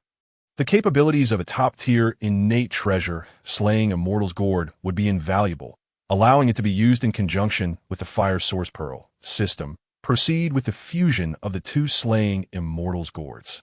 As Liu Ya's command resounded, the two Slaying Immortals gourds flashed with a brilliant white light, and under the influence of an intangible force within the system space, they gradually merged into one.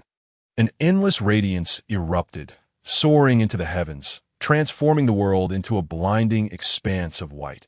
Within the luminous aura, a gourd materialized, exuding an awe-inspiring presence that stirred the winds and clouds of the cosmos. Resonating throughout the annals of time. Chapter 77.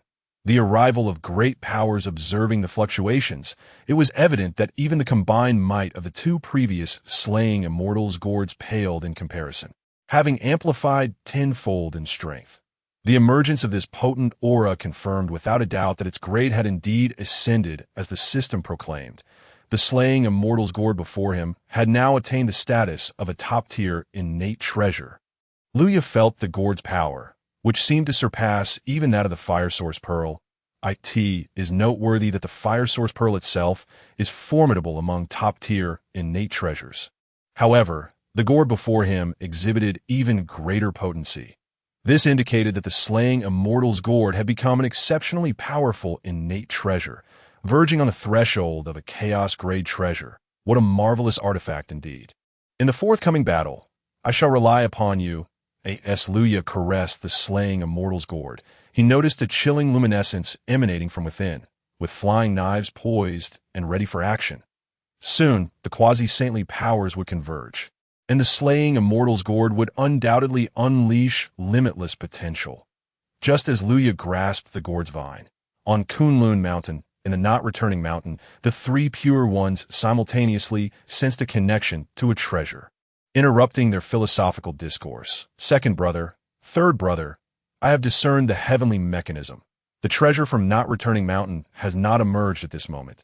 Laozi spoke slowly, revealing a demeanor of indifference. It appears the treasure has been stirred by another, resulting in its premature emergence, that we may soon encounter the one who has disturbed the treasure. Indeed, even if some nefarious individual seeks to seize what is rightfully ours, it would be a futile endeavor. The Primordial Supreme being added disdainfully, recognizing the implication in Laozi's words that I wish to see who dares to act so brazenly. The Tontian stated directly, Laozi and the Primordial Supreme being nodded in agreement. The three pure ones simultaneously transformed into beams of divine light, soaring through the void toward not-returning mountain. At Wuzhuang Temple, Hongyun was indulging in ginseng fruits from Xinyuanzi's cave abode when a sudden epiphany struck him. Sensing the emergence of a treasure linked to him, Zhiyuan Daoist, it appears I have sensed a treasure at not-returning mountain that is fated to be mine. That I must take my leave. Once I retrieve the treasure, I shall return to discuss the Dao with you, Hongyun declared, hastily departing. Xinyuanzi stroked his beard, chuckling. To make Hongyun abandon his ginseng fruits so readily is indeed a rare occurrence. That treasure seems to be my life-bound artifact. I sense it is closely tied to my endeavor to sever a corpse and become a quasi-saint. Hongyun explained to Xinyuanzi. The value of treasures related to fate varies. Minor opportunities would hardly compel him to act. However, this matter concerning his opportunity to sever a corpse was no trivial matter. A top-tier innate treasure has emerged. Xinyuanzi's expression grew serious, abandoning his previous levity. He calculated the celestial mechanisms for a while. His brow furrowing, he discerned from the heavenly mechanism that Hongyun's journey might be perilous, and the treasure may not be easily obtained. Hongyun Daoist, I shall accompany you, should anyone attempt to forcibly seize the treasure destined for you. I can lend you my support. With Xinyuanzi by my side, my mission will surely succeed. Hongyun felt reassured, recognizing the potential danger in his undertaking. with Xunyuanzi possessing a top-tier innate treasure, the Earth Book. He would serve as a formidable ally in the quest to sever a corpse. Chapter 78. The Rift in Space. Even though both were quasi-saints of corpse severance, Xunyuanzi's combat prowess slightly surpassed that of Hunyuan. If someone were to forcefully claim the treasure meant for him, having Xunyuanzi alongside would provide a significant advantage. With a smile, Hunyuan set off with Xunyuanzi, eager to transform into a beam of divine light toward not returning mountain. However, Xunyuanzi halted him.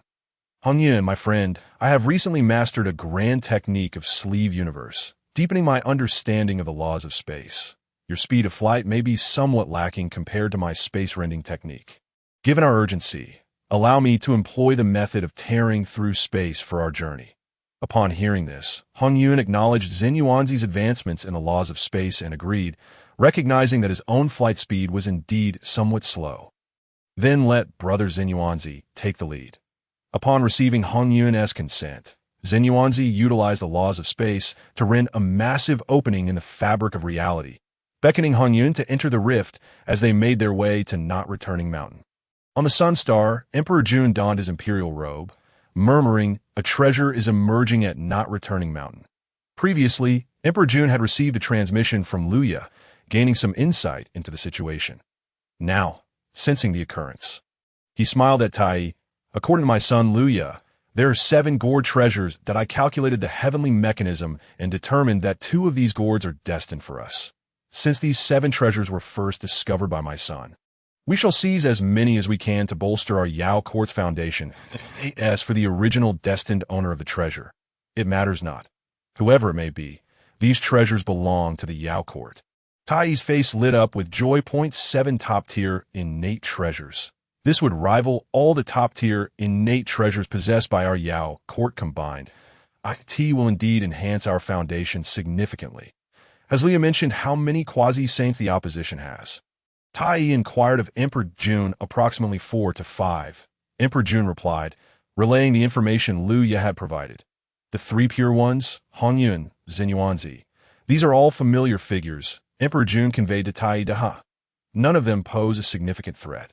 Hunyuan is no cause for concern, while Tontian and the Primordial Supreme Being are merely ordinary. However, Laozi has already severed 2 corpses, and with Xunyuanzi safeguarding the Earth Book, they would find it challenging to contend with us without the use of the Chaos Bell. Tai pondered deeply, calculating the strengths of all parties involved if it were only these 5 individuals. Alongside the siblings Fushi and Yuhua, victory would not be overly challenging. However, the fear of potential external reinforcements loomed large. Moreover, one could not discount the possibility of the 3 pure ones possessing some hidden expertise or lethal techniques. SD Jun remarked upon this matter. His eyes narrowed slightly. "Elder brother, you worry excessively. Our demon court is immensely powerful. Which rogue cultivator dares to pluck a tooth from a tiger's mouth? As for the 3 pure ones, they cannot rival my Chaos Bell." Tai replied with great confidence. Possessing a congenital supreme treasure, he held the title of the strongest in the current primordial realm, unmatched in one-on-one combat, save for the figure residing in the Zixiao Palace. Second brother, we must not be complacent. The 3 pure ones are, after all, the true orthodoxy of Pangu, and they may possess some secret techniques. Di Jun cautioned Tai. Compared to the 12 ancestors of sorcery, the 3 pure ones on Kunlun Mountain were indeed the genuine lineage of Pangu. The potential for hidden strategies was truly unpredictable.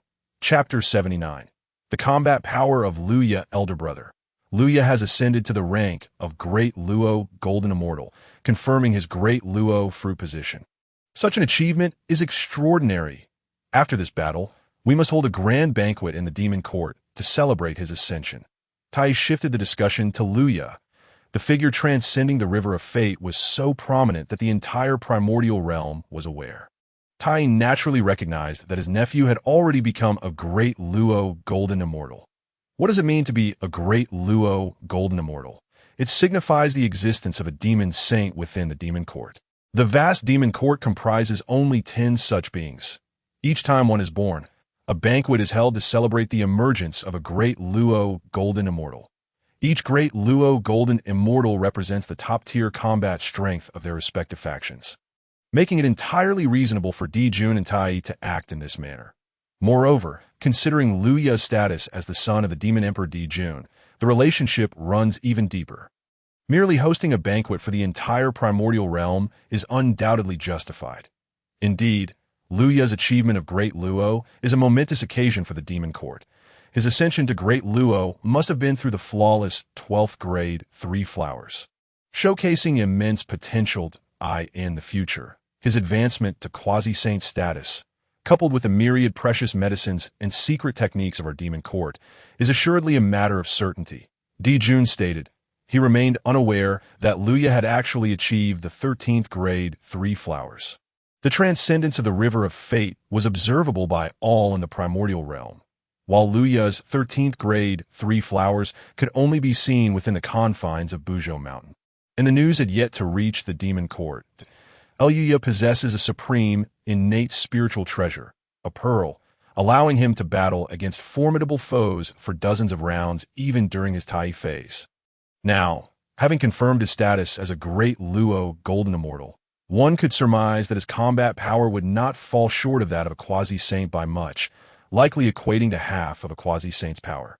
Consequently, regarding our own battle situation, he could indeed interfere with the adversary, representing a quasi-saint's combat power in effect. Tai, who already held Liu Ye in high regard, imagined that Liu Ye would be able to engage in the quasi-saint battle with some effectiveness following his ascension to Great Luo. Second brother, you may be overestimating him. In my view, my son Liu Ye possesses at most 3/10 of a quasi-saint's combat power. I sincerely hope that when I meet him next, he can indeed embody the half quasi-saint combat power you mentioned. That would bring me great joy, Di Jun remarked. Shaking his head, he remained skeptical of Liu Ye, for the disparity between quasi-saints and Great Luo Golden Immortals is immense. Even if 10 peak Great Luo beings joined forces, they could not contend with the weakest quasi-saint. Even if Liu Ye had achieved the status of a Great Luo, possessing 3/10 of a quasi-saint's combat power would still place him well above the peak of Great Luo, making him the most formidable Great Luo Golden Immortal in history. 5/10 of a quasi-saint's combat power. Di Jun believed Tai to be somewhat optimistic. Unfortunately, Di Jun was unaware that Liu Ye did not merely possess 3/10 of quasi-saint combat power, nor the 5/10 as Tai suggested. From the moment he ascended to Great Luo, he was already comparable to a quasi-saint with complete mastery over their abilities. Now, having obtained the near-innate supreme treasure, the slaying immortal gourd, he had even surpassed some weaker quasi-saints.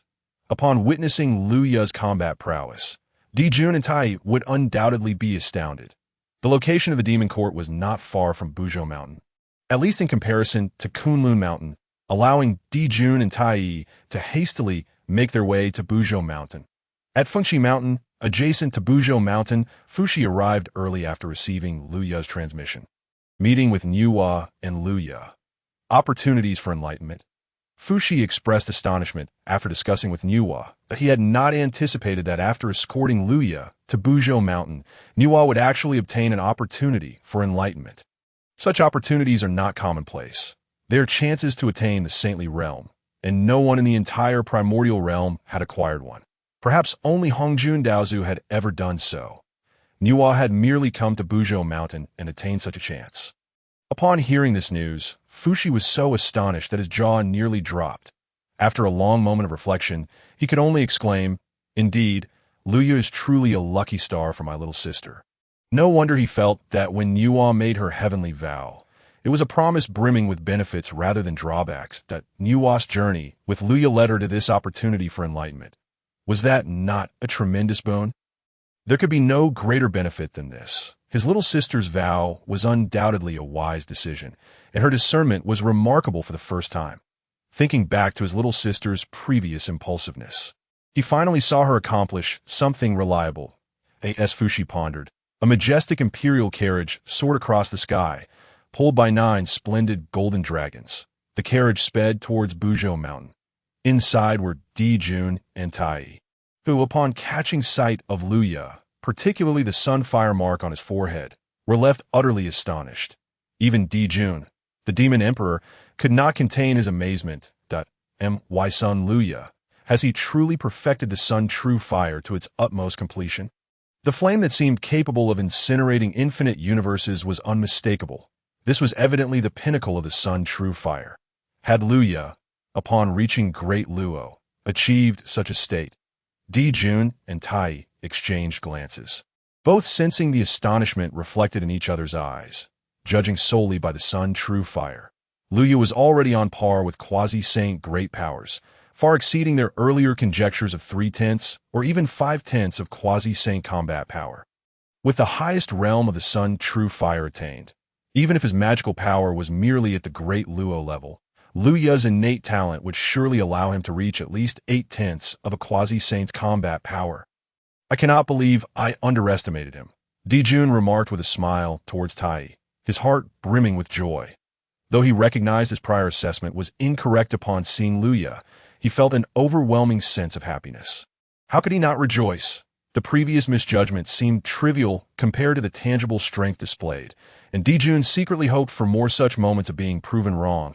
As the imperial carriage of Di Jun and Tai descended upon Buzhou Mountain, they alighted gracefully. My son Luya, your talent is truly unparalleled throughout the ages, simply invincible. Your speed in ascending to Great Luo Golden Immortal is unprecedented, far surpassing all talents since antiquity. Your brothers, in comparison to you, are separated by a chasm that words cannot adequately describe. Di Jun commenced with lavish praise, while the other 9 Golden Crows felt a sense of frustration. They had not seen a single breakthrough to Golden Immortal status in over 100,000 years. While Luya was already a Great Luo Golden Immortal, the disparity in realms was profound. Luya felt a bit bashful under Di Jun's accolades, especially the final remark. He could easily imagine that in front of his brothers, Di Jun would undoubtedly hold his accomplishments as a benchmark for comparison. Chapter 81. Changshi, how can you, as older brothers, remain at the Golden Immortal stage while Luya has already ascended to Great Luo Golden Immortal? You must intensify your efforts in cultivation. This is not a game. Such words were surely to be uttered by Di Jun as brothers faced a tragic fate, overshadowed by Luya, who possessed a systematic advantage, rendering their attempts to surpass him utterly futile. The chasm between a profound immortal and a Great Luo was simply insurmountable, a divide that even the heavens and earth could not sufficiently illustrate. After countless years of arduous cultivation, spanning millions of millennia, there remains no glimmer of hope for transcendence. Moreover, one is often compelled by the relentless Emperor Jun to toil in training, rendering even the prospect of leisure unattainable. The experience can be profoundly disheartening. Yet, perhaps it is a blessing in disguise. An elevation in cultivation is certainly preferable to a lower state. In the face of life-threatening crises, being coerced into rigorous training pales in comparison to the gravity of the situation. In silence, Luya mourned the tragic fates of his elder brothers for 3 seconds. It has been a while since you last returned to the Yao court, has it not? Your mother, Changshi, has been yearning for you. With your recent ascension to the Luo, it is time you paid her a visit, Emperor Jun remarked, preemptively countering any inclination Luya might have to embark on a journey. Surely, Luya must miss his mother. Changshi, the queen of the Yao court, resides above the Tying Star.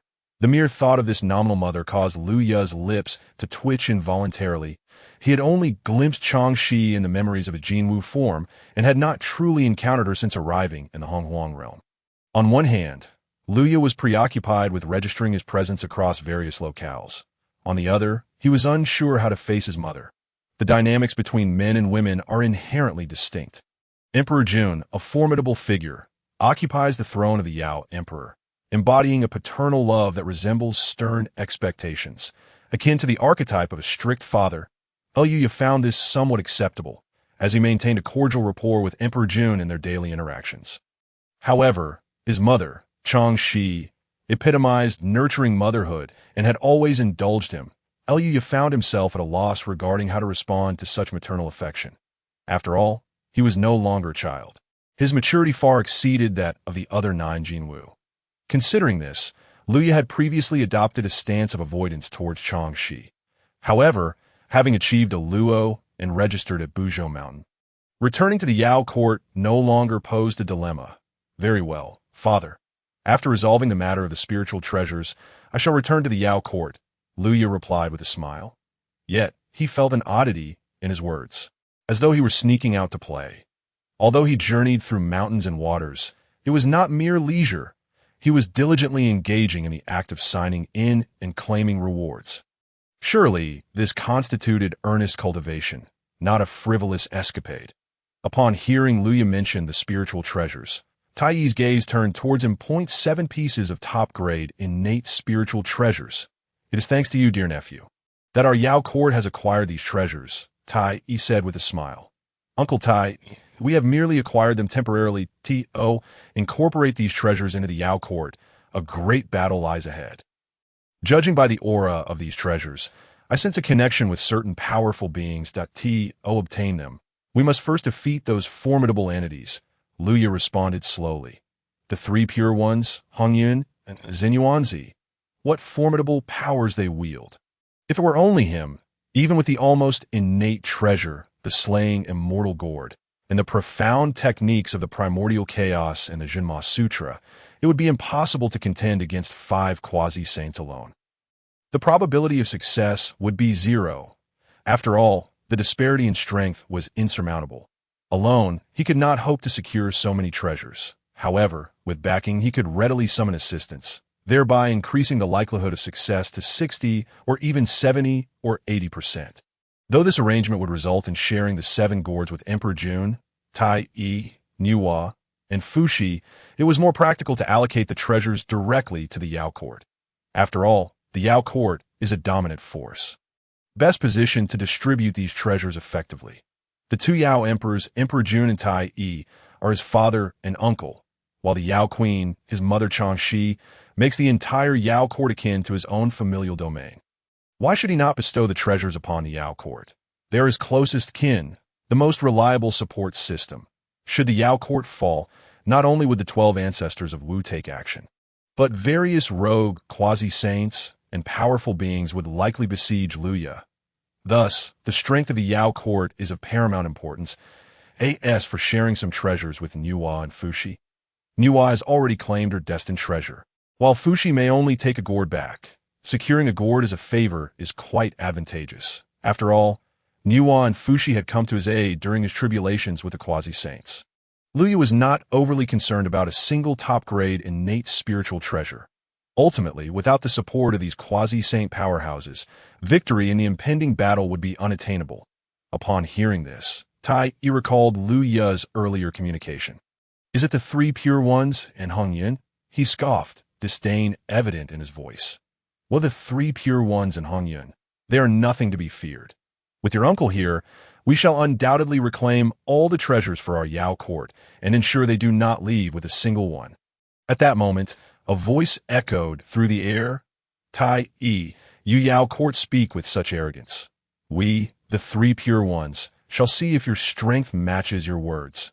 A long rainbow streaked across the sky, its momentum awe-inspiring, with various extraordinary phenomena manifesting.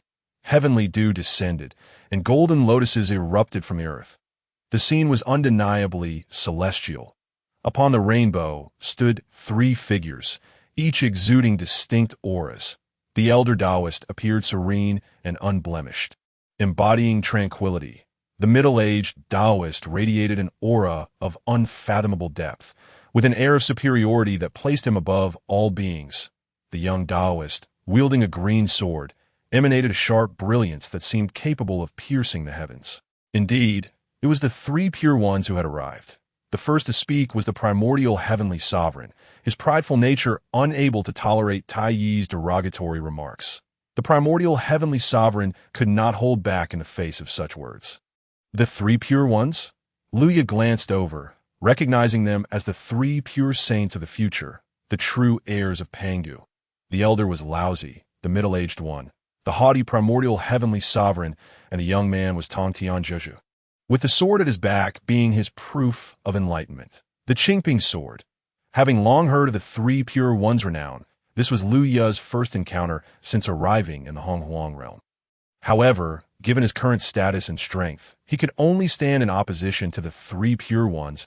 Luya had no intention of groveling before them. With a resounding crash, the fabric of space trembled as a powerful force emanated outward. Capturing the attention of all present, that a massive spatial rift appeared atop Buzhou Mountain, from which two quasi-saint powerhouses emerged. Old Ancestor Hunyuan and Xinyuanzi have arrived. Upon arriving at Buzhou Mountain, Hunyuan scanned for the Yao Court's members but found no trace of the spiritual treasures to which he felt entitled. Where are my treasures? A sense of foreboding crept into his heart as he sought the destined treasures he had sensed earlier. After a moment's contemplation, Old Ancestor Hongmeng channeled his entire magical power, executing a technique known as time reversal, which allowed him to witness prior events. Several images materialized before the assembled powerhouses at Buzhou Mountain. They observed Luya and Yuhua breaking the array and subsequently retrieving the gourd vine. The Xiangji and the purple-green gourd that Luya claimed the slaying Immortal gourd without issue. This was to be expected, as the slaying Immortal gourd and the summoning gourd seemed to gravitate towards him and Yuhua, indicating a connection. However, the subsequent actions of Luya were the crux of the matter. He audaciously employed his formidable powers to forcibly seize the remaining gourds. My purple gold gourd. Laozi's countenance darkened with fury as he beheld the images. Recognizing the purple gold gourd as a rare top-grade, innate spiritual treasure crucial for his alchemical pursuits, he seethed.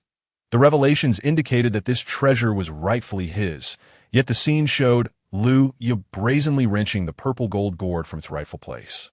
The hapless gourd, sensing the absence of its destined master, struggled in vain against Lu Yu's quasi-saint level strength, ultimately succumbing to his will and falling into his grasp. Why orange gourd? The primordial supreme being, upon witnessing Lu Yu seize his spiritual treasure, was consumed by a raging fury. He sensed the chaotic energy contained within, recognizing it as an exquisite top-grade, innate spiritual treasure, unlike his elder brother Laozi, who was accompanied by the supreme treasure of the heavenly and earthly mysteries, the Linglong Pagoda. From the moment of his birth, the primordial supreme being possessed only the top-grade, innate spiritual treasure, the three treasures Jade Rui. His joy was immeasurable upon seeing the orange gourd, as it marked his second top-grade innate spiritual treasure. Yet now, it had been usurped by Luya, my water and fire gourd. The expression of the Tong Tian also turned frigid. He had not anticipated that Luya would also lay claim to his destined spiritual treasure.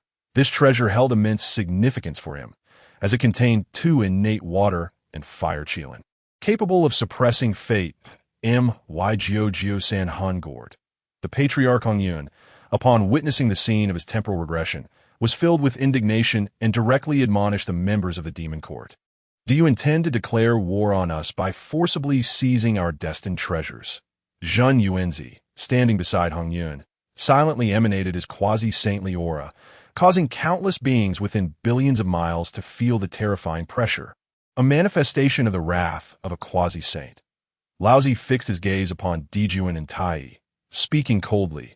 Is this the choice of your demon court, to forcibly take our treasures without consulting the three pure ones? Di Jun and Tai, you are courting death.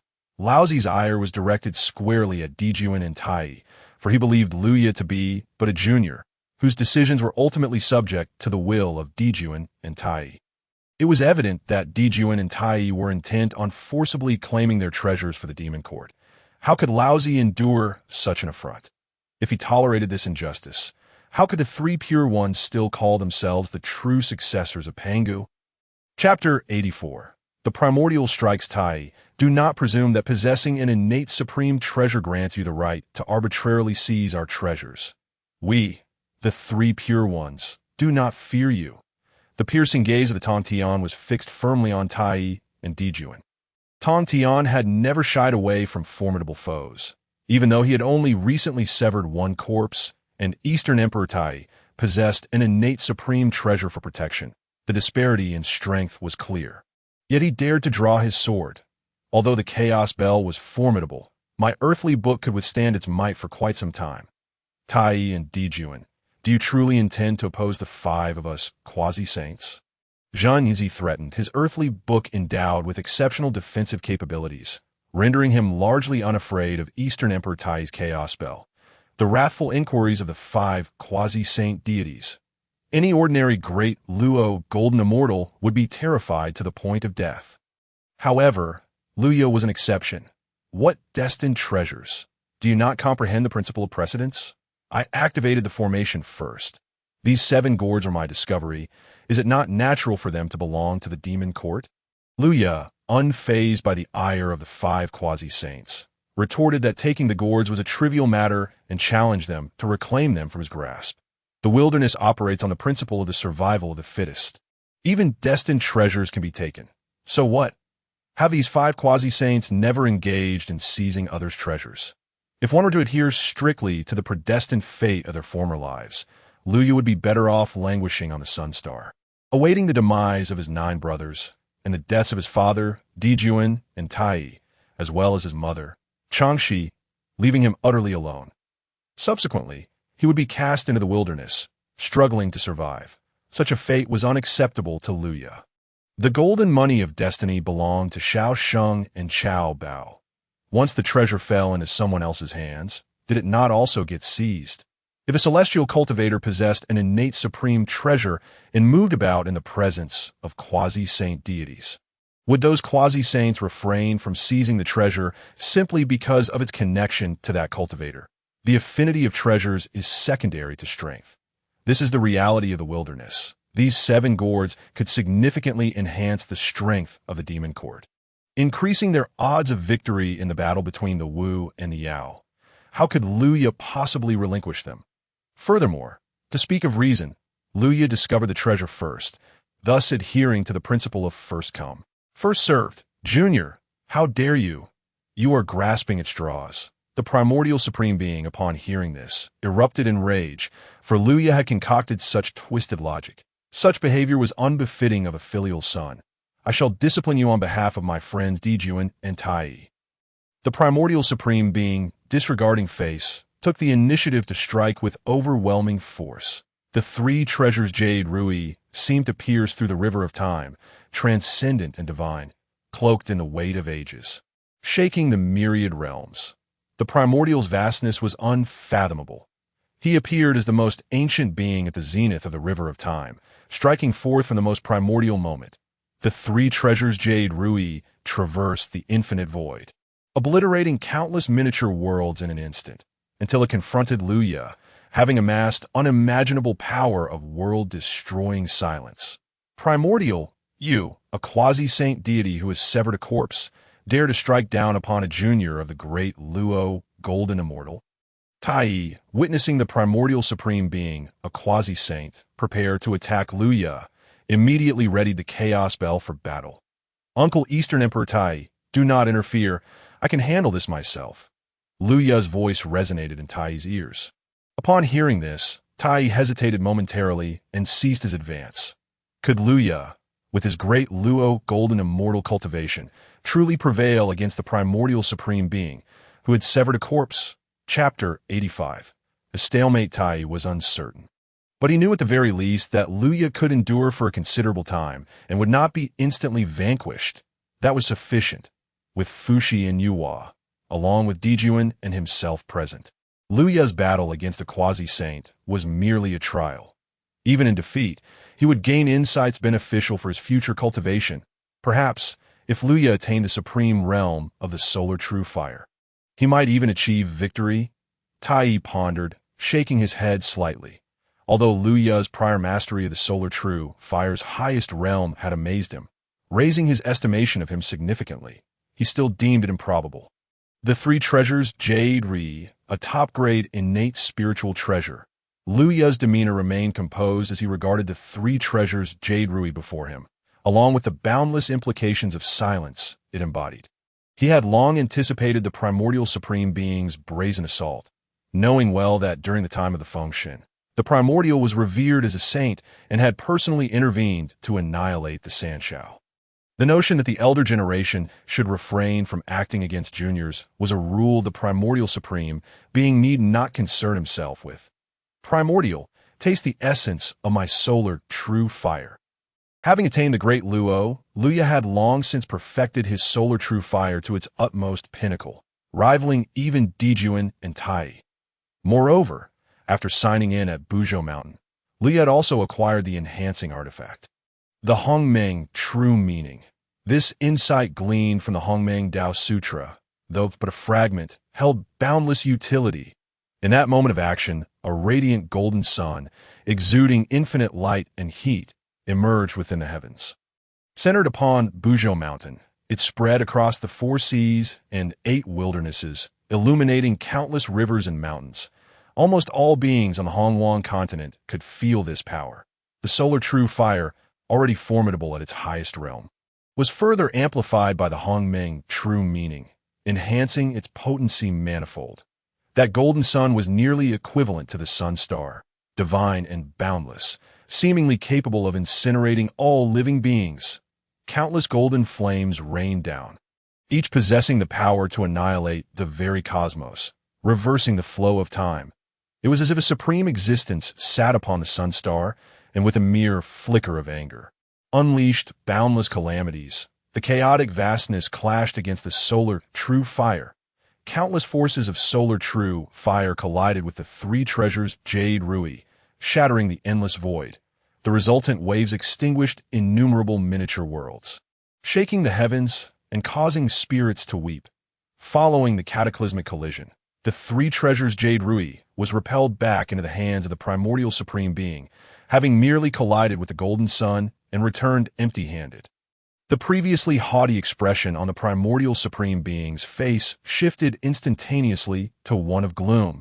He had anticipated an easy victory when striking down upon a junior of the great Luo, golden immortal, believing it a certainty. However, the reality defied his expectations. Now, the 3 treasures Jade Rui had merely achieved a stalemate against the solar true fire, and Luya emerged unscathed. How could such a humiliation be borne by the proud primordial supreme being? Lu Ya's eyes glimmered with mirth. The Hongmeng True Meaning was indeed of boundless utility. The primordial supreme being's strike, infused with the chaotic vastness he had comprehended, was truly formidable, almost evoking the essence of the ancient chaos. Chapter 86. The thoughts of Tong Tian and lousy Lu Ya, relying solely on the solar true fire, feared he might not withstand the primordial supreme being's attack. Thus, he invoked a fragment of the Hongmeng True Meaning to amplify his solar true fire. And indeed, it proved effective. He had achieved the pinnacle of solar true fire mastery. On the surface, Laozi maintained an impassive demeanor, yet within, he was profoundly astonished. The last time he had scanned Luya with his divine consciousness, the latter was merely at the level of a Tai golden immortal, possessing formidable combat prowess, subtly surpassing that of a great Luo golden immortal. However, to a quasi-saint powerhouse, he was merely a junior who could be subdued in a matter of tens or hundreds of moves. It was only due to Lu Ya's influential backing and the prospect of rescue that he was not summarily vanquished by the ancestral, which Changliang T that time. Laozi discerned that Lu Ya's remarkable combat strength stemmed entirely from the augmentation provided by that exquisite innate spiritual treasure. Were one to evaluate his intrinsic magical abilities and divine powers, Lu Ya's strength was, in fact, not particularly high. Yet now, Lu Ya was able to contend with the 3 treasures Rui of the primordial Tianzuan solely based on his own magical abilities. He had attained the supreme realm of the solar true fire, possessing mastery akin to that of Di Jun and Tai Yi. It was improbable that even the 2nd-generation Golden Crow could achieve such a pinnacle of solar true fire at the stage of a great Luo golden immortal. What extraordinary talent was this? Moreover, why did Laozi continually sense an indescribable power contained within Lu Ya's solar true fire? With his discerning eye, Laozi seemed to perceive a certain force emanating from the solar true fire, causing him to feel a quiet dread. He had an inkling that this power was likely the reason Lu Ya could hold his own against the primordial Tianzuan. This young one, Lu Ya, actually managed to reach a stalemate with his second brother, the master Tong Tian. Upon witnessing Lu Ya wielding solar true fire, was taken aback to see it on par with his second brother's 3 treasures Rui. He gasped in disbelief. Such a scenario was difficult for him to accept. Though he had personal grievances with his second brother due to their differing temperaments, he fully acknowledged the strength of the primordial Tianzun. Despite both being quasi-saints at the level of severing a corpse, the primordial Tianzun's prowess was commendable within that realm. certainly positioned towards the upper echelon, in comparison to Master Tong Tian. He surpassed him. And against the ancestral witch Qiangliang, he outmatched him even further. With such strength, employing his most potent innate spiritual treasure, the three treasures Rui, he still found himself evenly matched with Luya. Luya had yet to even unleash the full potential of that exquisite innate spiritual treasure. If Luya were to utilize it, would his second brother not face inevitable defeat? If even someone stronger than him were to be vanquished, then surely Luya's strength exceeded that of Master Tong Tian by several measures. The Master Tong Tian recalled his previous thoughts during Luya's battle with the ancestral witch Qiangliang. Realizing Luya's formidable talent had sparked within him a desire to take Luya as a disciple. In that moment, he was filled with ambition, genuinely believing himself qualified to accept Luya as an apprentice. After all, a quasi-saint could indeed take a Tai golden immortal as a disciple, and even if Luya's combat strength was nearing the pinnacle of great Luo, Master Tong Tian was bold enough to assert such a claim. For although the gap between the peak of great Luo and quasi-saint was but a fine line, that line represented an insurmountable chasm. However, now witnessing Luya's quasi-saint level combat prowess, Master Tong Tian could only bitterly smile at himself. The truth was that Luya's strength surpassed his own, leaving him with no qualification to take Luya as a disciple. Historically, no disciple had ever surpassed their master. Chapter 87. Standing at the same level as quasi-saints, how could this be? Di Jun's son was so formidable, able to contend with the primordial Tianzuan? The venerable Hunyuan was equally astonished. Prior to arriving at Mount Buzhou, he had dismissed Luya entirely, never anticipating that this second-generation Golden Crow, with merely the cultivation of a nascent great Luo Golden Immortal, could match the primordial Tianzun. He had overlooked Luya, viewing him solely as a junior. Now it was evident that Luya genuinely possessed the combat strength of a true quasi-saint, standing shoulder to shoulder with these quasi-saint divine powers. Henceforth, he would need to regard Luya through the lens of a quasi-saint divine power rather than merely as the son of the Demon Emperor. Following this battle, Luya's reputation and prestige would undoubtedly be on par with that of the quasi-saint divine powers. Zhang Yuanzi furrowed his brow. Although their side possessed 5 quasi-saints, the opposing side had 4 as well, not to mention the innate treasure wielder, Dong Huang Tai Yi, which had already reduced their odds to a mere 40%. Now, with the addition of Luya's quasi-saint level combat strength, their chances seemed even bleaker. Zhang Yuanzi felt an increasing sense of foreboding. Once the solar true fire was unleashed, it could match the primordial Tianzuan. My nephew's strength is truly overwhelming, leaving me, as his uncle, repeatedly embarrassed. Dong Huang Tai Yi, witnessing Luya's prowess, burst into hearty laughter. Although Tai Yi had previously entertained the notion that Luya could defeat the primordial Tianzuan, he soon dismissed it as an impossible dream. Yet, unexpectedly, Luya truly accomplished the feat. Moreover, he did so without resorting to the exquisite innate spiritual treasure, relying solely on his magical abilities.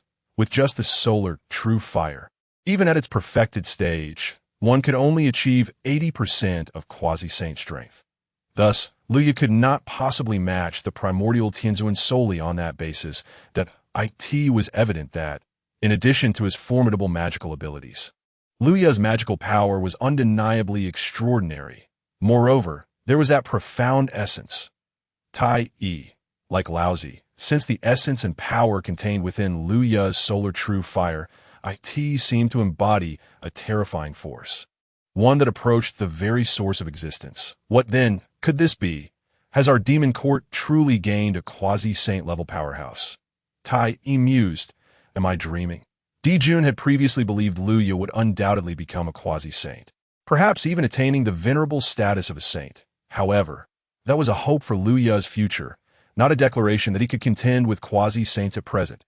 Yet now, Luya had indeed achieved what once seemed impossible, leaving Di Jun feeling as though he were in a dream. With Luya among us, our demon court is destined to dominate the world, becoming the sole sovereign. Di Jun's heart swelled with immense ambition. As long as Luya continued to grow steadily, the day when he would annihilate the witch clan and secure the demon court's supremacy over the Hongwang would eventually come. How audacious of Luya, a being of feather and fur, to act so brazenly. The primordial Tianzuan's countenance darkened to an unprecedented hue of fury upon hearing the words of the various quasi-saint divine powers. His face, once merely sullen, was now flushed with rage. He, who cherished his reputation above all, saw Luya's actions as an affront, treating him as a mere stepping stone. Would he become the foundation for the promotion of Luya's reputation? The primordial Tianzuan would never permit such an occurrence. If audacity is what you seek, then let us see how you fare. Chapter 88. The Jade Clarity Dao Luya, upon hearing this, let out a cold laugh, retorting, "However, I doubt you possess the capability." Primordial Luya's scornful laughter resonated in the ears of all the surrounding divine powers, echoing throughout all beings on Mount Buzhou. The primordial Tianzuan's expression shifted dramatically. "You dare? You claim I lack the ability to defeat you? Very well. Today's youth truly overflows with arrogance. Allow me to show you the true might of the primordial Tianzuan." With a thunderous roar from the primordial, the very fabric of the cosmos trembled, as the air and surrounding laws brimmed with the aura of the Tao he had comprehended. The primordial Tianzuan's form seemed to expand exponentially, surpassing Mount Buzhou, the myriad stars, and even the countless realms. In that moment, the primordial Tianzuan resembled the supreme heavens. The heavens are unkind, treating all beings as mere fodder. The primordial Tianzuan's cultivation, rooted in the Jade Clarity Dao he comprehended, emphasized obedience to the will of heaven. Harnessing the power of the heavenly path, he sought unity with the heart and will of the heavens, crushing all foes in his path. This power was nearly insurmountable. While there were indeed those who could withstand the primordial Tianzuan's three treasures Rui, apart from a select few, most quasi-saints fell before this technique. The three auras of Taiji, Jade Clarity, and Supreme Clarity inherited the legacy of the Pangu deity. The three auras were the products of Pangu's divine essence, representing his authentic and formidable techniques. The might of such power was immense. The expressions of the nearby divine powers shifted upon witnessing this technique. Even among quasi-saints, this technique was considered profound and esoteric. Countless laws of the universe, from wind to fire to light, converged upon Luya, bearing down upon him with unimaginable weight, as if seeking to reduce him to mere dust. Was this the Jade Clarity Dao cultivated by the primordial? Luya understood that the paths of the three pure ones differed greatly, while Master Tongtian's path sought to seize a sliver of opportunity from the heavens. The primordial Tianzuan's path emphasized yielding to the will of heaven, achieving a state of unity where one's heart mirrored the heavenly heart, becoming indistinguishable from it by yielding to the heavenly heart. One could wield almost limitless power, crushing all adversaries under the guidance of heaven's will. The doctrines espoused by the later generations of the Chan teaching, embraced by all immortals, revolved around obedience to the heavenly will. This, indeed, was the Jade Clarity Dao. The primordial supreme being, as the leader of the Chan sect, naturally treads deeply upon the path of the Jade Purity. This embodies the power of the heavenly heart and the will of heaven. My path of Jade Purity aligns with the will of the heavens, allowing me to harness the might of the celestial realm. Though it may be but a mere fragment, it is sufficient to pulverize you. Luya, into oblivion, the primordial supreme being spoke with a chilling smile. His voice, though soft, resonated as if the heavens themselves were roaring, unleashing boundless calamities upon the mortals. In essence, Luya is merely a Deluo golden immortal, and a novice at that.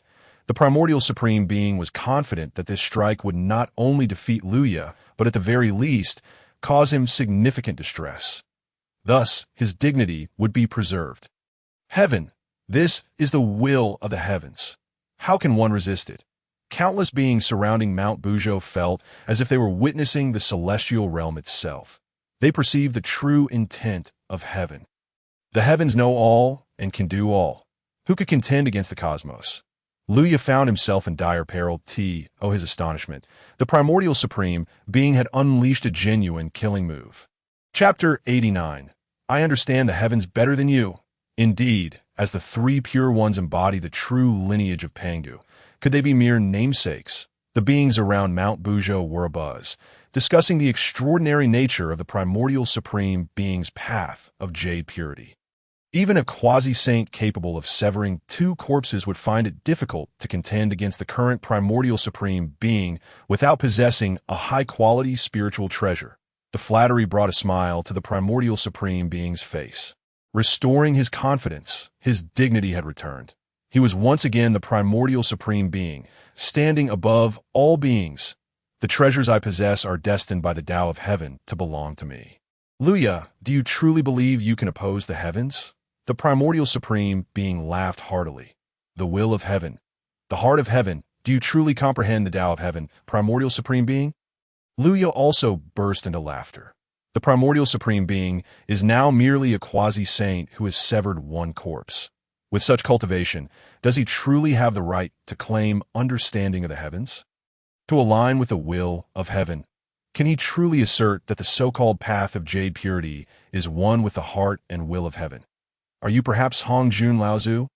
Only Hongjun, who embodies the Tao of Heaven, possesses the qualification to speak thus. Apart from him, even saints do not dare to claim an understanding of the Tao of Heaven. If the primordial supreme being so boldly declares his comprehension of the Tao and his ability to wield the heart and will of heaven, then I, who have traversed through time, understand the progression of the great cataclysm, the fates of various mighty beings, in which sects flourish or perish. Do I not understand the Tao of Heaven even better? Primordial Supreme Being, are you aware, when it comes to the comprehension of the Tao of Heaven, I surpass you? With a wave of his hand, Luya summoned a beam of black light into his palm. The exquisite innate spiritual treasure, the Gu God Banner, which he had traded from the King of the Pans. He had long since captured the primordial supreme being's aura, and now he was employing the Gu God Banner to unleash the insects within it. Luya had previously refined the insects inside using the Demon Suppression Sutra, and now, with his primordial spirit guiding the banner, combined with the enhancement of the primordial truth infused into the spiritual treasure, could the primordial supreme being possibly withstand this? As the Gu God Banner emerged, the surrounding void shattered endlessly, and an overwhelming tide of resentment surged forth from above the banner. The delighted primordial supreme being felt as if invisible insects were consuming his 3 souls and 7 spirits. The myriad of infamous insects from the primordial age, 10,000 serpents Gu, 6-winged golden silkworm Gu, heavenly source stone Gu, dragon subduing Gu, were all present in abundance. Not only were there many varieties, but there were also countless numbers. These insects were formidable, some exuding the notorious venom of the primordial age, while others unleashed various nefarious curses. These curses and toxins simultaneously besieged the body of the primordial supreme being. Some insects even clung to him, siphoning his strength and gnawing at his flesh. The once sacred body of the primordial supreme being, vast as the heavens, now seemed on the brink of collapse under the influence of the banner. Gradually becoming speckled with darkness, blood flowed from the 7 orifices of his body, and his primordial spirit suffered some injuries. The Gu God Banner. This is the Gu God Banner. Where did you procure it? Is this not the exquisite innate spiritual treasure of the King of the Pans from the poisonous mountain? The primordial supreme being was filled with astonishment and rage, unleashing his jade purity radiance to repel the insects from his primordial spirit and physical form. As the jade purity celestial light emanated, it also healed his 3 souls and 7 spirits. Although the Gu God Banner had influenced him, causing his sacred form to appear as if it would falter and losing face before the beings of Mount Buzhou. He was not without, though the celestial celebration cloud may merely be equivalent to a mid-grade innate spiritual treasure. It possesses the capability to counteract the fire source pearl wielded by Luya.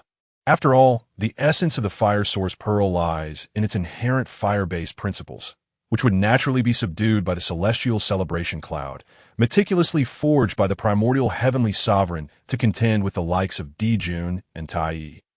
This exemplifies the advantage a postnatal treasure can hold over an innate one, as it can be specifically crafted to counteract its adversaries. However, the disparity in quality between mid-grade and supreme innate treasures is substantial. Thus, while the celestial celebration cloud may restrain the fire source pearl, it ultimately cannot withstand its might for long. At most, it may only delay the inevitable for a brief moment. Yet, for the primordial heavenly sovereign, that moment is all he requires, as long as he can fully heal the damage inflicted by the Gu God banner using the jade clear celestial light. He will be able to confront Luya with ease. Luya, you surely did not anticipate that I had crafted this treasure specifically designed to counter fire-based spiritual artifacts, the celestial celebration cloud. You intended to catch me off guard with the Gu God banner, throwing me into disarray before launching a surprise attack to severely injure me. Alas, your scheme has now faltered. The primordial heavenly sovereign could not help but feel a swell of relief at his own sagacity. He had seen through and unraveled Luya's conspiracy. Is this the celestial celebration cloud? Luya was no stranger to the primordial heavenly sovereign's treasures. He had indeed planned to use the Gu God banner to assail the sovereign's primordial spirit. Knowing that the jade clear celestial light would not be able to heal those injuries instantly, in that moment, unleashing the fire source pearl would certainly inflict grievous harm upon the primordial heavenly sovereign, allowing for a surprise attack while he was unprepared. Yet, to his astonishment, the sovereign seemed to have anticipated this move, summoning the postnatal treasure, the celestial celebration cloud. With his vast experience, Luya recognized this postnatal treasure as one specifically designed to counter fire-based artifacts. Had he proceeded with his original plan, the fire source pearl would have been rendered ineffective. The more time the primordial heavenly sovereign bought, the more his created advantage would evaporate. However, Primordial, you could not have foreseen that I possess another supreme, innate treasure. Luya secretly reveled in the oversight of the primordial heavenly sovereign. He had in his possession another supreme, innate treasure, the Celestial Slayer Gourd. The Celestial Slayer Gourd is not a fire-based artifact, and thus remains unaffected by the celestial celebration cloud.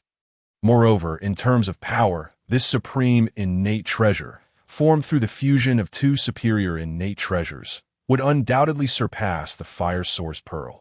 After all, its quality is already perilously close to that of an innate supreme treasure. Luya held a gourd in his hand, within which resided a beam of light, extending over 3 zhong. This light was the key to immobilizing and subsequently slaying others' primordial spirits. Turn around, my treasure.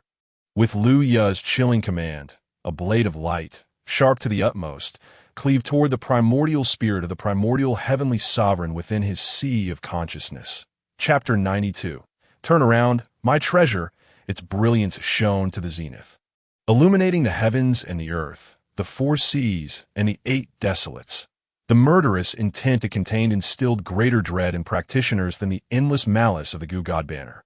An indescribable essence of the Tao circulated within, amplifying its power and rendering the murderous intent even more formidable. This murderous aura, even in the slightest measure, could easily bring a golden immortal to bloodshed. Endless ripples stirred in the void, as countless realms shattered beneath the onslaught of this blade of light. This was the Celestial Slayer Gourd, a supreme innate treasure nearing the power of an innate supreme treasure, unleashing its lethal radiance. What is this? This is not that fire-based supreme innate treasure. How could you possibly possess another supreme innate treasure? This is impossible. This cannot be real. The primordial heavenly sovereign felt as though his primordial spirit was being fixated upon by something overwhelmingly terrifying. A great dread spread within his heart. His primordial spirit, being the most sensitive, trembled at this horrific threat. The primordial heavenly sovereign sensed that if Luya's blade of light were to strike his primordial spirit, he would be on the verge of complete annihilation, reduced to ash, utterly perishing. In a state of panic, the primordial heavenly sovereign had anticipated that Luya would utilize the fire source pearl. Hence, he summoned the celestial celebration cloud as a countermeasure. He believed he had secured his safety with this action. Yet he could not fathom that Luya would break from convention and unveil another supreme, innate treasure. Where did this gourd come from? Was it the white gourd Luya had taken from the vine in the vision displayed by Hongyuan? Yet he distinctly sensed that his destined treasure, like Hongyuan, Laozi, and Tongtian, was merely a superior, innate treasure. Why did Lu Ye's destined treasure surpass into the realm of supreme innate treasures, even hinting at the potential to transcend into an innate supreme treasure? The primordial heavenly sovereign could not have predicted such an event. Now, facing Lu Ye's celestial slayer gourd, he was thoroughly alarmed. He felt as though he might be slain by the celestial slayer gourd. Facing utter obliteration, realizing this, the primordial heavenly sovereign grasped that he was at the precipice of a life and death crisis. As a quasi-saint adept in slaying yet one corpse, a top-tier powerhouse traversing the primordial realm, he was a manifestation of 1/3 of Pangu's primordial spirit, the genuine Pangu, boasting the most illustrious identity. This was the very capital of pride for the primordial heavenly sovereign. Yet under the threat posed by Lu Ye's celestial slayer gourd, he felt the possibility of his demise looming. The celestial celebration cloud lacked the capability to counter the celestial slayer gourd, a supreme innate treasure so close to the status of an innate supreme treasure.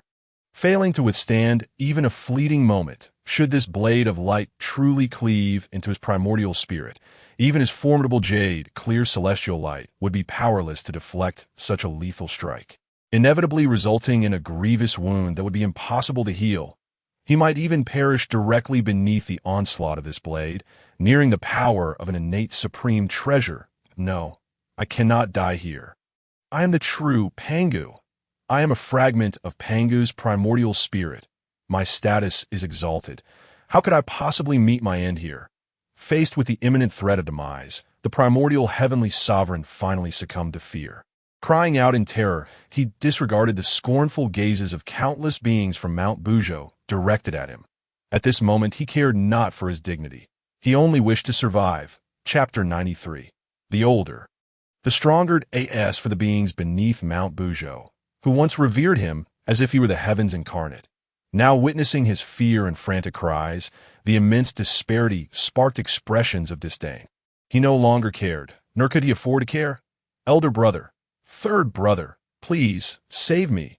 The primordial heavenly sovereign, in a state of near despair, implored Tongtian and Laozi for salvation. Is this truly the primordial heavenly sovereign among the three pure ones? Is he begging for help? Just moments ago, he proclaimed himself as one with the heavens, a manifestation of the celestial. Now, confronted with Lu Ye's summoned gourd treasure, he is reduced to this state of terror. Such a mindset is utterly unacceptable. This is what you call the true Pangu. I told you, Lu Ye's strength far surpasses that of the primordial heavenly sovereign, yet you refuse to believe it. Lu Ye's ascension to the 13th rank of 3 flowers, an unprecedented level, marks him as a peerless prodigy of the ages. His formidable strength is beyond question. How could he possibly be defeated by the primordial heavenly sovereign?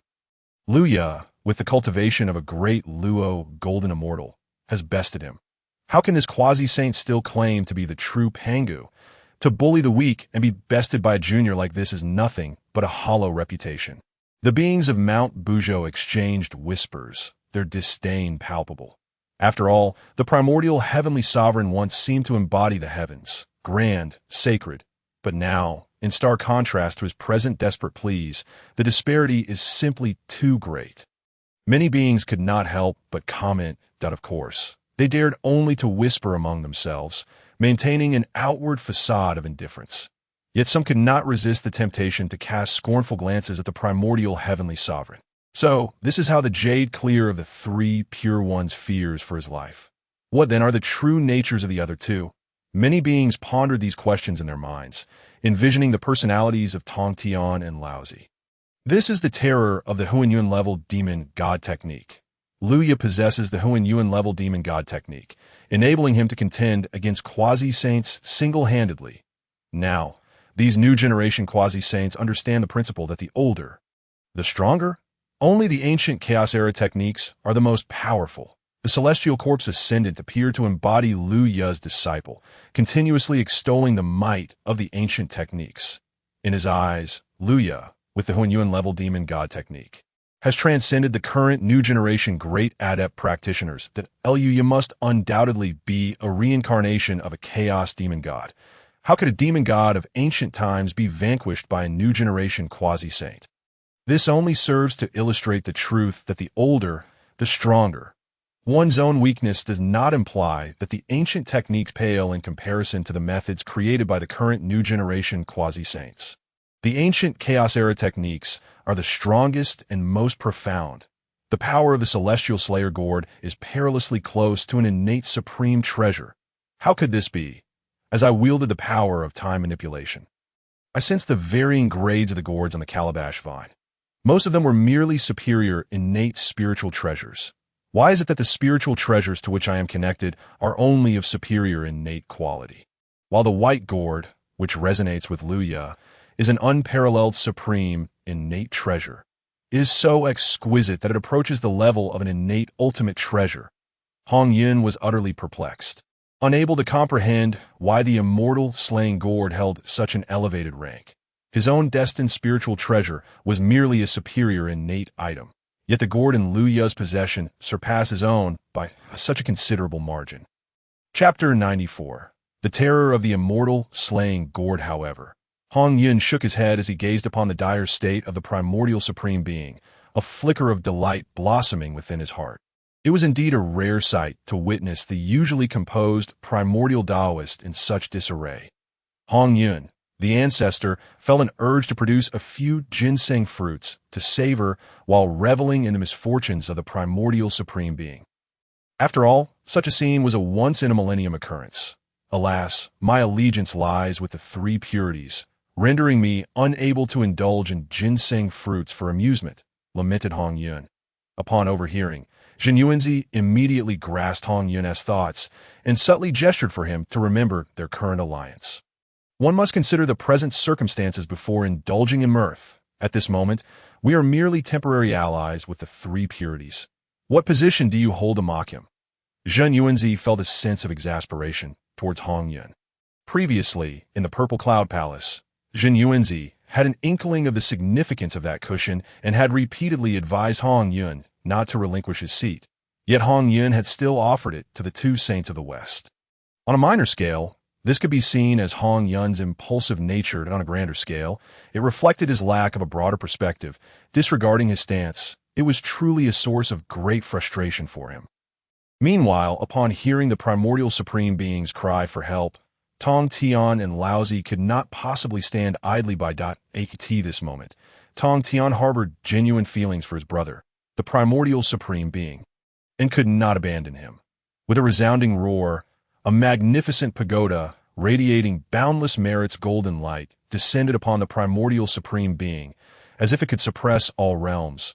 The flying knives of the immortal slaying gourd, capable of restraining the primordial spirit, exuded an essence of slaughter that seemed capable of annihilating the heavens. Its terrifying power was undeniable. However, when it struck the heavenly, yellow, luminous pagoda, it unleashed a fierce burst of white light, causing the pagoda to tremble violently. Yet could not breach the pagoda's defenses.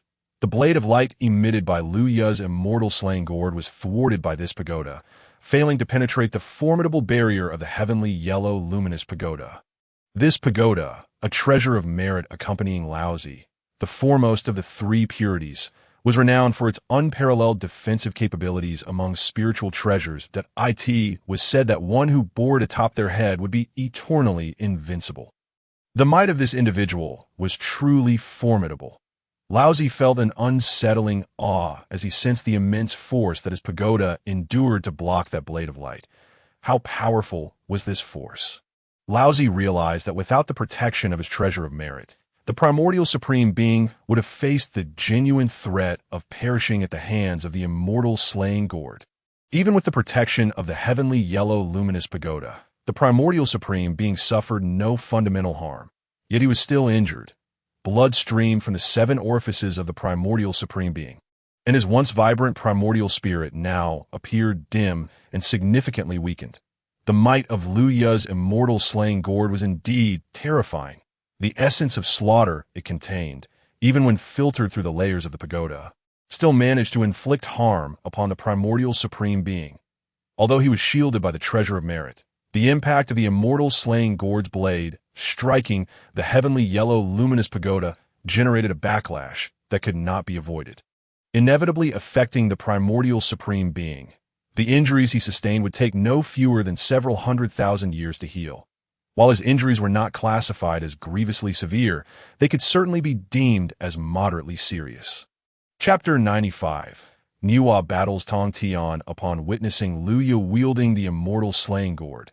Both Nuwa and Fushi couldn't help but marvel at the potential devastation that would have befallen the primordial supreme being had it not been for the protection of the heavenly yellow luminous pagoda.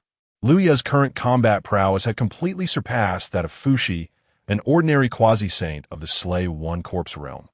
Even Nuwa, without the enhancement of Huang Zhongli bestowed by Luya, found her combat strength lacking compared to him. The prowess of Luya truly was fearsome. Such strength was likely on par with that of Di Jun. This level of power bore no discernible difference from that of the established quasi-saint deities. Rendering it truly remarkable, Di Jun, a long-standing quasi-saint of the Slay Two Corpses realm, when compared with Luya, left no doubt as to Luya's formidable abilities. "Oh, not harm my second brother. Luya, receive my blade."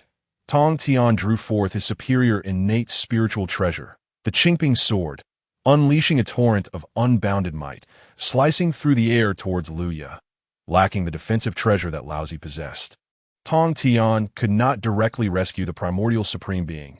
Thus, he opted to attack Luya, preventing him from inflicting further injury upon the primordial supreme being as for the earlier blade of light emitted by the immortal slaying gourd. That burden was left to Laozi, for Tong Tian still had faith in his elder brother's strength. "Tong Tian, what do you think you're going? Your opponent is me."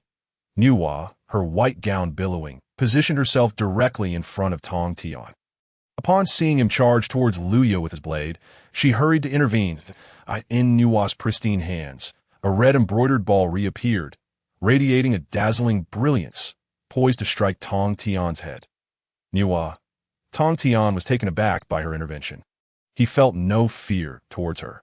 Although she wielded a supreme, innate spiritual treasure, his Qingping sword was merely a superior innate item. Yet Tong Tian's cultivation surpassed Nuwa's within the Slay One Corpse quasi-saint realm. Moreover, his profound understanding of the sword path, mastering hundreds of sword techniques and abilities, rendered him nearly synonymous with the sword itself. In ordinary circumstances, his combat strength was comparable to Nuwa's, compensating for the disparity in spiritual treasures. Fighting a foe of equal caliber, Tong Tian felt no trepidation. He sensed that he had no reason to fear Nuwa, who in turn felt no fear towards him. Her cultivation approached the quasi-saint level of the Slay Two Corpses realm, significantly exceeding Tong Tian's. With her supreme innate spiritual treasure in hand, she was inherently at an advantage. Combined, victory seemed assured. How could she possibly lose? Nuwa was utterly confident in her chances of success. The clash between Tong Tian's sword light and Nuwa's red embroidered ball ensued.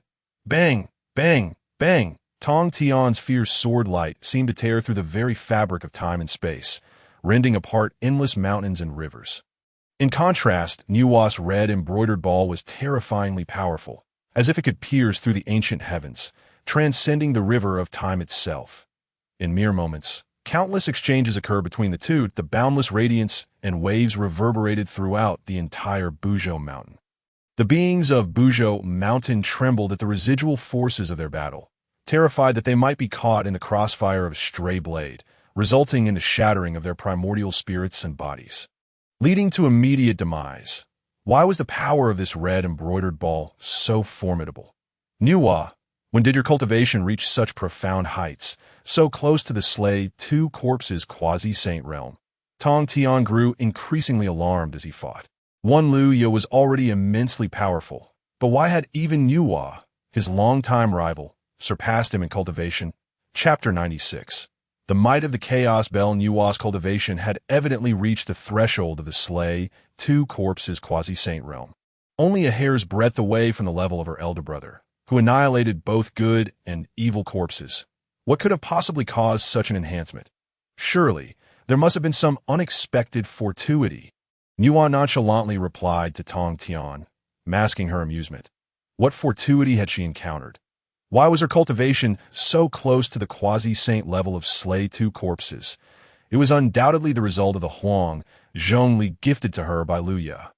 However, She could not divulge this reason, fearing that Tong Tian might covet the first spiritual fruit of the wilderness. Thus, she merely attributed her progress to an unexpected fortuity, as for Tong Tian's inquiry regarding her rapid improvement.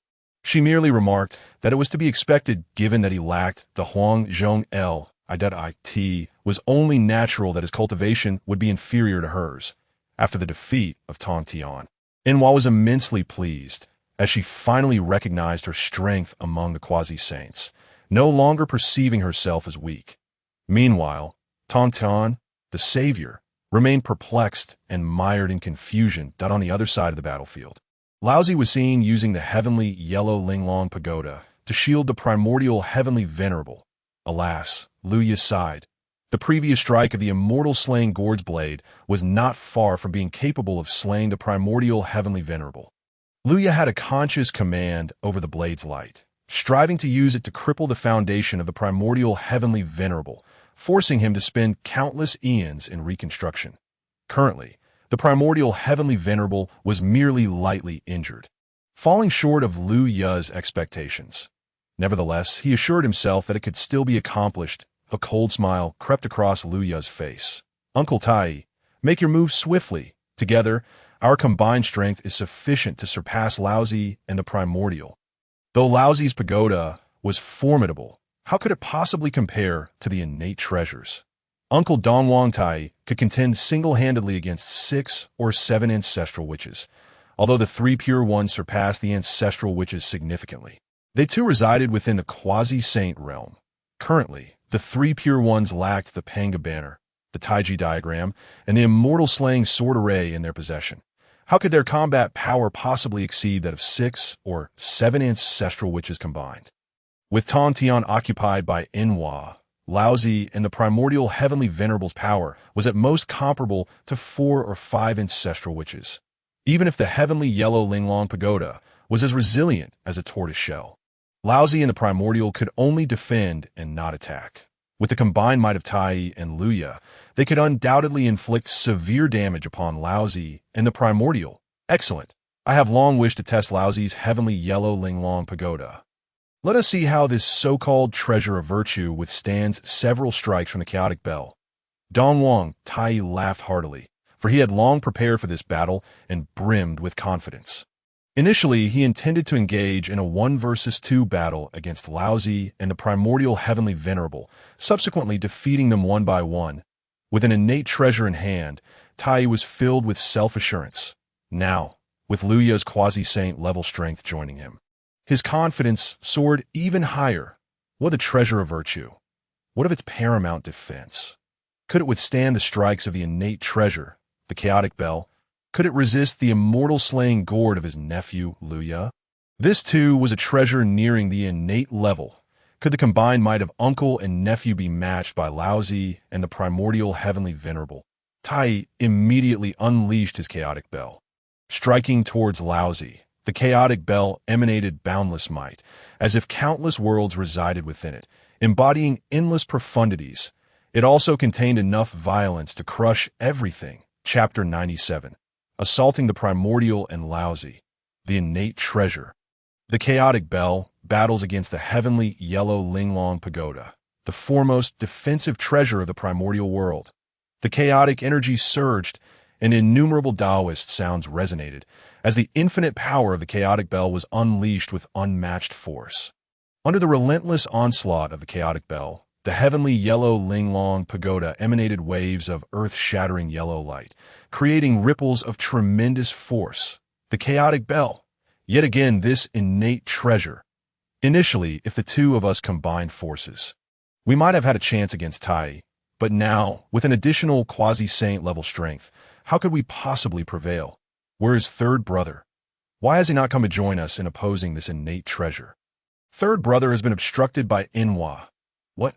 Although the heavenly yellow Linglong pagoda suffered no damage, within the tower, both Laozi and the primordial heavenly venerable were repeatedly injured by the backlash of the tower's power.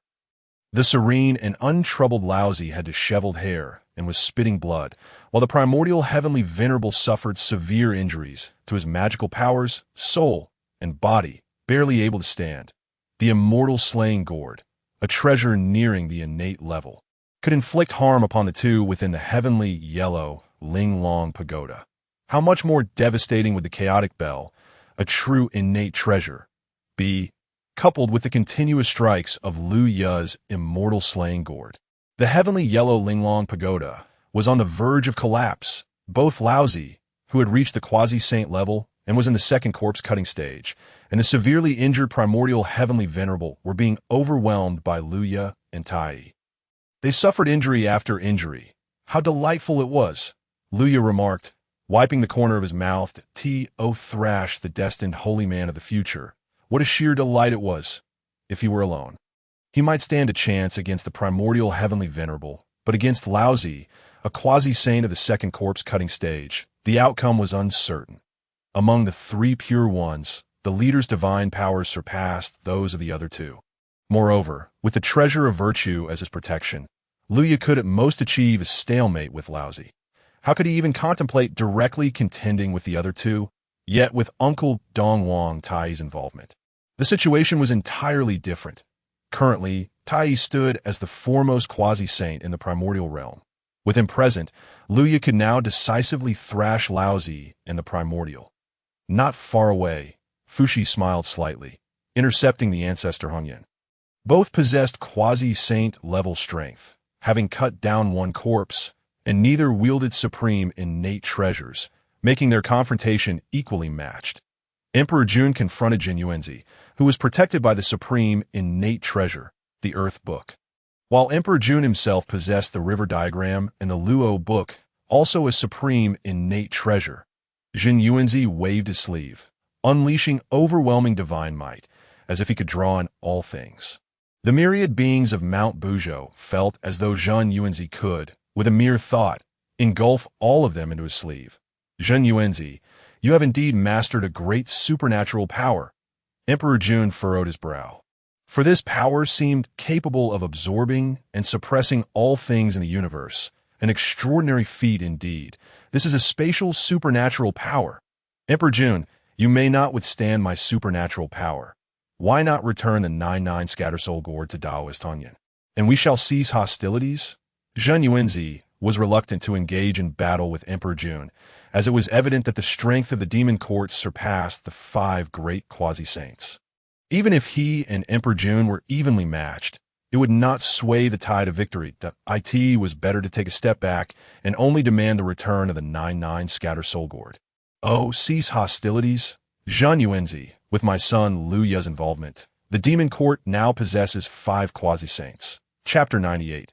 Transforming into the 3 pure ones. Moreover, Enhua clearly surpasses Tong Tian, bringing victory within reach. My son Lu Ye and Tai are currently overwhelming Tai Qing and Yuqing. Do you truly believe there is still a possibility for you to prevail against us?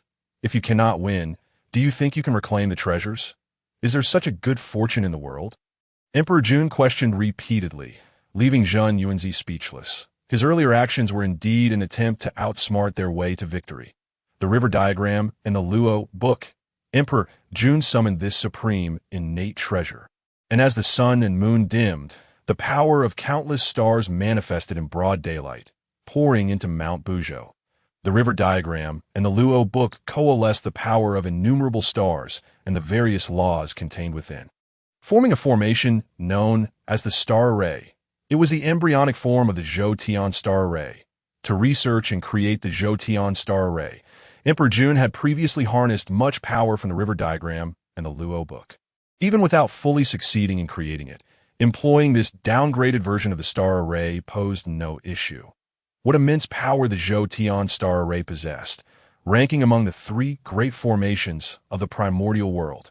It was the ultimate formation that Emperor Jun intended to use to annihilate the Witch clan.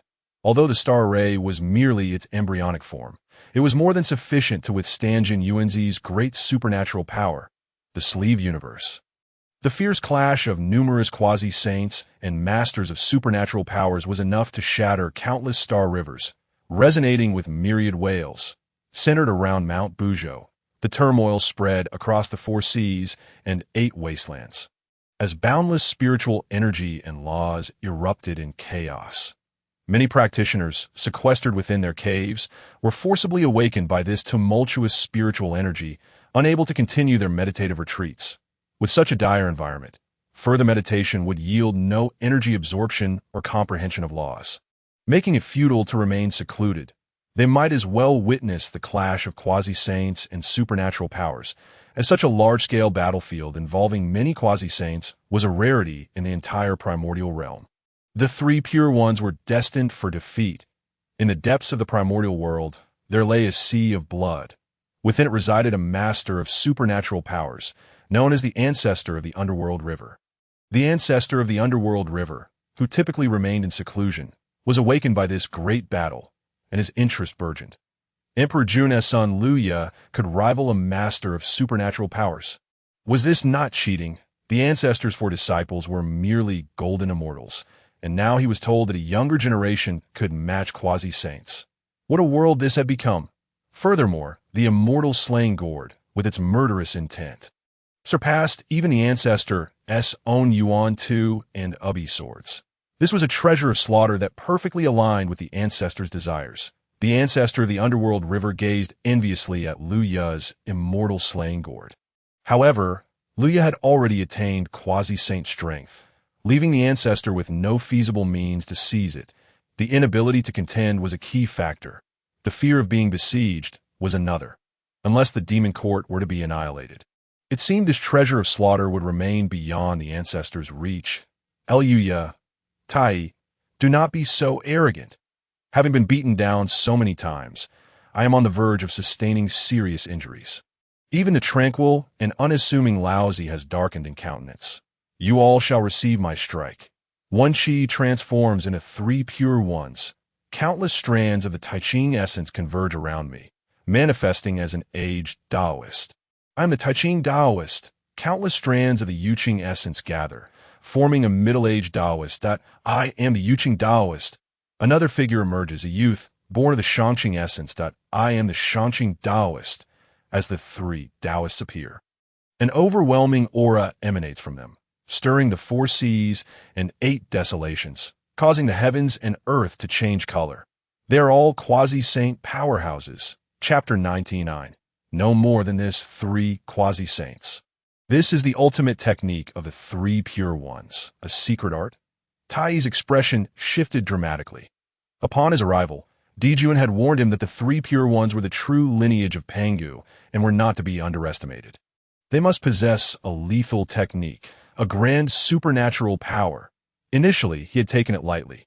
Little did he expect Laozi's ultimate move to be so formidable, directly manifesting 3 quasi-saint levels of combat prowess. With 3 quasi-saints entering the fray, the outcome of this battle becomes utterly uncertain. 3 quasi-saints. Niwa gazed at this spectacle, slightly taken aback. She had not anticipated that on the brink of victory, Laozi could summon 3 quasi-saints with supreme supernatural prowess. Could Laozi be reversing the tide of battle? Marvelous! Marvelous! Previously, my elder brother had comprehended the secret method of severing the 3 corpses passed down by the Dao ancestor, claiming to have gained insights that would enable him to create a grand supernatural power. I had thought it would take him a while to achieve this. Yet, I am astonished to see it manifested now, indicating that my elder brother has indeed forged this supreme, supernatural power. I, Tong Tian, am eager to see how Tai and Liu will withstand these 5 quasi-saints. Tong Tian, the master of heaven, laughed heartily. Defeated by a woman like Niwa, he had accumulated considerable frustration. Now, witnessing his elder brother displaying divine might, by manifesting 3 quasi-saints single-handedly, joy radiated from his face. Liu, my younger brother. Niwa bit her silver teeth, glancing with concern towards Liu. She yearned to assist, but if she went, who would contend with Tong Tian? She could only remain here, continuing her battle with him. Liu observed the 3 Taoists, his expression shifting. These 3 Taoists, formed from Tai Ching essence, Yu Ching essence, and Shangqing essence, exuded the aura of quasi-saint powerhouses. One chi transforms into 3 pure ones. Liu, coming from the future, had naturally heard of this technique. During the War of the Gods, Laozi had faced Tong Tian and had utilized this supernatural power to great effect. Could it be that at this juncture, Laozi had already created this technique? Wouldn't be a subpar version. Would it? Lian narrowed his eyes, filled with skepticism. He had also heard Tongtian mention that Laozi's technique was newly created. Therefore, does it possess the terrifying power comparable to that of the War of the Gods? Are these three manifested Taoists truly each at quasi-saint level? Only a trial would reveal the truth. With a flick of his hand, Lia unleashed a blade of light from the celestial severing gourd, slicing towards the Yuqing Taoist. Upon seeing the blade of light approach, the Yuqing Taoist summoned boundless Yuqing essence, forming a series of counterattacks against Lia's blade. Above the nine heavens, countless Yuqing divine thunders descended, incessantly bombarding the blade of light. One chi transforms into three pure ones. Merely this. After testing the waters, Lia discerned the Yuqing Taoist's weaknesses. With a sigh, he channeled the primordial truths contained within the blade of light.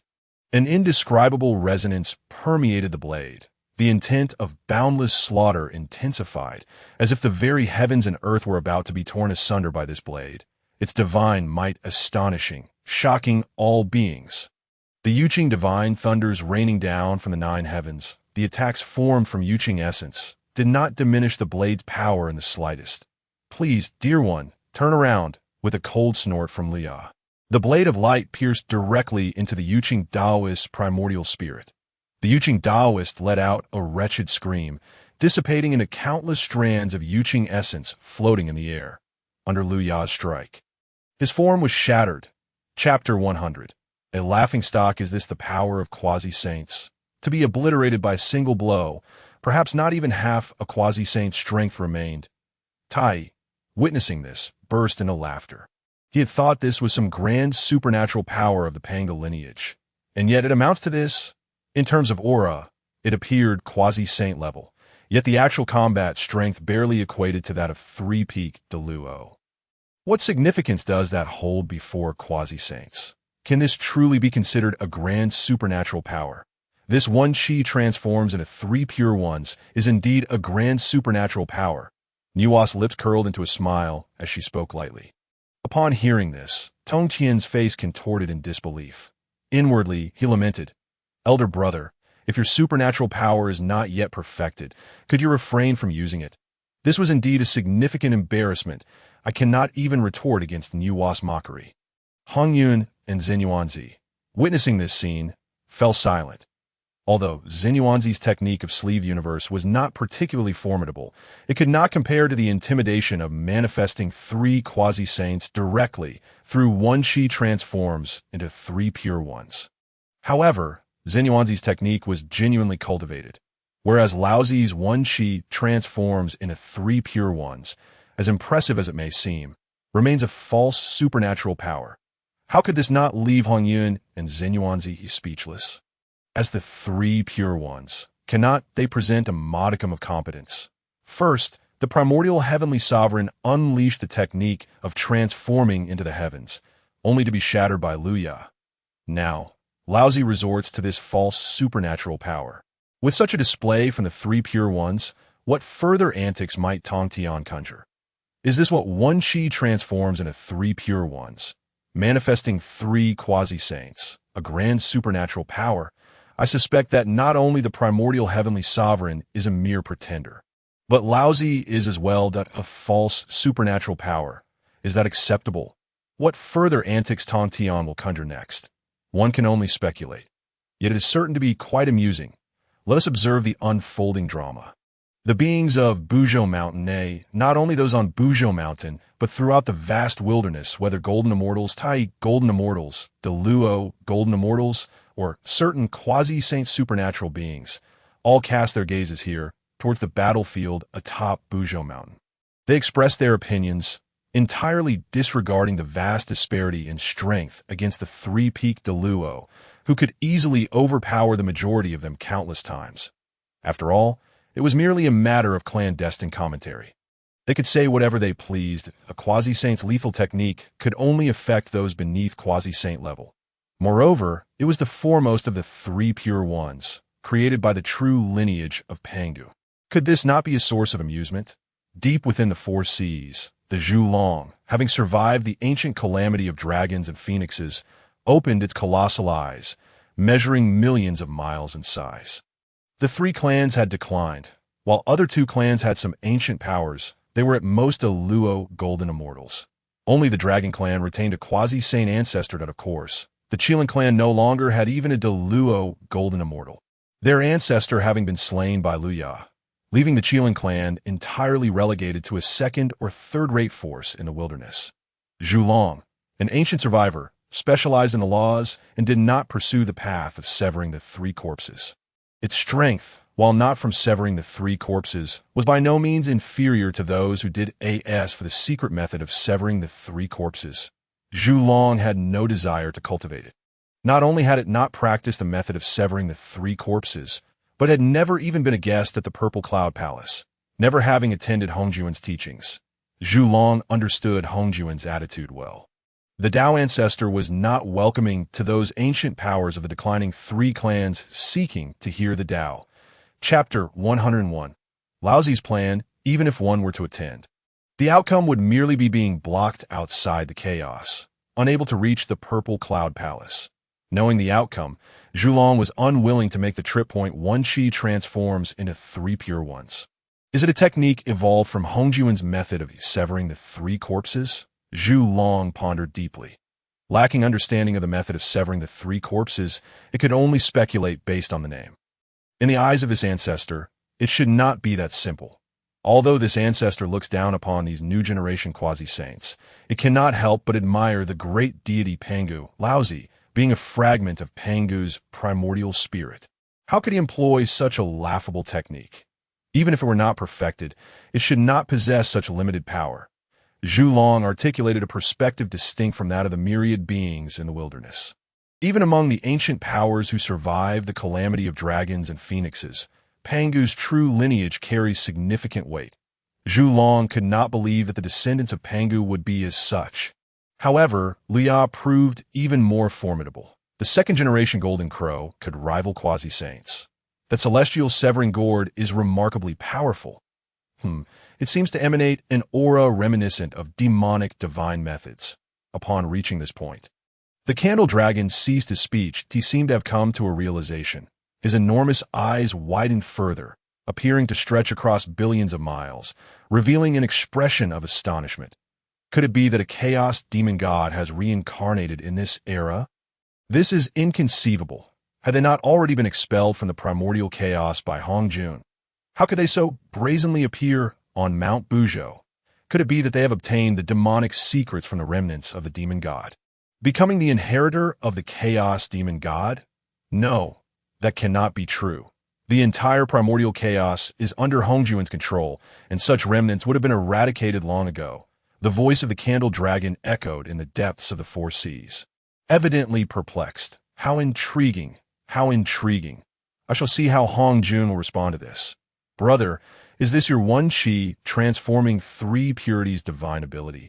The primordial supreme being gazed at Laozi in disbelief when Laozi unleashed this divine ability. Manifesting three quasi-saints, he had thought they could launch a counterattack. With five quasi-saints, victory seemed assured. They could surely repel Tai and Luya. However, he had not anticipated the outcome, that the I Ching Taoist would be directly obliterated by Luya in a single strike. Second brother, this divine ability of mine has only just been created. How could it rival the strength of three quasi-saints? I, as the Taiji, cultivate the Taiji Dao and have delved deeply into this path. Therefore, among the three Taoists, only the Taiji Taoist possesses true quasi-saint combat power. The other two, the I Ching and Shanqing Taoists, merely appear to be quasi-saints. In reality, they are akin to the peak of three great Luo golden immortals. Although second brother and third brother have always practiced beside me, my understanding of the I Ching and Shanqing paths remains insufficient. That IT is not enough to create avatars on par with quasi-saints. Laozi quietly conveyed to the primordial supreme being, so, the Taiji Taoist is indeed true quasi-saint combat power. The primordial supreme being felt a flicker of reassurance, as if this one chi transforming three purities divine ability was not entirely futile. But wait, brother, Having one additional quasi-saint does not equate to 3 quasi-saints, nor does it significantly alter the situation. The Primordial Supreme being suddenly realized that, while the addition of a single quasi-saint could alleviate some pressure, allowing them to avoid being slain by Lia's Immortal Vanquishing Gourd or Tai's Chaos Bell, it was still insufficient for a counter-offensive victory. I understand, Laozi remarked, having anticipated this outcome from the very beginning. The Taiji Daoist, concealed among those 2 false avatars, if unleashed in a single strike, might catch Luya and Tai off guard, inflicting damage that it would serve as a release of our pent-up anger from being battered. Chapter 102. Retreat. As for us, it would be prudent to retreat. Victory in this battle has become impossible, with Luya as an unpredictable variable, compounded by Nuwa's sudden increase in strength. Laozi calmly articulated his thoughts. Currently, there are 4 battlefields on Mount Buzhou. Xunyuanzi and Hongyuan are engaged with Di Jun and Fuxi, constituting 2 battlefields. Both pairs of opponents are evenly matched, with Hongyuan and Fuxi possessing comparable cultivation treasures. Meanwhile, Di Jun wields the formidable Starry Array, and Xunyuanzi possesses the wondrous Sleeve Universe. Di Jun possesses the supreme innate treasures of the River Diagram and the Luo Book, while Xunyuanzi also has the supreme innate treasure of the Earth Book. These 2 battlefields are effectively stalemated. After all, they are old adversaries, with each side well aware of the other's capabilities, leaving little room for change on the other side. The battlefield between Tongtian and Nuwa has exceeded Laozi's expectations. Nuwa, having undergone some extraordinary encounter, now surpasses Tongtian in strength, approaching the quasi-saint level of the 2 corpse-slaying realm. Faced with this unexpectedly powerful opponent, Tongtian cannot hold out for long, from Laozi's perspective. Although Third Brother is desperately employing various sword techniques to contend with Nuwa, it is clear that he cannot delay for much longer. It is predictable that soon, Nuwa will decisively overpower Tongtian, rendering him incapable of further combat, and she will promptly move to support the other battlefields. The battlefield between Nuwa and Tongtian is virtually guaranteed to end in defeat.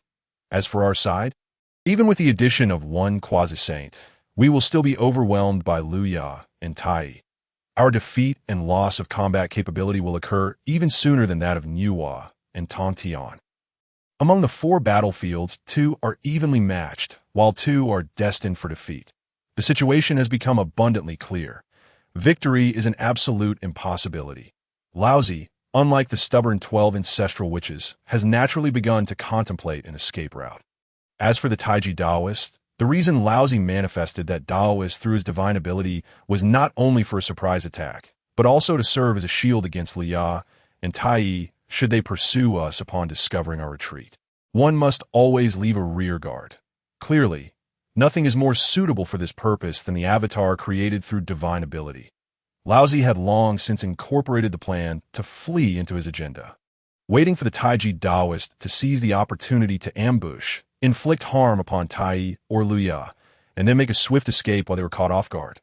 Brother, are you saying we must flee? Us, the 3 purities, facing these feathered beasts of the demon court, must retreat. We are the true lineage of Pangu, the essence of the great Pangu divided into 3. How can we suddenly resort to flight? The primordial supreme being, momentarily free from the threat of death, felt a surge of pride. How could the illustrious Pangu lineage be reduced to mere flight? What a disgrace it would be. This would be a loss of face in front of all beings in the primordial chaos. In time, he might even be labeled as the fleeing supreme being by the denizens of the primordial chaos. The mere thought of such a humiliating scenario and title made the primordial supreme being reluctant to consider retreat. Would you prefer to lose face or lose your life? Laozi's words quelled the primordial supreme being's pride. Indeed, in the grand scheme of things, this supreme being's life is far more precious than reputation. Very well, if we must flee, then let us flee. Inform Third Brother to hasten his escape as well. As for Hongyuan and Xunyuanzi, what concern is that of mine?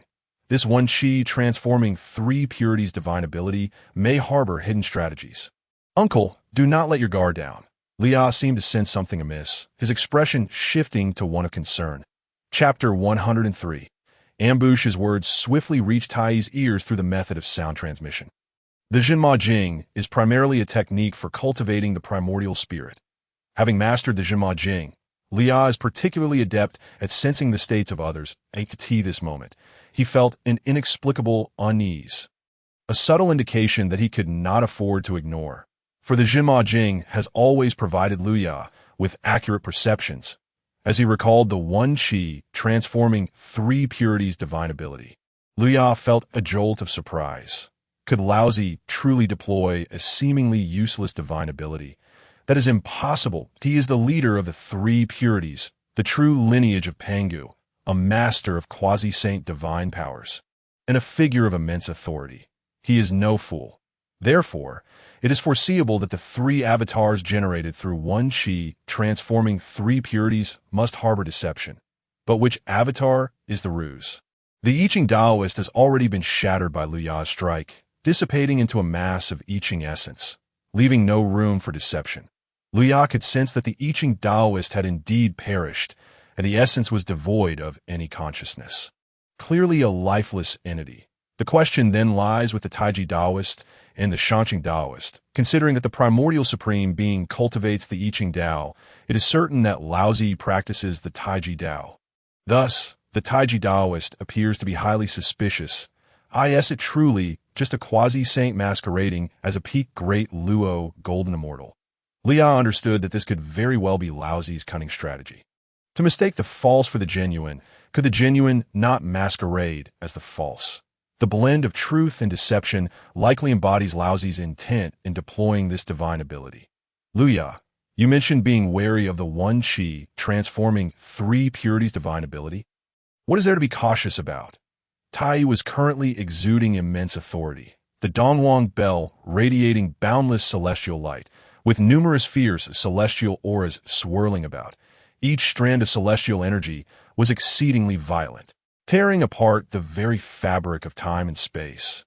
Its power was terrifying beyond measure, effortlessly shattering the forms of the Taiji Taoist and I Ching Taoist, reducing them back to a mass of Taiji essence and a mass of I Ching essence. At this moment, spurred by Liu's words, doubts began to creep into Tai's mind. Laozi and the primordial supreme being had been forced to hide within a pagoda, and the three quasi-saints manifested through one qi, transforming three purities, had been defeated. What was there to be cautious about regarding this divine ability? Could it be suddenly the Taiji essence behind Dongwang Tai transformed into a human form? With all its might, it struck directly at Tai's back, containing an unfathomably terrifying Taiji essence. A single blow that seemed capable of penetrating the heavens, it appeared as if it could sever the threads of time, cutting through the past and the future. This strike is no mere pretense of quasi-saintly power. It embodies the true essence of such strength, akin to a formidable quasi-saint suddenly launching a surprise attack. It turns out that the issue lies with you, something I should have anticipated long ago. Dongwang Tai clapped his palm backward. An infinite expanse of light and heat clashed violently against the primordial energy of Ta Ching, resulting in a cataclysmic collision that dissipated into nothingness. That it becomes clear that this Ta Ching Taoist, during his earlier confrontation with Tai, had disguised himself to match the capabilities of the Yu Qing and Shangqing Taoists, feigning an effortless defeat at the hands of Tai, by pretending to be vanquished and transforming into primordial energy. He awaited the opportune moment to ambush Tai. Tai had indeed not considered this. He was entirely dismissive of the three transformations of qi. He genuinely believed it to be a jest. Little did he realize that this divine ability of mine harbored a kernel of truth amidst the deception. Had Tai not heeded Liu's warning, he would have been struck by this attack. Although Tai's formidable prowess as a quasi-saint would prevent his demise, even heavy injury was unlikely. Yet he would certainly suffer significant detriment. Chapter 104, Pursuit. Fortunately, this sovereign had Liu's timely reminder. You cannot outsmart me, just as Tai rejoiced in escaping the Ta Ching Taoist assault thanks to Liu's warning. He suddenly noticed that both Laozi and the original heavenly sovereign had transformed into beams of divine light, attempting to flee into the distance. Moreover, the Tongtian teachings master had also morphed into a long rainbow. Seeking to escape, Tai prepared to pursue, he found himself obstructed by the Ta Ching Taoist. Damn it, you left behind this avatar to hinder me. Despite Dongwang Tai's exceptional combat prowess, he was continually outmaneuvered by lousy schemes and found himself unable to catch up with the three Qing in such a short span of time. Hindered by the Ta Qing Taoist, in that moment, he was flustered and unable to mount a pursuit. The others engaged in their respective battles seemed unable to intervene in the escape of the three Qing. Hoping to flee, will you not leave something behind first? Luya kept his gaze fixed on the three Qing. In his view, these great practitioners of the primordial era possessed a habitual tendency to prepare for retreat upon sensing danger. This was true for the Junti, and likely for the three Qing as well. Of course, the ancestor witches were different. They were unyielding and stubborn, engaging in a relentless fight. After all, they did not cultivate the immortal path. An excessive practice of physical prowess led to such a temperament. Though the three Qing were authentic descendants of Pangu, they would not overly concern themselves with matters of reputation when it came to fleeing. Luya, having sensed the Ta Qing Taoist's intention to ambush, began to grasp lousy stratagem. Could a mere quasi-saintly strength truly reverse the tide of battle, even if the ambush succeeded? Clearly, that was impossible. What other plans did the three Qing possess besides retreat? Luya had comprehended their intentions thoroughly. He could not simply allow them to escape unscathed. Among the three Qing, Tong Tian suffered no losses nor injuries. Laozi had been repeatedly struck by the Chaos Bell, but due to the protection of the pagoda, he only sustained moderate injuries, which could heal in a few million years. The original Heavenly Sovereign, being under Luya's careful watch, had been injured again and again by the rebound of the pagoda's power, now in a severely wounded state. Yet this did not meet Luya's intended objective. The original Heavenly Sovereign had not yet reached a point of fundamental injury. Injuries to cultivators are easily mended, but once their foundation is damaged, recovery becomes exceedingly difficult. Luya understood that his public beating of the original Heavenly Sovereign would undoubtedly deepen the loathing felt by Laozi and Tong Tian towards him. The original Heavenly Sovereign, being such a proud individual, would surely harbor immense hatred for Luya. Since a grudge had already been formed, and reconciliation was impossible, why not take advantage of the moment to strike a drowning dog? The original Heavenly Sovereign was a predestined saint. Without achieving the status of a chaos great Luo golden immortal, Luya dared not lay a hand on him. However, to wear down his foundation and delay his cultivation progress, preventing him from attaining sainthood until the era of the three emperors and five sovereigns, or even until the Fengshen era, would not contravene the grand design of the Heavenly Dao, benefiting both Luya and the monster court with additional time for development. Moreover, should the three Qing return empty-handed, it would provide an opportunity for Luya to press the advantage, establishing the monster court's authority and reputation in the eyes of the myriad beings of the primordial era, thereby enhancing Luya's own renown. One must not underestimate the power of reputation. In the primordial era, concepts like reputation and titles, though seemingly ethereal, are intrinsically linked to a practitioner's strength and fortune. Within the path to sainthood, there exists a method known as the fortune-proving Dao, which allows practitioners to unify the primordial world, leveraging its boundless fortune to attain sainthood.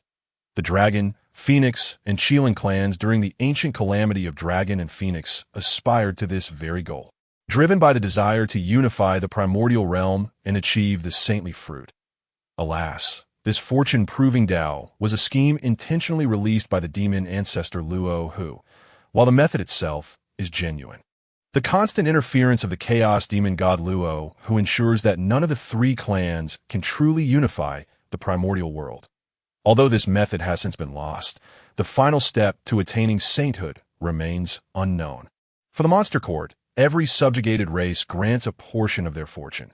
As their fortune accumulates, the cultivation speed of both the sovereign and subordinate forces accelerates, while the absence of the final step to sainthood is regrettable. The sheer accumulation of fortune alone can yield countless golden immortals and Tai within the monster court. The great Luo monster saints and quasi-saints like Emperor Jun and Tai owe a portion of their cultivation progress to this fortune. As the prince of the monster court, Luya naturally benefits significantly from the support of this fortune in his cultivation. Strictly speaking, Luya's ability to attain Tai in Great Luo is attributable in part to this fortune. Alongside his foundational system, Fortune is a precious asset, akin to virtue. More is always better.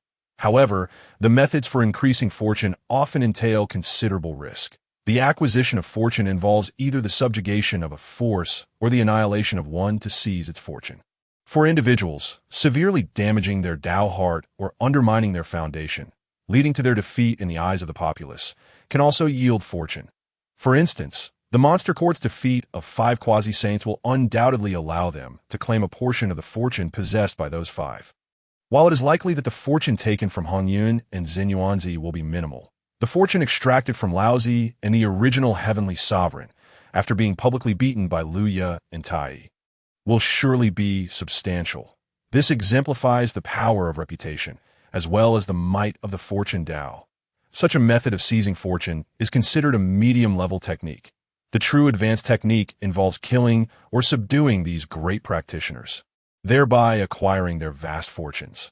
Unfortunately, the former is exceedingly perilous. Fortune is not easily seized. These great practitioners inherently possess substantial fortune, and when faced with adversity, they often turn misfortune into fortune, should one attempt to seize their fortune. They may find themselves met with a backlash of that very fortune before they can succeed, leading to their demise, unless one possesses greater fortune or significantly higher cultivation than them. Such a method is inadvisable. As for the latter, the example of the Monster Master Kunpeng illustrates the point. Though the Monster Master Kunpeng is a quasi-saintly practitioner, he was forcibly subdued by Emperor Jun and Tai, who employed methods of control.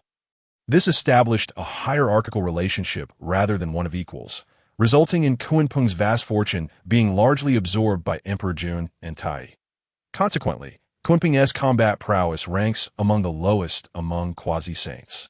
During the last assault on the Heavenly Court by the 11 Ancestor Witches, Kunpeng could not even contend with a single Ancestor Witch.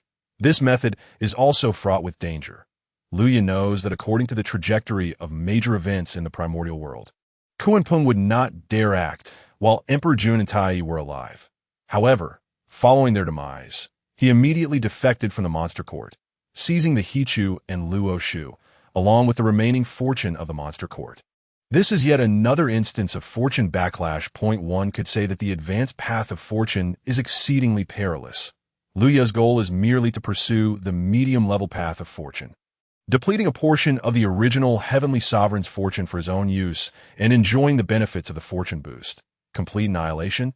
That would be far more challenging than reclaiming Kunpeng. For the original Heavenly Sovereign's fortune far surpasses that of Kunpeng, rendering any comparison moot.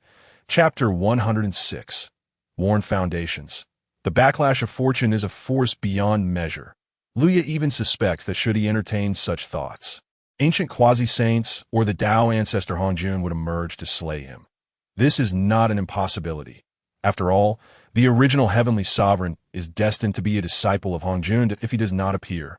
It would indeed be strange, until he becomes a chaos great Luo golden immortal. Luya has no intention of opposing the saints, for he simply lacks the means to do so.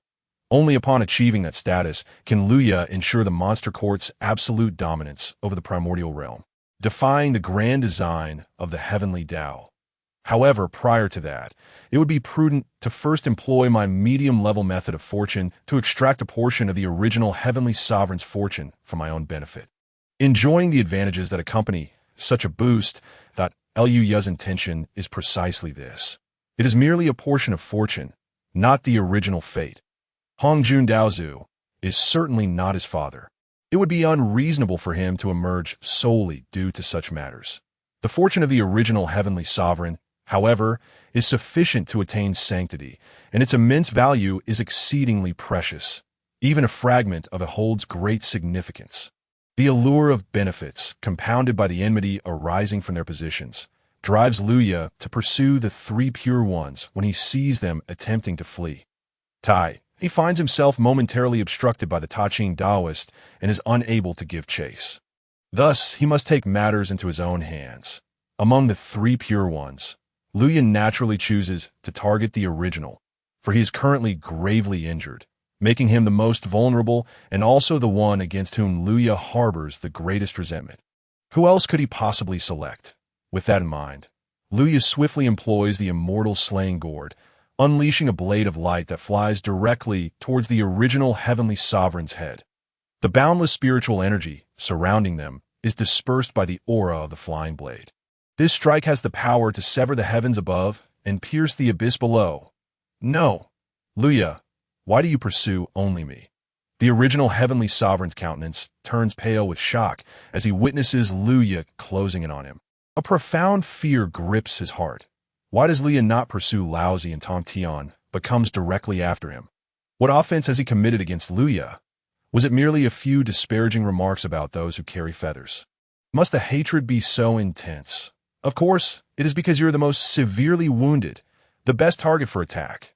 Luya's laughter echoes as he reveals the true reason. One must always pluck the soft fruit.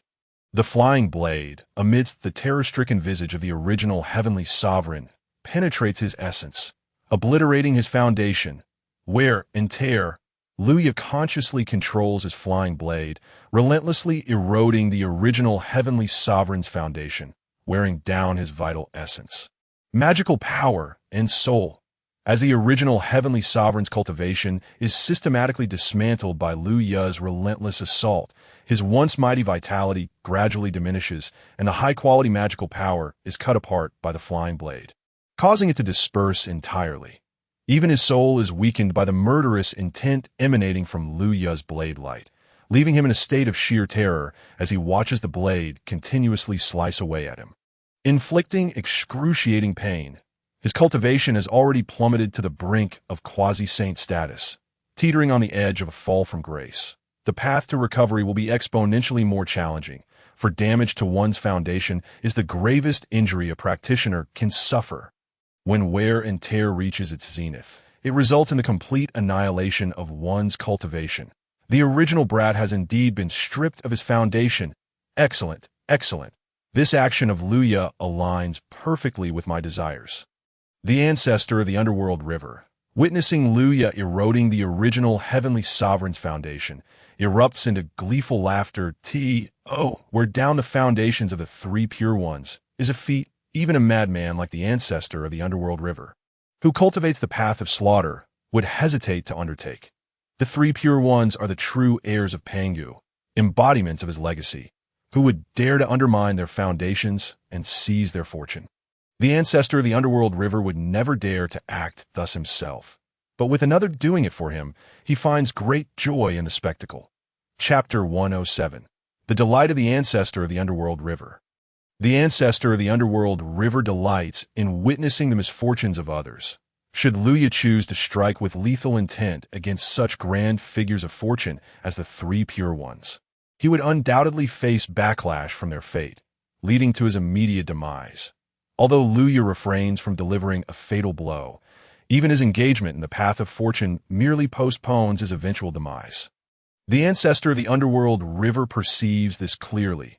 While the original Heavenly Sovereign may not be dead yet, he will undoubtedly retaliate in due course. When it comes to fortune, the three pure ones rank among the highest in the primordial realm, with a strong possibility of attaining the supreme saintly realm due to their exceptional talents. Their potential for revenge is formidable, and no one could withstand it. In such circumstances, how could Luya expect to emerge unscathed? It is utterly impossible for him to do so. The ancestor of the underworld river considers Luya even more deranged than himself. Though he himself practices the path of slaughter, wielding the weapons of the abyss and the blade of the soul, he has engaged in the act of seizing fortunes, even slaying great Luo golden immortals to claim their fortunes. However, he meticulously weighs the consequences of declaring enmity against any quasi-saint, and when faced with the three pure ones, even he would not dare to recklessly erode their foundations. Such actions are tantamount to courting death. The path of fortune, while exquisite, is fraught with peril. Why does the ancestor of the underworld river not venture into the primordial realm to establish a formidable force to contend for fortune? Why does he limit himself to establishing a minor sect within the Blood Sea? It is precisely because he understands that while the power of fortune is formidable, it can also recoil with devastating consequences. Given that the path to sainthood has been lost, and he lacks the final step required, he finds himself incapable of achieving the supreme saintly realm. Thus, The quasi-saint realm merely allows for swifter cultivation, which hardly justifies the ancestor of the underworld river's foray into the primordial realm to build a great power to vie for fortune. He also fears the complications that such endeavors might entail. The path of fortune is arduous. Better to focus on closed-door cultivation, where there is no risk whatsoever. The ancestor of the underworld river smiles as he articulates his philosophy on life. His 4 disciples, namely Zizishan, Defenshin, Yuztian, and Shawoshin, all at the golden immortal level, upon hearing their master's words, fervently praise the wisdom of his insights. The path of fortune, though seemingly powerful, is ultimately but a fleeting illusion. The ancient dragon, Phoenix, and Cheeling clans fell into decline while vying for fortune. How much fortune can this one Luya hope to claim? Even if he were to seize boundless fortune, he could at most attain quasi-saint status. Unable to progress further towards sainthood. What worth is that?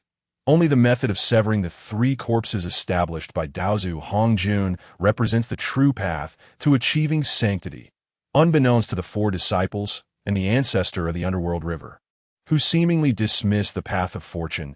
He will later find himself ensnared by the law of true fragrance. During the era of journey to the west, one of the largest sects in existence was the one founded by the ancestor of the underworld river, who became known as the Lord of the Underworld River. The insatiable yearning of practitioners to pursue the Tao is boundless.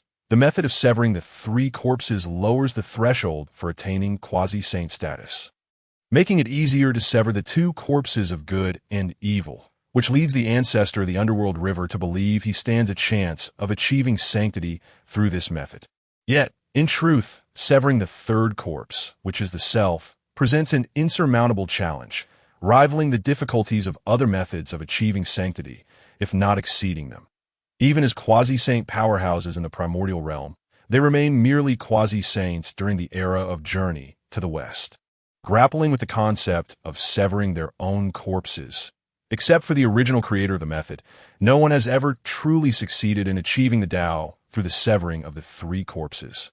Thus, in a situation where the path to the great Tao appears hopeless, the future lord of the underworld river even ventures to contend for fortune, hoping to traverse this path to sanctity through fortune, ultimately achieving the Tao. This stands in stark contrast to his current perspective. Chapter 108.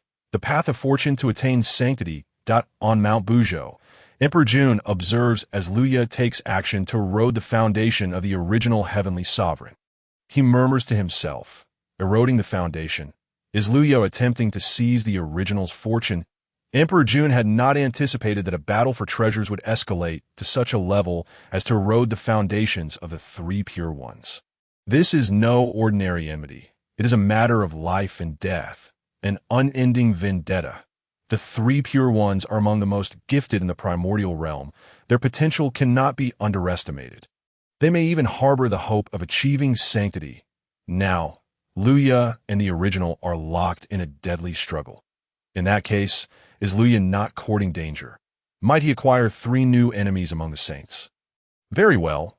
If it must be so, then let it be an unending feud with the 3 pure ones. Emperor Jun grits his teeth.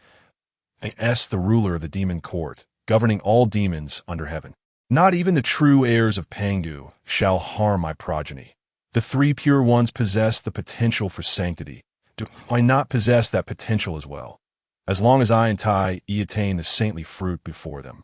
Even if the 3 pure ones all become saints, I shall have no fear of them.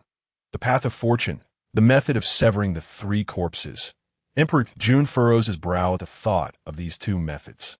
Recognizing their numerous similarities, he has always primarily cultivated the method of severing the 3 corpses while auxiliary, practicing the path of fortune. Fortune itself serves as an excellent tool to assist in severing the 3 corpses.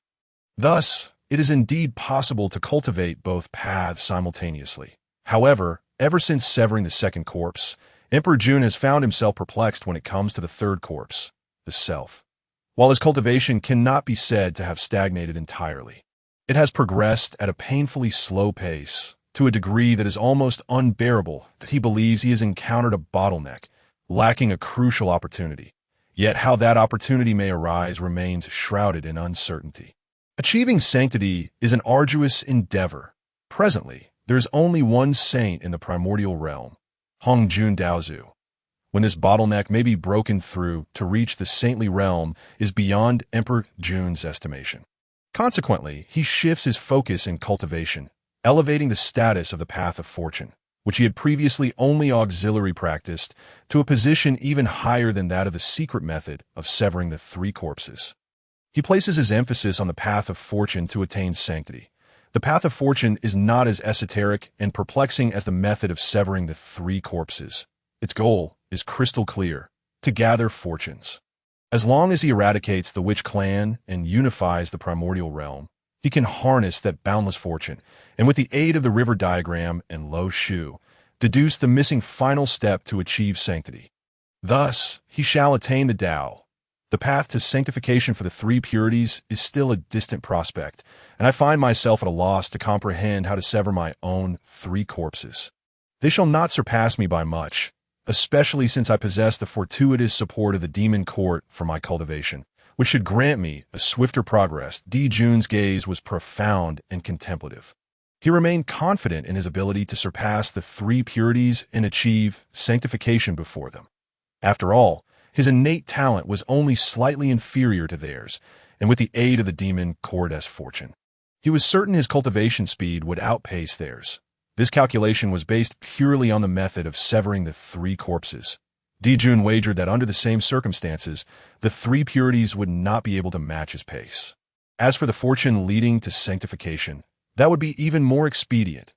Once the grand array of the celestial bodies is completed, it will herald the demise of the witch clan that Di Jun could also attain sanctification through this. The method of the jade purity's divine escape. Why is this technique so exasperatingly slow? I do not wish to perish here. The primordial supreme being continuously employed as escape techniques, flying forth with remarkable speed, which could scarcely be described even at 1,000,000 or 10,000,000 times the speed of light. Chapter 109. The demon suppression and absorption. The primordial supreme being could no longer concern himself with why Luya specifically targeted him to sap his foundation.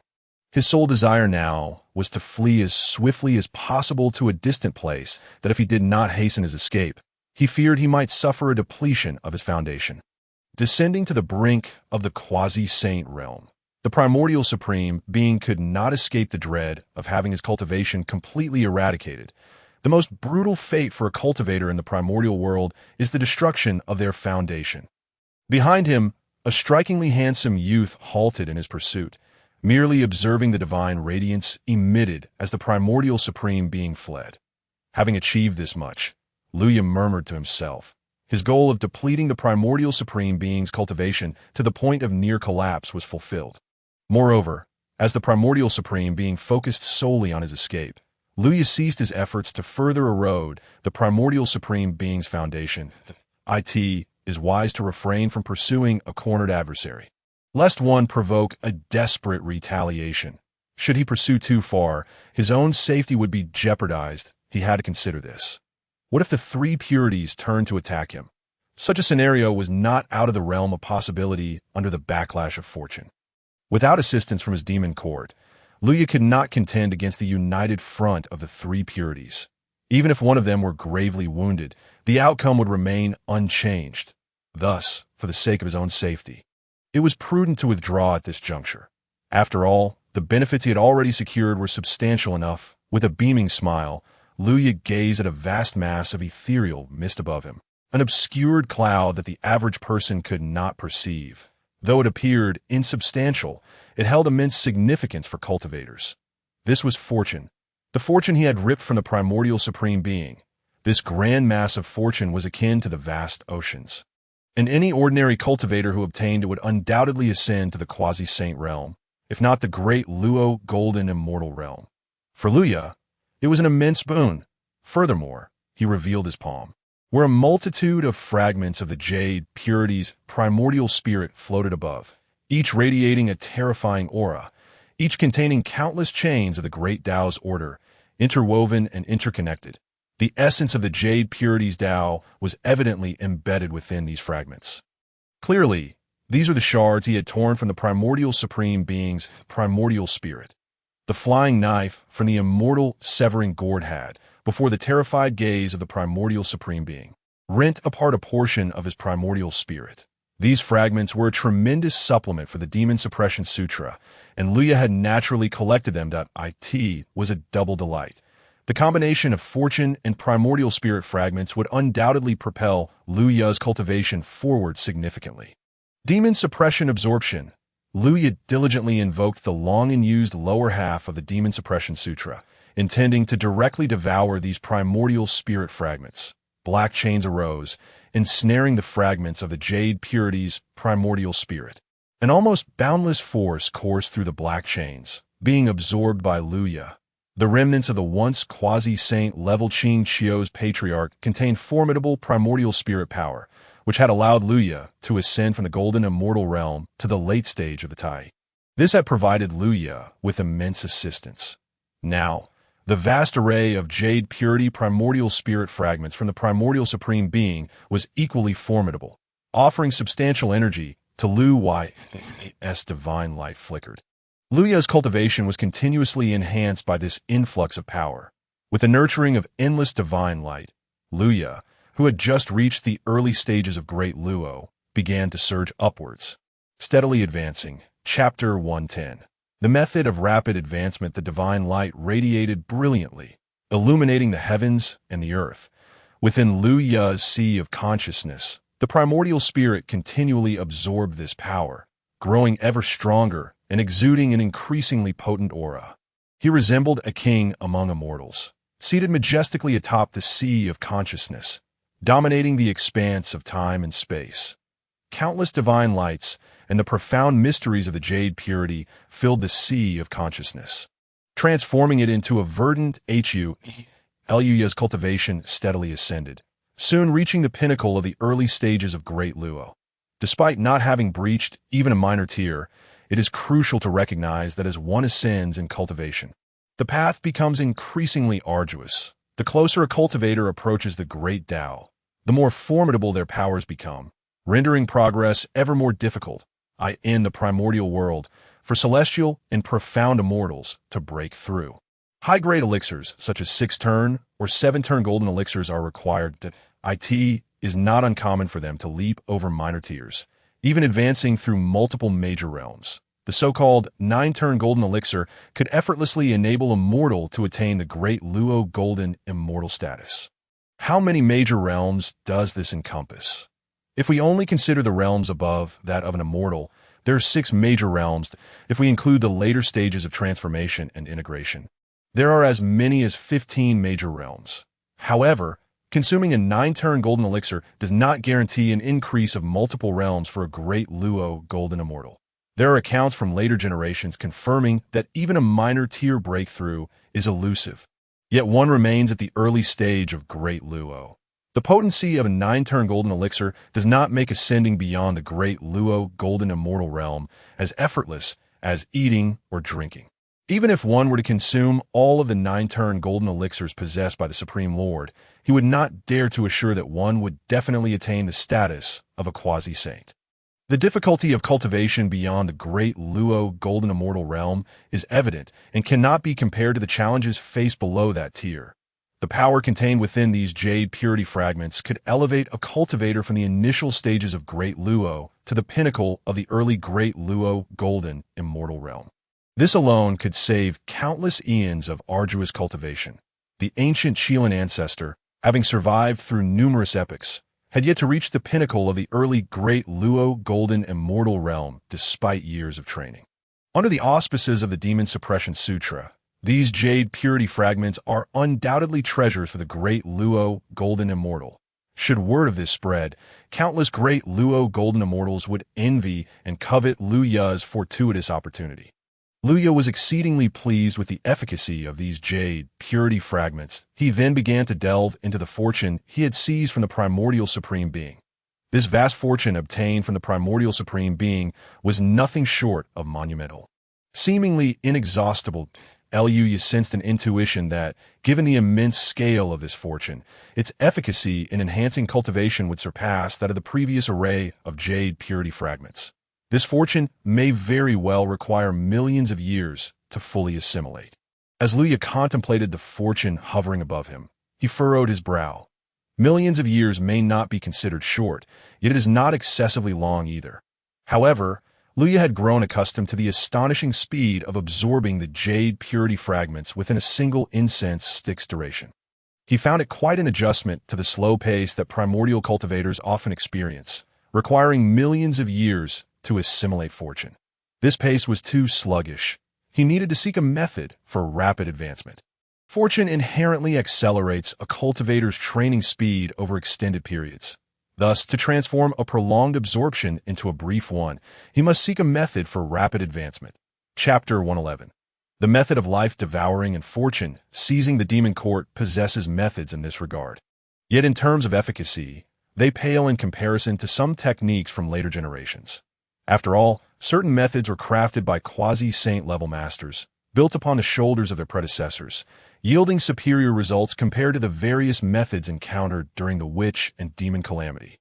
Eureka! During the later era of the journey to the west, the method of life devouring and fortune seizing, created by the ancestor of the underworld river, detailed techniques for swiftly consuming fortune to enhance cultivation. Luya's eyes glimmered with a spark of inspiration as he contemplated a solution. The art of seizing fortune was most adeptly mastered by the saintly sects of later generations, in the battles of divine ordination and the trials of the journey to the west. The four great saintly sects had undoubtedly contended for an immeasurable amount of fortune. Although Luya had never acquired the saint-level techniques for seizing fortune during his numerous sign-ins in the Primordial World, he had obtained the devouring life technique from the revered ancestor of the Nether River in later times. Luya had signed in at many sacred sites throughout the primordial realm, amassing a plethora of treasures far beyond just the Sun Star, Mount Buzhou, and the land of the Qingxiu foxes. However, the majority of these treasures were of only average value, and as Luya's cultivation advanced, many of them no longer held appeal for him. The devouring life technique was something he had acquired long ago in a celestial paradise. Its worth paled in comparison to the likes of the demon suppression scripture, the immortal slaying gourd, the fire source pearl, and the Hunyuan tree. Consequently, Luya had relegated it to the recesses of his mind, gathering dust. Such secret techniques were abundant for Luya, rendering this particular one quite valueless unless a specific need arose. As was the case when he sought to extort the Panwang Gu divine banner, the devouring life technique was utterly ineffective without substantial fortune to draw upon. Thus, it had remained idle until he had seized the immense fortune of the Primordial Supreme. With a newfound urgency to rapidly expend fortune and elevate his cultivation, he finally revisited it. Although this technique was inferior to those created by the saints, it was nonetheless crafted by a quasi-saint, a master of great power. The sect established by the ancestor of the Nether River during the journey to the West era was also formidable, indicating that this method was far from ordinary. The ancestor of the Nether River, in terms of both cultivation and vision, surpassed the current quasi-saints by a considerable margin. Therefore, as Luya practiced this technique, his rate of fortune absorption could be deemed unparalleled in the primordial realm. What level of attainment could the fortune of the Primordial Supreme allow one to reach? Luya's expression bore a hint of anticipation as he activated the devouring life technique. As he did so, the vast fortune above his head surged into his being, transforming into a tremendous reservoir of cultivation resources. Luya's cultivation continuously absorbed this fortune, steadily advancing. After a considerable duration, the seemingly boundless fortune akin to an ocean was completely consumed by Luya. His cultivation ascended to the pinnacle of the mid-stage Deluo Golden Immortal, drawing near to the late stage. Within a single day, having only just entered the Deluo realm, he had reached the peak of the mid-stage Deluo. Not far from the late stage, Luya understood that such a rapid cultivation speed would undoubtedly astonish the myriad practitioners of the primordial realm. It was simply too monstrous just after ascending to Deluo. He was already on the verge of the late stage. Di Jun gazed at Luya, muttering to himself. Even though Luya was his own son, he could not help but feel that this was exceedingly extraordinary. Such talent was truly unparalleled across the ages. It was worth noting that even with his own foundation, it had taken him several 100 million years to advance from the initial stage of the Luo to the peak of the mid-stage. Luya, in contrast, achieved it in a single day. Luya's brother remarked that his current strength was perhaps among the finest of the established quasi-saints, eliciting shock from Fu Shi, who stood nearby. Previously, when Luya had just entered a Luo, his power was already comparable to that of a quasi-saint capable of slaying 2 corpses. Now, with his cultivation elevated yet another tier, his combat prowess was likely to rank among the top, even within the realm of those who could slay 2 corpses. Excluding the innate treasure held by the Eastern Emperor Tai, Luya could already be deemed one of the most formidable quasi-saint masters. The fortune of that young child from the Primordial Supreme was indeed extraordinary. Tai pondered. After spending some time slaying the Taoist of supreme clarity, he witnessed Luya completely digesting the fortune of the Primordial Supreme, resulting in his remarkable ascension. He had not anticipated that the fortune of the Primordial Supreme could elevate Luya directly to the peak of the mid-stage de Luo. Among the 10 great demon saints of the demon court, 4 remained in the initial stage of de Luo, that if he could seize the fortune of these powerful beings, how much would the strength of the demon court be enhanced? Tai cast a covetous glance at Hunyuan and Xuanyuan, the cold glint in his eyes sending a chill down their spines. Old friend Hunyuan, Xuanyuan, witnessing the retreat of the 3 pure ones, realized that if he did not leave soon, he would likely face retribution from the demon court, and quickly called out to Hunyuan. Upon hearing Xuanyuan's voice, Hunyuan, in a display of mutual understanding, summoned a mysterious red mist that enveloped both himself and Xuanyuan. This mist was exceedingly enigmatic, and once enclosed, the consciousness of the quasi-saint powers present could not penetrate to discern what transpired within. "Brother, shall we take action?" Tai inquired, seeing Hongyun's intention to flee, and directly communicated with Di Jun. He too was tempted by the substantial fortune they possessed. Not take action. Let them go. While the path of fortune is enticing, attempting to recover or slay them is not prudent at this moment. The timing is not yet right, and we must wait until the demon court's power is sufficiently formidable. Di Jun shook his head, firmly rejecting Tai's suggestion. The outcomes of this encounter are already remarkable. We have secured 7 gourds and dealt a resounding defeat to the 3 pure ones in front of masses. There is no need to provoke further enmity and create 2 relentless adversaries. Although quasi-saint Lu's cultivators may appear disorganized, they possess considerable strength and may include some hidden existences seldom seen in the depths of the primordial realm. Should we incite their sense of crisis, it will be a loss beyond measure that, in the face of formidable foes, they may choose to unite, placing the demon court under the combined assault of the witch clan and these powerful beings, which will be exceedingly perilous. Currently, our only adversary is the witch clan. There is no need to create additional enemies. Having received Di Jun's response, Tai refrained from pursuing the fleeing duo. In but an instant. Following a surge of spatial fluctuations, the red mist dissipated, and the figures of Hunyuan and Xuanyuan vanished entirely, evidently having escaped through spatial rifts. Now atop Mount Buzhou, only the 4 quasi-saints of the demon court, Tai, Di Jun, Niuhua, and Fushi, remained. This battle had indeed resulted in a resounding victory. Di Jun felt elated. Having acquired 7 gourds, each a treasure of at least upper-grade innate spiritual artifacts, the foundation of the demon court had undoubtedly increased by a significant margin. As a hegemonic force in the primordial realm, what could 3/10 of their foundation amount to? It could be said that in Di Jun's previous campaigns across the primordial realm, only by vanquishing the Eastern King, the foremost of male immortals, and seizing the treasures he had gathered, those collected from all the talented individuals and rare resources in the primordial realm, had they amassed such a substantial portion of their foundation. The worth of these 7 gourds was comparable to the totality of treasures obtained from defeating the Eastern King and his lineage, underscoring their immense value. "Brother, regarding the 7 gourds," Tai inquired about the distribution of the spiritual artifacts. Di Jun glanced at Niuhua and Fushi nearby and engaged in a mental discussion with them. "This is not a suitable place for deliberation. We shall wait for Luya to return." and then convene a celebratory feast in the demon court to discuss matters. Di Jun made a decision and addressed the other quasi-saints. Father, a crimson rainbow streaked across the sky, returning to Mount Buzhou, transforming into a handsome youth, none other than Lu Luya. You were the first to discover those 7 gourds. We shall return to the demon court, and you may determine their allocation. Di Jun stated upon Lu Yu's arrival. It is indeed the perfect occasion for a celebration. Nephew, your strength now rivals that of an established quasi-saint. The addition of another quasi-saint to our demon clans might warrant a grand celebration.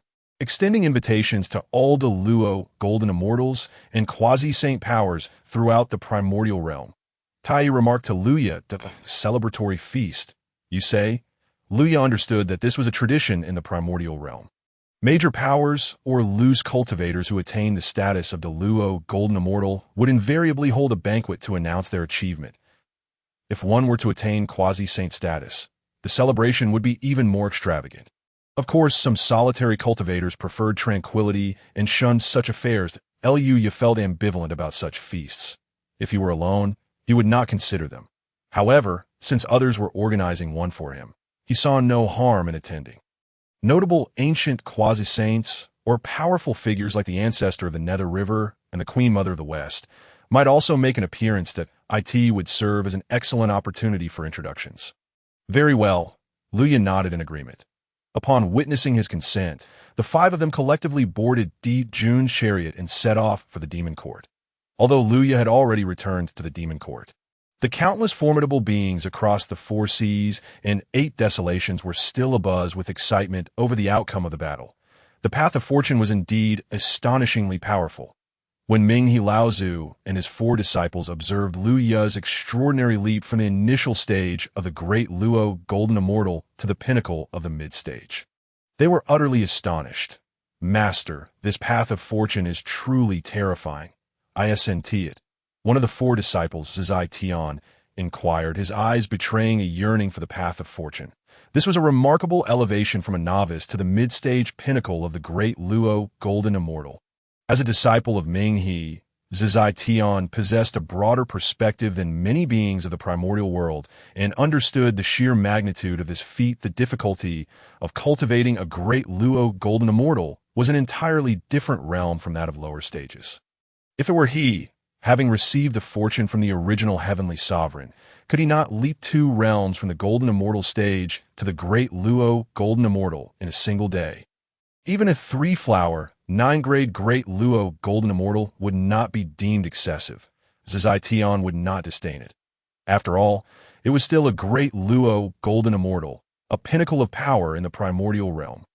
To elevate one's cultivation to a mere hair's breadth from the late stage of the great Luo Golden Immortal in a single day was utterly astonishing. I retract my previous statement. The path of fortune is indeed marvelous. With fortune aiding our cultivation, achieving rapid advancement is no longer a dream. Master, should we consider cultivating the path of fortune? Da Fun Tian, Yusei Tian, and Sherpa also felt a surge of envy towards this path of fortune. Disregarding their earlier declarations, Chapter 114. Lord Luya, they could not help but feel that this path of fortune was irresistibly alluring, pondering when their master, Minghe Laozu, would lead them out of the blood sea to seize the fortune. They could no longer endure cultivating for tens of millions of years, merely to remain at the golden immortal stage. It was reasonable to assume that once they obtained fortune, their cultivation would soar. Tai E and the Great Luo were not mere fantasies. The secret method of seizing fortune was a divine technique that Minghe Laozu found perfectly suited to him. It was simply a godly secret. Many of the paths he practiced were encapsulated within it, and Minghe felt that even the smallest step contained untold mysteries. Truly, it was an immensely profound, secret method of seizing fortune. Lost in admiration, he was abruptly roused by the voices of his 4 disciples. After contemplation, Minghe Laozu spoke, "The path of fortune is unpredictable. Even if Luya has obtained a fragment of the original Heavenly Sovereign's fortune, it should not enable such a substantial increase in cultivation in a single day. To achieve such a level must be attributed to the profound nature of his secret method of seizing fortune." Though he stated this, his heart wavered regarding the continued adherence to the path of severing 3 corpses. The path of fortune, possessing such a profound secret method, evidently warranted a gamble, a trial. Perhaps Ming-He could unveil that missing final step to sanctification through fortune. His 4 disciples, upon hearing these words, collectively sighed in relief. They had assumed that the path of fortune was so formidable that it could yield such vast cultivation increases in a single day. It turned out that a profound secret method was necessary to achieve such extraordinary results, which was not entirely outrageous. Master, I have heard that those who attain quasi-saint powers possess resounding titles. What title do you think Luya will receive from the beings of the primordial realm? De Fentian inquired, perplexed. The might of quasi-saint powers is transcended, earning them the respect of all beings as great practitioners. Though Luya was merely at the mid-stage of the Great Luo, his combat prowess rivaled that of established quasi-saint practitioners. He had even vanquished one of the 3 pure ones, the original Heavenly Sovereign. Such a record warranted recognition as a great practitioner, even if he held only the cultivation of a great Luo golden immortal. After all, quasi-saint combat power could stand shoulder to shoulder with the ancestral witches and demon emperors of the demon court. And it would not do to refer to Luya merely as the prince of the demon court, which would undoubtedly belittle many quasi-saint practitioners a title. As Ming-He Laozu pondered this, he felt as though he had stumbled upon an intriguing matter. Titles are often bestowed by the beings of the primordial realm, though some practitioners choose titles for themselves, since the beings of the primordial realm can name great practitioners. It would not be inappropriate for him, as a great practitioner, to confer a title upon Luya. After all, it is akin to a title. Many great practitioners of the primordial realm have received their titles from the beings of the realm. For instance, the title of Heavenly Sovereign for the original Heavenly Sovereign was given after a single display of power that shook the primordial realm. Ming-He believed he could bestow a title upon Luya, as long as it was pleasing to the ear and avoided something like fleeing Heavenly Sovereign. How about calling him Lord Luya? Ming-He Laozu's divine sense swept across immeasurable distances, and that voice echoed throughout the entire primordial continent. Lord Luya? This title is excellent, that it sounds quite harmonious. Which great practitioner conceived this name? Chapter 115.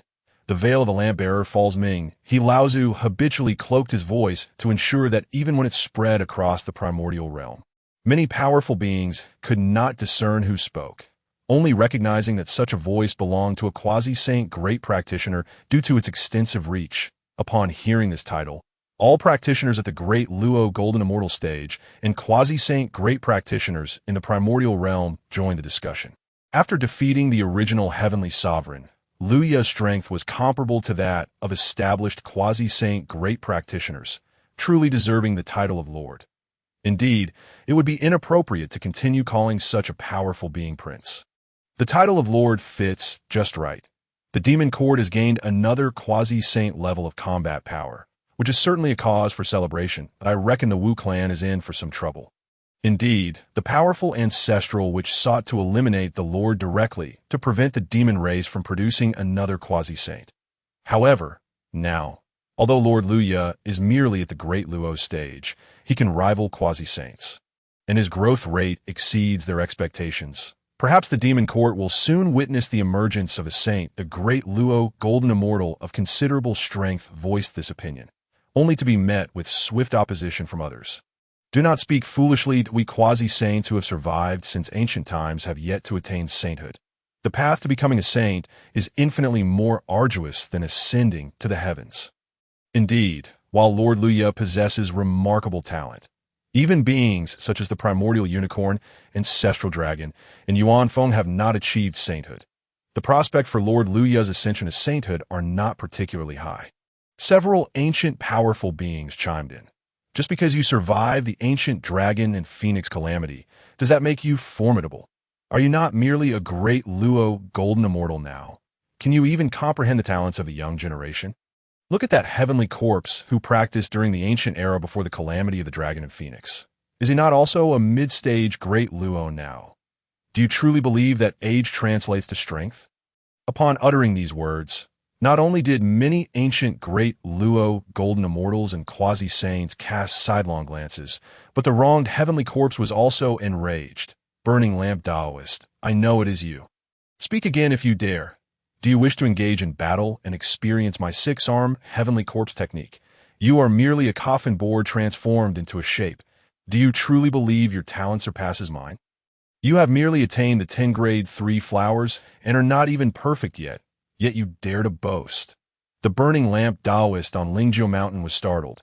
He did not expect to be recognized in this anonymous discussion. He promptly fell silent and ceased to speak, thus concluding the debate between ancient powers and the new generation.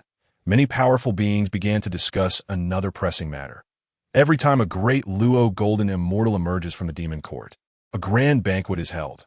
Now that a being with quasi-saint combat power has appeared, surely a grand celebration must follow. This is a tremendous opportunity for the old ancestor to enjoy some spirit fruits. What spirit fruits does the demon court have? Are they not merely fruits of the Fusang tree? Those are only useful for Tai e golden immortals. Are you not already the great Luo stage? Still yearning for them? Am I not entitled to my cravings? How many years does it take to yield 30 fruits? With such a meager yield, do you believe you can indulge? Then can I at least enjoy some celestial wine? As the discussion among numerous powerful beings grew, the title of Lord Luya spread throughout the primordial realm, and countless beings heard of Luya's designation. If Luya were to learn of this, he would surely marvel at the workings of fate, for the title Lord Luya was one he had borne in his previous life during the Fengshen calamity, appearing much earlier than anticipated. Chapter 116. First there was Hongjun, then there was heaven is this fate. Beyond the primordial chaos, where turbulent energies surge, there stands a majestic purple palace. Its exterior may appear simple and unadorned. Yet upon closer inspection, it reveals an intricate and enigmatic beauty, as if countless runes of profound truths are inscribed upon its surface. Should a being of great power arrive here, they would undoubtedly recognize the name of this palace, the Zixiao Palace. Within its confines, there are two attendants, a young man and woman, alongside an elderly sage. Though they are but attendants, the young pair has already attained the realm of the great Luo golden immortal. Were they upon the vast continent of primordial chaos, they would be revered as ancestors, their cultivation sufficient for such a title. They are none other than Hao Yin and Yao Qi, the future emperor of heaven and the queen mother. The venerable sage they serve, capable of commanding the attention of two great Luo golden immortals, is none other than the first sage of primordial chaos, the Dao ancestor Hongjun. His presence is monumental, both existent and non-existent, a blend of the illusory and the tangible. Even the most powerful quasi-saint would, upon first gazing upon Dao ancestor Hongjun, perceive him as the embodiment of the supreme Dao. He is the tangible manifestation of the path that cultivators aspire to, the ultimate destination of their endeavors.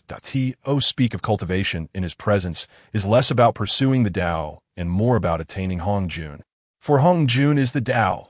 This state is the very essence of sainthood, the ultimate realm that all beings of primordial chaos yearn to attain. At this moment, the supreme sage, Dao ancestor Hongjun, opened his eyes. In a mere thought, he comprehended the events of countless eons that transpired in primordial chaos. Liya Dao Jun, the chaos demon god? No, he is not the chaos demon god. He is certainly not that individual. That being has truly reached the pinnacle of the supreme Dao, far surpassing even Pangu. He would never manifest upon the lands of primordial chaos. Absolutely not. It is inconceivable for him to be the offspring of the meager quasi-saint Di Jun. Such a notion is utterly impossible. Liya Dao Jun is indeed a title belonging to an existence of supreme Dao. Hongjun, having once glimpsed him from afar, is well aware of this being.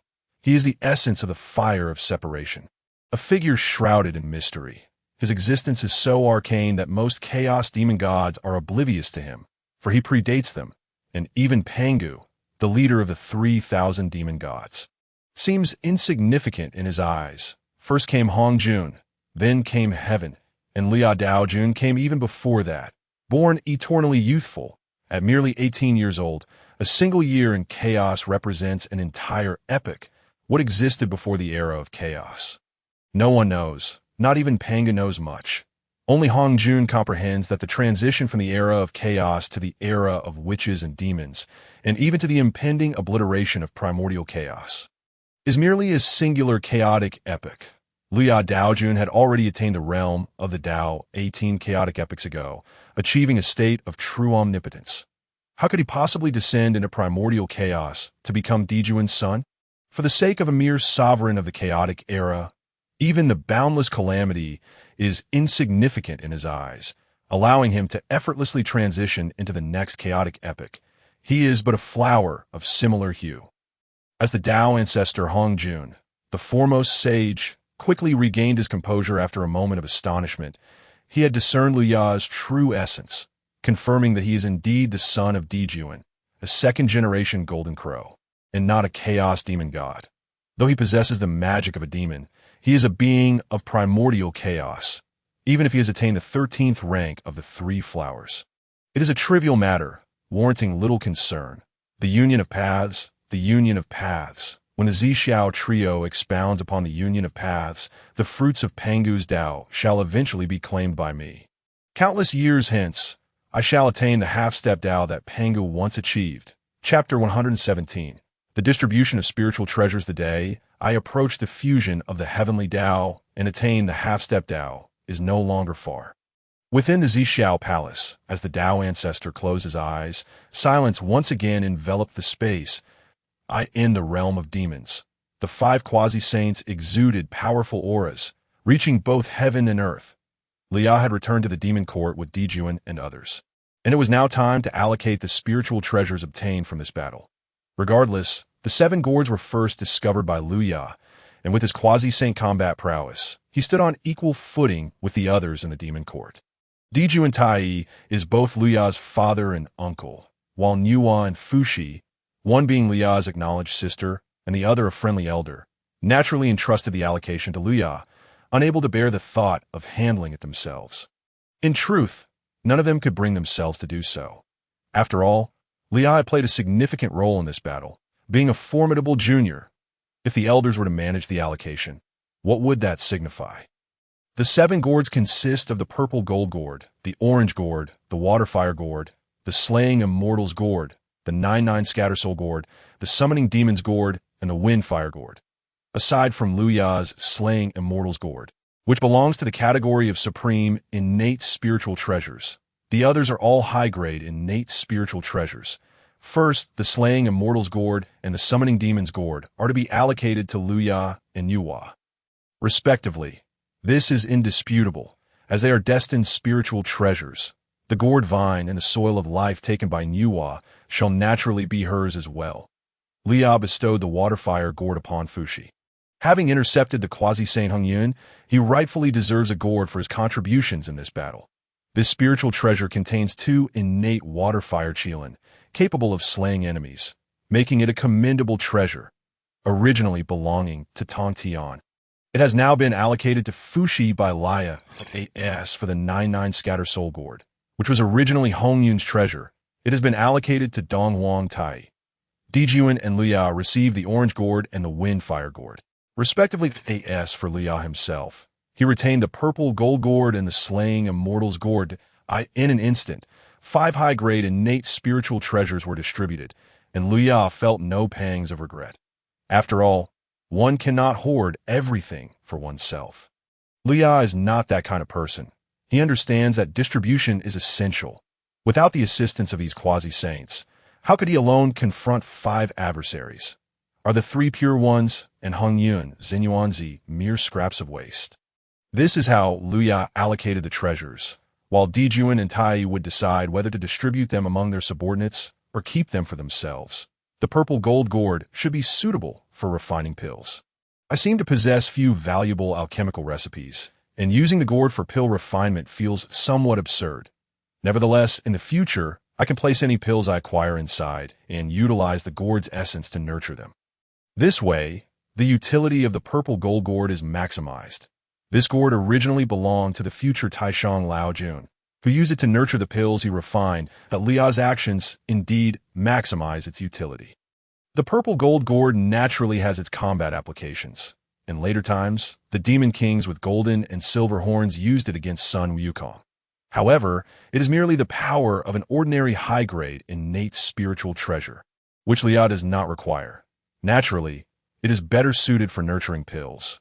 Once the distribution concluded, Di Jun immediately summoned Bays, a celestial auspicious beast with 2 horns atop its head and a goat-like beard, is a formidable creature of great strength, having attained the late stage of the great Luo Golden Immortal. He is also among the wisest of the demon race, regarded as a trusted confidant by Di Jun among the 10 great demon saints. Of course, there is another individual whose wisdom rivals that of Bays, possessing quasi-saint prowess. He belongs to the demon court and is known as the Demon Master. The Demon Master Kunpeng surpasses Bays in both strength and intelligence. Logically, Di Jun should have summoned him for this matter. However, compared to Bays' loyalty, Di Jun harbors little trust in Kunpeng, hence he had no intention of calling upon him. The spiritual treasures acquired from Mount Buzhou are not something Kunpeng could ever possess. Bays, now that my son Liao has ascended to the great Luo, his combat prowess rivals that of a quasi-saint. It is customary to hold a banquet to celebrate this occasion, inviting various clans and sects of primordial chaos. What are your thoughts? Di Jun inquired of Bays.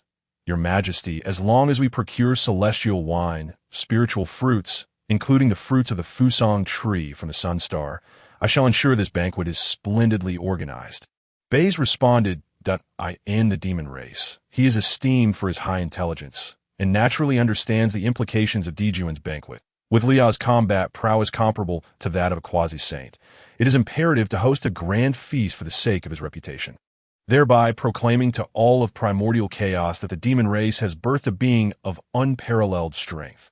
This banquet serves not only to please Liao, but also to instill fear in the myriad races, showcasing the demon court's inherent might through Liao's quasi-saint strength. Thus, celestial wine, spiritual fruits, and the Fusong tree fruits become integral elements in the demon court's display of its heritage. The allure of benefits captivates the hearts of primordial beings, who strive to attain greater realms for the sake of profit. Should the attendees of the banquet learn that joining the demon court grants access to spiritual fruits capable of enhancing even the cultivation of Tai golden immortals, and that there is an abundance of these fruits to be shared, it would not be inconceivable for entire clans to submit to the demon court. This is the aim of Di Jun.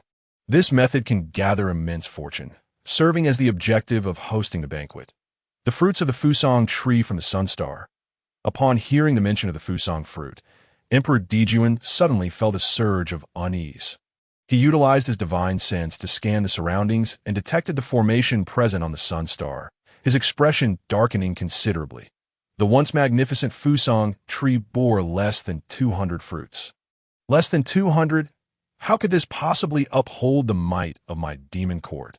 Although these spiritual fruits could serve as a source of ridicule for my court, it was an unacceptable outcome.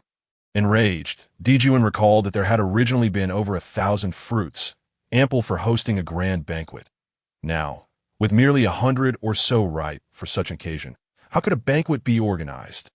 Who had taken them? His fury was palpable. Summon the 10 great demon saints to appear before me. The 10 great demon saints, all but one of the 9 Luo golden immortals of the demon race. Gathered within the imperial palace of Di Jun, we pay our respects to your majesty. Di Jun, seated upon his throne, spoke with an imposing authority. Speak. Why are there so few Fusong fruits remaining? Who has taken them? The saints exchanged glances, some oblivious, others contemplative, and some wearing bitter smiles. Jiao, you explain. The summoned saint was none other than Jiao, a creature of water and fire with 9 heads. He ranked among the 10 great demon saints, possessing mid-level Luo golden immortal cultivation, neither high nor low, placing him at a moderate level among the saints. Chapter 119. The recklessness of Kunpeng Jiao earlier bitter smile had revealed to Di Jun that she was aware of the circumstances. Your Majesty, those Fusong fruits were taken by the Demon Master Kunpeng. She lamented. Kunpeng, the Demon Master, I never anticipated it would be him who absconded with the Fusong fruits. Di Jun's fury ignited at this revelation. I did not recall issuing any command that would permit him to take the Fusang fruits from the Sun Star. Do I? His anger turned to incredulous laughter. His memory could not be so poor as to forget such an order. Di Jun was clearly feigning ignorance. Hearing this, Jiu Ying replied with a wry smile. The token to activate the formation of the Sun Star is in my possession. Kunpeng recently approached me, claiming that the Northern Sea was in urgent need of such precious fruits. When I inquired if he had Her Majesty's authorization, he arrogantly declared himself a demon master of the court, asserting that he needed no such permission. In an instant, he injured me and forcibly took the token. Traversing to the Sun Star to seize the Fusang fruits, that I am but a Deluo. I could not stop him, and I beg Your Majesty's forgiveness. Di Jun's rage reached new heights upon hearing this. When had Kunpeng acquired such audacity? How dare he seize the token without his command? Injuring Jiu Ying, who granted him such boldness, though Di Jun was not unreasonable. If Kunpeng had sincerely requested the fruits, he would have considered granting them, provided there was a just cause. However, to storm the Sun Star uninvited, was he to be treated as a mere figure of no consequence? No matter, you lack the power to resist Kunpeng's forceful acquisition of the token. Depart and tend to your wounds, Di Jun decreed, choosing not to hold Jiu Ying accountable. Even if Kunpeng ranked low among the quasi-saints of the primordial chaos, he was not one that a mid-level Deluo could contend with. Such an oversight was, regrettably, unavoidable. The most pressing matter at hand was to summon the audacious Kunpeng. With a cold smile, Di Jun waved a banner. This was a superior innate spiritual treasure. The summoning banner, IT, contained the soul imprints of certain demons whom Di Jun had forcibly reclaimed. With a mere flick, these demons would suffer unbearable agony, and should Di Jun wish for their demise, they would perish instantly. Unfortunately, although Kunpeng was a quasi-saint with formidable powers, his soul imprint was not inscribed upon the summoning banner like those of the 10 great demon saints. When Kunpeng had initially created the demon script and dominated the Northern Sea, he had been subdued by Di Jun Tai using the summoning banner, which forcibly inscribed his soul imprint within it. This quasi-saint was entirely subject to Di Jun's control. He could command him to live or die at will, and Kunpeng had no means to resist, though Kunpeng was essentially Di Jun's subordinate, out of respect for his status. Di Jun had refrained from treating him as a mere slave, granting him the title of demon master within the court and placing him above the 10 great demon saints, yet still beneath the 2 demon emperors. Di Jun felt that, as a vanquished foe, he had treated Kunpeng with sufficient respect, only to discover that this demon master was now hoarding wealth for himself. How could Di Jun not be infuriated? Ah, may I be slain painfully. The wretched child Di Jun. After Di Jun waved the summoning banner within a palace of the demon court, a gloomy figure writhed in agony on the ground, incessantly shouting.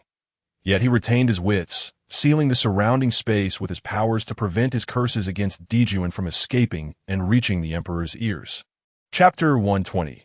Those who walk by the riverbank will surely get wet. The quasi-saint, with his divine sense sweeping across countless miles, realized that if Kunpeng made no attempt to conceal his actions, even the slightest utterance of his insults toward Di Jun would reach the emperor's ears as if spoken directly beside him. Should his insults be overheard, even without deliberation, Kunpeng could easily foresee the dire consequences awaiting him. This accursed Di Jun tortures me so. Surely, the incident of the Fusang fruit has come to light. That Jiu Ying is merely a lowly saint. How dare she come to accuse me? Has she lost her mind? Based on my collection of her past deeds, I know her character to be timid. Such behavior is utterly unexpected. Has something significant occurred in the demon court recently?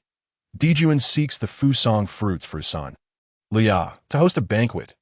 Kunpeng's thoughts raced, filled with resentment. Had he merely taken a few fruits for himself?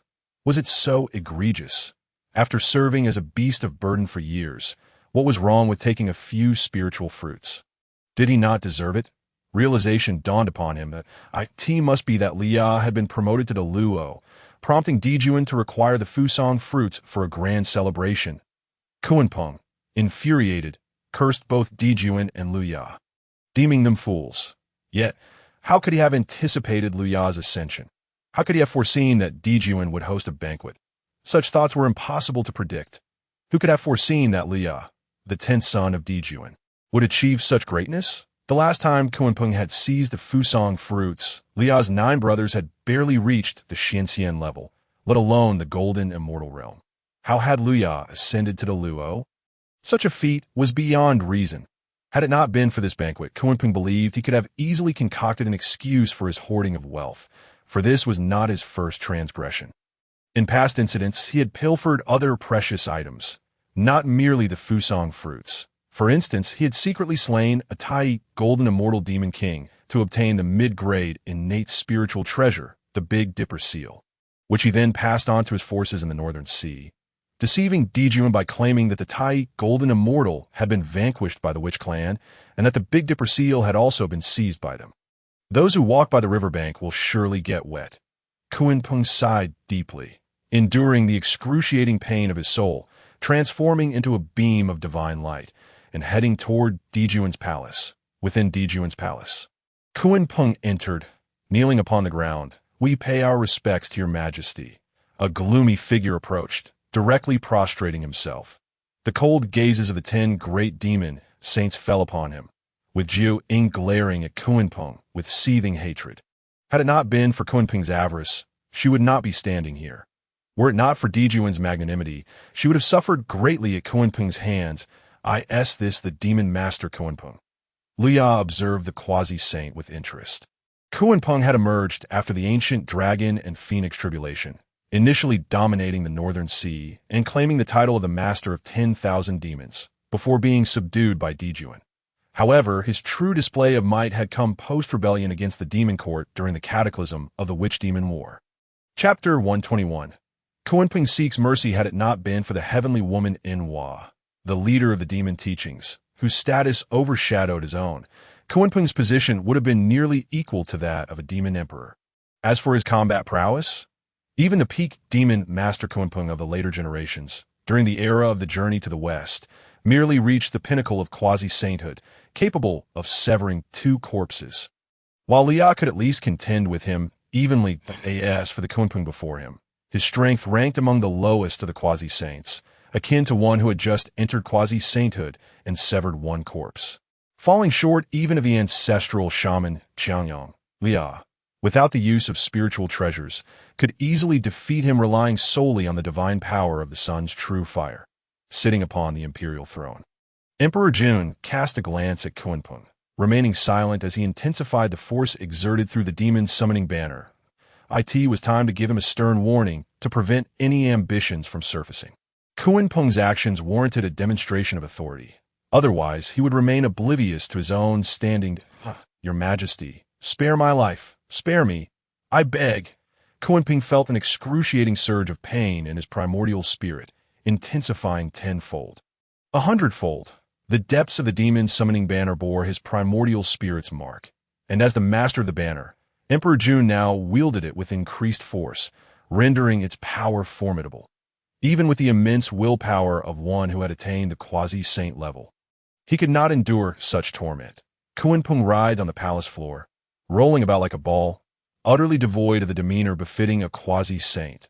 The demon saints, including Jiu Ying and Bai Zhe, observed this scene in silence, showing no signs of sympathy as they watched this quasi-saint being tormented. Emperor Jun had always been one to reward merit and punish transgressions. That Kunpeng's actions were truly deserving of such a fate. The emperor valued him greatly, having appointed him as the master of all demons. Although a defeated individual, he still held a high position in this demon court and enjoyed a plethora of spiritual treasures, rare earths, and secret techniques. Yet he dared to line his own pockets. Was this not an act of insatiable greed?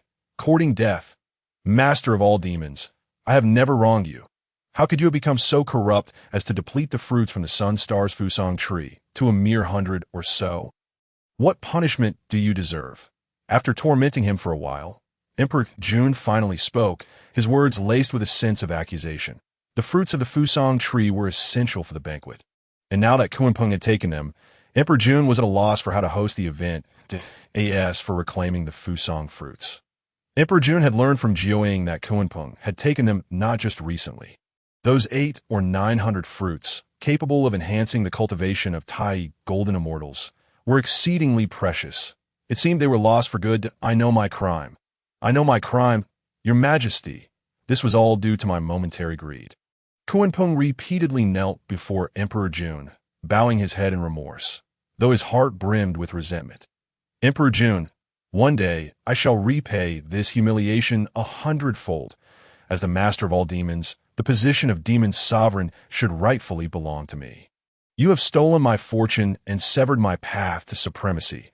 How can I not harbor hatred for you? He reminisced about the glorious days when he served as the master of all demons in the Northern Sea. What a stark contrast to the position Emperor Jun had now conferred upon him, which was nothing more than a dog of the demon court. Now that you acknowledge your wrongdoing, do you understand how you ought to be dealt with for your transgressions? Emperor Jun continued to question, his tone imbued with authority that sent a chill through Kunpeng. I deserve death. I deserve death. Kunpeng realized that any attempt to deny his culpability would only provoke Emperor Jun's wrath further. Chapter 122. Gaining Fortune's blessing once again, he could only kneel frantically, pleading for Emperor Jun's forgiveness, as other petty tricks would prove futile. Seeing his demeanor, Emperor Jun's expression softened slightly, no longer as grim. Father, Kunpeng surely harbors treachery. He is merely feigning submission. You must not trust him. Liya, observing the scene, noted Emperor Jun's easing countenance and spoke via telepathy. My son, do not worry. I am well aware of Kunpeng's schemes. He is not only a high-ranking enforcer in our demon court, but has also supplied a vast amount of fortune to us. Though he may not be loyal, he remains a quasi-saint. His existence is more beneficial alive than dead. Emperor Jun similarly conveyed his thoughts into Luya's mind. Father, are you not concerned about his rebellion? Kunpeng's primordial spirit mark resides within the demon summoning banner. How could he dare to oppose us? Unless I and Tai fall in battle, he would never truly dare to rebel against the demon court. Emperor Jun scoffed. As for Kunpeng's recent actions, the difference between lining his pockets and outright rebellion was vast. Father, you perceive matters accurately. Liya contemplated, aware that in the future, during the battle between the shaman and demon clans, it would be Kunpeng's true rebellion, seizing the river map and Luo book and betraying the demon court, only occurring after the deaths of Emperor Jun and Tai. It could be said that as long as Emperor Jun and Tai lived, Kunpeng's presence was more advantageous than detrimental. The demon clan is vast and prosperous, yet lacks fortune. The fortune provided by Kunpeng, a quasi-saint, was evidently immense. Liya, with Kunpeng's recent embezzlement, I now have ample reason to reallocate his portion of fortune to you. Although Kunpeng had provided fortune to the demon court upon his entry, the vast fortune garnered from the demon court's wars against myriad clans had also been conferred upon him. Thus, in the exchange, Kunpeng had not suffered loss that I have spared his face, since he has chosen to disregard it. Let all his fortune henceforth be devoted to you, leaving him not a shred. Emperor Jun whispered to Luya, Father, do not refuse. Having absorbed a portion of the Primordial Supreme One's fortune, you should recognize its utility. Though Kunpeng's fortune may not match that of the Primordial Supreme One, it is steady and continuous. As long as he lives, it is ever present. Now that you are also a great Luo golden immortal, the fortune bestowed upon the demon court's prince is no longer sufficient. Naturally, you must seek a new source of fortune. With a wave of his hand, Emperor Jun transferred the fortune that rightfully belonged to the demon master Kunpeng into Luya's grasp. For Emperor Jun, as Liya had reached the great Luo golden immortal stage, it was only natural to provide him with greater support. Fortune possesses myriad uses. It can bolster cultivation, enhance opportunities for acquiring treasures, and avert disasters in times of danger. Thus its benefits are immense. As the leader of a dominant power in the primordial world, Emperor Jun was adept in the ways of fortune, and he allocated varying degrees of fortune to his subordinates based on their contributions. The fortune bestowed upon the Tai golden immortal level demon kings, the great Luo golden immortal demon saints, and even the fortunes of the demon court itself, along with those of Tai and Kunpeng, all ascended in layers. The allocation of fortunes to his subordinates was a simple matter. Dividing Kunpeng's fortune was as easy as pie. Kunpeng felt the fortune that had once bolstered the demon court in its wars against myriad clans. One of the two dominant forces in the primordial world, swiftly drain away, he naturally recognized this as Emperor Jun's punishment. Chapter 123. Close to a breakthrough with his discerning eye. He could see that the fortune which had originally belonged to him had been entirely transferred to Laya. T.O.B. transferred to that handsome youth, appearing no older than 14 or 15. Seated beside the imperial throne. Was this how it was? Emperor Jun would rather bestow fortune upon an inexperienced youth than upon him. And this Liya, truly uncanny. The very reason this demon master had been captured was due to his achievement of the great Luo golden immortal status. It was said that his strength was comparable to that of a quasi-saint, revered by the beings of the primordial world as Dao Jun Laya. To be likened to a quasi-saint was utterly absurd. What stroke of luck had Emperor Jun encountered to sire such a son? This demon master was utterly no match for him. Kunpeng silently cursed Emperor Jun anew, lamenting the injustice of the heavens. Why should Emperor Jun be blessed with such a son? Surely, there must be something amiss. All your fortune and treasures must be surrendered. Your death sentence shall be commuted. Kunpeng, now begone, and do not trouble my eyes. Emperor Di Jun waved his hand, and in an instant, Kunpeng's massive form was propelled back 100,000 miles, unceremoniously tossed back into his own palace. Once returned, Kunpeng seethed with impotent fury within the confines of his palace, cursing Emperor Di Jun for seizing his fortune and treasures, lamenting how, despite being a quasi-saint, he possessed not a single spiritual treasure, all of which had been confiscated. The subsequent fate of Kunpeng shall remain unspoken for now. Let us instead focus on Luya, who, having absorbed all of Kunpeng's fortune, felt his cultivation at the peak of the mid-stage of the great Luo golden immortal realm continually advancing. It seemed that with the passage of time, he would soon transcend into the later stage of the great Luo golden immortal realm. Indeed, fortune possesses a mysterious profundity. Luya recognized that Emperor Di Jun's return would bestow upon him an augmentation of fortune. For the meager fortune of the former prince of the demon court held little sway for a great Luo golden immortal like himself. Naturally, he was deserving of a more substantial augmentation. However, Liao had anticipated that this would amount to no more than the fortune equivalent to that of the top 10 demon saints. After all, despite his formidable combat prowess, his cultivation was still confined to the great Luo golden immortal realm, which was comparable to that of the top 10 demon saints. Therefore, it was reasonable to assume that an augmentation of fortune at the level of the top 10 demon saints would suffice. To his astonishment, Emperor Di Jun granted him the entirety of Kunpeng's fortune. This was tantamount to the treatment afforded to a quasi-saint, a being of tremendous power. The augmentation of fortune had evidently exceeded a mere tear, multiplying its potency manifold. Luya's fortune, one could assert, ranked just below that of Emperor Di Jun and Tai, rendering the fortunes of the top 10 demon saints utterly incomparable. It was a clear testament to the privileges afforded to a biological son, far surpassing those of an outsider like Kunpeng. Splendid.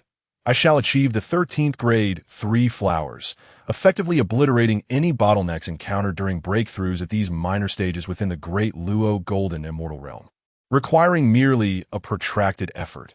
With this newfound augmentation of fortune, it is fortuitous that it will compensate for that very effort. Prior to the teachings at Zixiao, attaining the pinnacle of the great Luo golden immortal realm should pose little difficulty.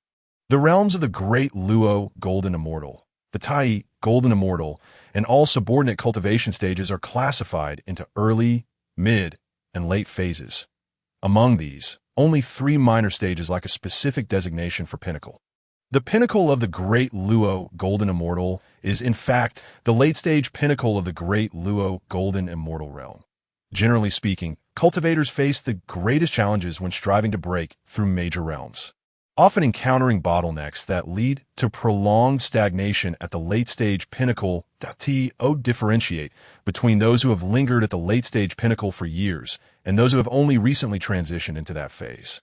The terms Tai Golden Immortal Pinnacle and Great Luo Golden Immortal Pinnacle are employed. Chapter 124. The Puzzle Bays, however. This situation effectively falls within the scope of the late stages of both the Tai Golden Immortal and the Great Luo Golden Immortal realms. Naturally, there are also terms for early and mid-stage pinnacles. Yet, given the relative ease of breaking through minor stages, few practitioners refer to those pinnacles, unless one is within the great Luo golden immortal realm. Even minor stages can be exceedingly challenging to transcend. Only those of significant prowess would dare to use terms such as early-stage pinnacle of the great Luo golden immortal or mid-stage pinnacle of the great Luo golden immortal. Though such references are not common, Kunpeng, in his avarice, had greedily consumed the treasures, recovering merely 100 fruits of the Fusang tree, and combined with what remained on the Sun Star, there were only a little over 200. Emperor Di Jun's expression darkened. Even if he commanded the retrieval of Kunpeng's treasures, the fruits of the Fusang tree could not be reclaimed. The rest had long since been devoured by other demon clans, digested, and transformed into their cultivation. How could one compel them to regurgitate? It was utterly impossible. Consequently, with the absence of the Fusang tree fruits, the banquet could not proceed. The fruits of the top 10 spiritual roots are one of the demon court's trademarks, far surpassing other spiritual fruits in value.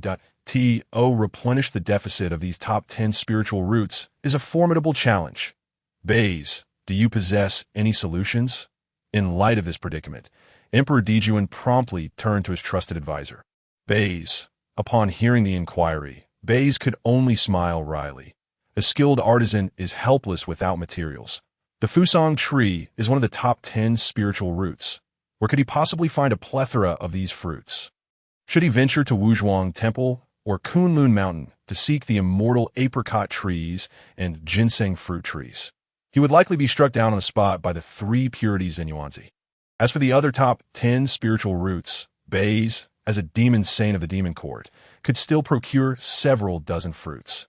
Yet, one must consider that if word of Bays seeking spiritual fruits were spread, how would the myriad beings of Hongmeng perceive the demon court? Would they not view it as impoverished, questioning the need to associate with such a destitute court? They would surely distance themselves. The demon court's foundations must be utterly depleted. The odds favor the witch clan even more. Those demon kings, lacking in status, might as well consider if they could recruit from my clan.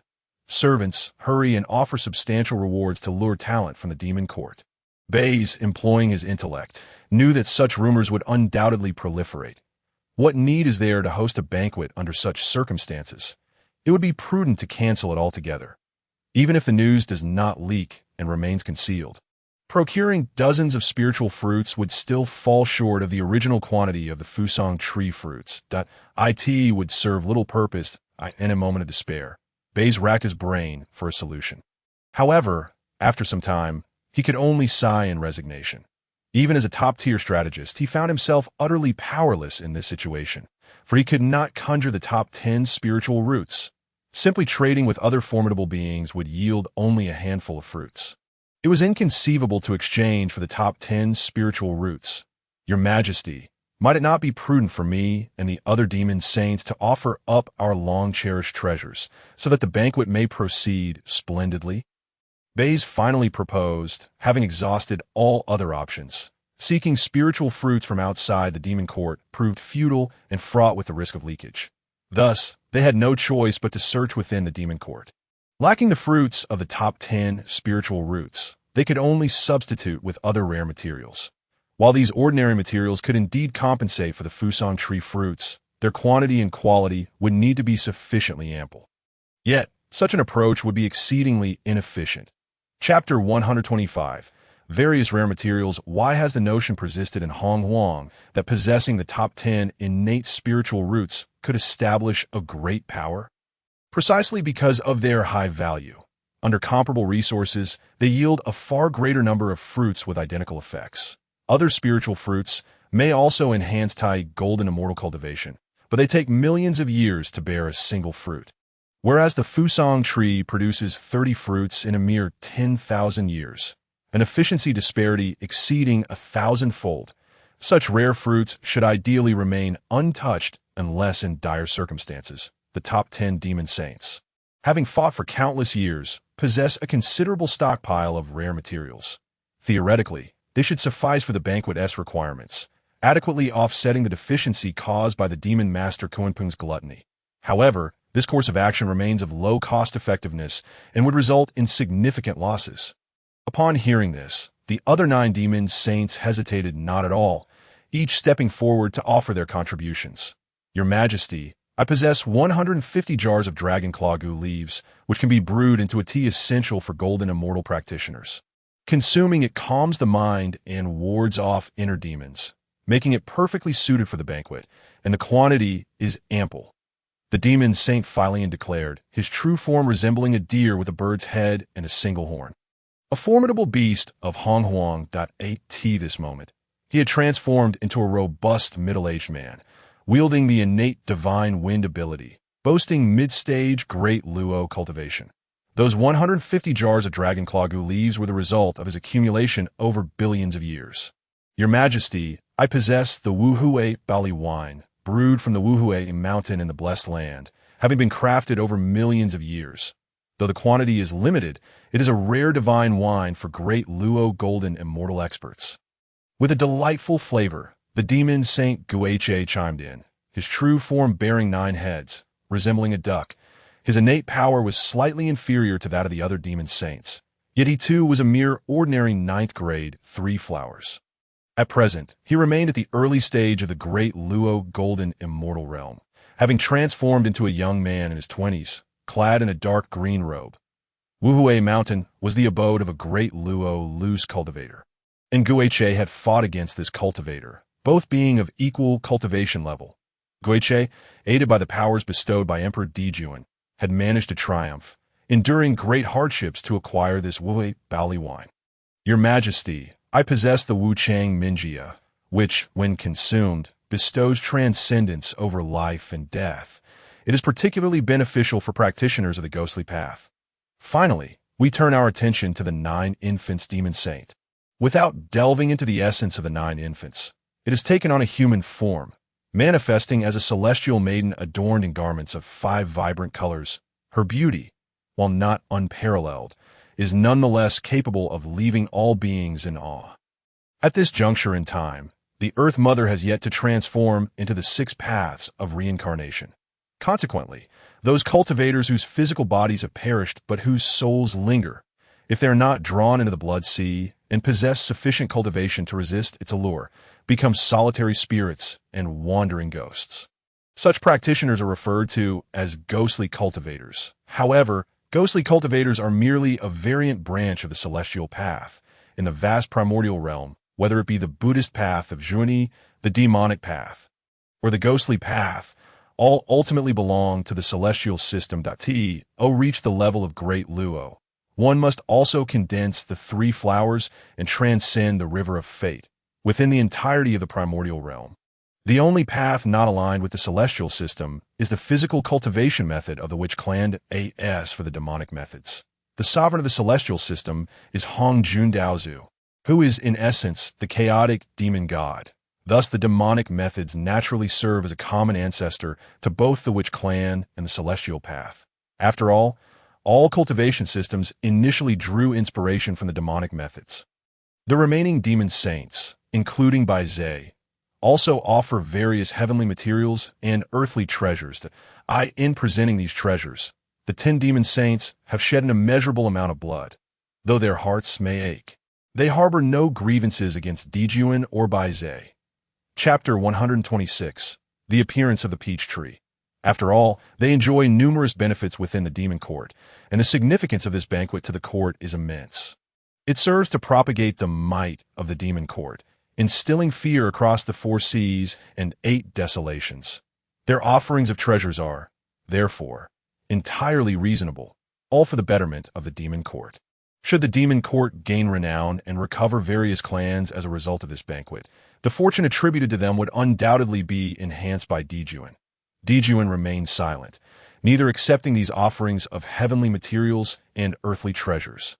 As the demon emperor, should he require his subordinates to contribute various treasures for a banquet, Di Jun cannot afford to lose face, nor does he wish to impose such a burden upon his loyal subordinates.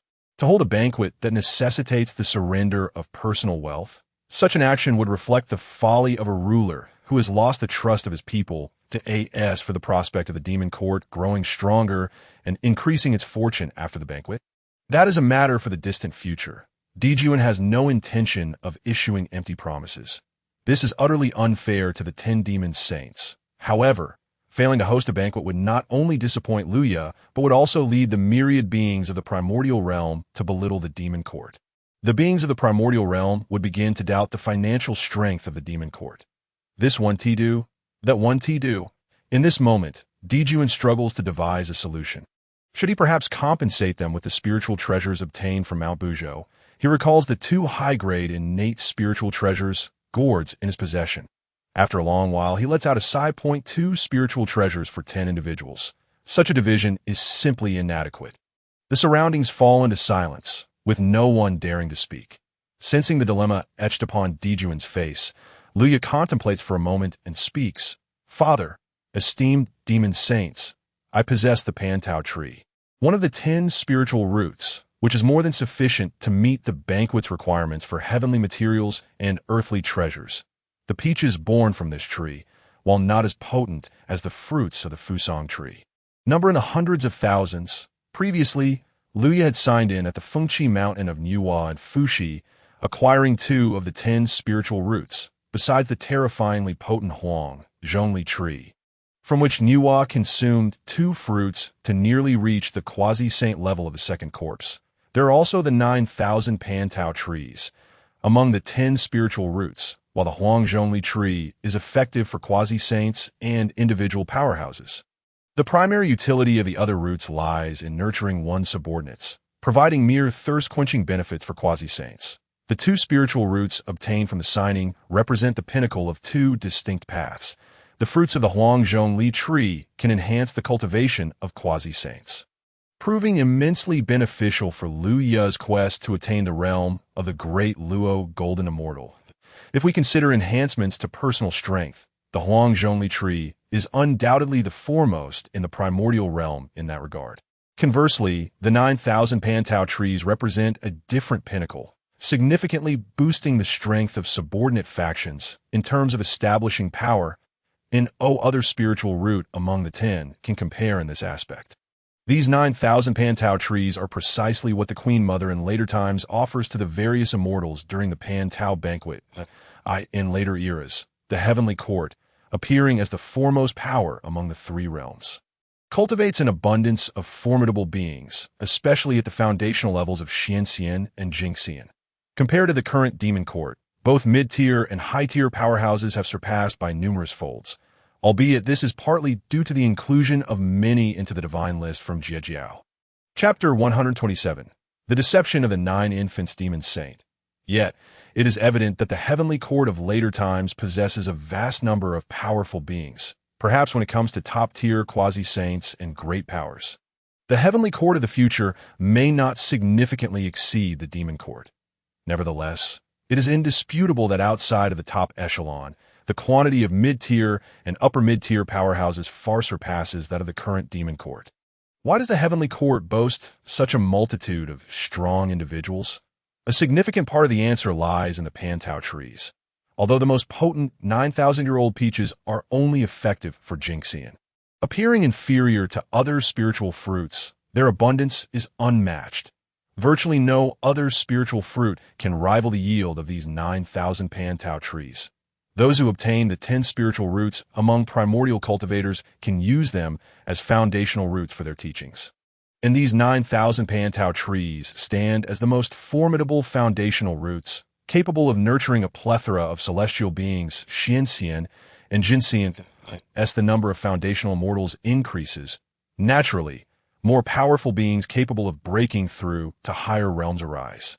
In Luya's hands, however, these 9,000 Pantao trees serve no significant purpose.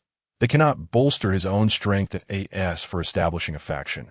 Would he truly contend against the Demon Emperor Di Jun and his son for supremacy in the primordial realm? Such an idea would surely be foolish. Luya finds it difficult to conceive of any other use for these 9,000 Pantao trees outside of the Demon Court. This was precisely his intention. While he harbors no plans for the Huang Zhongli tree in his possession, he can boldly present the 9,000 Pantao trees. Di Jun would certainly not treat him unfairly.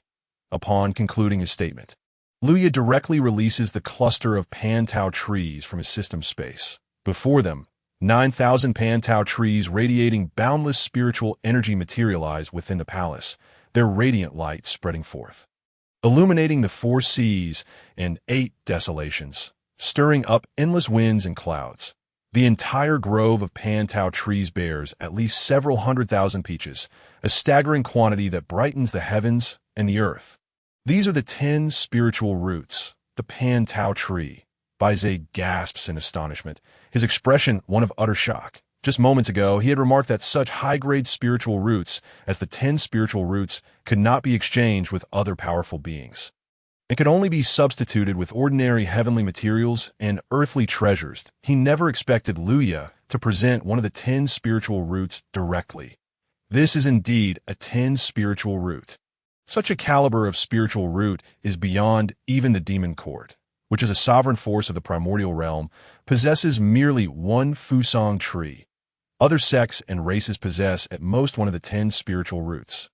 Yet now the demon court boasts both the Fusang tree and the Pantao tree, becoming the first power in the primordial realm to simultaneously possess 2 distinct spiritual roots. This cluster of Pantao trees, Luya Dao Jun, possesses such spiritual roots. The demon Saint Phalian's gaze trembles with wild astonishment, filled with boundless shock. The title of Luya Dao Jun has spread among the beings of the primordial realm through the proclamations of the ancestor of the underworld river and numerous great powers. When Phalian addressed him as prince, he felt it inappropriate and quickly corrected himself, referring to him as Luya Dao Jun. With his own strength, he has defeated the primordial heavenly venerable, and in Phalian's eyes, he undoubtedly deserves the title of Dao Jun. These Pantao trees indeed surpass ordinary spiritual roots, but how can there be 9,000 of them? Aren't the 10 spiritual roots each singular? The celestial apricot tree, the ginseng fruit tree, and the Fusang tree all follow this rule. Why are the Pantao trees different?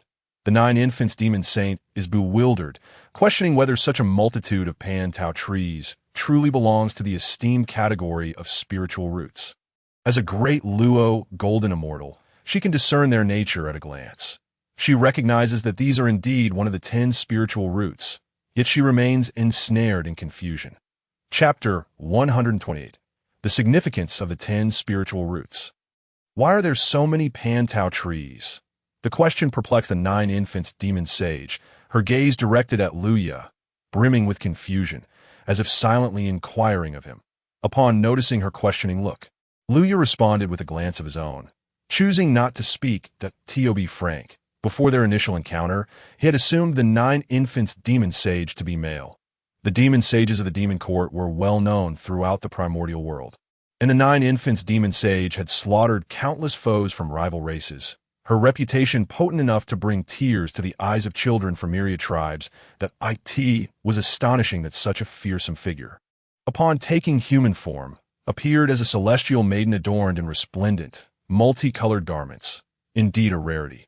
The grove of peach trees bore signs of having been artificially segmented. The demon sage Che observed meticulously, employing his divine sense repeatedly. Being at the grand immortal level, his perception could effortlessly discern the truths and illusions of the 10 great spiritual roots. After a thorough search, he finally uncovered some clues. Che murmured to himself. This seems to have been crafted by human hands. No wonder it has been divided into 9,000 saplings. Unlike the other 10 great spiritual roots, it makes sense now. Having once studied various spiritual roots, Che possessed considerable knowledge in this area, and recognized that dividing the peach mother tree into 9,000 saplings would enhance its efficacy compared to a single peach mother tree.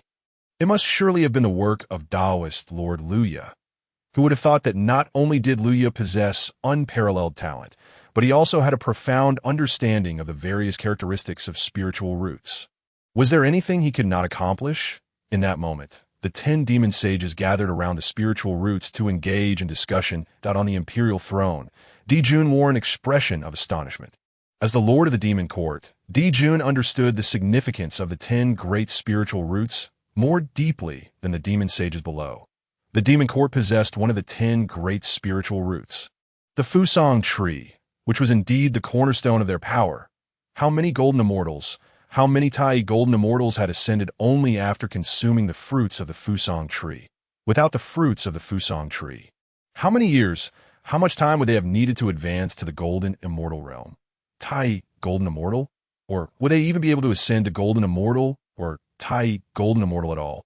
Moreover, the fruits of the Fusang tree did not merely serve to enhance cultivation. They also contained the potential to elevate the grade of the three flowers. Some Tai golden immortals who had condensed two-petal three flowers could elevate to three petals after consuming the Fusang fruits.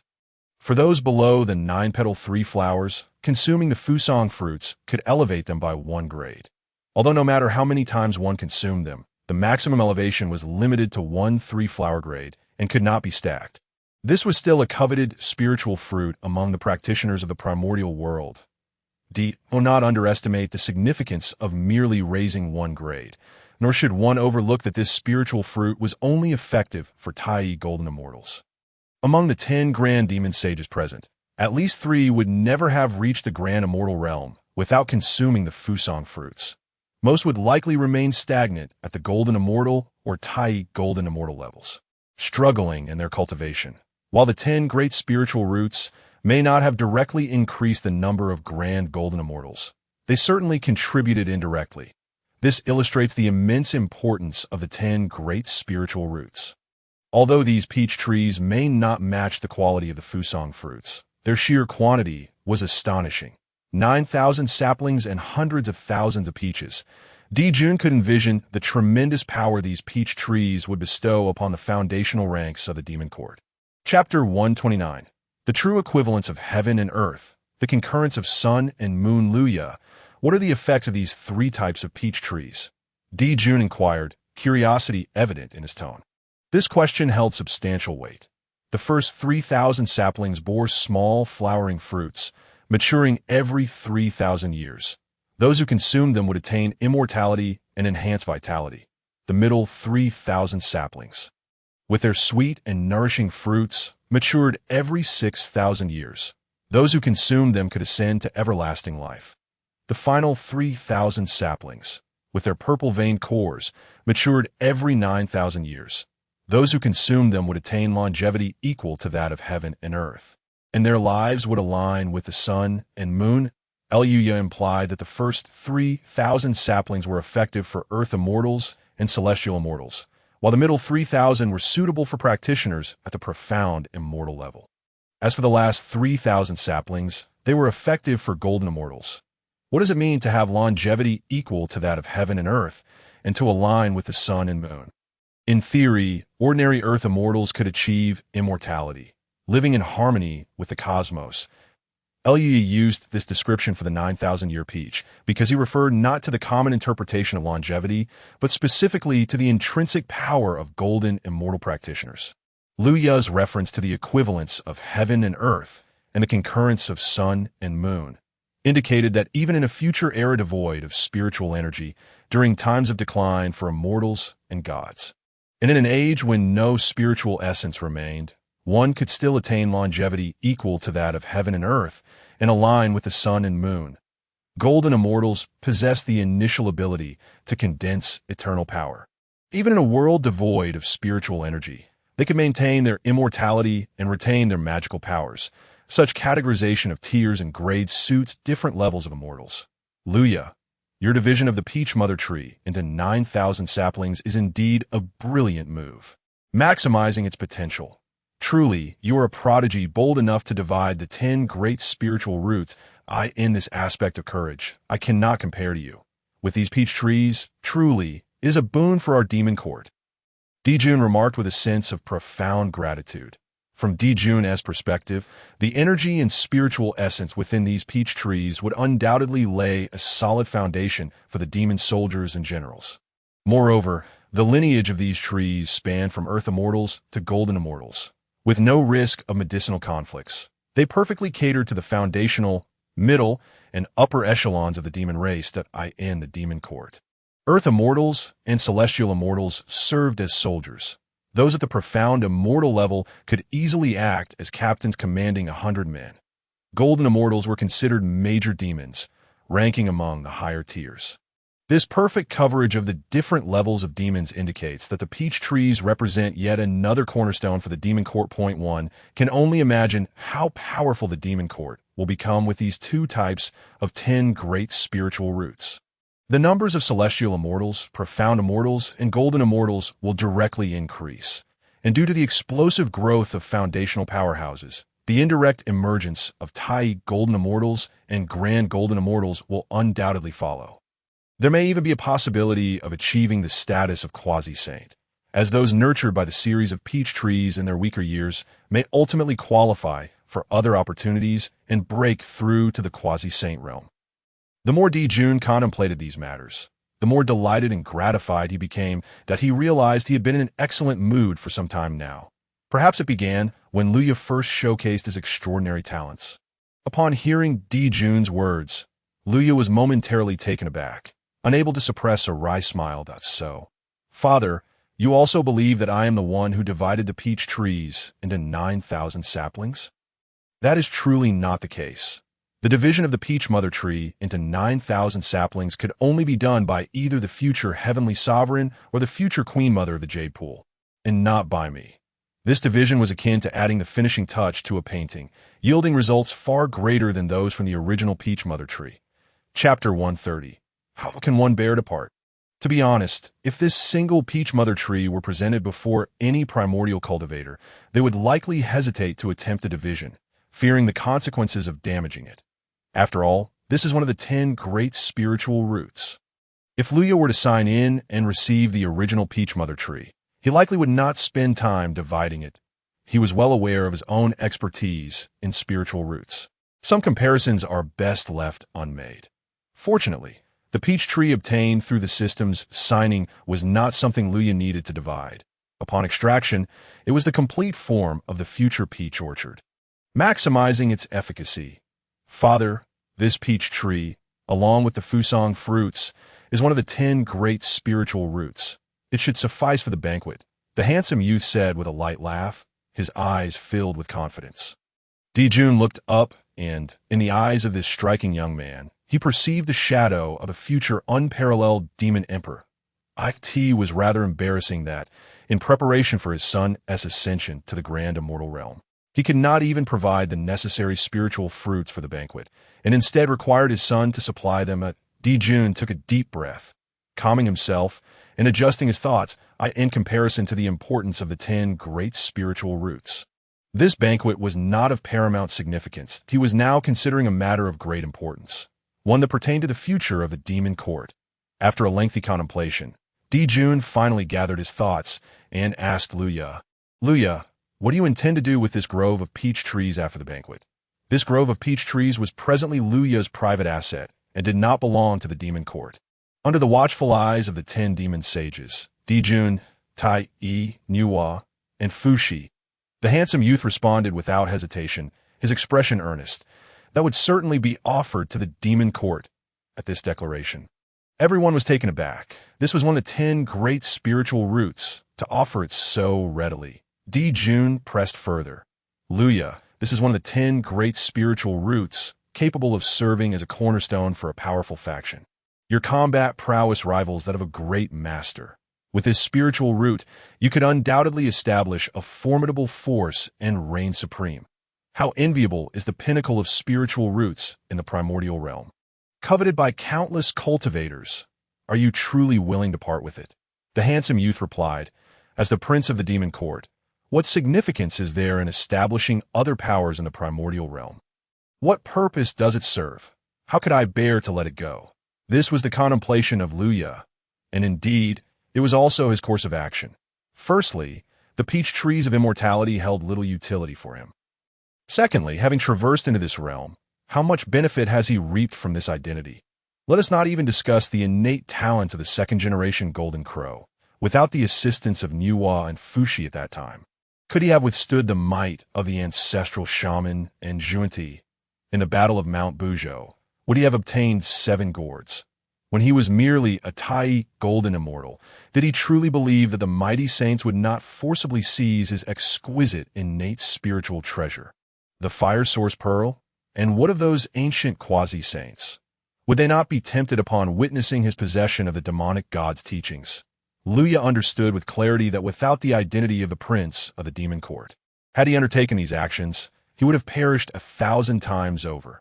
Being murdered for treasures or imprisoned to extract the secrets of the demonic god's teachings were certainly foreseeable outcomes. The privileges bestowed upon him by virtue of his status as the prince of the demon court were incalculable, and whether it be Emperor Jun, Tai, or the benevolent Hunyuan and Fushi, they all treated him well. Chapter 131.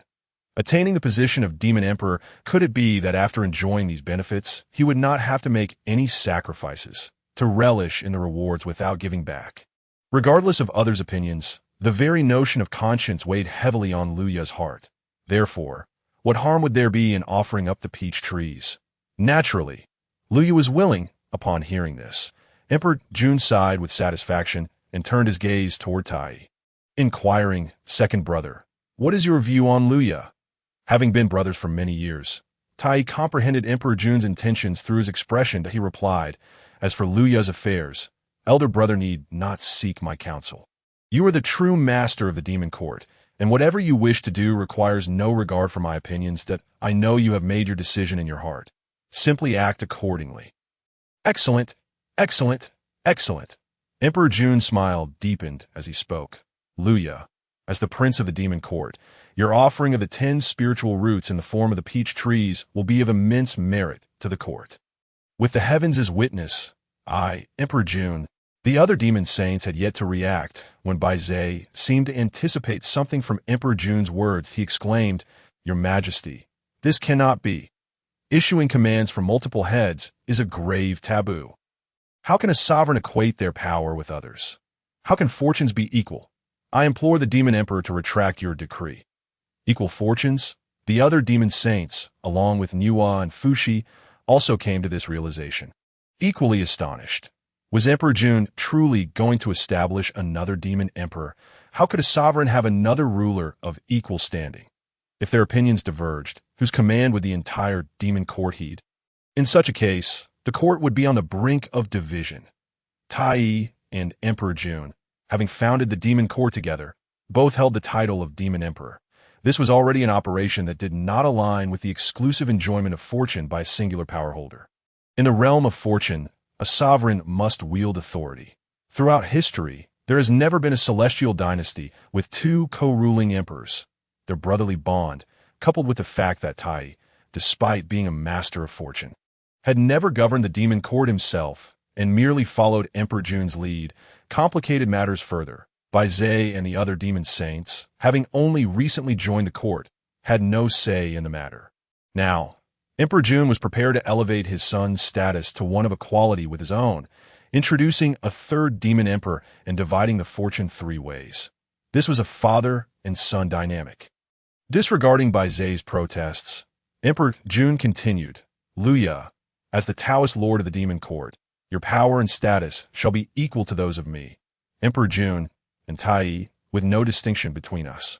As we jointly share the authority of the demon court, and the fortune shall be shared among the 3 of us.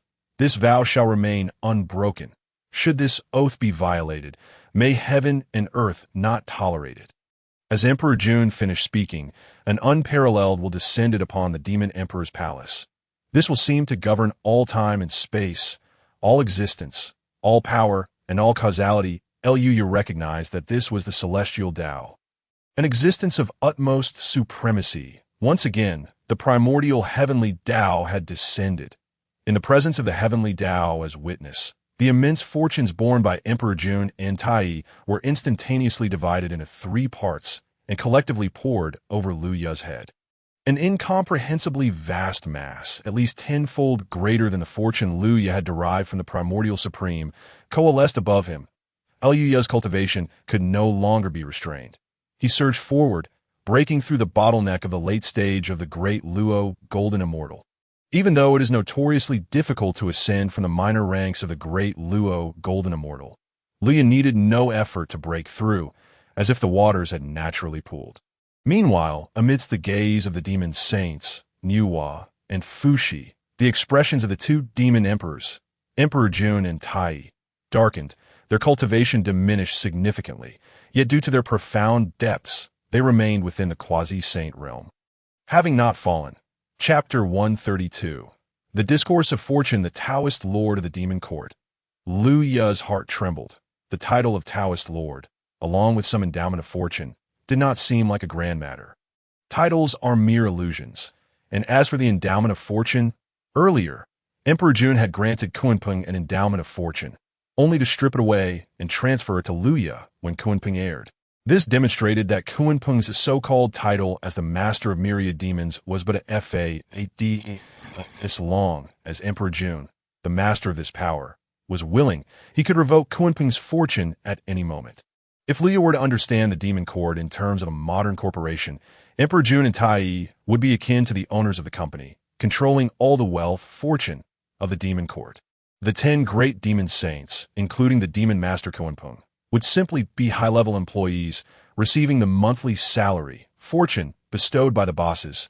Should the boss find their performance satisfactory, they might raise their monthly salary, fortune. Conversely, if the boss were displeased, they could readily withdraw their funds, fortune, and the employee would have no means to resist. The hierarchical relationships in the primordial realm are far more domineering than in modern contexts. With no authority over the master of the power. Currently, Kunpeng finds himself without fortune to claim, laboring under Emperor Jun's command.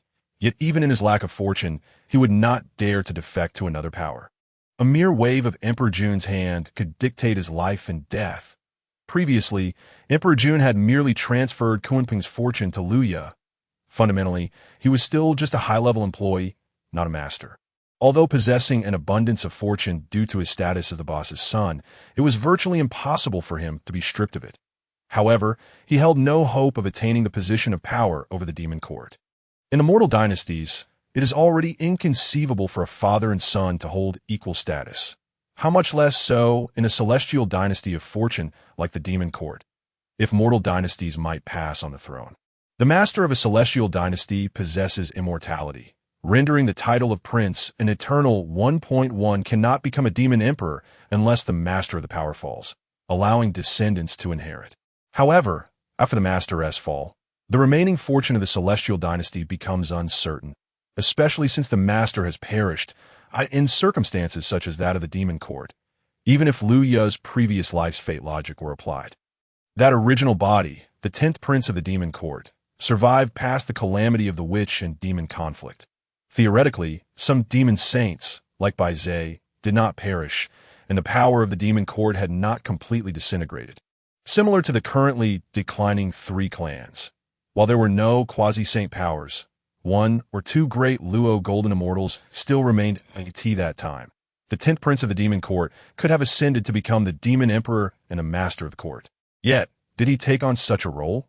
The answer is no. The Demon Court had already declined, and even the fortunes enjoyed by the Demon Emperor were inferior to those previously held by the Demon Court's prince. The fortunes of the power are not solely determined by the number of strong individuals. They also depend on the territory governed and the number of foundational cultivators. The declining Demon Court still had great Luo golden immortals. But how many would be willing to acknowledge its governance? After the calamity of the witch and demon conflict, the primordial cultivators only recognized the 3 teachings of the Xianmen. As for the Demon Court, it was merely a fallen power with little support from the populace. Being the master of a declining Demon Court is devoid of meaning, and little fortune remains to enjoy that if one wishes to become the master of the Demon Court in its prime. One must first overthrow Tai and Emperor Jun originally. Lu Ya had no designs on the position of Demon Emperor since arriving in the primordial realm. After all, the signing-in system was already sufficient, and he intended to enjoy the fortune of the Demon Court's prince in peace. Chapter 133. The fortune of the Demon Court divided at most. He envisioned a scenario similar to before, where, due to his immense talent, he ascended to the great Luo golden immortal rank, his strength sufficient for Emperor Jun to transfer Kunpeng's fortune to him. Such a high-level employee's fortune was already ample for Lu Ya. Little did he anticipate that Emperor Jun would declare to the Heavenly Dao, proclaiming him as a co-ruler of the Demon Court. This was a third of the fortune of the Demon Court. The authority to govern the Demon Court. Now, all responsibility has fallen upon Lu Ya. It can be said that Lu Ya currently stands as the sovereign of the Demon Court, holding a status equivalent to that of Emperor Jun and Tai. This position is sanctioned by the Heavenly Dao, conferring upon him substantial authority, enabling him to manipulate the fortunes of the demon court and bestow blessings upon others. Indeed, should Luya harbor any malevolent intentions, he could easily fragment the demon court, siphoning away a third of its fortunes to establish a realm solely his own, though it is certain that he would never resort to such treachery. "Father, why do this?" Luya said with a bitter smile that he truly did not anticipate Emperor Jun's actions. With a smile, Emperor Jun replied, "The significance of the 10 great spiritual roots is well known among all practitioners of the Hongmeng. The reason your uncle Tai Yi and I were able to establish the demon court as a dominant force in the Hongmeng was partly due to our own formidable powers, but equally reliant on one of the 10 great spiritual roots, the Fusang tree. Possessing one of these roots is, without doubt, the cornerstone of our demon court." Hearing this, Hunyuan and Fushi's expressions darkened. Their lineage from Fengqi Mountain had not managed to cultivate even a single 3 flowers 9 products. A Deluo golden immortal, due to the absence of the 10 great spiritual roots. The reason Hunyuan and Fushi are referred to as solitary cultivators rather than the masters of the Fengqi Mountain lineage is precisely because their faction is merely a third-rate force, relying solely on the support of these 2 quasi-saints. The personal fortunes of these 2 quasi-saints far exceed that of the Fengqi Mountain lineage by tens of thousands of times that I in this regard. The beings of Hongmeng recognize the quasi-saint prowess of Hunyuan and Fushi over their status as leaders of the Fengqi Mountain faction.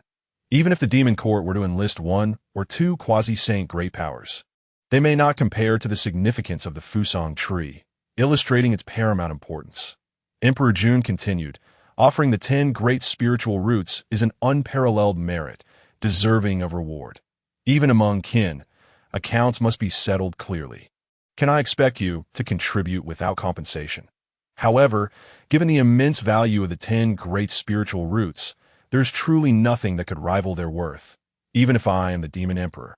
Thus, the division of fortunes and granting you the title of Dao Sovereign poses no issue." Emperor Jun has always adhered to the principle of rewarding merit and penalizing transgressions, yet the value of the 10 great spiritual roots is so monumental that there is nothing comparable. The rewards are scarce. Perhaps the Chaos Bell and the River Map could be considered on par, but these are the innate treasures of Tai Yi and Emperor Jun, and thus cannot be bestowed. Hence, the division of a third of the demon court's fortunes is the most prudent choice. Emperor Jun firmly believes that with Lu Ya's exceptional talents, he is more than capable of assuming the position of Dao Sovereign, leading the myriad demons of the demon court. As for the potential fragmentation of the demon court, just as Emperor Jun trusts his brother Tai Yi, he equally trusts his son. Even with such power, he would never entertain the thought of dividing the demon court. In any case, Emperor Jun could not remain indifferent regarding the matter of presenting the 10 great spiritual roots to Lu Ya. The wealth of a son belongs to him, and the wealth of the demon court belongs to the court. Emperor Jun is well aware of this distinction and would not allow Lu Ya to surrender his assets without recompense. Chapter 134. Emperor Jun and Changshi. Moreover, this is also your mother's desire. With a wave of his hand, Emperor Jun conjured an image visible only to Lu Ya on the moon star. There exists a moon goddess named Changshi, clad in a flowing white palace gown, cinched at the waist with a golden belt. Her long hair cascades down to her waist, in the image. She fiercely confronts Emperor Jun, exclaiming, "Emperor Jun, what have you done to Lu Ya? How could you let him wander for hundreds of thousands of years without returning?" In the vision, Emperor Jun responded helplessly, "I did nothing. I merely saw that he could control the true fire of the sun and allowed him to travel that time. Lu Ya was merely at the golden immortal stage. Could you truly bear to let him traverse the Hongmeng alone? He is still but a child, his cultivation so weak, his life experience so limited. The dangers of the Hongmeng continent are you not aware? The son of the Demon Emperor must learn to fight for himself. A child's growth cannot rely solely on parental aid, for only then can courage be forged. Oh, you couldn't even spare a few to Luo demon saints to protect him? Where were you when Lu Ya battled Kwa Fu? What when he faced Ho Yi and Xiang Lu? Or when he clashed with Chang Liang. Changshi's inquiries rendered Emperor Jun speechless. The heavens bore witness. At the time, Liu Ye's golden immortal cultivation was by no means weak in the Honghuang and could be considered a regional demon king. Coupled with his command of the true fire of the sun, his combat prowess rivaled that of a mid-stage Tai golden immortal. Such strength was sufficient to establish a small faction in the Honghuang, commanding millions of beings and asserting dominance. How could it be as perilous as Changshi claimed? As for Kua Fu, how could he have known his son would encounter such misfortune with the Great Witch? Furthermore, Emperor Jun later investigated the situation. Liu Ye faced a few minor witches with ease, and he could have evaded the pursuit of the Great Witch Kua Fu, thereby avoiding the subsequent mobilization of the entire witch clan. Under normal circumstances, Liu Ye would have easily incinerated those minor witches with the true fire of the sun, rescued the Fox clan maiden, and fled swiftly, thus eluding Kua Fu's pursuit. Emperor Jun believed that his son, when confronted with insurmountable foes, would possess the wit to flee. Moreover, with the Jinwu clan's earthly golden light technique, escape would be assured. To flee when outmatched is the basic quality required to navigate the Honghuang. Emperor Jun was confident that even if Liu Ye was the youngest among his 10 sons, he would certainly grasp this principle. Therefore, he did not dispatch the 10 great demon saints to protect Liu Ye. They had many pressing matters to attend to and could not be spared for a child's play. If it were necessary, so be it, but in Emperor Jun's view, it was unnecessary. A mid-stage Tai golden immortal's combat ability was sufficient to ensure survival in the Honghuang, as long as one did not seek death. He could not have foreseen that Liu Ye would manage to turn the tables on Kua Fu, who was akin to an entry-level Deluo golden immortal. As for Liu Ye's battle with Ho, Yi, and Xing Tian, as soon as he sensed the energy fluctuations, he hastened to intervene, only to be obstructed by the 11 ancestral witches, which was beyond his control. Even so, Emperor Jun had contacted Hunyuan and Fushi, urging them to come swiftly to aid. This action ultimately proved beneficial. Emperor Jun, do you know, when I saw Liu Ye, my child, being flung away by the ancestral witch Chang Liang, his flesh torn and bloodied, I wanted nothing more than to rush down to the demon court, even if it meant my demise, to save my child. Chapter 135. Chang Shi's proposal. Chang Shi's voice grew louder. Her injuries exacerbated, and blood trickled from her lips. Were it not for my grave wounds, having left the demon court, deprived of the nourishing influence of the Wooding Moon Qi, I would surely perish. I would have rushed down to save my child long ago. Emperor Jun gently wiped away the blood and tears left by Chang Shi, saying, Do not agitate yourself, Chang Shi. Your injuries from the East King's assault have yet to heal. Promise me, do not leave this moonstar. Remain here, for the Wooding Moon Qi is most abundant. After a few million years of nurturing, your injuries will stabilize. Chang Shi, born of the moonstar and its sovereign, was originally a quasi-saint great power. However, during the campaign against Zifu Island alongside Emperor Jun, despite their eventual victory, she was grievously wounded by the East King's supreme innate treasure, the dragon-headed staff. The East King was a quasi-saint being, and the dragon-headed staff was a divine treasure bestowed by the Dao ancestor, amplified by a final desperate strike. How could Changshi escape unscathed? Ultimately, she sustained injuries to her Dao foundation, teetering on the brink of death.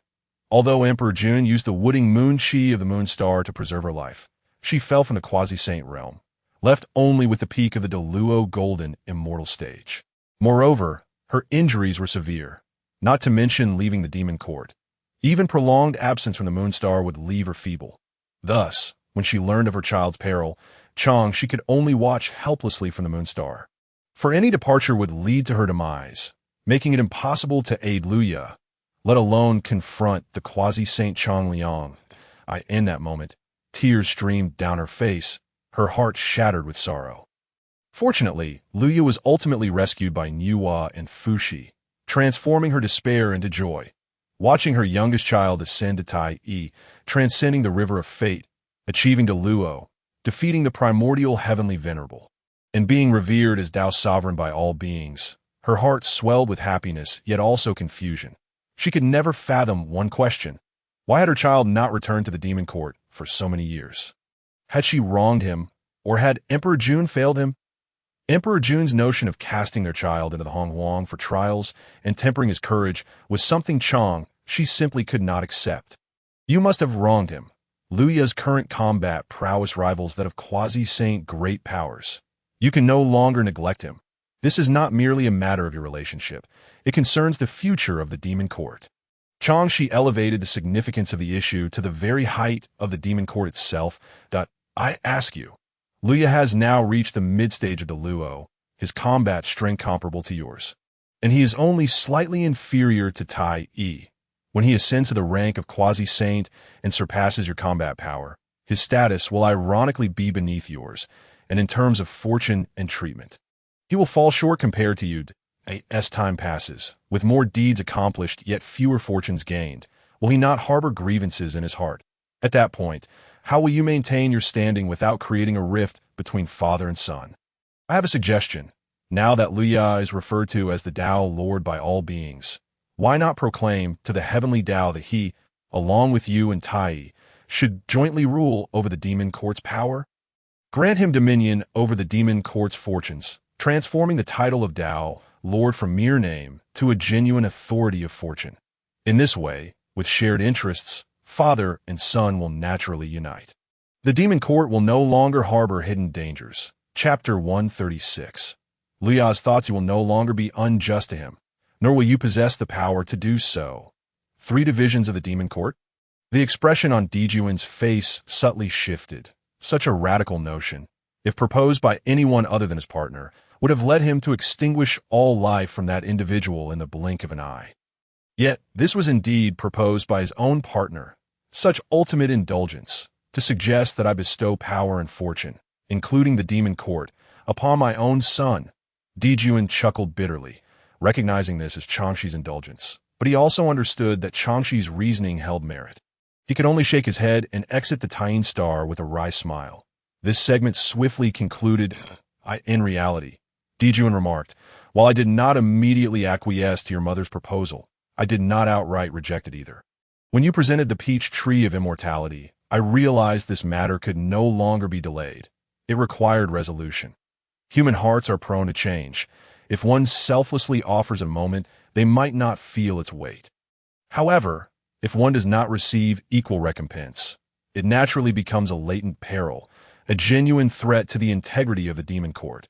Your combat prowess rivals at a seasoned quasi-saint great powers. Even your uncle Tai could only marginally surpass you, of course. Di Jun spoke in the context of Mount Buzhou. Now, with a status equal to that of the Demon Emperor, Liya, having ascended to the late stage of the great Luo Golden Immortal, could now rival and even surpass Dongwang Tai. He possesses the true combat strength of the foremost quasi-saint in the primordial realm. Should we not swiftly delineate our interests, calamity is bound to ensue. Even if disaster does not strike, I cannot rest easy knowing you are unjustly treated. Di Jun spoke slowly. Currently, handling matters this way is ideal, although there are 3 demon emperors governing the demon court simultaneously. The demon court shall never fracture, ensuring its rule remains as unyielding as an ironclad fortress. Mother, tears seemed to glimmer in Luya's eyes. On Earth, when he was still known as Lin Yun, he was an orphan who had never experienced parental love.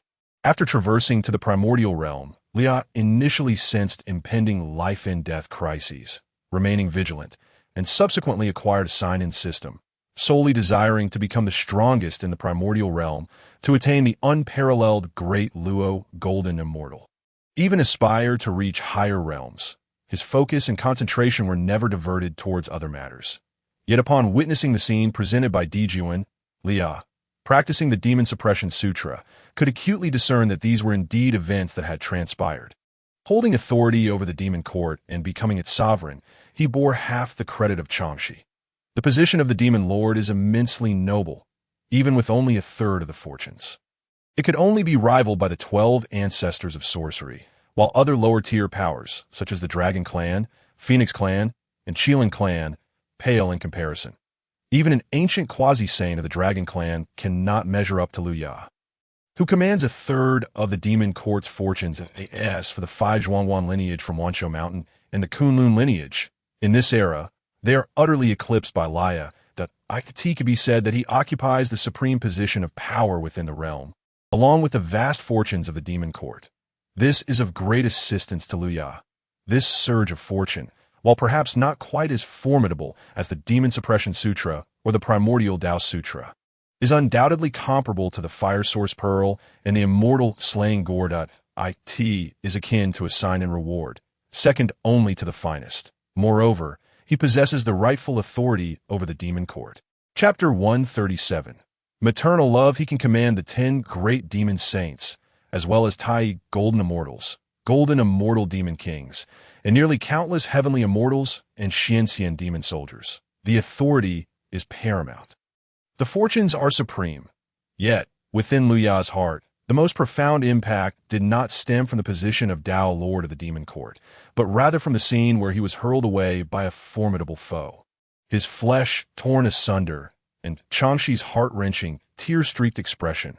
That perhaps is what maternal love truly is. It is a love Luya, or Lin Yun, has never known. Luya felt as if, for the first time, he genuinely integrated into this primordial world. Embracing the identity of the son of the Demon Emperor, Changshi and Di Jun were no longer mere figures from myth and legend, but rather his mother and father. Father, I shall visit mother on the Tying Star. Luya addressed Di Jun before swiftly soaring towards the Tying Star. Upon arriving at the Tying Star, he disregarded the lunar forces and the celestial spiritual energy above. Luya made his way into a palace. Within, there stood a moon goddess clad in white palace attire, her long hair cascading down to her waist. With Luya's perceptive gaze, he could discern that she was gravely injured. The boundless moonlight continuously encircled her. Healing her wounds, it was none other than Changshi, the sovereign of the Tying Star. That moment, she looked at Luya and softly said, "Child, you have come." She extended her hand, gently caressing Luya's head. The handsome youth, appearing around 14 or 15, did not display the pride befitting one with combat prowess rivaling that of a quasi-saint. Instead, he remained composed as his mother affectionately ruffled his hair. Mother, Pangu Palace, though named a palace, it is not a true palace. The essence of Pangu Palace is that of a vast world. Although it belongs to the lower tier of great worlds, inferior to the primordial realm, which is among the highest, it still encompasses boundless expanses, surpassing even the combined volume of hundreds of billions of universes. With the division of fortunes within the demon clan's demon court, Di Jun has granted the authority of the Demon Emperor to Luya, making him the Dao Lord of the demon court. The only ancestor of sorcery with a primordial spirit, the Twelve Ancestor, opened her eyes and conveyed the findings of her spiritual perception to the gathered ancestors.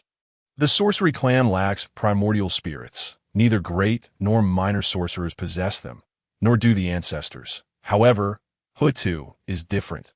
Blessed with unique talents, being transformed from Pangu's essence, she remains untainted by malevolent energy, thus possessing both the physical form of an ancestor and an immortal primordial spirit. Yet, Hutu's potential for immortal cultivation pales in comparison to the training of the 9 turns mysterious art. Nonetheless, Hutu never intended to engage in battle with the strength of the immortal system. Instead, she currently plays a supportive role, observing the fortunes of the demon court and calculating the heavenly mechanisms. Did Di Jun's disheveled bird employ a foolish stratagem to divide the fortunes and grant the position of Demon Emperor to a mere fledgling? The ancestor of sorcery, Yun, was the first to scoff upon hearing Hutu's words. Even I, an ancestor, recognize the significance of immortal fortunes. Excessive decrees and shared power have long been the taboos of fortune-driven celestial dynasties. What ancient clan was it again? Oh, right, that would be the Dragon Clan, Phoenix Clan, and Qilin Clan. Their leaders are known as Ancestor Dragon, Ancestor Phoenix, and Ancestor Qilin. They monopolize the fortunes. How could Di Jun, this disheveled bird, divide the fortunes as he is now? Thus, it is evident that Di Jun is truly a foolish monarch, utterly incompetent. Hutu felt quite uncomfortable upon hearing this and corrected, "Those are the ancient 3 clans. The leader of the Phoenix clan is Yuan Feng, not Ancestor Phoenix. The leader of the Qilin clan is Shikolin, not some Ancestor Qilin. You, lacking in culture, should refrain from speaking nonsense." listening to you, a prominent figure, discuss immortal fortunes is quite vexing. Chapter 138. Xiangyang cannot contain his fury. The ancestor of sorcery, Yun, was rendered speechless by Hodu's retort and obediently sat aside. Leader, now that Di Jun has employed a foolish stratagem, how should we, the ancestors, respond? Should we implement a policy of division to fracture the demon court, or should we directly march in and eliminate those two disheveled birds and that little disheveled bird? Lia, the ancestor Qiangliang, spoke with indignation, appearing ready to rally all the ancestors to confront Di Jun, Tai, and Luya should Di Jiang consent. The last time Qiangliang was defeated by Luya and the combined might of Nuwa and Fushi. His resentment was palpable. The fiery anger had yet to dissipate, and upon hearing of Di Jun's foolish actions, he sought to seize the opportunity to eliminate Luya. Can you even defeat him? Did your previous attempt to eliminate Luya yield any results? The ancestor Di Jiang furrowed his brow and directly questioned Qiangliang. Last time, it was due to the shameless attacks from Yuwa and Fushi. This time will be different. Qiangliang ancestor, which recalled the experience of being brutally beaten. His teeth clenched in anger. Even now, the pain from his wounds still lingers. The demonic race is truly despicable and shameless, unwilling to engage him in a fair fight and instead resorting to mobbing. The last time I commanded you to swiftly eliminate Luya, you lacked the capability and failed to do so, even dragging it out until Nuwa and Fushi came to his rescue. Isn't this a mistake of your own making? Di Jiang, upon hearing this, was left speechless and directly mocked Xiangliang. Scheme against them. With your intellect, would it be of any use to send you to sow discord between father and son?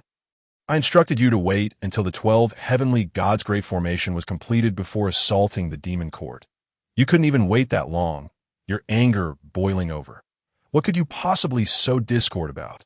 With your level of intelligence, you might as well go and seek your own demise. Criticized by Di Jiang, Qiangliang stood obediently to the side, rendered speechless at Di Jiang's side. Couldn't these ancestor witches think a little more critically? Must they propose such clearly foolish strategies? Very well, since you fail to comprehend, allow me to analyze it for you. Di Jiang spoke with conviction, for if he did not point out the crucial aspects, he would be unable to contain his frustration. He had truly had enough of the ancestor witches' lack of intellect. Do not underestimate Di Jun's actions, thinking they are foolish. On the contrary, they exhibit great audacity. Although Luya is a second-generation Golden Crow, his innate talent is exceptionally high. He is now known as the Dao Sovereign, possessing the combat power of a quasi-saint. Currently, Luya remains at the level of a great Luo Golden Immortal. If in the future he reaches quasi-saint level, surpassing the two demon emperors, who will command the entire demon court then. The throne belongs to those with the ability that if Luya possesses strength that surpasses the two demon emperors, yet is ranked beneath them, receiving less fortune and treatment than the two demon emperors. Over time, as he accomplishes more while receiving less fortune, will he not harbor grievances in his heart? Although Di Jun's actions may appear foolish, they eliminate the potential grievances in Luya's heart. With interests aligned and no distinctions remaining, father and son will unite, and the power of the demon court will not only remain intact, but will grow stronger. Do you understand? Di Jiang gradually elucidated this to the other ancestor witches.